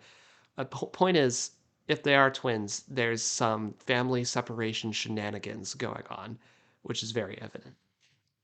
Have some issues with is that the idea that Paul was born a biological male but was forced by Marvin to present as a girl for his early life because Marvin wanted to rebirth his childhood friend, a woman, through Paul. Well, this makes sense. Okay, yes, and this was one of pretty similar to one of Nexpo's claims. He just always thought like Marvin, was dead set on having Lena reborn. So even though Paul was a boy, he considered him like a girl and called it like everyone called him Care. there's problems with this, and he just said he's going to explain it. So let's see what he says, and I might On add the to it. surface, again, there's a lot missing in the way of author's intent, and that sort of trope is too marred in transphobic history for me to want to entertain it if I don't explicitly think that that's what Tony Domenico was trying to do. Again, it's a valid interpretation that does fit with certain aspects of the story, but I don't think it holds water. So what is the answer? Well, Yeah, the main problem with that, I'd say, is like so many characters acknowledge the existence of care besides Marvin, where he would realistically be the only one that crazed dead set on making him a girl, even though he was a boy, that it just feels unlikely that so many people would be in on it or just accepting of it. And I know Rainer was the one who developed Petscop, so I guess if he like was if he was for that too, right? Like if Rainer was like, oh yeah, Paul's Karen too, he could just write his name as Karen all of it and represent him in the conversations that way.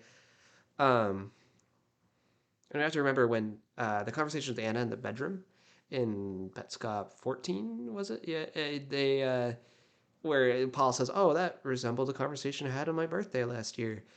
Um, he didn't say word for word. He said based off of. So I doubt like people were calling him care in the real world reflection of the conversation. So it does seem the game in instances is reflecting Paul into care, which kind of could be both for the Marvin trying to make him a girl thing or like pretending he's a girl or manipulating him to think he's a girl. But then we have to say, okay, well, and then yeah, sorry, there's a whole nother trail of things. That the game's also receiving phantom updates apparently because that birthday happened after Paul had started playing the game, way after Rainer died. So someone other than Rainer is altering the game to fit the real world conversations. That's a whole nother tangent for another time. Uh, but at the very bare minimum, Rainer has to be gung ho on Paul being considered carry Mark throughout the entire game, and or at the very least, and some aspects of the game seem like it's trying to like convince him of that. Like the whole one of the episodes where Petscop 17 is like, you are Carrie Mark. You're born on this day. Your daddy's this. Your mommy's this. Here's your family tree, and talks about a spell rewriting your past. Like that. That seemed very much like trying to revitalize memories with inside somebody or convince them of something like they are something they're not. But then that's all the game. That's all Rainer's, coding and development as of that time. Um, hey, Slime King, can you recap the video so far? Yeah, so we just skipped to the actual theorization parts because we didn't want to do the whole just analysis or I wouldn't have much to say. So far, we're just talking about the nature of Care and Paul and their relationship to each other and whether or not they are like possibly the same character. in my view, it's the opposite of Occam's razor. Normally, you want the simplest answer, but looking at the other themes pushed so hard in this series, I think it. Yeah, I pretty much agree with this. I'm a huge fan of utilizing the Occam's razor, which is, in short, the simplest solution is oftentimes the correct one. I think it's helpful with these theories so we don't go making our own like convoluted fan fictions under a guise of a theory and making the narrative something it's not. I do agree that that is very much not Occam's razor, but also since we are dealing with fictional narratives, it doesn't always apply. Like at the end of the day, it's what the author/authors were trying to convey. So we just have to be watch out. Like I like the Occam's razor mentality, but we have to watch out from blindly sticking to it all of the time. It just makes the most sense story-wise and thematically. Paul and Care are the same people from slightly altered timelines that are converging. Not in the slightest. They sometimes go in and out of experiencing each other's lives. And I think the game Petscop is somehow a conduit between these timelines. I know that's a lot to digest, but let me throw some of these things out there. First, remember the conversation that Paul believes is based on a conversation he had on his last birthday? Where is the disc? Where are the discovery pages? What are you talking about? Jill, stop fucking ignoring me. Show me where that disc is. Care, this is mommy. This is your mommy. I'm right here in front of you. There's no one else here. What are you looking at? What's over there? This is Care in the 90s speaking Paul's side of a conversation that wouldn't happen until 2017. Paul is Alternatively, it like the game changes. We like Paul even goes on a whole thing talking about how he looked up on Google how you can rewrite to a CRT. I think we're just talking about Occam's razor, dude. Like isn't it much more reasonable to assume that somehow the game's receiving phantom updates? I know that might not be, possible with PS1 CRTs, but Petscop's already kind of defying some PS1 logic in many instances. So like, it isn't that much simpler than any other explanation for Care literally saying that back in the 90s, reflecting the same thing Paul said. Like, it's just that kind of stuff, like what's the more reasonable answer that's actually coherently logical with the characters? Clearly talking to his Aunt Jill about the game about Petscop. Meanwhile, Care's mother is watching confused as Care yells at what seems like nobody, acting as though she is talking to someone. There's also Like, that's weird. Yeah, the Jill thing. Jill is very sparingly mentioned in the series, and the fact that like Anna in that instance isn't seeing her, I do begin to wonder how much of that was misrepresented as to the real world event. Because Paul said the conversation resembled it. He didn't say he had it in the bedroom. He said the conversation was based off of one he had on his birthday last year. And he didn't say it was all the exact scenario. I don't know. I could be on just, a pointless trail here. But what I'm saying is it doesn't have, like, the real world event of that conversation doesn't have to be play by play for what we saw in the game. And I think it's much more likely than alternate timeline stuff that someone's somehow using like these phantom updates to Petscop to match what Paul did for some reason, right? And there's gotta be motivations behind all this. But let's see what he says. References to Care's movements not making any sense, dodging invisible obstacles and bumping into walls. They even make explicit reference to walking into a door, thinking it was open. Well, when you realize that this is a direct reference to the door puzzle that Paul has to solve, where the two altered versions of the game have a door open and then one closed, and Paul has to play through his reality of the game as if it were open, the idea of two merging realities begins to look like it might not just be a product of the game. There are other instances of ideas of merging. I don't know about that because we got to remember this was all programmed and developed through the lens of Rainer, or at least a vast majority of it was. So we're gonna have to assume here that if this is what Rainer is trying to convey with the Petscop game, this, like, Garalina game developer is aware of multiply existing and converging timelines somehow, or at the very least believes enough to put it in this game without ever explicitly calling it out. Such a massive, existentially, like, crisis kind of revelation. It just, hints at it in the shadows of the game. He's more direct about the little stuff than that. Like, I don't know. I cannot buy converging timelines or multiple universe stuff at all. Merging realities, but I want to save those for a different question. So let's move on to another. What was the windmill incident? So wait, what was this guy's? I could have sworn at the beginning he said he didn't like the multiple timeline stuff, but it seemed like there he was concluding with that, so I'm a little bit confused. In any case, I want to save those for a different it's weird, question, man. So let's move on to another. What was the windmill incident? The windmill incident, the thing that haunts us all. This was a big question to answer. One of the earliest important event in the Petscop timeline, and it's still it's still debate as to what exactly went down and the ramifications and implications of what happened there at that old windmill. So let's see what this I didn't guy's really to say. focus on it as much, but the windmill incident is one of the biggest unexplained mysteries of Petscop that has haunted the community since it was. So I'm saying, is Petscop connected to any other RGs? Not really, but it does take inspiration from some of Tony Domenico's, the creator of Petscop, his earlier works, such as the Nifty video game and the short story called Tapers. Some of the character names are the same. Garalina crosses over from Nifty. They're all non-canon to each other. Like, Petscop's a separate thing from all of those completely, but some of the themes and character names and stuff, like, crossover. So it's not really connected to any of the ARGs, but it is kind of like a finalized product of other work that the creator had done throughout his life. First detailed in Petscop 9. I found that picture of you from 1977 standing in front of an old windmill with your friend. You went there and it was a bad idea. Your friend and the windmill both disappeared into thin air. Her sister was holding the camera. She took another picture minutes later, just you, no windmill, and no friend. Whatever happened here is what kickstarted Marvin's attempt to rebirth his childhood friend. Some people believe that the windmill didn't actually disappear and that the photo was just taken from a different angle. Some people think that... Yes, I am heavily in that camp. I want to make that clear. The riddle about that's supposed to be like the windmill with the blue doors is heavily implying deception with perspectives and the way people perceive things, as well as Rayner's own faults in taking what he sees and interpreting it wrong, and finding out later what is the truth in all of that. I very much think the windmill never, like, literally vanished and was taken down later, replaced with an unmarked grave for Lena. My interpretation of the windmill, which I'm detailing in a future video, I don't know how long it'll take to get out because I'm not 100% confident in everything I have to say for the windmill theory, so it's been pushed out a little bit. Mine does kind of rely on Lena actually dying at the windmill, which is unclear if actually happened or not, I have to admit.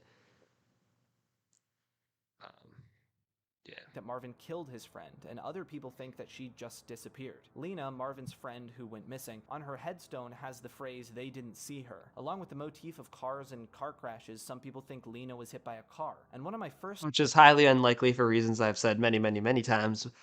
But since the whole point of her is she disappeared, they didn't see her. It seems infinitely more likely, as in they didn't see her because she vanished, right? She disappeared. They didn't know what became of her. She was gone. They didn't find the body, whatever. Then she got hit by a car, which I think I actually made an entire video on this. It's called The Fateful Tragedy over my channel. It's all about how Mike was the one who got hit by the car, which I think is the accurate candidate for that, for the car incident. But yeah. Thoughts when seeing the windmill imagery was the Don Quixote story. The windmill is somehow symbolic of an invisible enemy or Marvin's impossible goal. But as I continued, while I think the windmill was chosen for that symbolic purpose, I think there's more going on here. For me, I think the windmill is the very inception of every part of this story, not just Marvin's journey into madness and motivation to rebirth Lena, but also this whole dimensional merging thing I was explaining earlier. We've established that things can change in physical space between the two timelines, with doors and even people. I don't think that the windmill disappearing was somehow a metaphor or riddle. It really did disappear. I think Lena and the windmill disappearing was the first effect or change that the merging timeline had. Oh, come on. Okay, so we're using this timeline convergence as a quintessential part of our theories. Oh boy. It's gonna leave me in this video a little... We're probably gonna disagree with a lot of things that's said in this video from here on out, if that's the converging timelines being used as a cornerstone theory. Because, whoo boy. Anyways. Parallels are just too close with the door puzzle. Note that the windmill is right next to this explanation in Oh, the thanks, tutorial, Reindeer and Elf. especially with Paul changing into this shadow monster man, changing his dimension and being able to see the windmill. It's a very clear... Yeah, but that's because Rayner considered that the people that are rebirthing the children and abusing them shadow monster men. That's what he calls them. That's what he thinks he became after he became, you know, a child abuser through the rebirthing process for at least, you know, Belle. And I theorize that Mike was the first to use that phrase before he died, and that's where Rayner picked it up.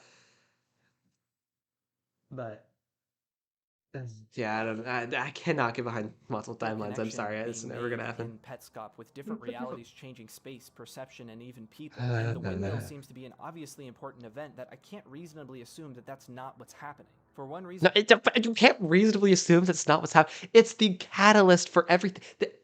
There doesn't have to be any science fiction-y stuff at all. The windmill is the tragedy that kicks off the whole series. It creates the background motivations for our main villain. It sets in motion so many of the important events and motivations of our characters. Like, it itself is just the catalyst. There doesn't need to be any grander scheme than that. Or another, the two parallel universes begin colliding, and this is the first effects of that. Who made Petscop? This question is a lot more straightforward, but there were some... Is this really a question? Some things I wasn't able to expand upon enough before, so I just want to talk about that now. Rayner is the creator of Petscop, the one. Well, obviously that's... Marvin. It didn't yeah. start that way, though. This little story What? I'm about to tell is generally what's accepted and explained in the community, so I won't get into all the weird details that... So, is he saying it didn't start by Rayner making it, or it didn't start as a weird game? Because we'll see. Rayner's real name is Daniel. He's Paul's Yep. cousin. Daniel's younger brother is Yep. Michael. 100% agree. The game was 100% made as agree. a gift of sorts for Michael, at least in Yep. part. However, Okay. something happened to Michael. Some people believe he Yeah. really did die, and some people think due to the recurring thoughts from Rayner about people being beyond rebirthing, he was just never the same. So the old Michael... No. Mike got hit by Marvin's car and died. There's too many. I have a whole 20-minute video on that, so I'm not going to explain it here. You should go watch it. The Fateful Tragedy on Playmaster Plus. Mike definitely got hit by a car, and Marvin was the driver. died. And considering it's suggested multiple times through Petscop that Marvin attempted this rebirth. Slime King, hey, next stream can you do ARGs that are not popular? Yeah, it's like some obscure ones. I can try to find some if they're like well made, like or have enough episodes, right? Like a lot of obscure ones are either have like one episode and or like two that I can't really do a whole stream on, and a lot of them are kind of, or you can just tell are like poor quality. But I can start looking for some more obscure ones if they're of quality enough that I can make a decent live stream off of. Birthing ritual on more children than just care, it's likely whatever happened was because of Marvin, causing Rainer to create this game for Marvin, to confront him or expose his crimes. Yeah, or the maybe car just to get information accident, out of him. This leads us to the next big question. child What manipulation. happened to Rainer?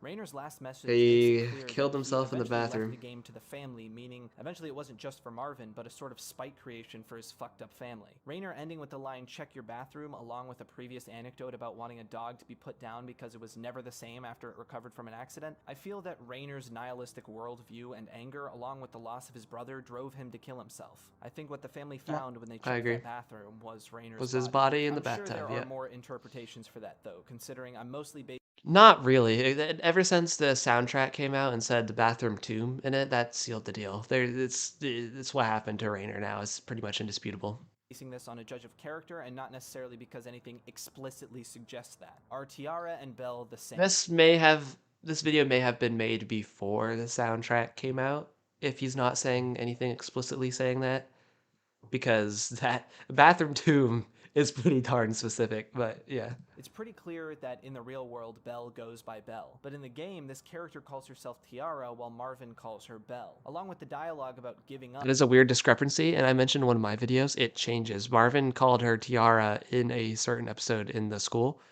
and then refers to her Belle in person, like while she's actually there, because it was just him and Paul when he called her Tiara. It's weird. I don't have a great answer for it yet, but that's what I'm working on after I finalize my windmill theory. Up and not being Tiara, I think Marvin tried to rebirth Belle into Tiara to make her a part of the family. There are many times when it's made. Yeah, Marvin and Rainer was complicit in that rebirthing process. At least that one, he's made that clear. Explicitly clear that Belle is not family, but she wants to be. This was Marvin's attempt to do that, but some Slime King, you're certainly correct. Petscop is like a fever. Sometimes I'm wondering if I'm just hallucinating at all. Something happened and the rebirth failed. What really gets me is the fact that when Tiara shows up on the screen in Petscop 22, Belle stops responding over the phone. I think that. Yes, and that is unsettling as heck, I'll tell you. She's talking on the phone with Paul. The avatar shows up, boom. Paul suddenly is like, Belle, are you there? Like, and then she's like, keeps tilting her eyes to the right of the screen, the left of her, the right of the screen. And that's hard to explain. Like, and sometimes I wonder, was she just not like, was she aware that Paul was not being truthful, that they weren't being recorded, and knew that their conversation was being picked up somehow, so she wanted to stop talking and tried to signal to him through the game? Because, like, it can't be like Belle is the character, right? Like, the interpretation, like, oh, the souls are trapped inside the game. It can't be that, because Paul was talking to her on the phone, so, I don't know. Tiara is the in-game Belle, and Belle is the real-life Tiara. But again, physics and reality don't quite work regularly in the Petscop universe, so they are somehow. Well, that was a PS1 game. Somehow Belle can go into the game. Keep in mind that part in Belle's section where it asks, "Is there still a room?" There's something there that I'm just not smart enough to completely explain, which moves us on to our next question: is there an entity in the game? This has been a big question. Before he says anything, I'll put it right out there. No, I believe there's no paranormal entity, no advanced artificial intelligence.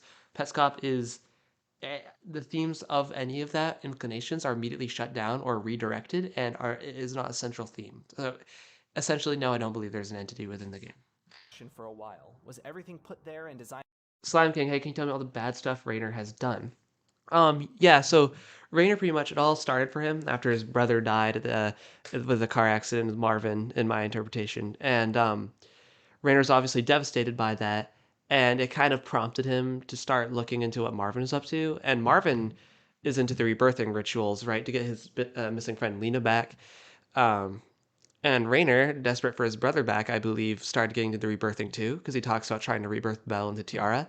And the rebirthing process is bad. It's essentially, at the very least, psychological torture to children, trying to literally make them somebody else other than they are.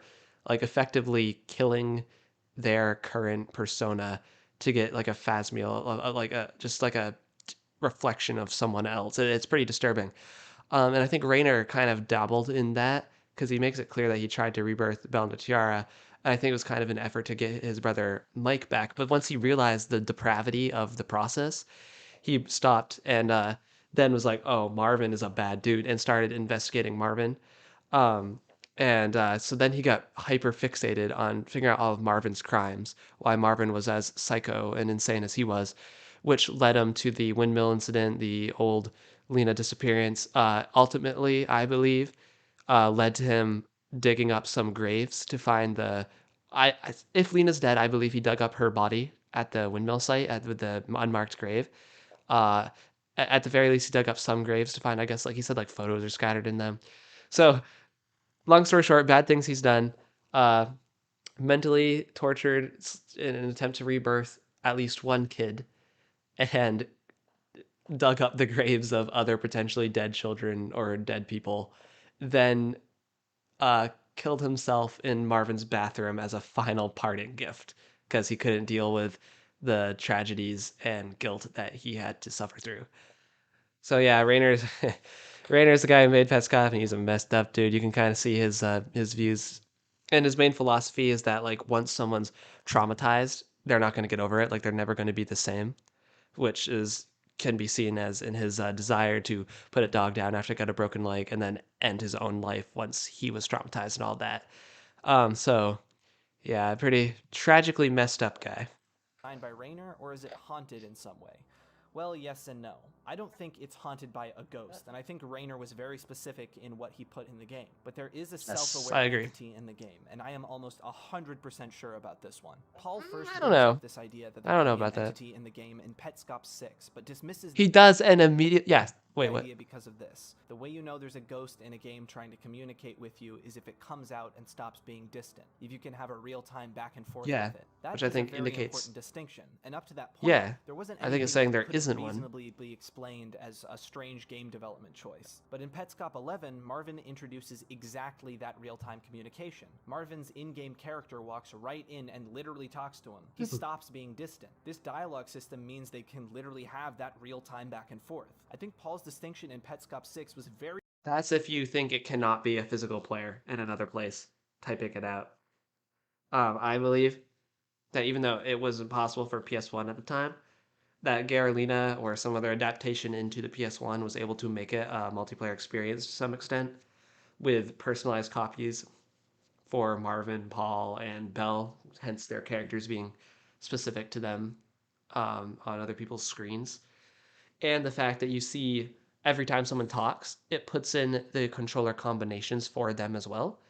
And whenever we see them, it's through like it's through recording. Sometimes like it just feels very much like an actual person who's behind the movements most of the time. Sometimes when they're not talking, it does seem like it could be a controller input replicate, but I don't believe there's any kind of self-aware entity like an AI or ghost or anything like that behind any of these characters' communications.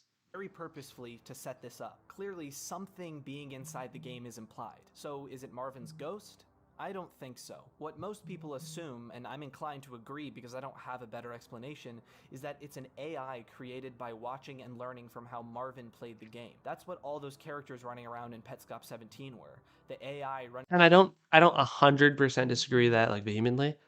I just think that it's more of controller input reflections, not replications. Like I think it's showing what all like the impulse room is showing all the previous iterations of gameplay from the years that Petscop has gone through.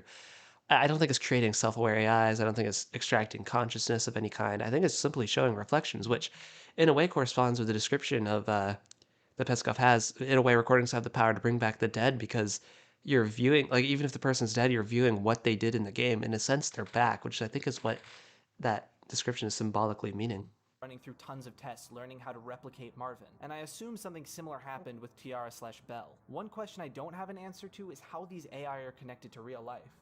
Again, when Tiara appears on screen, Belle stops responding, making me feel like somehow she entered the game. And when Paul shows Marvin what room he's in, Marvin says, "Here I come," and then they both stand still as if something is happening in real life. Maybe it's more side effects of this dimensional merge, and Petscop being a strange conduit for it. Maybe Marvin and Tiara have copies of Petscop and it's somehow multiplayer. We'll get into more of the dimensional merge as a standalone subject in a minute, but first let's talk about another big question. What is Okay, so I'm not knocking the creator at all for this. I'm liking the video even though I disagree with most of it. But he keeps saying like, "Oh, I don't have an answer for this," or "I think this, but don't have an answer for this." For the different examples that he's shown us. And I feel like if you don't like if your theory can't explain a big part of that theory in question, you might need to rethink what exactly your theory is into something that can fit more all-encompassingly. Because that's why I've dismissed a lot of this, the stuff that this video has been saying, because it simply doesn't answer everything, much like Nexpo. And I know Petscop isn't going to get an answer to everything. It's too interpretive for that. But when there's a big thing, like you think it's an AI and that can somehow like swap places with the real world, but you don't have an answer to that, that's a big gap to have in information. Like, almost too big to make sense to be the intended story. So I just feel that way, like, and that's why I've had to disagree or dismiss a lot of these grander supernatural and or sci-fi theories, because there's a lot of it that I just go, well, wait a minute, what about this? And the more you think about it, the more you're like, hey, that's actually a big part of what we're talking about, and there's not an answer to it. So, rebirth? We know that Marvin seems to conduct this rebirth ritual on children, specifically Care, Belle, and possibly Michael, in order to bring his childhood friend Lena back through them, or in Belle's case, make her into Tiara and somehow make her family. But what this process I agree with all that. Well, it's left kind of vague, but we know this. Marvin takes the children to the basement of an abandoned school. He berates them and convinces them that nobody wants them the way they are. Nobody will love them, and so they must become someone else. And then he plays some music on the Needles piano, probably the Stravinsky's septet, and through some process, I don't... Not always. The music is personalized to the person they're trying to rebirth them into. Somehow Stravinsky's septet was linked to Tiara in some way, whether it was like, a song that represented her, a song that she was her favorite song, or whatever. That's why Rainer played it for specifically turning Belle into Tiara. You'll see that Marvin is trying to teach Paul Care's melody in the school. And so there are different music for different people based upon what you're trying to rebirth into. So it's not always going to be Stravinsky's septet. It's going to be tailored to the intended outcome of the rebirthing. I don't think it's a literal machine like in the game. They're supposed to come out new. Now the question becomes, if we're to believe that a dimensional merge is possible, do we think that the I am not to believe that actually works somehow? Personally, no. I think it's very important to the themes of this story that Marvin's attempt to bring Lena back are fruitless and baseless. Failures, yeah. Again, why I think they chose the windmill imagery. This goal is all in Marvin's mind. It was never going to work. Okay, what the fuck is the dimension? I kind of like that interpretation of the windmill imagery. I think it's one of those things like, could be true, could not be. Either way, it's a cool connection, so great. What's weird for me is that you're going with the dimensional shifts, the timeline convergence, and like under that, like anything's possible. Like that's the thing. Like once you cross that threshold, like anything can happen in this story. If like there's no boundaries or that sci-fi of stuff, like.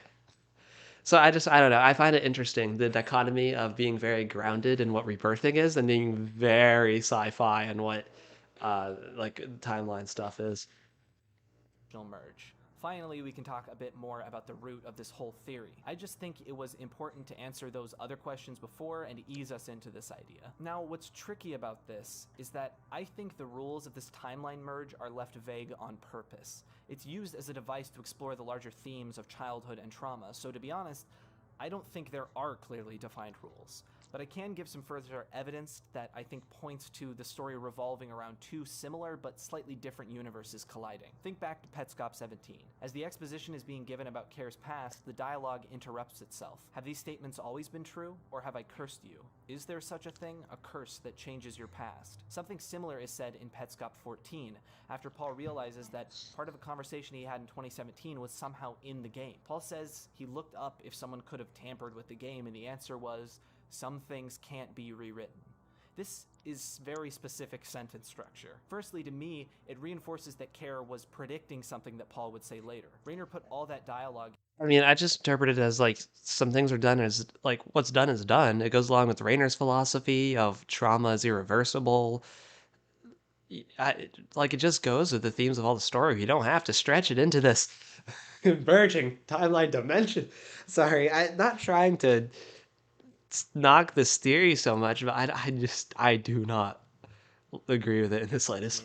All the way back in 1997, nobody added it later, meaning that Care did say all of that in 1997. And I want to be clear about something. I'm a sci-fi fan. I love weird, wacky, crazy, high concept sci-fi stuff. I just don't think it's in Petscop. You know, that's all I'm saying. I don't have a bias against it. I just think it's not relevant in Petscop's story. Or before, and no one added it to mess with Paul. But it also uses the term rewrite specifically, in vague reference to the idea that while things can change as the timelines merge, some things will always stay the same. Certain events can't be avoided. And this aspect of Petscop predicting the future is not a one-off. Recall, in Petscop 9, we see a strange character perfectly It feels like a stretch to me, saying that's predicting the future. Like someone reading the note and go, I know it's the same time, I know, but it's... It's like one occurrence in the game that's never highlighted or brought up ever again. You know? Predict Paul's movements before they happen. Also remember, Petscop 14 is the very same episode where Care is... And it could be drawing from someone else, which was, you know, at a similar time. Explained to run into a door thinking it was open. All of these things connect very directly. Well, it could be because she was covering her face. Like we know after she came back from Marvin, she was obsessed with keeping her hands over her face. She thought she was ugly and all that. I feel like running into doors was kind of intention of that. Because remember, like, it also says at some point your movements stop making sense. You're running blind, dodging invisible obstacles, running into stuff, you know. But anyways, I digress. Concepts in the game, 2 dimensions, slightly different from each other, converging, dynamically changing the story. While all of these things connect and support this idea, I think the most damning is definitely the door. Linking Care walking into a door because she thought it was open directly with the in-game 2 game states door puzzle gives a direct connection to the alternate realities in-game and the real world. And I think somehow Petscop is a... Or just perspective. If Care, like... The whole joke is that Paul does not open doors, I think stems from Care crashing into him. What? Care was running blind for a while. She had her hands over her face. That's what she did when she got back from Marvin for a bit. Like, Care never explicitly said she thought it was open. Her mom was like, oh, did you think it was open? Oh, poor baby. Like, it's not like words from Care's mouth. Those are words from her mom's mouth. And I know that's getting real nitpicky, but still, we got to consider all angles here before we jump to multiple timelines converging. I'm sorry. Anyways. Conduit these connections can be seen through. Maybe that's how Marvin and Tiara are directly connected to the in-game world through their real-world counterparts. Again, I don't know the exact rules of how this works, but I don't think that's what's important necessarily. It also begs the question, did Rayner know about the dimensional merge? You don't think the rules of how this crazy stuff works is important to the story? If there's no explanation for why any of it is even happening, can it even be true? And design the game specifically for it? Or is the game in some way a byproduct of this merge? Honestly, I don't know. I have to think Rayner knew something. I'll expand a bit more on that with the answer to this next question. Who is watching Paul and why? We know that someone, most likely Paul's own family, took over the Petscop channel fairly early on. We also know that Paul is not particularly happy about their arrangement and is intimidated by the family. In Petscop 16, we see that someone is tracking Paul as he plays the game, as well as warning him not to turn the PlayStation off. This theme of keeping the PlayStation on keeps popping up, with Tiara using the tool to tell Paul to turn it off, and Belle's section saying it was supposedly on for 17 years. My thought is that the family clearly knows something is going on. Maybe not that there's a dimensional merge, but something with reality is messed up. Rayner left the game to them. Is that what they think? Or are they trying to unravel the secrets of their own convoluted, like, family line? As a gift, and then killed himself, and the puzzles... It's just sidetracking. What's your favorite Oreo flavor? That's so random, Slime King, but, honestly, dude, just the double stuff. Like, double stuff for me has the perfect amount of cream, right? Like, just the normal flavor double stuff. So good. I could eat those so much. They're like 70 calories a piece, though. Like you you can rack up those on the like Oreos fast. Anyways, what what's your hot cocoa me? What? Is that is that your favorite flavor you're saying? Or are you asking for a hot cocoa? You're like hot cocoa me. Like give me a hot cocoa right now. Inside are so confusing, they're taking advantage of Paul to solve it for them. They know there is That's something perfect. special about Paul. Maybe his obsessiveness, maybe his connection with Care. They also know, although they're both estranged from the family, that Paul is still in close contact with Belle, who had the puzzle genius to solve puzzles. Oh, for sure. I think they live in the same house, or lived in the same house, or she's moving back. And Paul, there's that whole mention of Belle being, offended that Paul didn't call her family. So it's like maybe they're adopted siblings, or she's adopted in the family. One, like, In the game in the first place. And to me, that's the more important story. Paul is our protagonist, and so what happens to him is what we're following. We only see snippets and out-of-context dialogue from the game, telling the story that even Paul doesn't fully understand. But we have a direct line to what Paul is that thinking, makes sense. how he's doing. That's who this story is about. And I'll expand on that after we get to the last question I want to cover. What is Paul and Belle's fate? In Petscop 23, despite being essentially the finale, it leaves us not really knowing exactly how to feel. We know No, it's very vague, but I think it's a hopeful vague. Like they're going off to like just because this is the end of what we can see for the story doesn't mean it's the end for the characters, Marvin is a villain in some capacity, obviously, kidnapping and traumatizing these children, so when he gets upset and leaves, presumably his plan is thwarted. There's also a sense of togetherness when Paul takes Care's egg and places it with what seems like Tiara's egg, like somehow there's a sense of closure there. But what about the actual Paul and Belle? Well, I think of it this way. Paul has been in this room playing Petscop for who knows how long, with the family tracking him, keeping the PlayStation on at all times. Tiara from the very beginning tried to save Paul, telling him to just turn it off. So the fact that there were no more videos from Paul and the last frame we see is an empty computer desk with a wall open to the outside world makes me think they didn't just thwart Marvin's plan, but that of the family as well.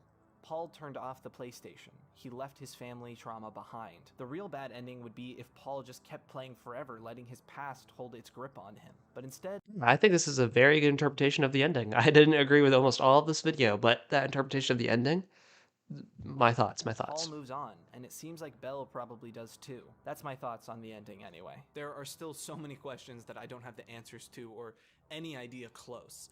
Like Anna's letter at the end of Petscop 24 that alludes to Michael's death? Did Anna kill Michael? I literally have no idea. But those are some of the bigger thoughts and ideas I had. So to me, I always thought it was fairly obvious that the gift was the dog. So here's the thing, right?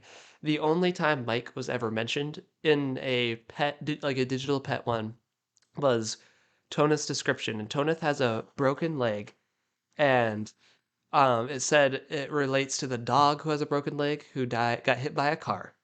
And I believe all signs point to Mike getting hit by a car. And we know she said not to shake the box when Anna said not to shake the gift box that she gave Mike, which implies a live pet. And so I think Mike was gifted the dog for his 7th birthday, to which the dog runs out into the road. Mike foolishly follows, bam, gets hit by Marvin coming home.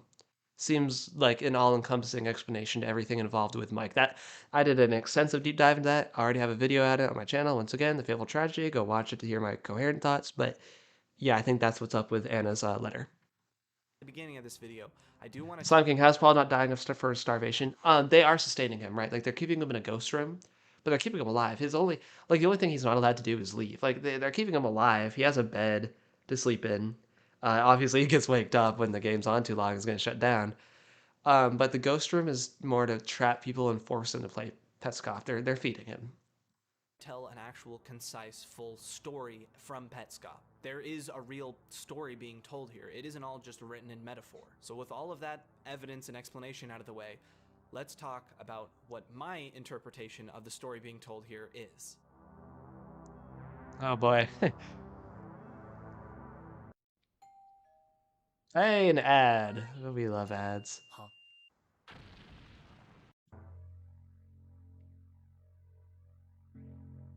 In 1977, Lena Leskowitz suddenly disappeared along with a windmill. This was the first of many strange phenomenon that would occur because of an unexplained merging of very similar but altered timelines. It would also begin a cycle of trauma that would last decades. Lena's friend, Marvin, went on to marry Lena's sister, and they had a child named Care. Marvin believed that Care was somehow going to be the reincarnated version of Lena. Marvin's strange behavior eventually led to a divorce and a slow loss of custody over Care. In 1995, Marvin kidnaps and attempts to rebirth Lena through his nephew, Michael. In the process, Michael dies. This begins Michael's brother, Daniel aka Rainer, on his quest to turn Petscop, a game he's been developing, into some sort of revenge project for Marvin. Marvin also tries at some point to rebirth Care's friend Belle into Tiara, a version of Belle who will be a part of the family, but that doesn't work. In 1997, Marvin kidnaps Care from her home and brings her to the abandoned school basement where he attempts to rebirth Lena through her. Again, this does not work, and after a while, Care escapes, now traumatized by Marvin. Rainer adds more to his game.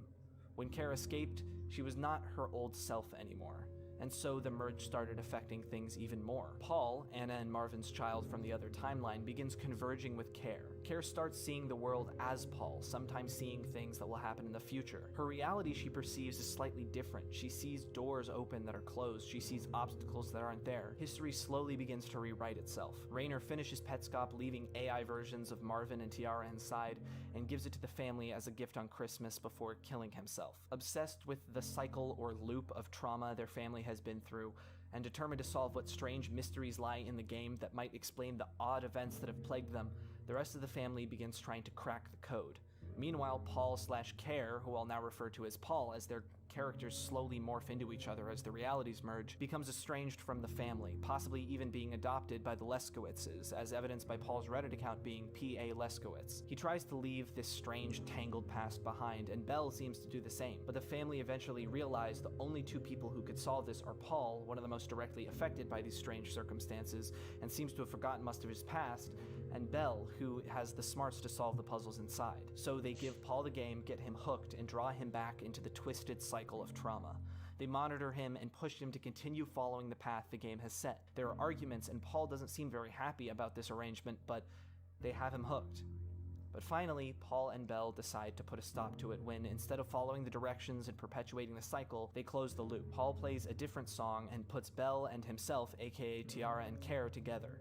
Then, Paul turns off the PlayStation. He stops entertaining the game's puzzle and leaves his past behind. He closes the loop. So that's my interpretation. Okay, so issues with that. Number one, obviously, I've re-said and say this over and over again in this video.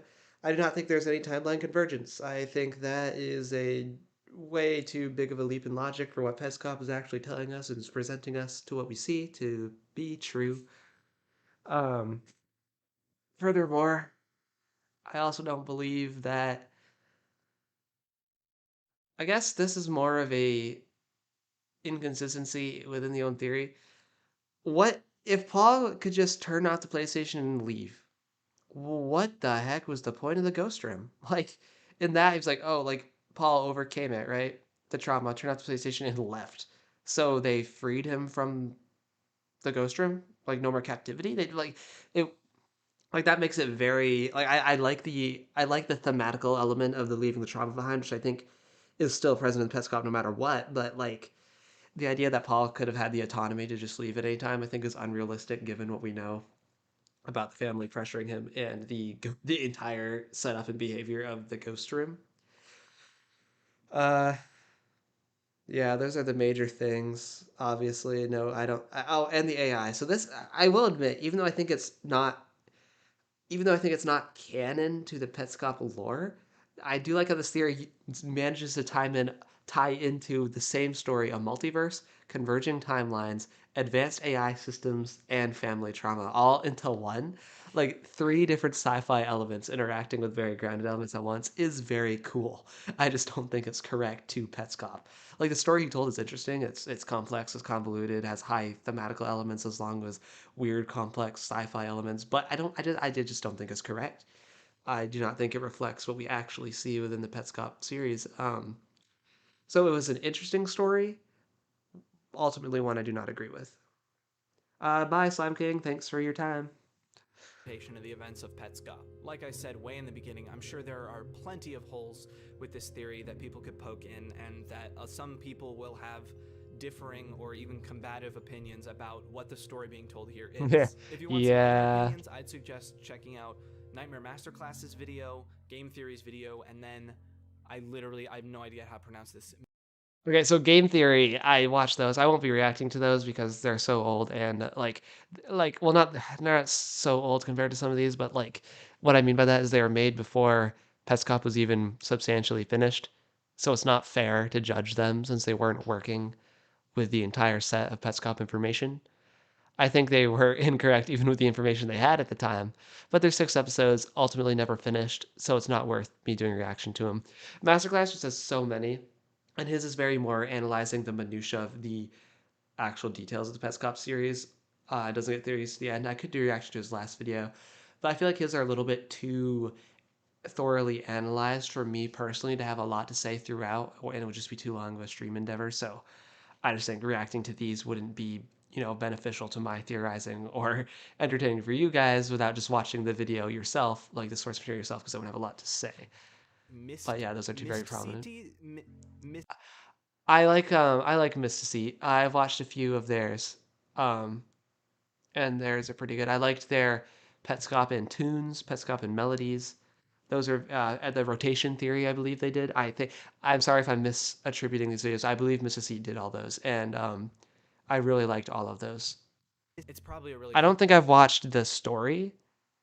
I'd have to go see if it's still up on their channel. I don't think I've watched that one specifically. It's only 10.5 minutes though, so I could go check it out. Game Theory focuses in more on the AI stuff, and Nightmare Masterclass talks about what some of the themes and societal messages might be in Petscop. And then the person I can't pronounce, Mysticete, gives a more grounded interpretation of events that is a little more realistic than, alternate timelines converging. And please, feel free to poke holes in my theory. I know I didn't cover everything. Oh, good, because I was feeling a little bad that I was, Petscop theory community, really interesting.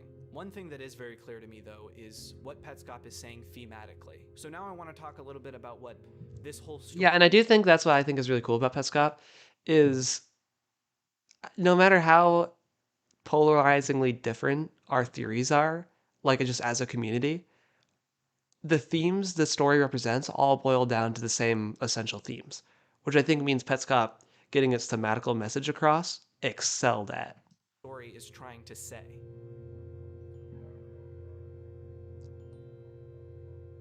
Petscop covers so many intertwining angles.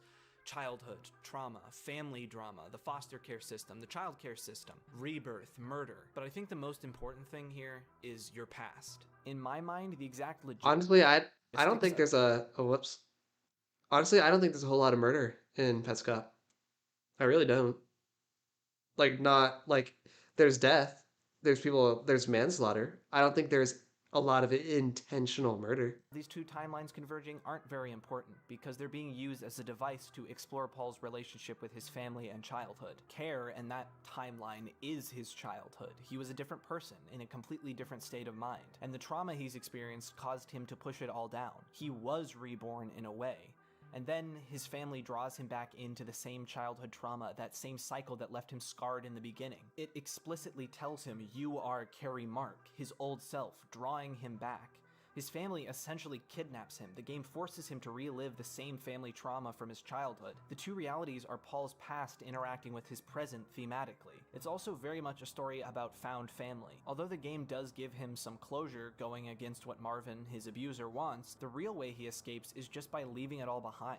Remember, Rainer is complicit in all this too. His creation of the game perpetuates the cycle as well. Belle is closer to family than anyone else. Paul and Belle actually care about each other, so they have to just cut ties with their past and move on. There are other less integral themes and concepts that I think are really interesting. One of those is liminality, which I made a whole video on a while back. For anyone who hasn't seen it, liminal space is defined as a space between two states.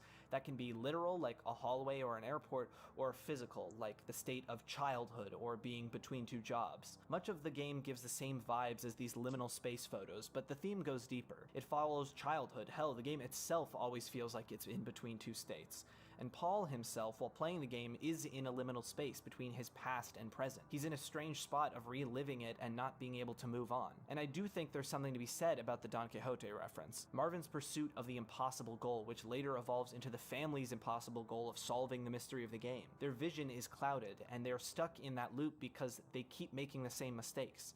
They're chasing windmills, which at times is what it feels like trying to solve Petscop's story, so maybe that should be telling me something. Yeah, I didn't say much during that part because I more or less agree with all of it. Like I said, Petscop excels at its thematical elements. Like the community just largely, no matter how much the minutia of the lore varies in our interpretations, no matter how different we are in approaching the series, the themes all remain constant across pretty much anybody involved significantly with this community that I've seen, which I think is really cool. And like I said, the Petscop story, that means it's just excelled at getting its thematical elements across. So the next is just like the community. Yeah, I think we'll stop there because now we're getting into like the community of Petscop, which is it's all good and fine, but it's not like theorizing, so not a lot I'm gonna say on it. Anyways, my thoughts on this video. Um, it was well done. It was well made. Um, I just don't agree with almost everything about his interpretation of the story, which is a lot how I felt at the end of Nexpo's Petscop duology as well. But yeah, the fun part about theorizing is having different opinions, having varying perceptions of what the lore is. And it creates discussion, which is the best part, like the best thing in finding what the lore actually is. So whenever I'm disagreeing with a Petscop creator like Nexpo or like this guy, it's all in good fun, and it's all to the end goal of me uh, developing my theories more and getting to more grounded conclusions that I feel very confident in, so I can keep making my own videos. And so yeah, at the end of the day, didn't really agree with the storyline presented in this for Petscop, but enjoyed the video nonetheless and thought there's a lot of good things said. That being the case, this live stream will be over for tonight. Thank you for anybody that was watching or listening. It's been Playmaster, and I will see you in the next video.